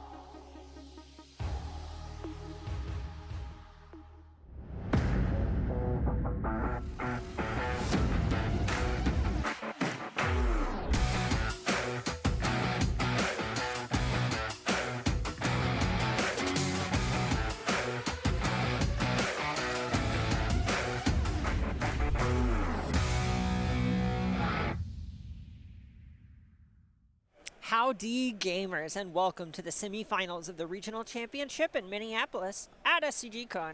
That's Ryan Overturf, I'm Carmen Klimperens, and we are down to one Is It Prowess player. We are. The top 8 and now top 4 is the lowest representation of the deck in the field the entire tournament.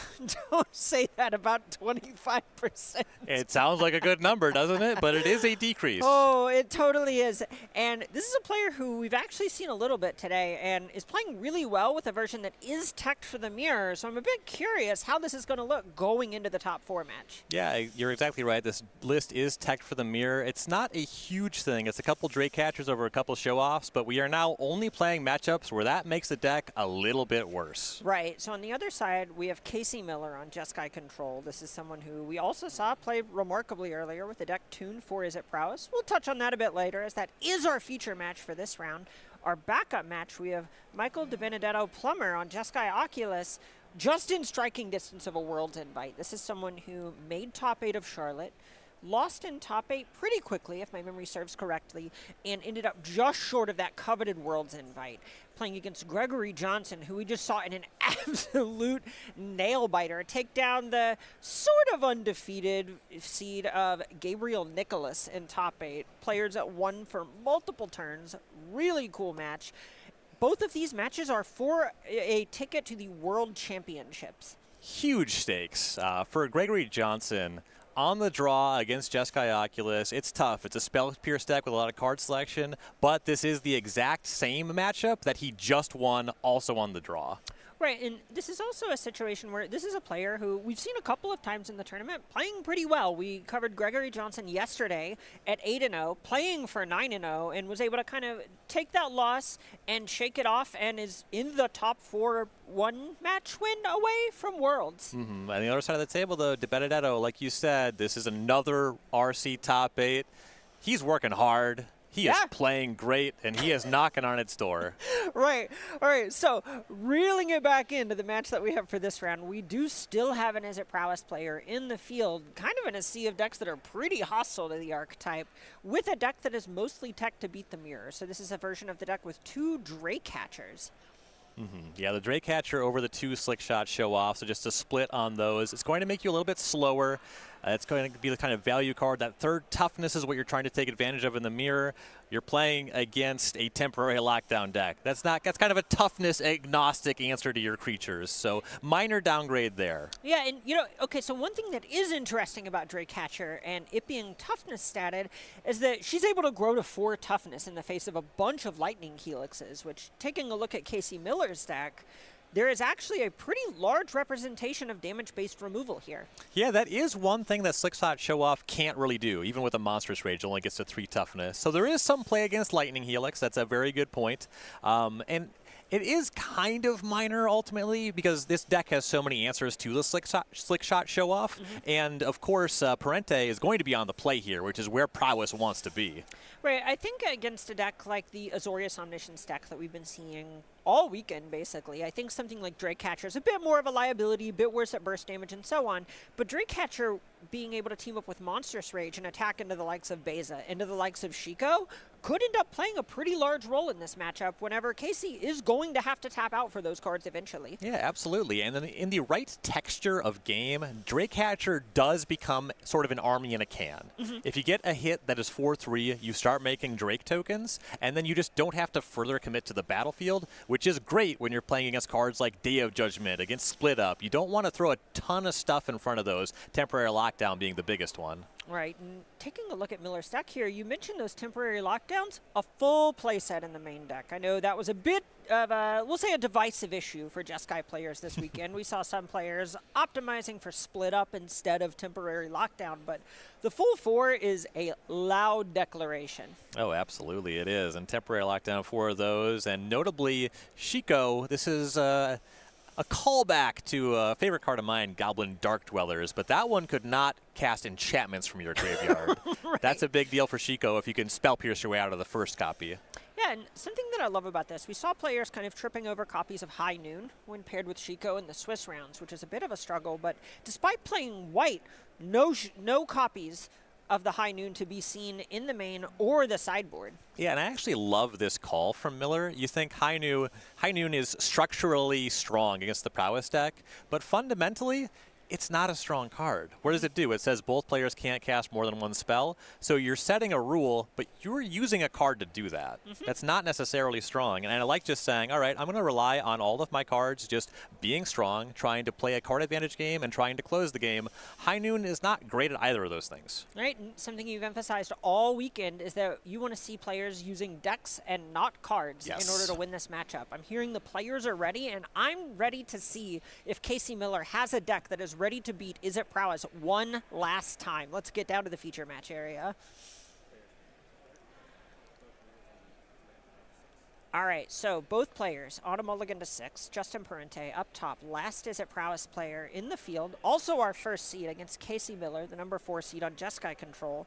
No turn 1 play for Parente, and a Thundering Falls giving Miller a bit of selection. No 1-drop, not ideal, but I think it's really important on the turn 2. Do we have something here? This is way more important. If you don't have a 1 or 2, it's terrible, but the Corey Steelcutter has arrived, and that is the strongest card in the deck. Right, for a lot of, this is the namesake of the deck, more or less. Right. It is a card that can be vulnerable. All your threats are vulnerable to temporary lockdown, but it is the one that kind of forces the Jeskai Control's hand on that. You need the lockdown. All right, so turn 1, Miller had a bit of a thought, or think rather, Ben to Shiko, very quickly left the top card on this turn 2 Meticulous Archive, but not much else to do on 1, as we see back on Parente, opt into Parente thinking about a second spell maybe. Parente had an untapped blue source that was not used on that first turn. This is something that we've seen, I like to emphasize in the Prowess deck. Saving your spells until you are getting something back from them, Prowess triggers, and importantly, making sure you can trigger your Corey Steelcutter, saving an opt for that purpose. And Swift Spear being the follow-up to opt, kind of communicating that that's probably what came here, and I understand why Parente was maybe a bit hesitant to keep it.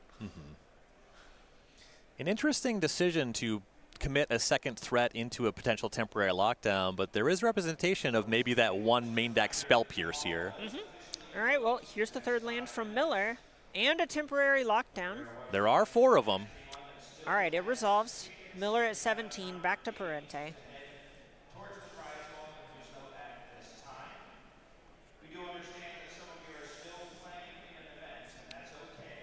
What pressure can Parente find?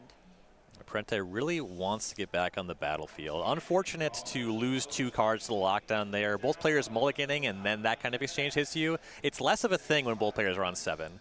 But every card matters as you get into a leaner game. And here's Storm Chaser's Talent. That's not bad. Gets a threat on the table. That's the most important objective for this turn. Land number 4 hitting the table for Parente, which is okay whenever you have the Storm Chaser's Talent. Unfortunate to have that 4th mana and just no stock up, nothing to do with that. That was a perfect window for a card like that. All right, well, speaking of a perfect window for a card like that, here's Beza giving Casey a little bit of life, a lot of elk. A lot of elk. That one is tough for the Otter to attack through. Kind of gamey.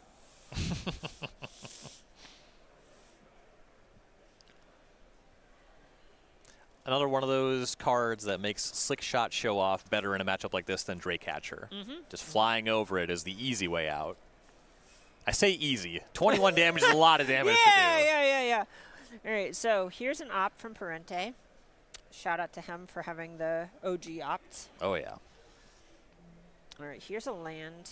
Tapping for leveling up Storm Chaser's Talent to pick up opt while the coast is clear to do so. This is a matchup where if you can get there, level 3 on Storm Chaser's Talent can be huge. There's a lot of hurdles to get over. It's not just spending all the mana. There are all these temporary lockdowns, 3 more in the deck, and also the 3 copies of Get Lost can be a massive problem to get through. All right, well, Casey's going to get a lot of looks for Get Lost, casting stock up after getting an untap with Beza. And the thing is that you prioritize to beat Storm Chaser's Talent going to level 3 are already the cards that Miller wants to have in hand. An extra lockdown's good just against the Prowess deck. Get Lost, yeah, you want to have spot removal. Not a big ask to set yourself up against that. Oof, and here's the control deck with the second untapped source, which, surprise, is blue. Passing the turn with nothing to do with that mana. Oh, shucks. Just gotta pass. All right, here's the 6th land for Parente. Unfortunately, a Spire Bluff Canal. And a pass back. Lightning Helix goes after the Otter. Makes some sense. Sunbillow Verge was the land that Miller left up there. Kind of communicated a red card was more important. And I like the way that Miller is prioritizing using the mana. That 1/1 Otter was not threatening to cross the finish line, but you're probably going to want to kill it eventually. Using all your mana is great. Ooh, speaking of using all of his mana, Casey Miller going to go ahead, deploy a Shiko to the battlefield, flashback, quote-unquote, a stock up. It looks like Parente's thinking of Spell Piercing. Might be thinking about opting to try to find the one Spell Pierce. Sure, okay. I think if you have the Spell Pierce, there's not much to think about. I could be wrong, but stock up seems like about as good as it's going to get. Right, right.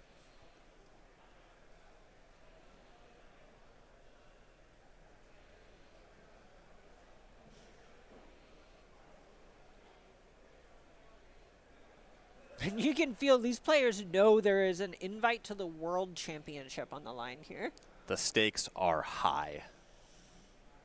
In a lot of ways, this matchup Magic can just validate so much work that went into this event. They've already punched their ticket to the Pro Tour, but the World Championship is that thing that you can just say, no, yeah, I've played the World Championships at this. Oh, yeah. Such a cool accomplishment. And you have to be feeling 2 things, right? There's so much already accomplished. Yes. You're in the top 4 of the regional championship. You locked up a Pro Tour invite, but there's still so much more on the line. Okay, so here's Into the Floodmaw, gifting a fish to Casey Miller, and bouncing temporary lockdown, returning Corey Steelcutter and Monastery Swiftspear. Parente continuing to respond with that opt we know about, which is going to bring a monk with it on the Corey Steelcutter. And this makes sense why Parente had so much to think about, because you want to use the Into the Floodmaw before you opt if you're going to do it, so you get that monk token on your second spell. In a lot of ways, this makes me feel like Parente might just have something like Monstrous Rage rotting in hand. Yeah, 24 is a lot. 24 is a lot, and this could give Parente the ability to trade in those Monstrous Rages to actually get Miller off the table. Because Right. Shiko plus this Beza is a lot of damage. And if you're clinging to Monstrous Rages, your odds are starting to look long. Every turn the game goes longer, Parente feels it slipping away.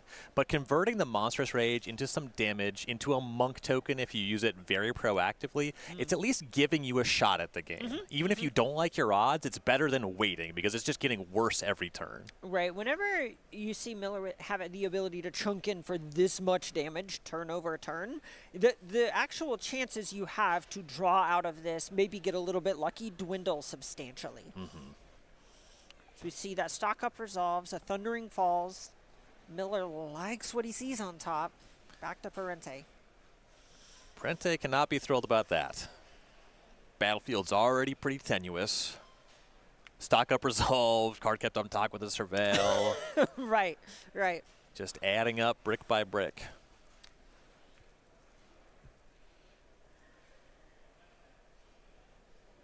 Into the Floodmaw really making a name for itself this weekend. Yeah, I don't think that it's for nothing that the Is It Prowess deck still in contention has 3 copies in the main deck. It's a very versatile answer to all the things that can go wrong for the Prowess deck. All right, so here's Sleight of Hand, starting the turn off for Parente. You can see Miller getting a die out, so we know how much prowessing has been occurring.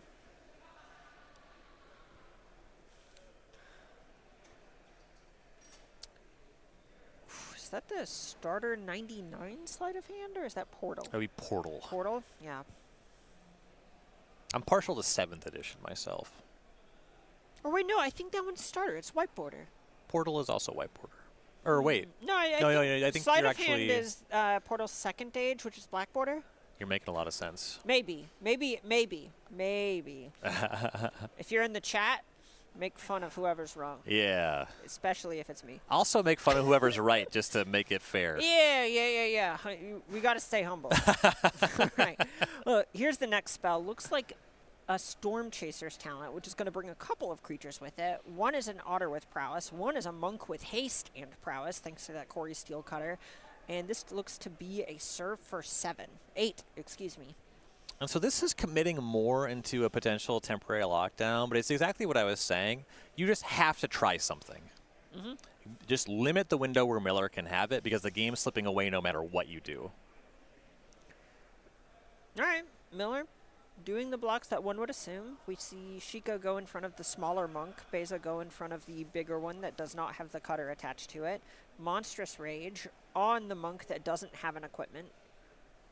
So that is an additional prowess trigger to the whole team. +3 from Monstrous Rage. Here's Monstrous Rage number 2. Pushing a lot of damage. I like it. And that's going after the other Monk. So we got some monstrous rolls. Lot of damage.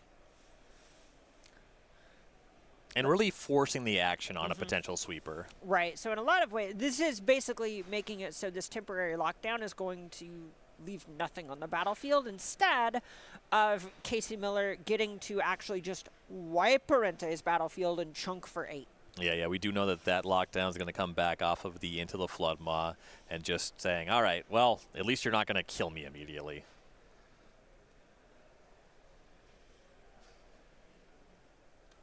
All right, so these Monks are actually, these are chump blocks from Miller. Oh, yeah. That stuff's going away. Relax. I'm sorry. I had kind of, I was like, yeah, that's kind of a lot of damage. This is, wait a second, was this maybe a lethal attack if Miller didn't block? Yeah, there was 10 toughness in the way. Oh my god. Okay, Miller to 14, untapping. We know there's a temporary lockdown in hand. And all of a sudden I'm wondering if another Into the Floodmaw is just lethal. Yeah, that's exactly what I was starting to think about. You know, the temporary lockdown happens here. There are 2 more Into the Floodmaws in the deck. Okay. You just do it on the opponent's turn. You get so many prowess creatures immediately, and you get the cutter back. Okay, it looks like Parente doesn't have it immediately. pass back to Parente, untap, draws to 1 card in hand, passes back. And this is exactly what you talked about. Parente just needed to make something happen. These draw steps Parente is having, he just gets the luxury of time now because he isn't facing 8 points of damage. Right. In terms of card exchanges, recommitting into a known sweeper in that way, yeah, that's pretty unfortunate. Action, however, was pretty forced, and he did clean up those giant monsters. So treading water, but when you're treading water, you're not yet drowning. Okay, Parente takes another draw, passes back, Roiling Dragonstorm for Miller, discarding a split up. Miller realizing sorcery speed conditional sweeper, probably not what this game is about anymore. No, not so much. Limb number 8, pass for Miller, back to Parente, up to 3 cards.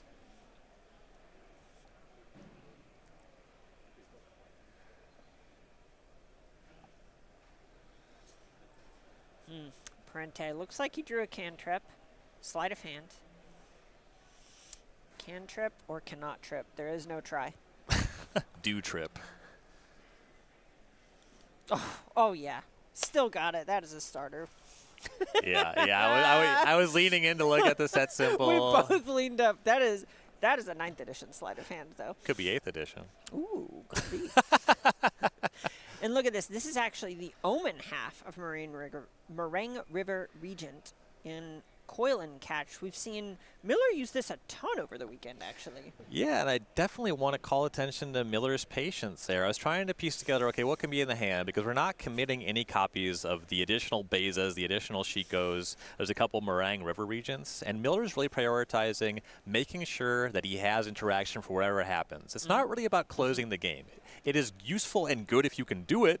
It just takes time, and making sure that you don't lose is a higher priority. Right, so much of your opponent being in 19, Miller is still in the staying alive part of the game. This is the area where Parente has 6 lands in play, doesn't want to randomly get combo killed, and now Miller finally finds room to cast the big version of Meringue River Regent.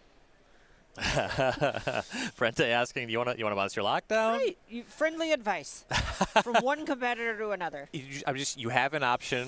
You did not declare. I just wanted to know. No, for sure. Right. Everyone plays the deck differently. Parente with the 7th land.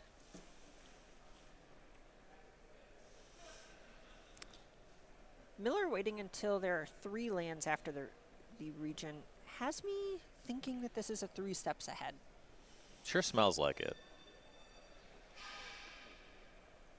Only a couple of those in the deck, but we are at the point of the game where Dispelling Exhale is going to struggle to do very much. Yeah, I couldn't even catch a stock up here. Right. Despite beholding a dragon. All right, so here's that Roiling Dragonstorm. Discards a land. You don't need too many more of those.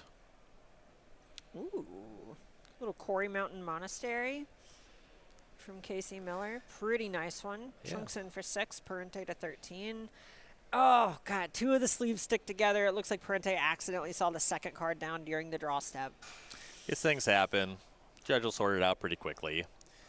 That Quarry Mountain Monastery, though, it's really slow.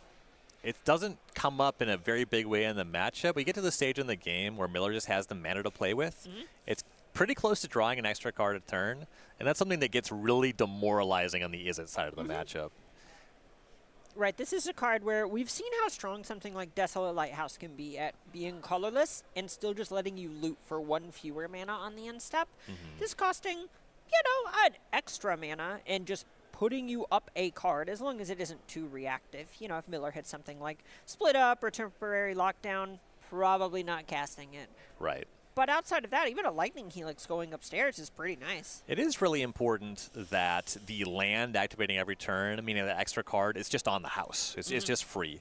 We watched a little bit of gameplay with bottling effects, where we saw a red aggressive deck, potentially exiling 2 cards to play next turn, and that material matters. But with this Quarry Mountain Monastery, Miller just has free access if he wants it. It looks like the judge is just making sure the card or cards from sleight of hand that are supposed to be on the bottom are still on the bottom, I believe. Yeah, you want to make sure that cards that are known to be on the bottom stay there as we sort out seeing an extra card and making sure that what is drawn here is truly random.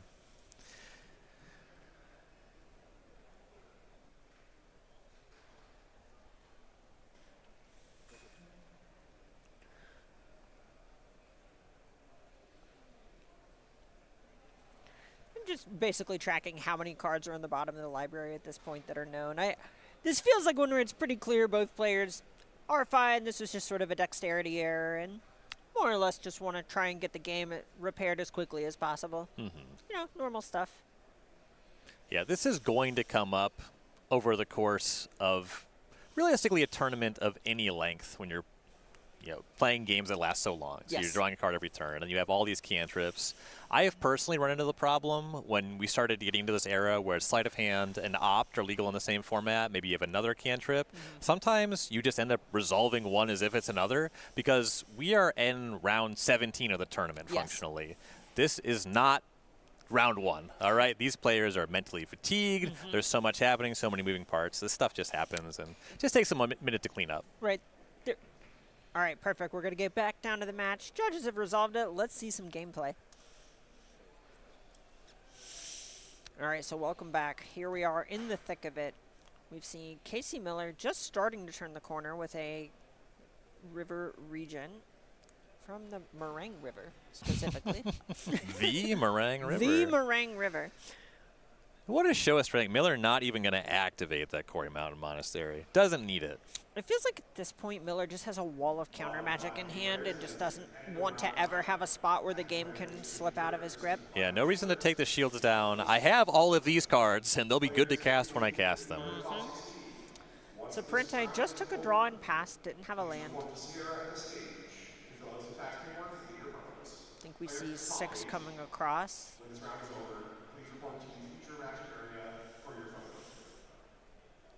Oh, this is interesting because we're getting to the point in the game where it might just be an Into the Flood Maw. Yeah, there it is. Into the Flood Maw, gifting a fish, targeting temporary lockdown on the end step. Were this to resolve, there's immediately 3 prowess creatures under that.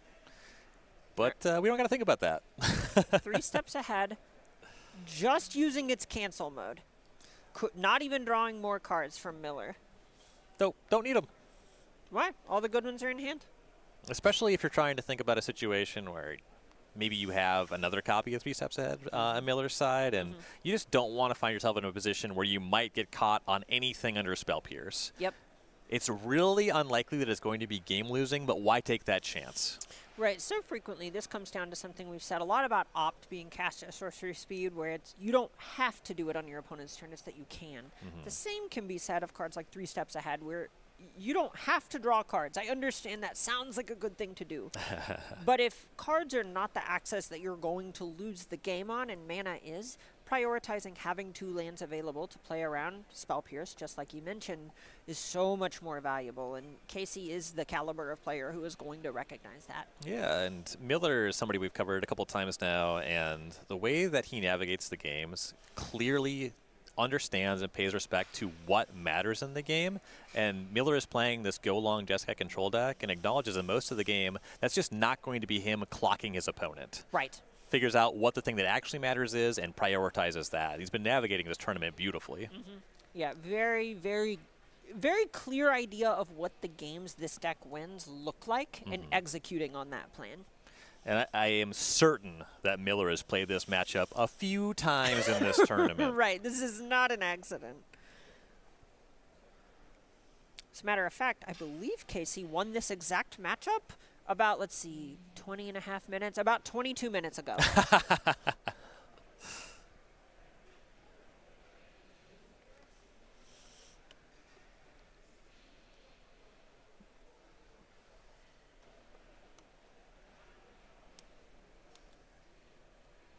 Number of turns have passed since we saw that big recommittal on the temporary lockdown. Parente actually has a decent holding of cards in hand now.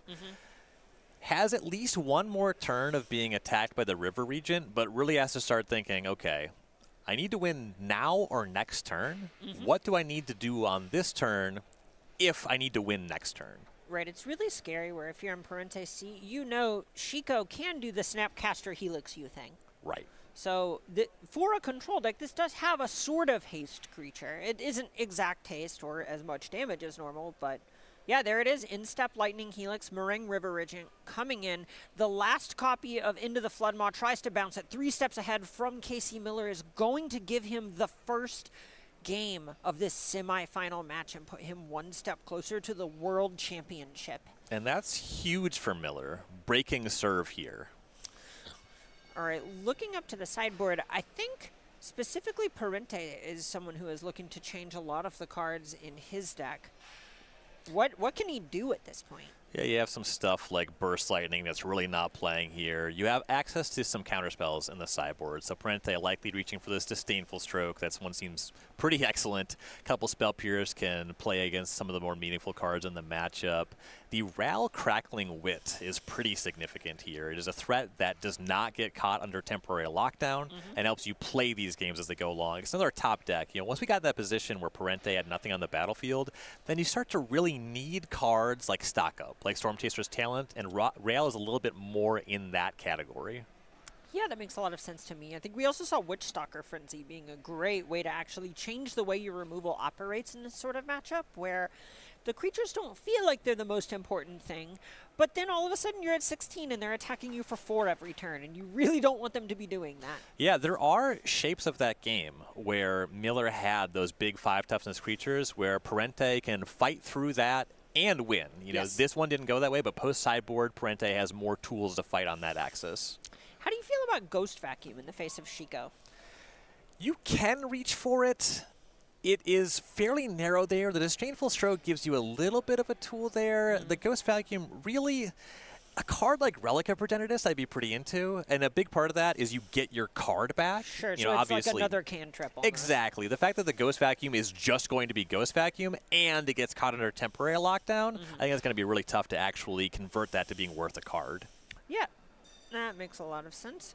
And we are actually getting word from our backup match. It sounds like Michael DiBenedetto Plummer has already won and advanced to the finals, punching his ticket to the World Championship, back from the Regional Championship in Charlotte top 8 with a vengeance. Yeah, huge congratulations to Benedetto Plummer, punching the ticket to Worlds. Hard fought, well earned. Right, right. All right, so looking at Casey Miller's side of the matchup in the sideboard there, I like this Pyroclasm. Yeah, but there's actually a lot of cards to like here. You have the Kutzel's Flanker. It's kind of a flash threat that does some interesting things. The Exercise as an answer to Corey's Steelcutter. Authority of the Consuls is a tool you see in all of these blue-white X decks to kind of push back against Corey's Steelcutter and play in that way. Tishana's Tiebinder is not nothing. You know, it can turn off a prowess creature's ability, can interact with Storm Chaser's Talent, so it's a fine card. A lot of useful tools here, to be sure. And I also just want to give a really quick shout out to our sponsors. That's Beckett and Dragon Shield. I know we've sung their praises kind of all weekend, but they've just been in the game forever, and they're keeping tabletop Magic alive in 2025. Yeah, definitely. You will find all of my cards in Dragon Shields. Yeah, it's just sometimes with these you go, you know, I don't actually know how much I've used this. Dragon Shield is not. That is not the case. This is something where I've been using this for 25 years, 20 years, something like that. I bought a case of Black Mac Dragon Shields this week. Today. A case, 10 packs. Not a pack. A case. Right. A case. Let me that is not a colloquialism. That is a defined term. It was a case of them. Yes. All right, so big thank you to those folks. And looking at our matchup, I really want to highlight, I love how Parente kind of picked a big spot in game 1 where it did not end up working out. But I do think that that was a fairly prime example of a player taking a match, or let's say a situation where they were 1 or 2% and putting themselves at like 10%, which is still not favored, but you have a lot more opportunity to actually put yourself in a position to get lucky. I think it's really easy to become resigned to your fate when you find yourself empty-handed, throwing your removal, your pump spells into a known sweeper with your opponent at 14 at the end of it. But Parente made a show of it, and I believe identified the line that gave him the best odds to try to win. Yeah, I think that was one of the most poignant examples of a player creating a situation where they could get lucky that I've actually covered in my time as a caster. It was a spot where, again, players, you talk about creating your own luck a lot of the time, and that can be a hard thing to grok or actually see very concrete examples of, and I think that was a spot where Parente otherwise was very far behind, was kind of under fire from a couple of attackers larger than anything in his deck, and found a way to say, okay, I think your average draw is better than mine, but this way we're going to get more draws and a wider range of things could occur that way. So I could get lucky if this breaks my way, and as it stands, I am in the middle of losing otherwise. Right. See, Parente, unfortunately, mulliganing to 6 here. Miller with a 7, he's pretty happy with. And the equation for game 1 was Parente on the play, Miller on the draw. Both players mulligan to 6. Miller won that one on the draw and now starts up a card. Casey Miller has to be thrilled about his position here. And I really appreciate some of that. And in between rounds, you were saying Miller's got the eyes of a killer. He's got those killer eyes. Like the cut of his jib. You can see he's kind of looking down going, yes, my opponent is mulliganing to 5. I am up a game. Deep breath. It's not going to go to my head. This is just another game. Right. And Miller has been dialed in the entire time we've had him on camera. Yeah, a lot of extremely disciplined plays in really high-stress situations. I know we saw this in the backup match, round 14, when Casey Miller was up against someone who top-8'd the World Championship last year. Right? Doing a lot of stuff that we thought was kind of unorthodox, playing very crisp, very tightly, and it ended up paying off in a really big way, in ways that, if you've played the matchup a bunch, might seem obvious, but it does require that level-headedness to execute on. I will not hear anybody say that Casey Miller did not earn this position. Exactly. I think this is Parente going to 4. You are correct. Oof. Oh, yeah, I just saw him mouth the word 4. Oof. Yeah, I mean, this position is not impossible for Is It Prowess, but it is pretty unlikely. All right, this is one where you're thinking to yourself, what, 2 lands, show off, stock up, cross your fingers? I want to see turn 1, Monastery Swiftspear, tapped and attacking. I want to see turn 2, Corey Steelcutter, and I want to see nothing remove these permanents from the battlefield for 2 more turns. Okay, well, how about Shivan Reef Stormchaser's talent? It's a start. That's close. That 4 cards. Yes. 4 cards. All right, Sunbillow Verge, Authority of the Consoles. Oof. That's tough. That card kind of, it isn't literal card advantage, but it's so much life, it feels like it. Yeah, when you talk about a deck like Is It Prowess that needs to chunk in for these great chunks of damage, in a game where you're on low resources, you have less of big combo turns and more of needing to deal a bit of damage over many turns. Authority of Consoles gets a lot stronger in a game like that. All right, well, sleight of hand, 2 with the Otter, and second land from Parente. The game's going to continue. Pyroclasm takes out the Otter.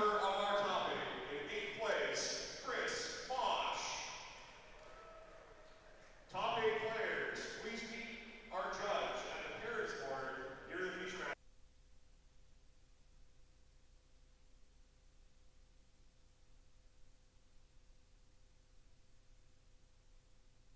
All right, so just a few land drops going back and forth. Miller happy to go ahead and get a 1-for-1 with that Pyroclasm because of how few resources Parente has access to at this point.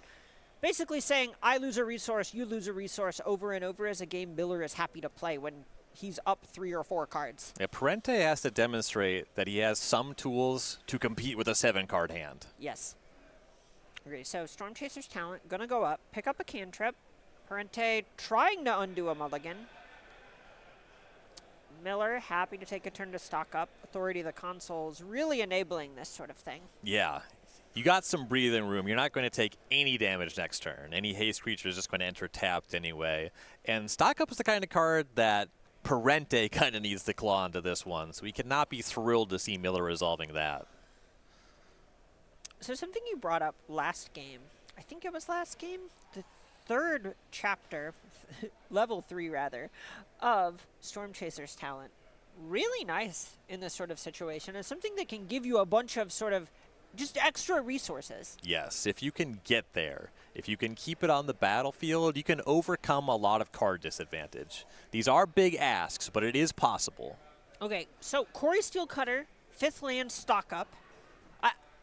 This does not look like a Mulda 4 on Parente's side. Yeah. This is a good exchange.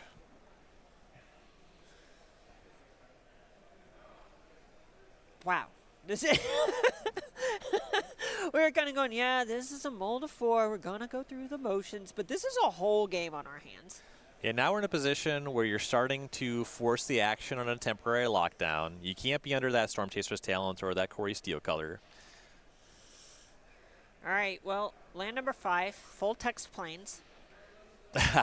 Chico stock up. Yeah, Parente, at least at this point, has resolved a stock up. So it's not just being buried by that. But that authority of the consoles, it's going to make it really difficult for Parente to chunk in for meaningful damage on the following turn. Right, so much of what this prowess deck lives and dies by is kind of the threat of combo. Quote-unquote combo, where you just have a bunch of burst damage from hand and haste creatures and prowess and so on. Authority of the consoles makes it so hard to do that without basically losing the haste mechanic. All right, here's sleight of hand. You can realistically make this Monk a 5/5 this turn. Starting from a mulligan to 4, you know, there's not that many cards in Parente's hand, but sleight of hand can find sleight of hand, can find opt. Monk's already at 3/3. Yeah. Stock up plus one more spell gets you there, and Parente would love to have a stock up. All right, sleight of hand. Gonna make a tapped monk. And this is where you see a decline to re-equip. No good to give the cutter to a tapped monk. But you still get to make the token. Which means Miller gains a life. Back to 20.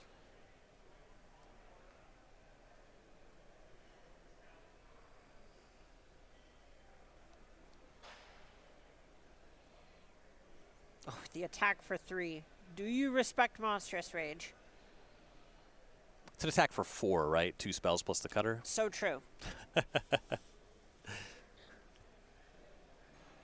Similar situation. Well, okay. To neg myself for a second, pretty different.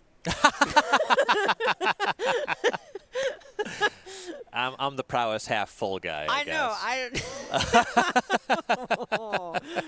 All right, so Miller declines to block, goes to 16, takes the 4, untaps with Chico, Sunbillow Verge, the play. And I do like preserving Chico whenever it feels like any sweeper means that Miller gets to just keep a threat on the table. Right. Blocking there, if it's just like opt, is just throwing the Chico away.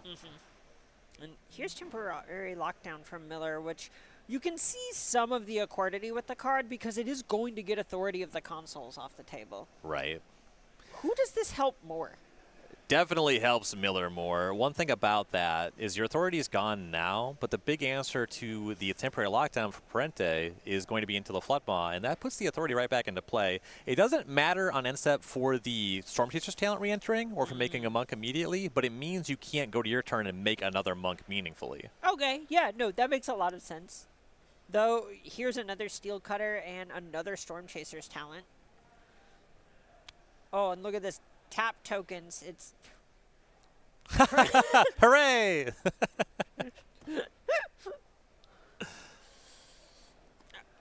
all right, here's the 2/2 monk attacking. Miller says, fine, you got me. I'll block this time. Monstrous Rage on the monk. Get Lost on the monk.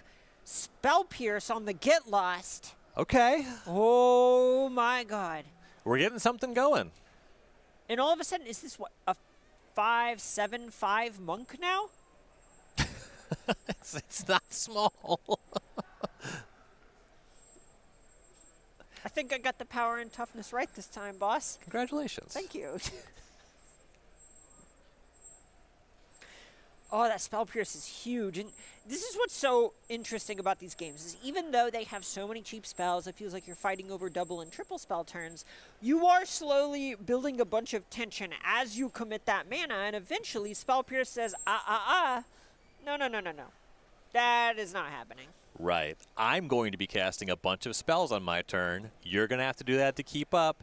That gives Spell Pierce play as the game goes along. Right, and there it is. Look, Monk with a Monstrous Roll and a Quarry Steelcutter attached. All of a sudden, Parente looks ahead on the table. And Miller is officially in a zone of danger. 14 is an achievable number from 2 prowess creatures. You know, I feel like everyone who's played Magic for a long time has their one really cool, hey, let me tell you about this time I won on a Muller 4 story. I mean, I know Dredge and Tron players have a lot more of them, but, you know, decks that don't necessarily plan to do that, it's starting to look like Parente might get the coolest one ever. It would be incredible. Ooh, but here is a Beza. Little bit of fish, little bit of life. Too many cards in hand. Too many cards. Too many cards. A real problem.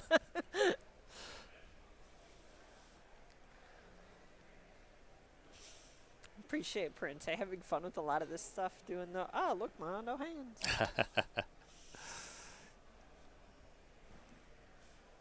Okay, Storm Chaser's talent going up. Response from Miller, get lost. And the talent does need to be on the battlefield to actually pick up a card when you get to level 2. You don't get there with Get Lost happens. All right, map being cracked onto the Monk. And this Monk is no joke if both of these end up giving counters. Opt on top. It's going to move the Monk up to a 4/4 natively with the Monster Roll and the Steel Cutter equipped. Whew. And it has base trample thanks to that Monstrous Roll. Yes. And the Steel Cutter. Of course.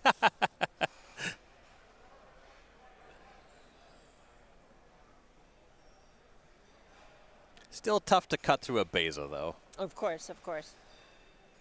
Pretty gamey. I'm here all night. All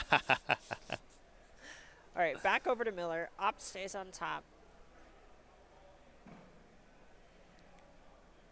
And there's that Quarry Mountain Monastery. This might be a game where we see it grab some cards.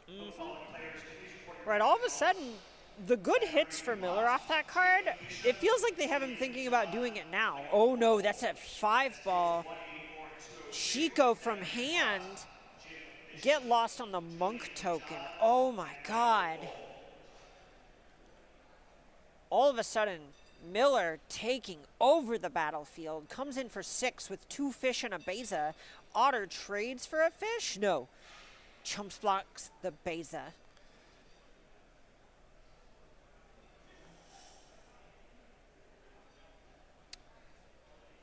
Three maps on the table for Parente. Untapping, opt the card about to come off the top.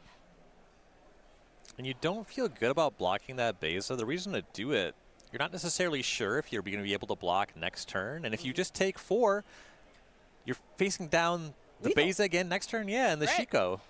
Just too much damage. Right. Some of it is how reliably you can actually convert that chump blocker into blocking.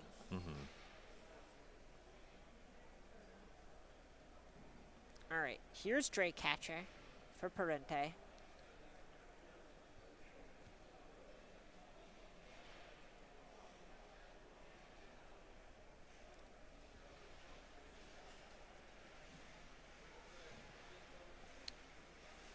Spire Bluff Canal, the tap here.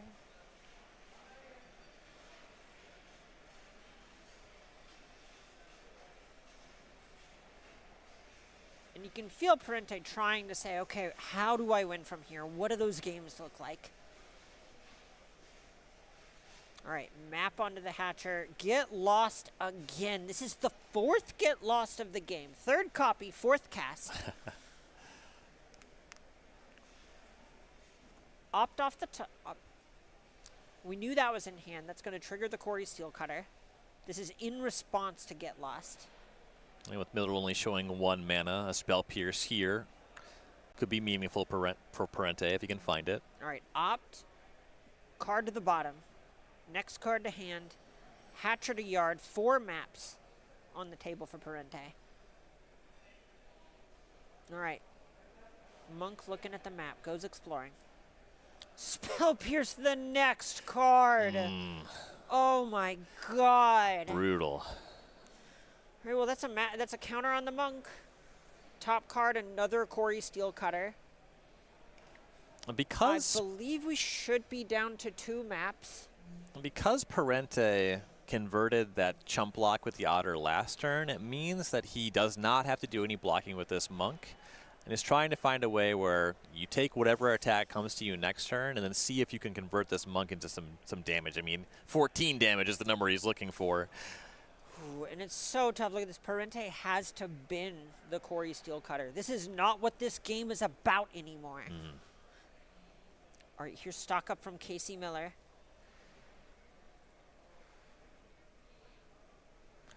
Looking at 5 fresh ones up top.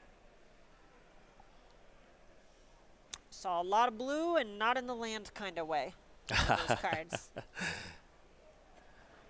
If Miller could have access to a Lightning Helix this turn, he would have a lethal attack. It would force the Beza to be chump blocks for that not to be the case, which I don't think we would see in this situation. Okay, Thundering Falls, land for the turn. Surveilling, card on top. All right, 8 coming across.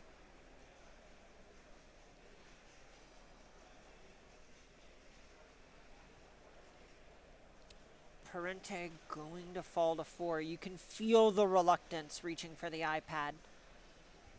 Draws the card. Picks them up, and that is Casey Miller punching his ticket to the World Championship. You can see it wash over him. What it means to win that match. Unbelievable. So much discipline with a deck that is hard. Yes. You do not get any easy rounds with that deck. It takes so long to close. You have to make so many decisions correctly. That game was a mold of 4. And it was still stressful. It had so much play to it. Oh my God, Casey Miller just putting on an unbelievable masterclass with the deck all weekend, and you can see why. Yeah, huge congratulations to Casey Miller. Hard fought, well earned. Congratulations on punching your ticket to the World Championship. You know what that means? We got 2 people going to the World Championship. Locked up at least $10,000 in cash apiece. One more match for another 10 grand and the title of regional champion. Do not go anywhere. We are going to be right back.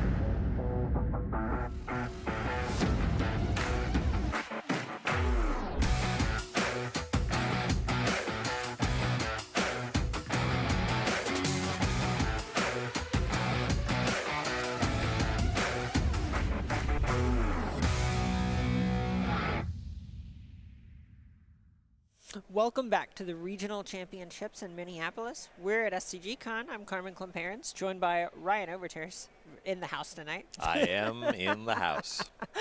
We are at the finals. It all comes down to this. We have two players in a Jeskai mirror who have clawed through a pretty stacked top 8.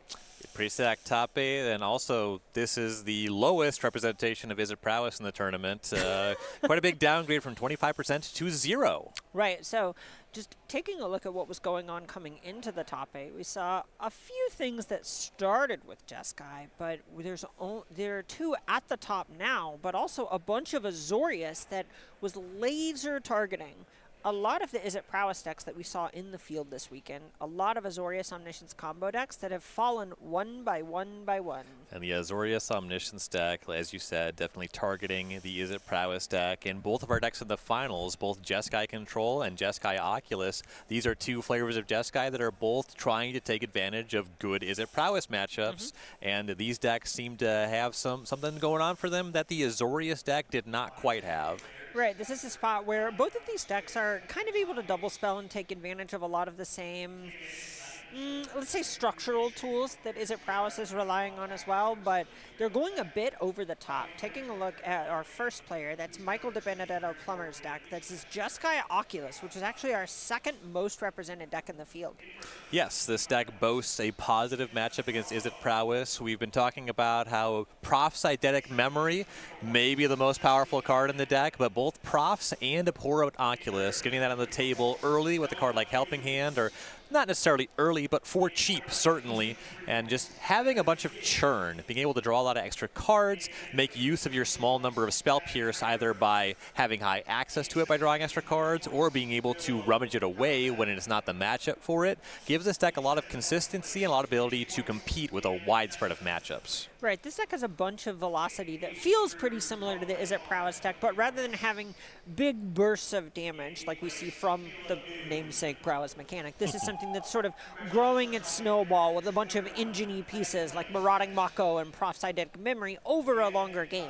Yes, and you can definitely have these games where you curve out. You have the turn 1 Mako, you have Profs, or if you're missing out, into Steam Core Scholar, and you also have games where you can go long. You have the right interaction, maybe the Torch the Towers to buy time. You get an important Oculus on the battlefield and generate value that way. So short games, long games, this deck has plans for kind of everything. Okay, well, speaking of long games, other side of the matchup, this Casey Miller on Jeskai Control, which is anything but a mirror. Yeah, oh, absolutely. Same color pairs, but we are looking at a 4 temporary lockdown deck, a deck that's trying to use 4 copies of Beza, 4 copies of Shiko to just cast haymakers, cast very impactful spells every turn of the game, use all of its mana, not as much to 2 spell, but just to do the best thing, and then it does get to 8 and 9 mana and 2 spell when we get into that territory.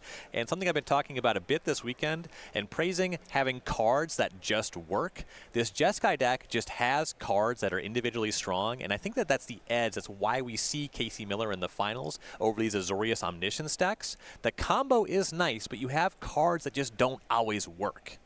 Right, and something that feels like it could end up playing a big part of this matchup is how much these two decks were laser targeting Izzet Prowess coming into the tournament. And that's something that obviously paid off pretty well for both of them. They're both in the finals. They've got at least $10,000, pretty good weekend, and some World Championship tickets on their way. But these 4 temporary lockdowns and 1 day of judgment, that means something, right? That is a pretty loud message being sent. Yes, the temporary lockdowns pretty targeted at the card Corey Steelcutter. The Jeskai Oculus deck has access to enough 3-mana threats so they can go over the temporary lockdown. If you expected a lot of this matchup, you might see a split a little bit more in favor of Day of Judgment, but the lockdown's not nothing. It can clean up a number of cards. The Prof's Eidetic Memory gets caught. That's not the best exchange, but you do want to get it off the table. And you do have clean answers to a Pour and Oculus, but they're one on the table. The get loss are going to be very significant for Miller here. Okay, well, I'm hearing that both of our players, they may have mulliganed, but they are ready to play Magic. So let's go ahead and head down, settle who is going to be the champion of the regional championships this weekend. Up top, we have Michael DiBenedetto Plummer, who actually top 16'd in Charlotte. That is a mistake on my part from the earlier rounds, back with a vengeance absolute vengeance, absolute killer, kicking it off with Marauding Mako on 5 cards against Casey Miller on 6 with a tap land on 1, flipping over a stock up. I think we were looking for lands, Carmen. Ooh, yeah, that makes a lot of sense. Okay, well, here's fast land number 2, kind of completing the, we'll say, Tron of colors that could be available. And Spyglass Siren immediately cracking the map, targeting the Mako, putting in a Boran Oculus in yard, shoving for 2. It feels like this is not a mulligan to 5 in terms of the degree of firing on all cylinders Michael's doing. Yeah, so far this is exactly how you would draw it up on 7, down to milling over the abhorrent Oculus with the map. All right, well, Miller has an untapped land and a pass. Not bad. Yeah, we have land number 2.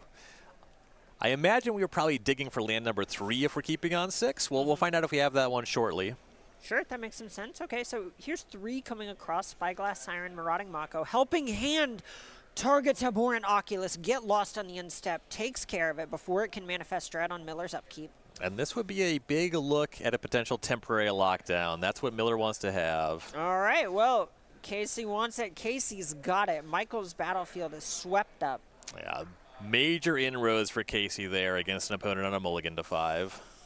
Ooh, Michael's cycling a Marauding Mako, playing a Spirebluff Canal and passing. What does that mean? It means that a 1-mana 1/1 is not very strong. It's so not, true. Yeah.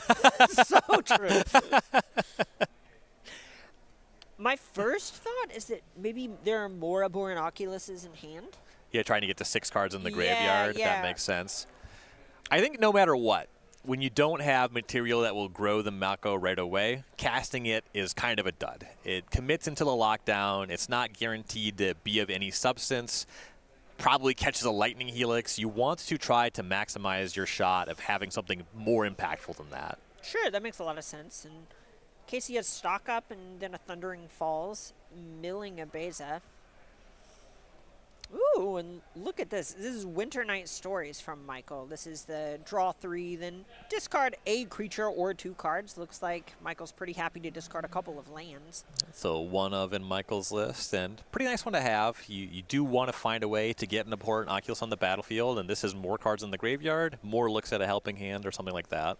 Yeah, it makes sense. There are a lot of ways for Michael to tap 3, develop a creature, draw 2, and discard 2. This is a way to tap 3 and actually go up cardboard. Mm-hmm.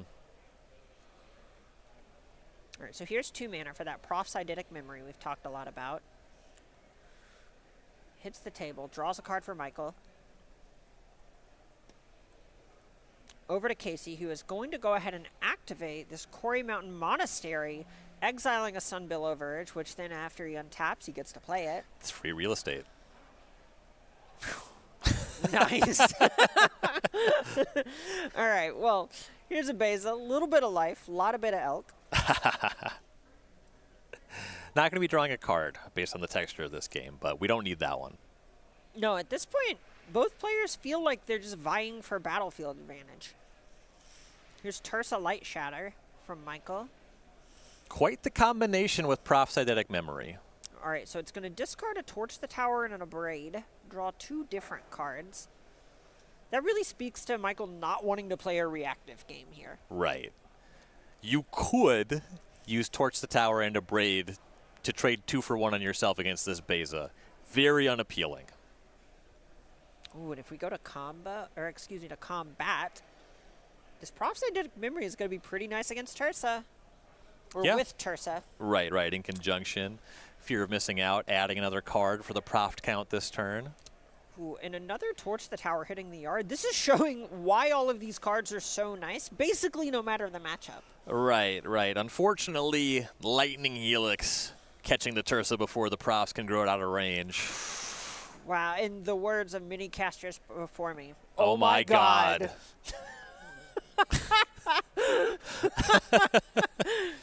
Like a sleeper agent. All right.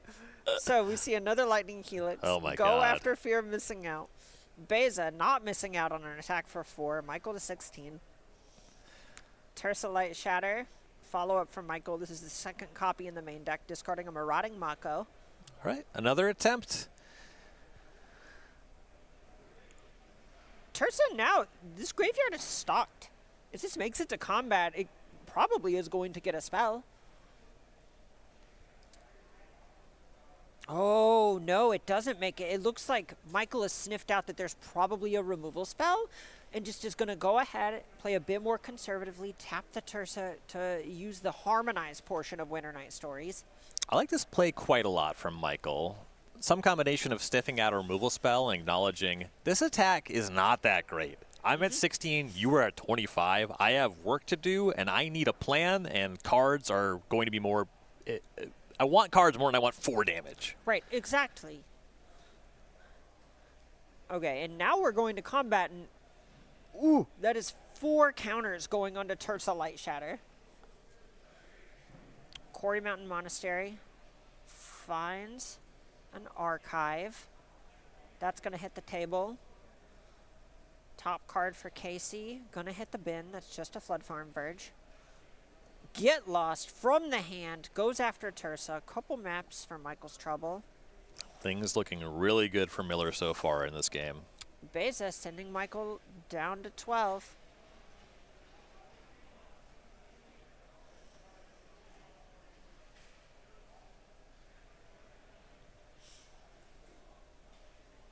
Ooh, bargaining away.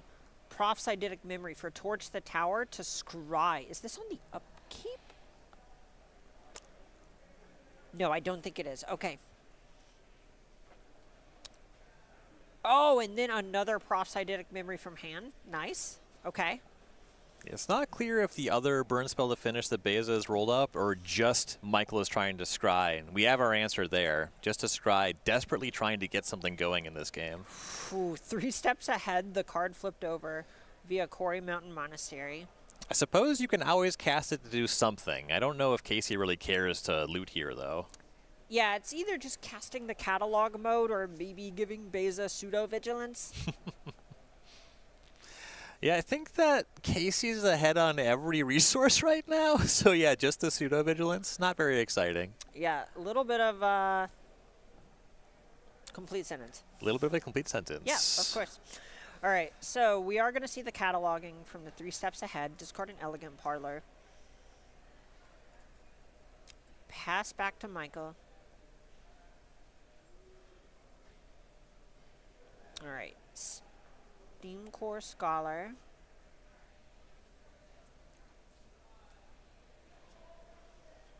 Could be significant if it can stay on the battlefield.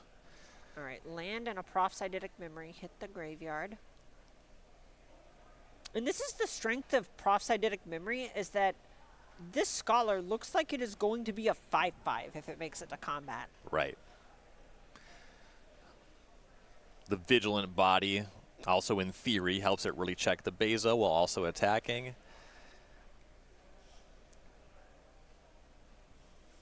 All right, now that Michael was able to get some counters on it, he's going to go ahead and put a map on it as well. Counter, top card is Helping Hand. Pretty nice get. Yeah, that represents an abhorrent Oculus.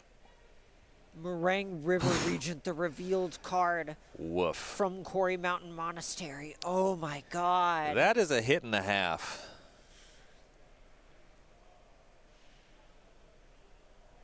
Roiling Dragonstorm from hand. All right.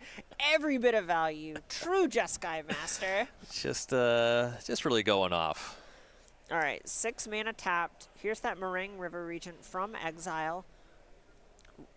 All right. Roiling Dragonstorm back to hand. Meringue River Regent bouncing the map as well as that 5/5 Scholar. Beza comes in for 4 more. Michael to 4.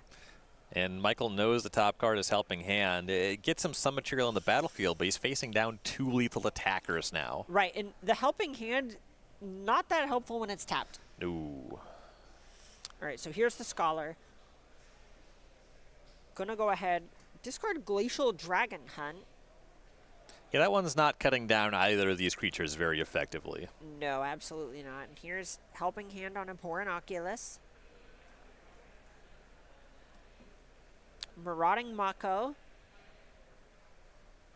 Some options in the chump blocker for Beza department.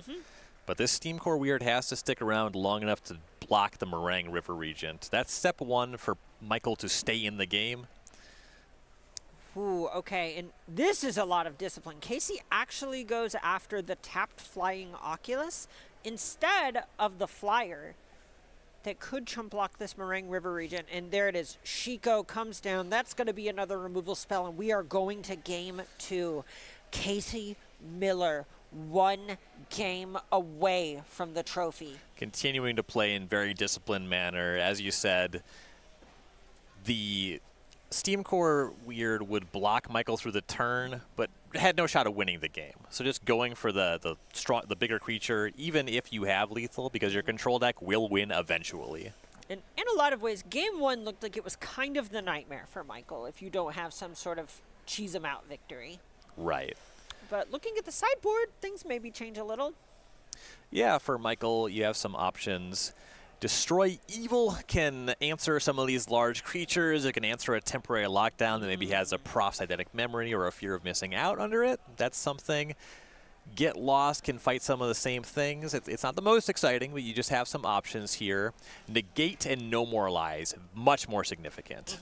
And a card like Rail Crackling Wit, we see this very commonly in the sideboard of Is It Prowess decks for a matchup like this. Makes enough sense that you would play it in your Jeskai Oculus deck in the matchup as well. Yeah, totally. It's something where it's going to accrue you value turn over turn, and it's pretty clear Casey is interested in playing a lot of turns. Yes, oh yes. And the extra Winter Night Stories, this seems like the matchup for that as well. Looking over to Casey's side of the matchup, I see a lot to like. Cutlass Flanker, this is maybe the matchup I think it would have looked the best so far. Oh, you're interested in exiling a graveyard? Perchance. It seems like it plays. Lithomatic Barrage, also a really nice answer to an important Oculus. There's some other stuff that plays but is less exciting. You can Tishana's Tidebinder. A lot of the cards on Michael's side of the battlefield do have some kind of ability that you can counter. I don't know how many of them are worth 3 mana in that exchange, but it's a fine card. Yeah, I think for the most part, Casey is just trying to whittle the game down and have bigger spells pound for pound. Right.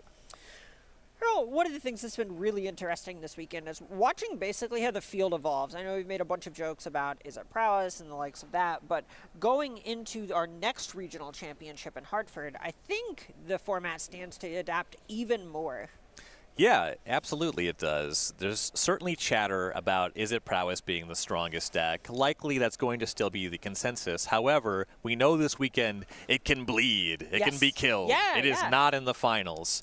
I don't think next week we're going to say, okay, well now Jeskai controls the best deck. You know, it's not going to be quite that extreme, but we know ways that we can target Is It Prowess. So you would expect to see the metagame share of that deck kind of whittled down.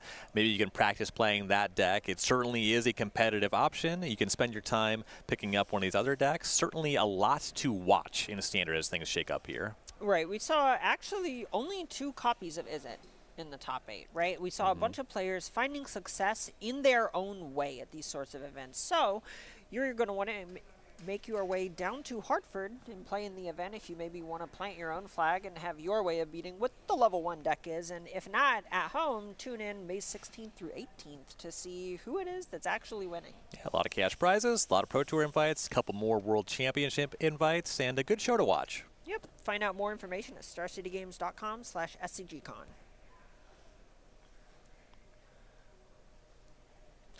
I love the look at the ceiling from Casey. Every time that I feel that in my bones, just the moment of, okay, I'm a step closer, but I got more steps to take. This is just another game. As I have, I'll say generously to myself, wizened with age. I really value fundamentals of any pursuit. And there is little in life that is more fundamental than tracking and making sure that you are breathing. Take in that air. Look at the room around you. You can talk about maximizing your decisions in game, but just keeping that clear head, making sure you're taking care of yourself, drinking water, taking deep breaths, staying composed. This stuff adds up into small things over time. All right, players going into game 2. They've presented their decks to shuffle. I also appreciate watching Michael play. Had a bunch of really nice cards in Charlotte, really nice sleeves this time around, and someone with like a sense of style on the table. Yes. You gotta appreciate that.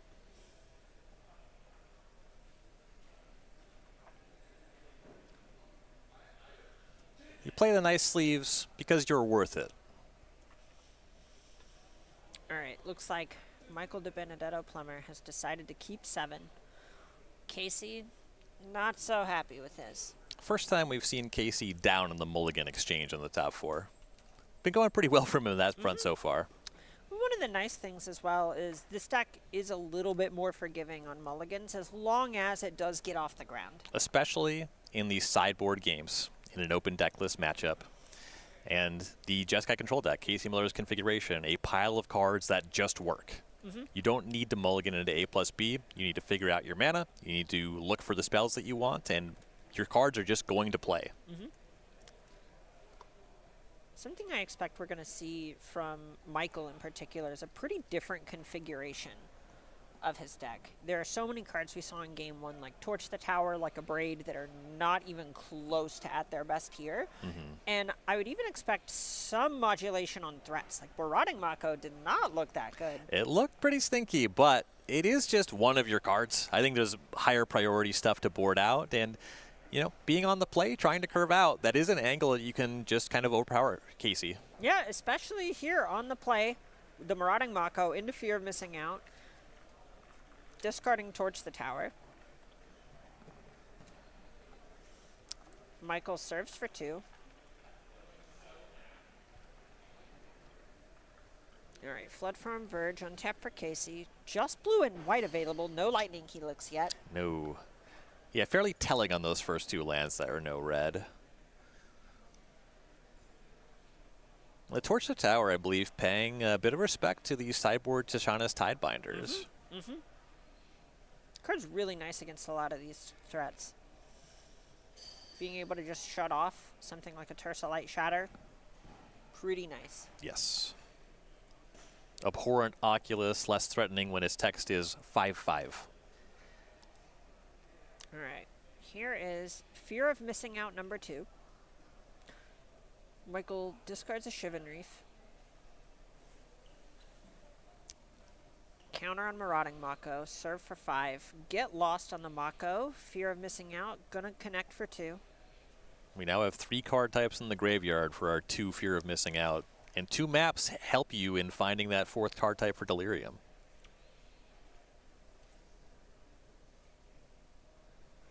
Abhorrent Oculus, milled off the top as 1 Fear of Missing Out goes exploring, notably hitting 4 toughness. Ooh, Casey Miller missing the 3rd land. Yeah, you definitely have to wonder about that when the first 2 lands don't give you Lightning Helix mana. It's just, there's not just no red land, there's no 3rd land. And here is Helping Hand from Michael, targeting Abhorrent Oculus. This might be a fast one. Yes, and this is significant because now there is a threat that would not get swept up by 3rd land temporary lockdown. Oh, and that's card type number 4 as well. Yeah, the wow. sorcery. Wow. 2 Delirious Fear of Missing Out.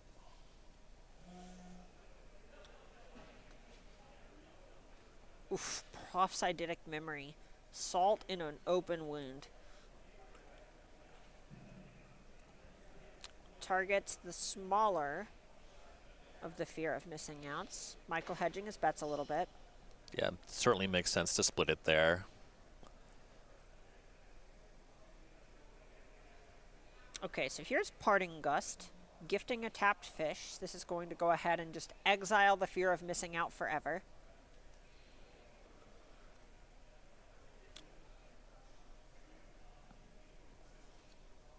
All right, so Prophesidic Memory, gonna put a counter on that Fear of Missing Out. This is in the 2nd combat step, I believe. I believe we're resolving Abhorrent Oculus at this point. Yeah. Right. Casey, all the way so down to 9, draws a card. It's not going to cut it. We are going to game 3. Michael DiBenedetto-Plummer not going down without a fight. I just caught up on the representation. Yeah, Prophetic Memory triggers twice with the active Fear of Missing Out. That is one of the sort of cheese you draws that this deck has available to it. Right. And it's very effective against an opponent missing a land drop, especially. So punishing. Look, you wouldn't want to miss out, would you? No, I'm afraid of that. Yeah, I feel you. All right, well, if you want to continue playing in matches like this one, we're going to actually have an open field event in Indianapolis towards the end of this month. That is going to be SCG Con Indianapolis Spotlight Series Secret Lair. And the format will be modern constructed for this one. No need to RCQ your way in. If you have a deck, come on by. You are welcome to play. And the prize for this one is very cool. You will have a hand in designing a future secret lair. Speaking firsthand, that team is awesome to work with. It is so cool. Yeah. Really just pushes the boundaries of what you can do with Magic cards a lot of the time. Totally. So if you want more information about that, you are going to want to head on over to starcitygames.com/SCGCon. That's May 30th. I'm not sure what I would even start to do if I had that prize, if I could design a secret lair. It's still thrilling. Oh, yeah. Extremely exciting.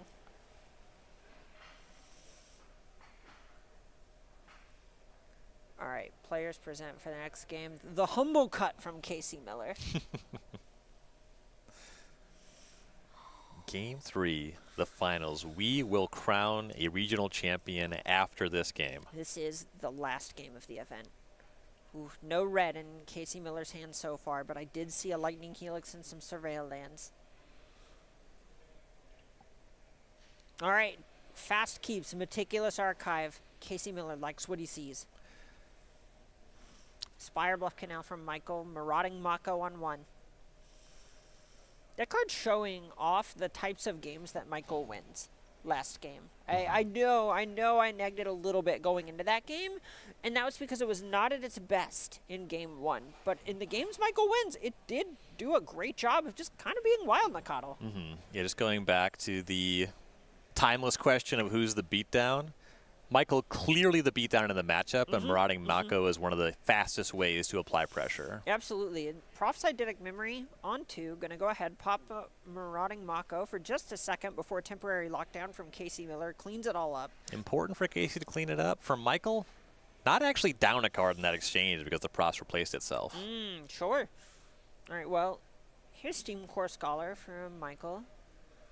Draws a couple fresh ones. And this shows why Casey wanted to go for that lockdown as soon as possible. The Steam Core Scholar would have represented 2 more Profs counters. And 2 counters on the Mako. Oh, yeah. +4, huh? Yeah, right. Not bad. All right, Casey Miller decides some stocking up is in order. Much safer to resolve that spell against a deck like this one as opposed to Prowess. Yes, yeah, just a 2/2 on the battlefield. Got a little bit of time to play with. Right, Prophesidic Memory can be a form of haste. Tersa Light Shatter, going to be 3 of them. But when you're at 18, 3 is not the number you're afraid of. Right.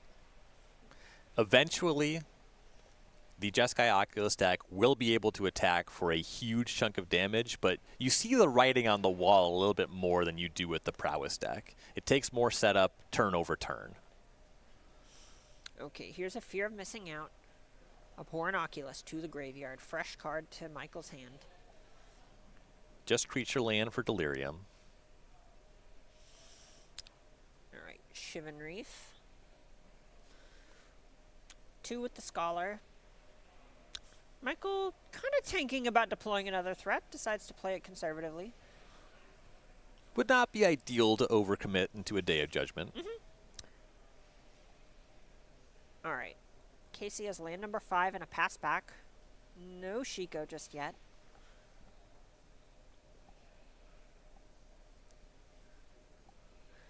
And this is a spot where all of a sudden Casey has to respect a lot of different kinds of counter magic out of Michael's sideboard. There are 3 different one-ofs. Right, and for that reason, along with a number of other reasons, it makes a lot of sense to try to play the game at instant speed. You mentioned possible Lightning Helix has been in the hand since the opener.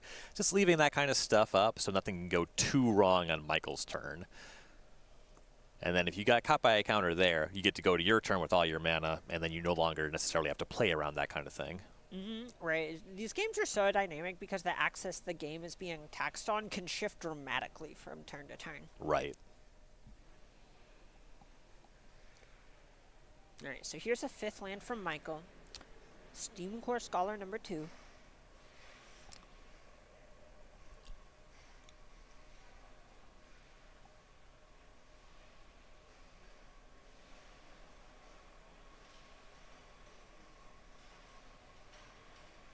There are configurations where this could give Delirium this turn.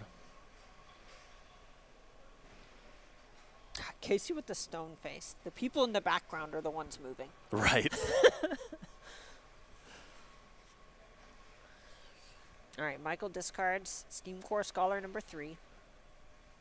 That being the other strength of the Scholar here. Not going for Delirium, but going up a card on the ability. Right, it is really nice that this card can either filter away a bunch of lands or just put you up cards if you're willing to sacrifice an okay one.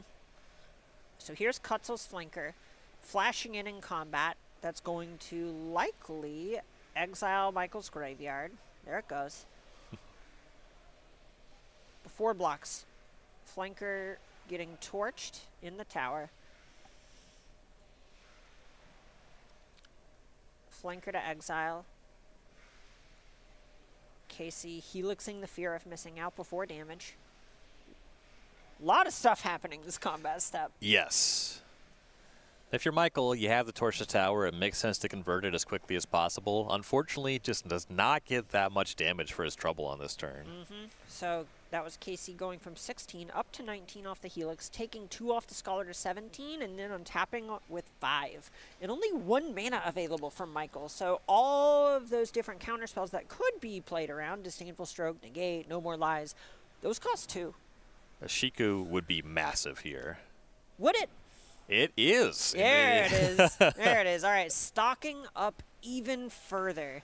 This is a spot where Casey is choosing between shrinking the current battlefield or growing the game in hand.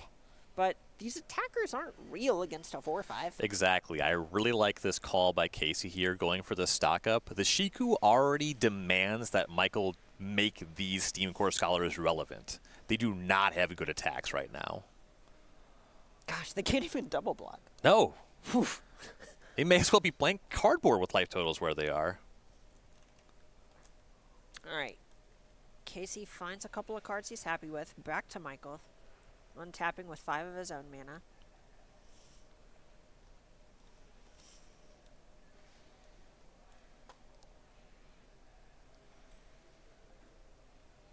Tapping of 3. Time for Winter Night Stories for Michael. The ideal find here would be Prophetic Memory. That is the way you can make the Scholars that very would be relevant. Huge. That's why this deck plays 4 copies. Yeah, I know. We've joked about it a couple of times. This Jeskai Oculus deck. The Oculus is the flashy card, but it kind of feels like it's named after its B plan. Right. Oh, well, there's Oculus in Graveyard. Where? Oh. All right, fear of missing out. 2 got tapped. I thought it was going to be the Eidetic Memory for a second. This is still good. This is good. This is quite good. We see instant sorcery, creature, land, enchantment in Graveyard. Delirium's there. That means if we find the profs, Michael can then start presenting just a massive swing with multiple combat steps. All right, Battlefield Forge, the land from hand. Back to Casey on 6 lands.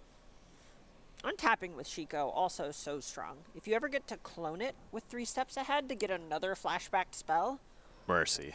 you could say I've played with these cards a bit. I really like this deck. Split up, destroying all untapped creatures after Shiko gets in for 4. Jeez. Holy. The Shiko was just good, and Casey saying, yeah, I don't need it. Yeah. I don't need Oh, you think a 4/5 flyer is important? Okay, well, I mean, maybe to you. Okay. Yeah, it would be good for you, but it's not my thing. Gets me from A to B.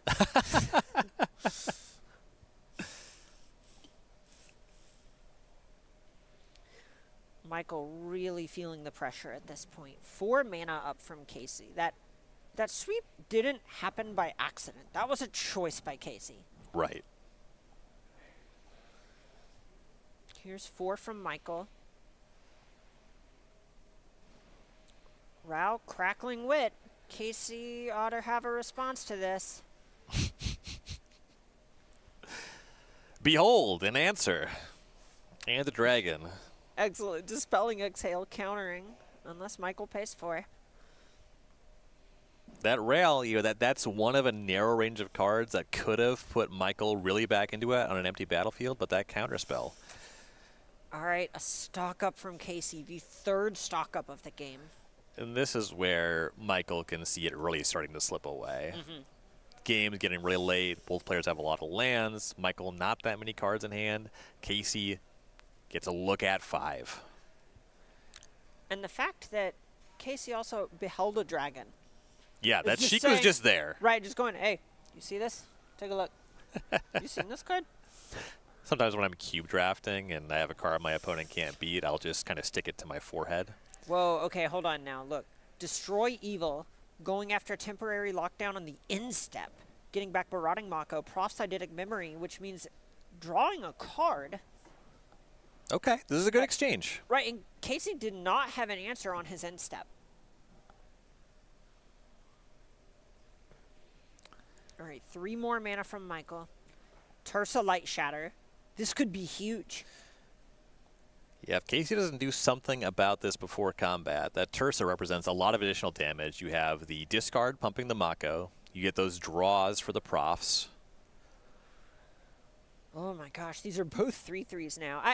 Casey just passed with Michael not having anything in play. Right. And all of a sudden, this is looking to be 8 damage, maybe a flashback spell. Yeah, there's 6 damage here, a Pros with 2 triggers, or 1 trigger for 2 damage hanging out. And a lot of Michael's deck just adds to that. And the Tursa is going to trigger here. There's more than 7 cards in the graveyard. Potentially another nice one waiting in the wings. All right, and Michael figuring out how many more threats he should commit, decides no more.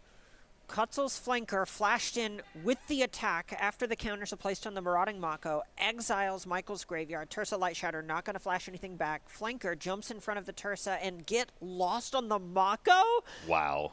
That was no cards and no damage. Whoa. Jeez, Oh my yeah, God. Casey just cleanly out of that turn. And if he really wanted it, Casey has that Shiku and could just Shiku and get the temporary lockdown back. And he might still do that. It cleans up the maps and the profs. Things looking really good for Casey Miller. It's hard to tell. Do you do that or do you stock up? It's hard for me to pass on a stock up. Yeah, there it is. Okay, so... Oh, no. No more lies on the Shiko. So this is on the spell. Okay. Paying a couple life for the Atakar waste. Michael just saying, all right, this no more lies isn't getting better. My opponent has 8 lands in play. Let's at least get a turn of breathing room. Mm-hmm.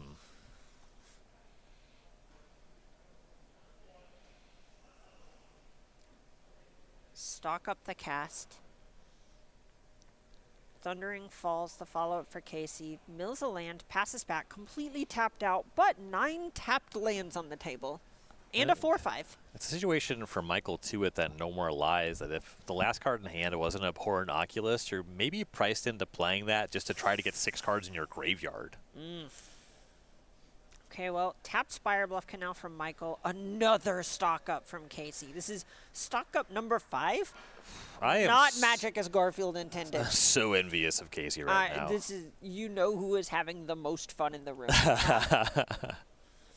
All right, 4 from Shiko coming across. Michael to 9. An untapped draw. Oh my god, and there was no land drop from Casey that turn on 9 lands. That's scary. All right, Cycle of Marauding Mako from Michael. Just a pass back. Kutzel's Flaker on the instep. Okay, we might be about to crown a new champion. This is 7. 7 coming across. Michael to 2. That Lightning Helix in the graveyard being pulled up. We've seen so much discipline from Casey. Is he going to go for it or just play it safe? Tapping 2.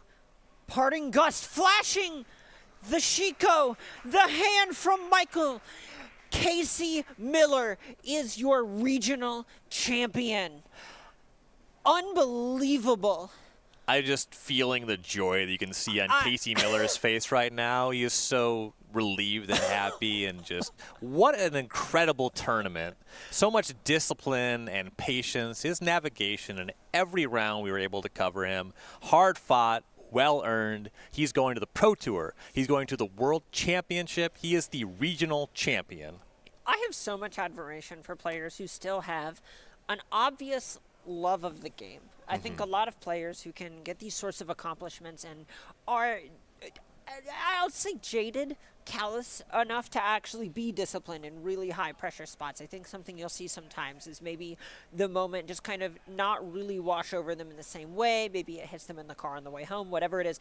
Seeing someone in the moment just go, that first deep breath after the mission was accomplished. you know that you're that guy. Like, that's just, it's you. You did it. You were the best one this weekend. That is just, I understand how it sounds. It is a magical feeling. Oh, yeah, and there's the navigation of the games, the tournament, but also talk about this Jeskai control deck, Yes. right? Going into this weekend, is it prowess? Public enemy number 1. Easily. This is the deck with the target on its back. It was 33% of the day 1 field. That number increased 35% into the day 2 conversion. We saw a couple decks identified in the environment. Jeskai Oculus, Michael Benedetto Plummer, not to take anything away from him, our finalist. He is also going to Pro Tour and the Worlds. Strong. Exactly. Played it great, and that was a deck that people identified as having a positive Is It Prowess matchup. Benedetto converted on that. Great job by him. We also saw the Azorius Omniscience deck. 3 players making the top 8 with that. Another deck, players identified as being advantage against his prowess. So you could reasonably register any of these decks for the tournament. And so we see Casey Miller say, that stuff's all strong. You know what I'm going to do? I'm gonna take a Jeskai control deck that's good against all of it. Oh, yeah. It's really nice. I think in a lot of ways it also speaks to just having a very fleshed out plan and a deep, deep understanding of the environment that you're kind of going into. There were a lot of choices made in this deck that we weren't sure how they were going to play out in that match. We spoke a lot about how loud it was, that there are 4 temporary lockdowns and 1, count them, 1 day of judgment, 1 split up in that main deck.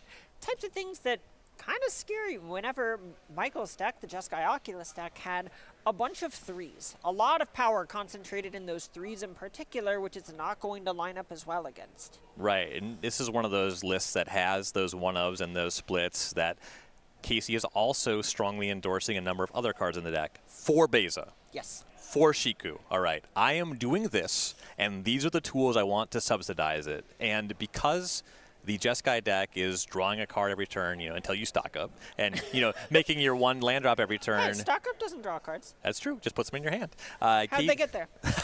Nobody knows. Casey Miller is not saying something that the Jeskai Oculus players are doing, where they are rummaging and looting and saying, all right, this is a tool that I can just kind of pitch sometimes. Casey Miller says, no. These are my tools, and I will use them when I draw them. I have carefully selected from them, and all weekend made great use of them, just grinding the field into dust. I think that Parting Gust being the lethal card on the last turn really speaks to that in a lot of ways. There's only 1 in the 75. It was not boarded out, and there are just enough enters the battlefield abilities that it feels like that's a really intentional choice. That was over the 4th copy of Get Lost. That's not an accident. And it just plays with so many of the cards in Miller's own deck. You have some play as an interactive spell for your opponent, but then more meaningfully, your 4 Bezos. Yes. Your 4 Shikos. Your 2 Meringue River regions. There's just so much you do just within your own deck, and I love that decision. That's a great one of. Yeah, there are just so many cards where it's like a lot of the choices in counts of cards just feels very intentional. I know sometimes I'll kind of joke, you see 2 Dispelling Exhale, 2 3 steps ahead.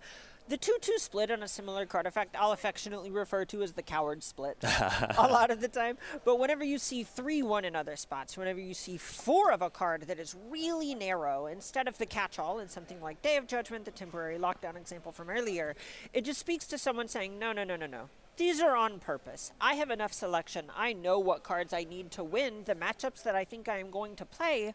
And whenever you get it right on the field, just there it is. It's right there. The 3 Get Lost, also a very disciplined number. This is my catch-all answer. It's great with temporary lockdown, but there's also an acknowledgement. I need some way to maneuver through the games that they will not all look the same. All right, well, I'm hearing that we have our champion in the booth, and there is no one that I want to hear from more than Casey Miller in the sideboard with Nick Miller.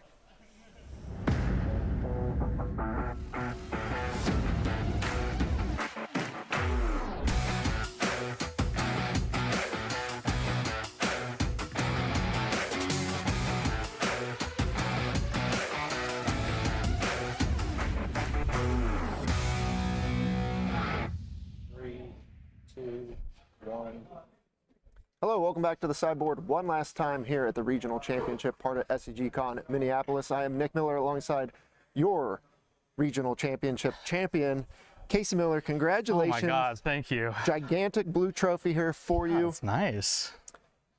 We got to talk your story here because this is your first, or you said your second day 2 in an RC. Yeah, second, maybe third. There might be one I'm forgetting, but yeah. Queued up for the Pro Tour, for your first Pro Tour, so happy about that. Then you make the finals for a World Championship invite. And you got to cap it all off with a huge win. How does that feel? It feels absolutely surreal. I feel like I'm dreaming. I didn't think this would happen. You know, I started off 1-1, and I'm just like, okay, maybe I can try to scrape into day 2. But I just kept winning, and I just kept playing against Blue Red Prowess, and yeah, I feel great.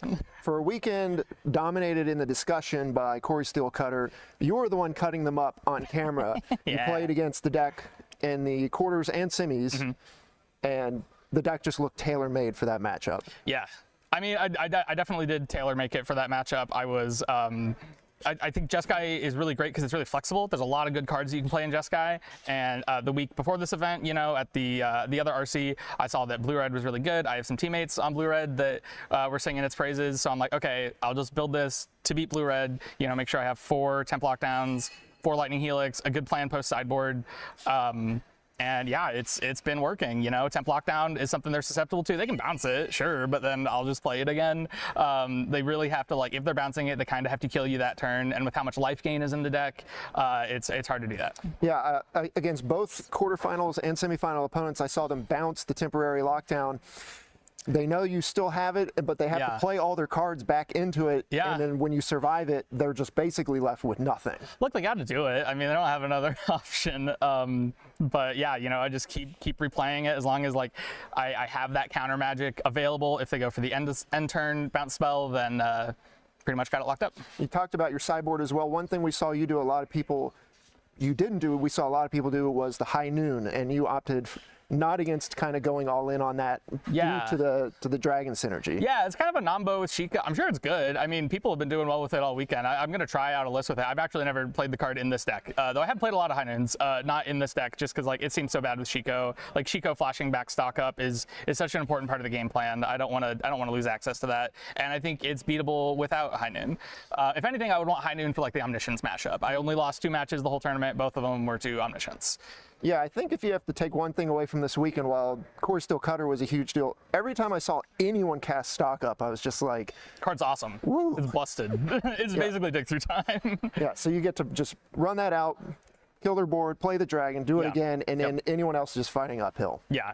My game plan in most matches was just like, how do I get to a point where the board is stabilized enough so that I can either cast stock up or cast Sheikah getting back stock up, right? If I'm casting Sheikah and playing something else, like, it's fine, but it's like a little bit of a failure. Like, I want to be casting stock up with it almost all the time. Well, you're the champion here. You had a huge rail, you know, watching the match. Got any shout outs, call outs for the end of the weekend here? Oh yeah, so many shout outs. First of all, I got to shout out my team. I think we're going by Unnamed Colorado Magic Team. Our old sponsor decided not to sponsor us anymore. So if there's any new sponsors, please reach out. Rolls off the tongue. Yeah. Obviously, you know, a bunch of other friends that have been supporting me through this. Most of all, I got to thank my mom.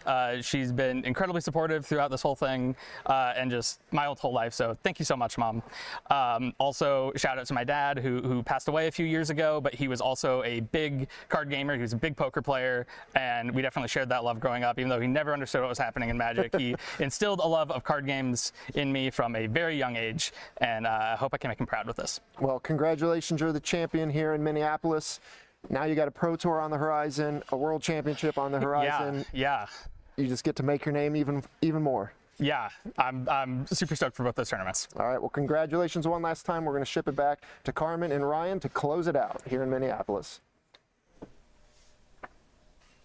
What a touching interview. Any love my family guy. Oh, absolutely. So much going on. Could not be happier for Casey Miller. We're a deserving champion, played great, seems just like a really cool guy. Well, it looks like that's about it for us, partner. I think we've got a champion.